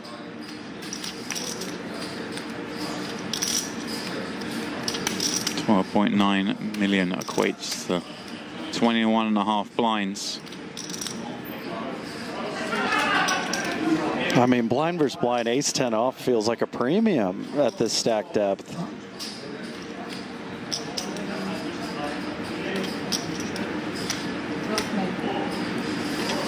13? 12-9. 12-9.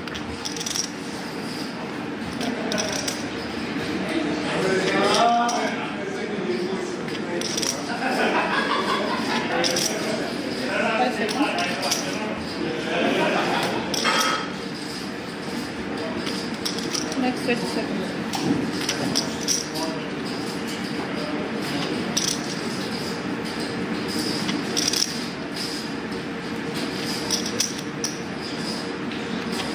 Ivy crunching those numbers.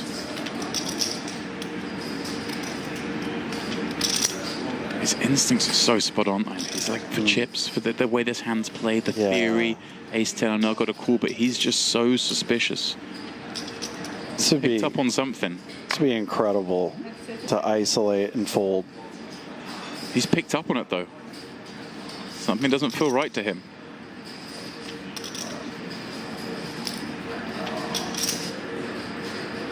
Like theory suggests the small blind's jamming far wider.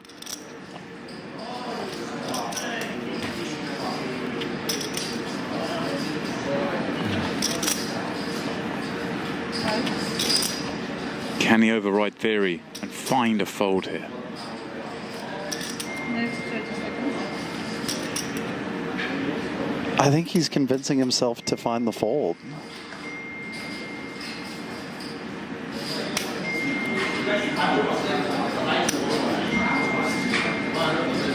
$11 million represents half of Phil's remaining chips. That's what he's working out. Call and lose, and it would be the shortest. Call and win though, and he's chip leader, and that's what he's going to try and do. He makes the call, and well, best I can do. It certainly is the best you can do. Phil almost found that incredible fold there.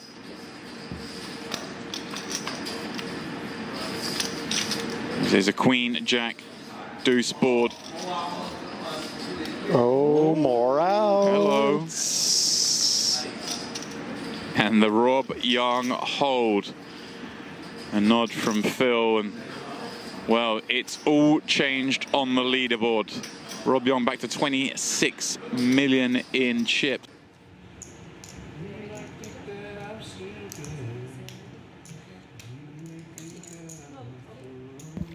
We are back at the Onyx Club for what promises to be the exciting culmination of the High Roller Championship final table. It is, of course, myself, James Dempsey, jumping in the booth, relieving the Triple Crown winner himself, Feraldo, as myself and Steve Warburton will call down the end of this action. And I gather it's three-handed, but I only see two players. Oh, there he is, the chip leader, Rob Young.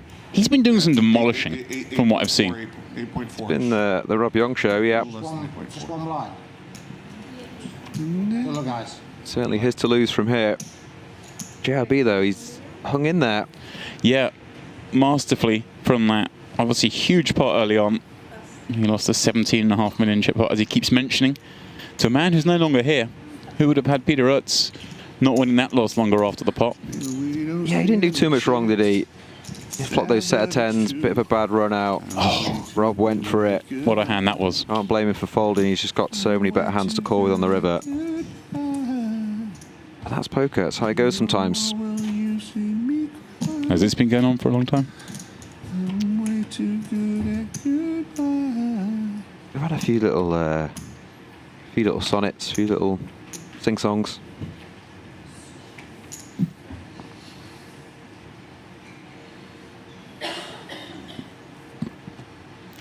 $32 of the 50. Let's see what hand that was. That must have been a terrible hand. In that man's hands. Well, that's a terrible hand as well for Ladev. Yeah, not I don't want to look. Oh, it's a good job he didn't. Good job he didn't look. I'll just get tilted if I see aces. And eights. Split him. No? I started doing not that a blackjack man? ago. Not even looking at big blinds. I was a blackjack man recently, but that's separate. You always story. split aces and eights. I'm aware. I had to study the table recently. Little coup on, you know. It's hot in here. You thought it was hot down there. It's way hotter here because of the lights.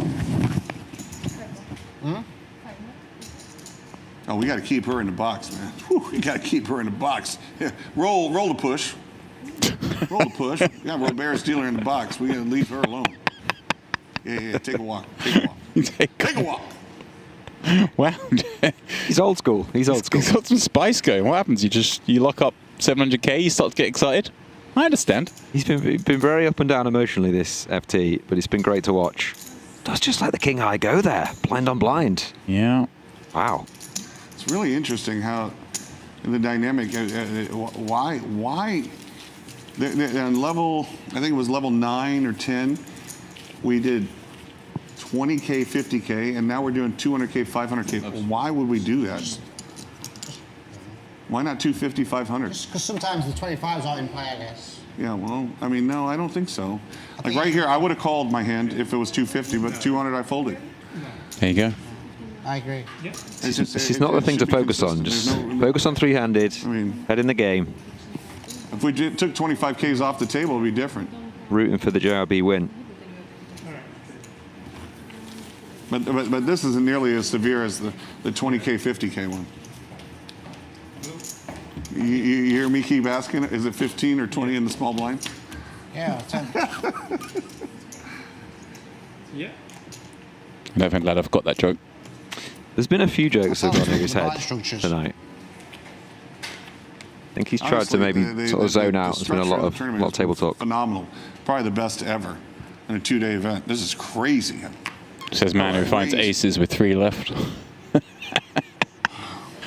Oh, the sigh, the reluctant sigh warps with the aces. Love it, mate. What am I going to do with this hand? Change it now.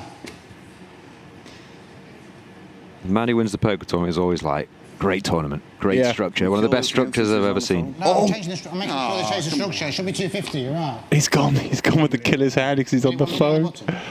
Oh, laying it on thick. JLB, the master.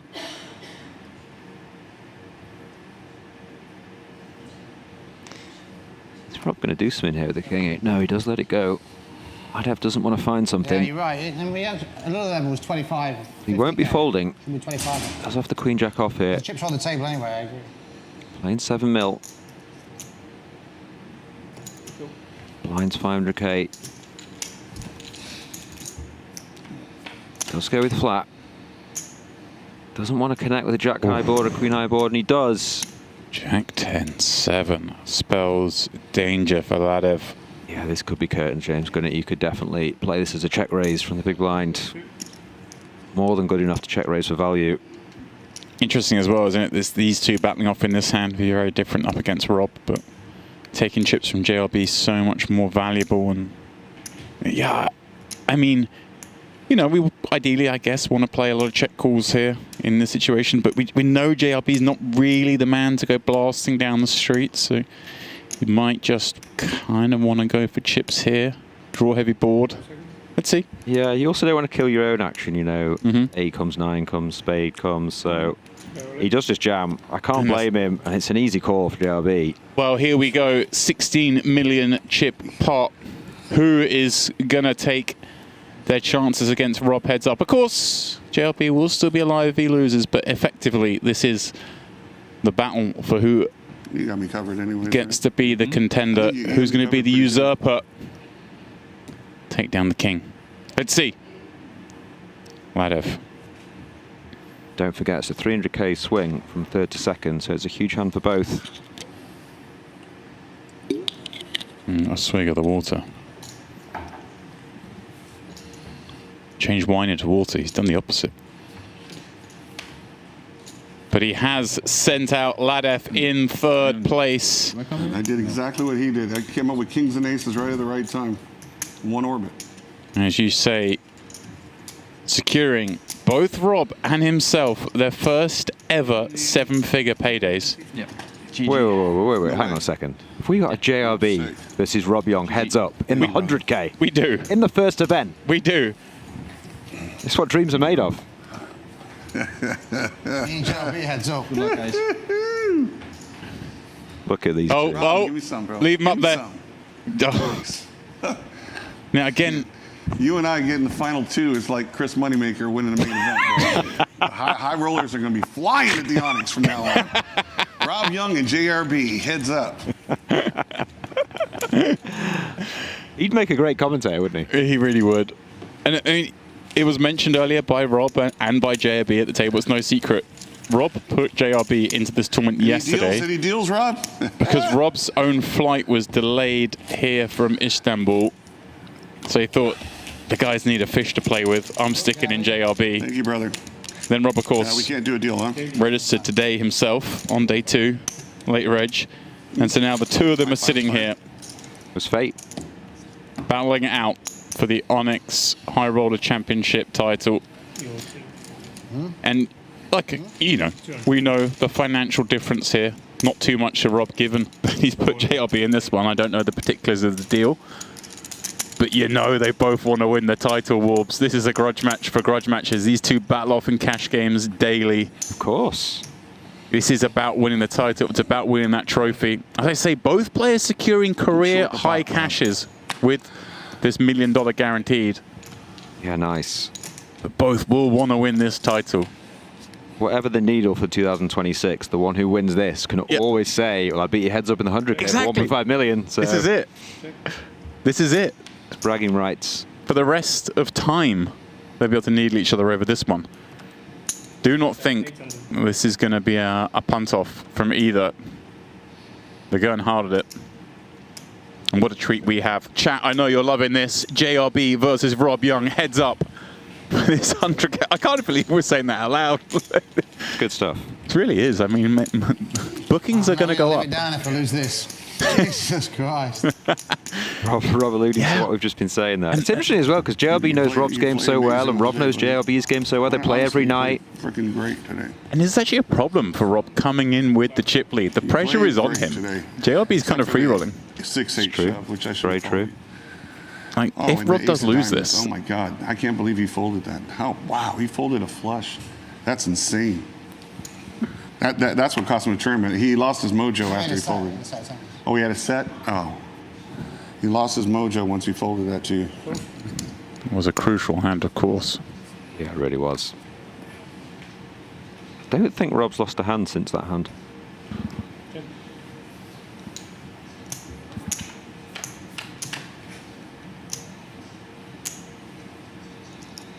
Check.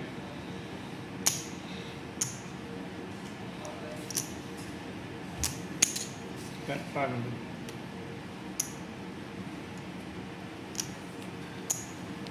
I think they both fancy this, by the way.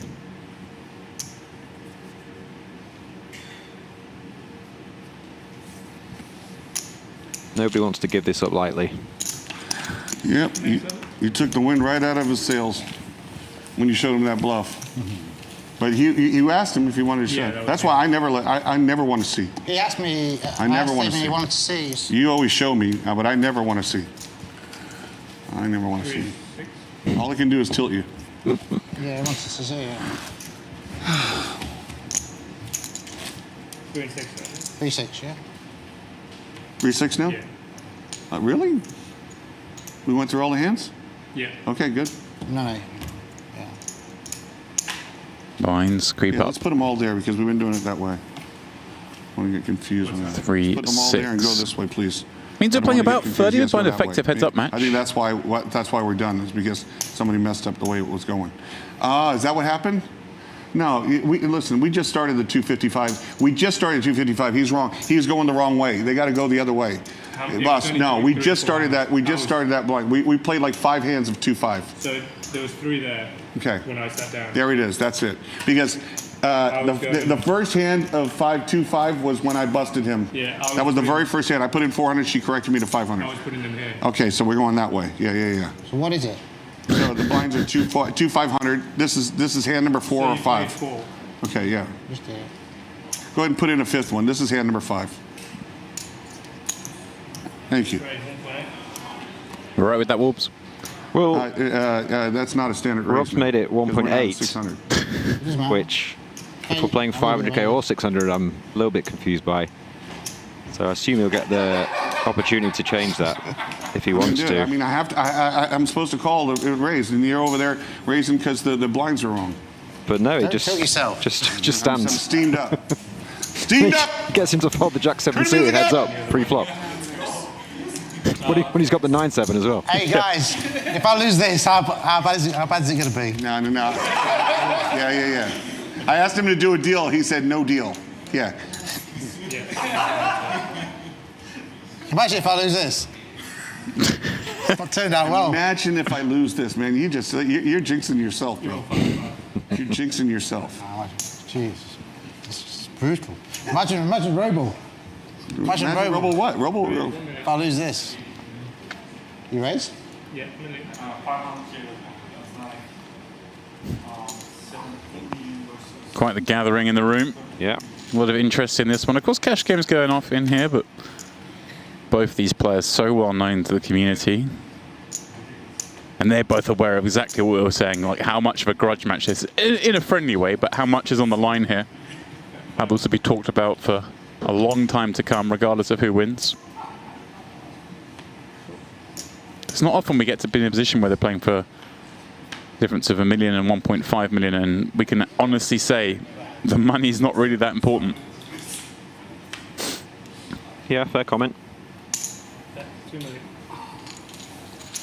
Now you're playing the game, Robbie. Now you're playing the game, Rob. Who do you think feels more pain if they lose? Man, the Onyx High Rollers Rob, are going to be fully think? booked for the next 3 years. I think you probably. You're like, what? Wait, come again? Who? Let JLB. Who was heads up? Let JLB put his music on. The only thing that could have been better is if we were three-handed with Johan. How many chips JLB got? Huh? How many chips you have? About half what you have. Less than half. Oh my God. Oh, you're crushing me. You're in for 2. Raise 1.5. Rob keeping it big, 3xing.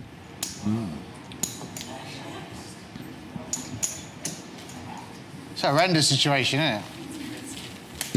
Not if you win. It's remember when Robo bluffed me on. I really would like a chip count. It's way worse losing this. I really would like a chip count, Rob. How much do you have? Try and count your own stack and I think you've got more. work out the rest. The rest. I think you have more. No, I definitely don't have more. 50 million, what? So just minus 50 million minus what you've got. What do you have? You can do the sums. 50 million minus what you have. That's what I got. Count yours and minus it. Yeah, count yours and then minus it. I refuse to count mine. Are they both saying the same thing? I count yours and minus it. No, you count yours and minus it. That's 6 million. I think we just got straight up delirium here. This is the first event. 11 million, People have gone delirious 12 already. 5. The needle I'm continues. still not even at my peak. 13. Got 14, 14.8. 14.8 is right. Man can count. He's done the sums. 50. 1.5.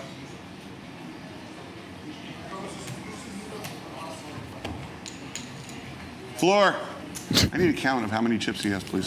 This dumbass, there's 50 million in play. He knows exactly what. Yeah, I'm not good. I can't do the math. I want to know how much chips he has. I'm serious. Cheers, JLB. Well played. Amarone still, is it? Maron? Cheers. Worst player in the tournament. Hold on a second, honey. Thank you. Excuse me. Thank you. Thank you. Mate, that's $6. Why you got to embarrass me on international Why are you TV? tipping $6? Why you got to embarrass me on it? Yeah, how much did you tip? You genius. $6 is better than what you tipped. It's $12, by the way. I tipped $6 for you also. $12. Oh. This time Rob will get action. Not the kind he wants. All I can think is please don't spill that red wine. Oh. It's just too near his elbow for my liking. 6 million. Here we go. Oh, hello. Effectively a jam. Now you're playing the game, Rob.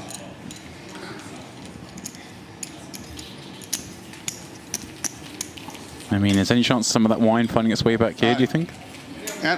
Depends how long this how heads much up chips does he have? match goes on. He's still asking. Huh? Okay, dude, I can't do the math. Tell me how many chips he has. I need to know how many chips he has. Anna, can I know how many chips he has, please? You can ask him by 20. Okay.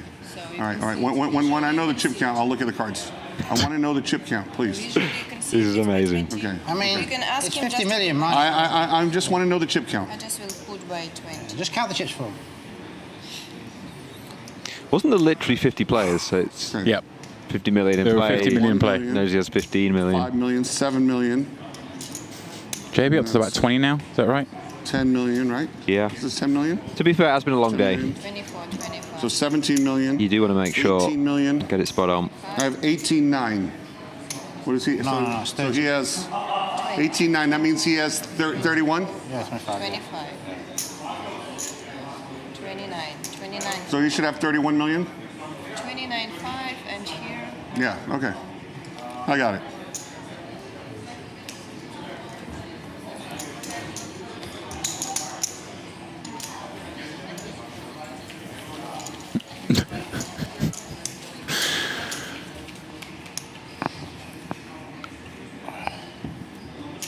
RMX in the chat asking, are we not entertained? We are entertained, Warbs.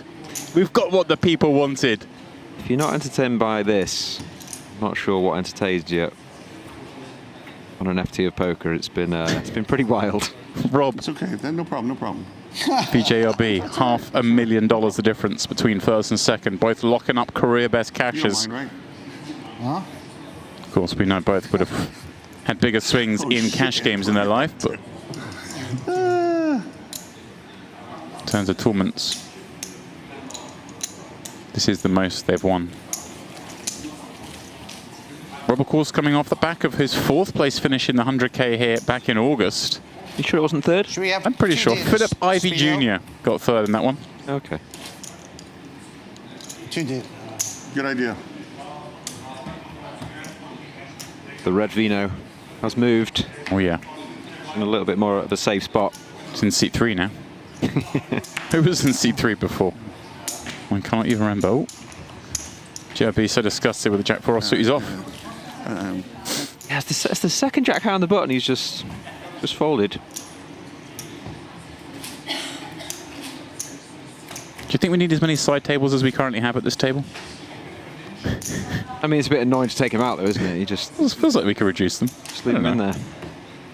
Just my Continuity. oh, just a little untidy, you know. Well, let's keep things neat. I reckon Rob might win this hand. They actually dealt this hand with JRB not even there. He's not sat down. You never know what's coming next, do you? No. No, wait for him. Wait for him. You're not good, dealer. Don't do that, please. Dealer, actually, imagine if he just starts raise. I got to beat him fair and square. I guess the shot clock's not really a thing at this point in the tournament. Rob opens JRP's bacon. Yeah, just a little mid 30-second break for the boys. Maybe now we clear the side tables. Just putting it out there. That poor dealer's just so confused what's happening. Yeah. It's like, do I carry on? Do I I stand should up? stop the clock here. That hand should be dead, but also the boss has just told me to keep going. So just to recap, the button opens to 1.5 million. The big blind is no longer seated, and the button is no longer seated. No, but the big blind's now back. Oh, it's now back. Oh. Maybe 1.5. Okay.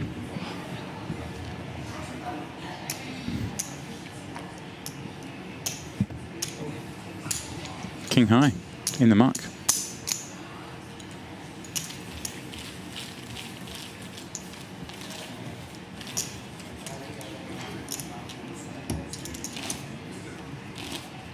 Yeah, do you think he misread his hand then?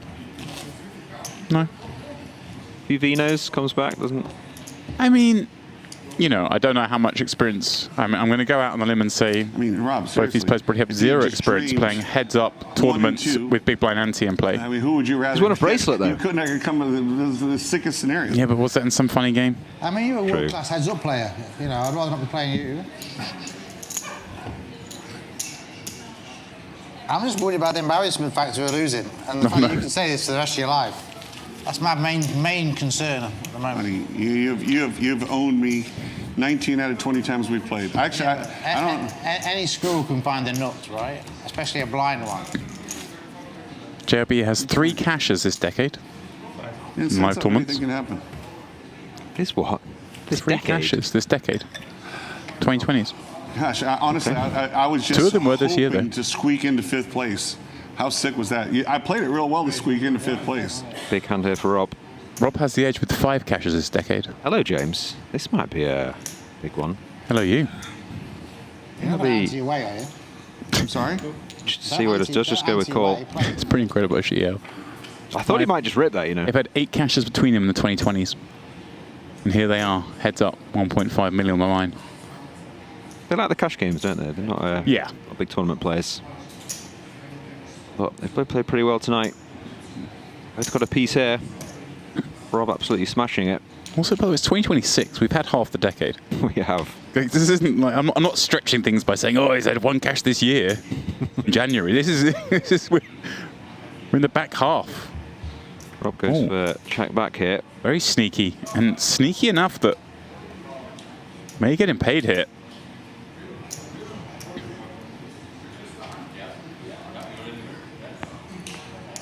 So he's going to go big.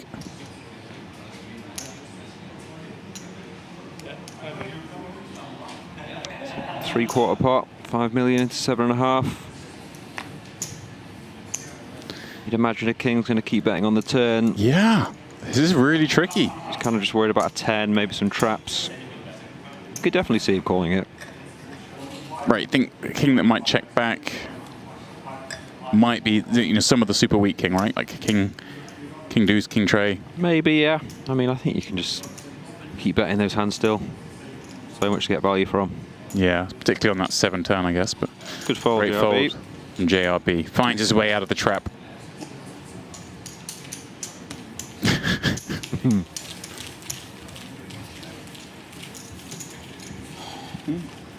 You want it off the table? Oh.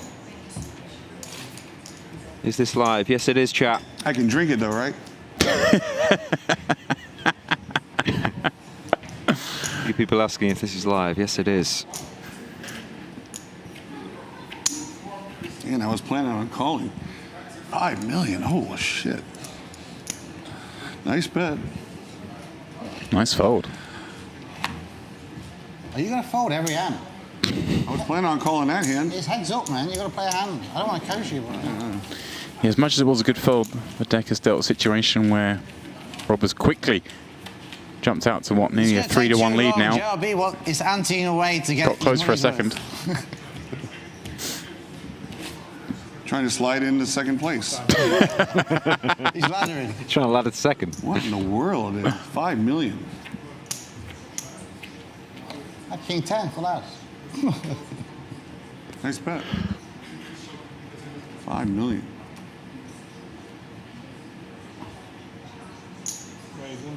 You have to call 500. You keep folding. Hey, guess what I've got? Remember this hand? From JJ. No, don't remember it. Don't remember it, Rob. Sounds like he remembers it. I don't know the Someone hand. get JRB some energy drinks. He's folded 10 hands on the trot. You got to play, man. Come on. It's your 5 and 5. I don't need anything, thank you. Maybe some earplugs. Maybe some earplugs or headphones. Maybe some earplugs. Can't wait for aces heads up. You got to play.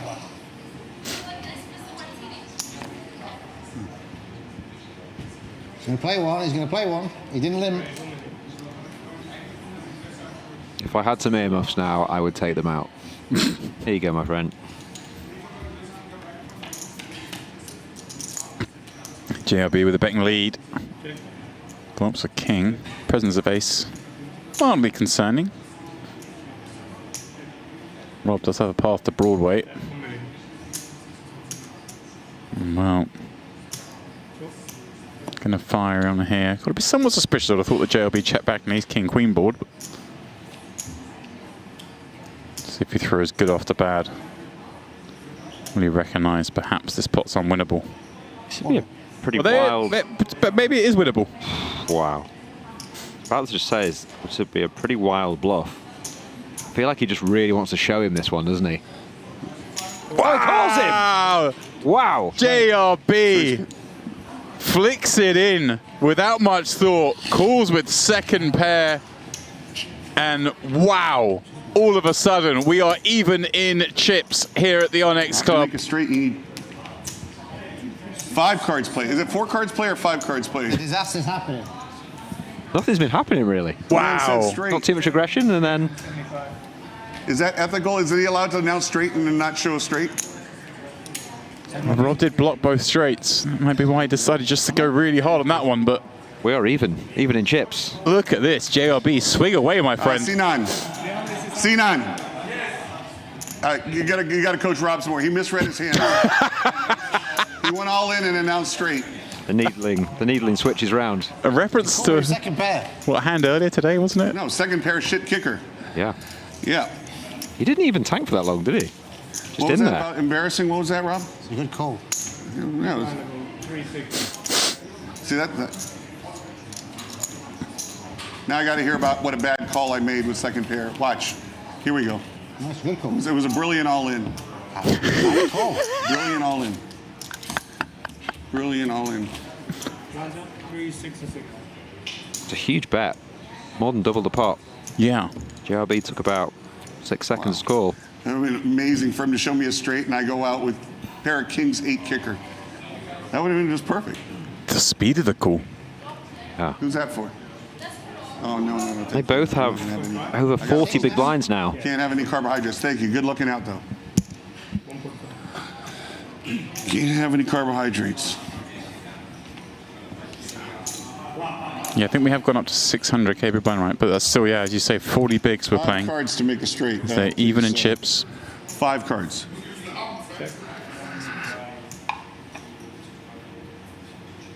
Again, I mean, Rob with the best hand here, but JRB surely a favorite to win this one, holding the flush draw.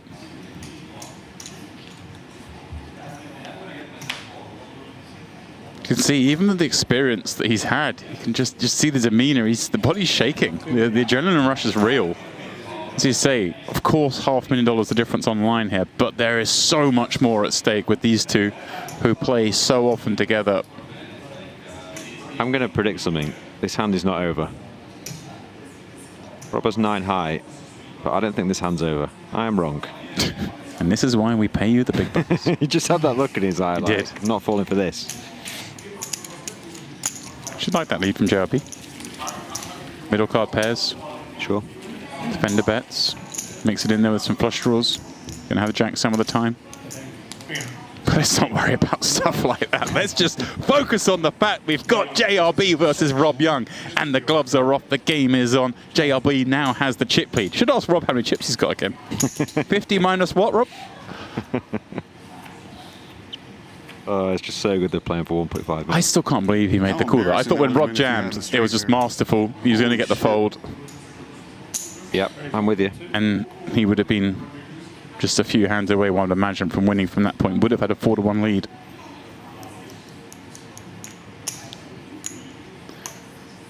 You cannot accuse Rob Young of not having heart. Oh, second pair, right? He did. Very good call. It was. I'm sorry, I couldn't hear you, Rob. What did you say? Oh, he's smiling. Start talking to yourself, Rob. Rob, please don't start talking to yourself. I gotta hear it. I gotta hear it.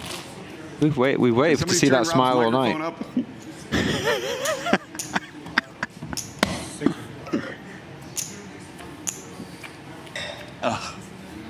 Oh my God. Like Bobby says, Ripley wouldn't believe this shit.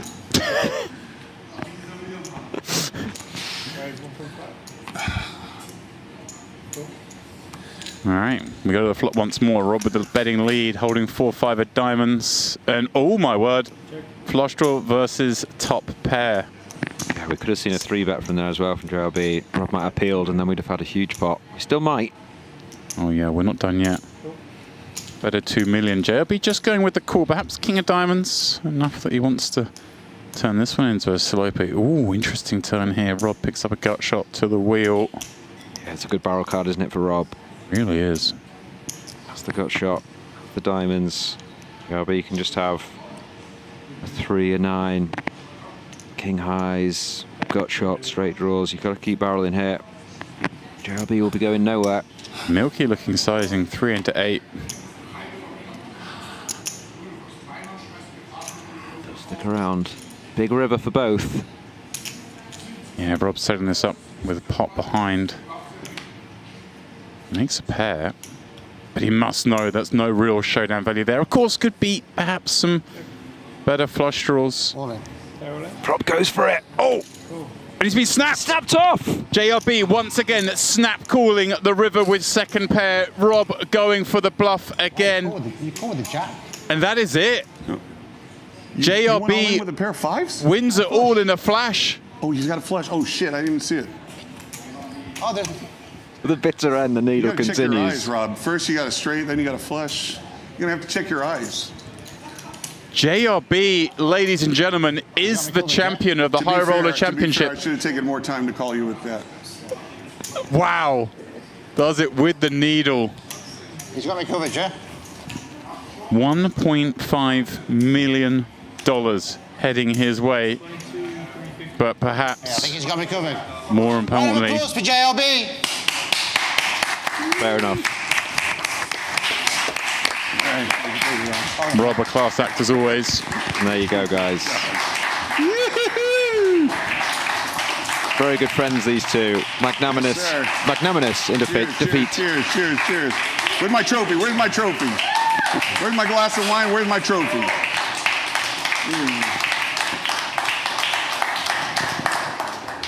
Wow, JRB wins it. Wow.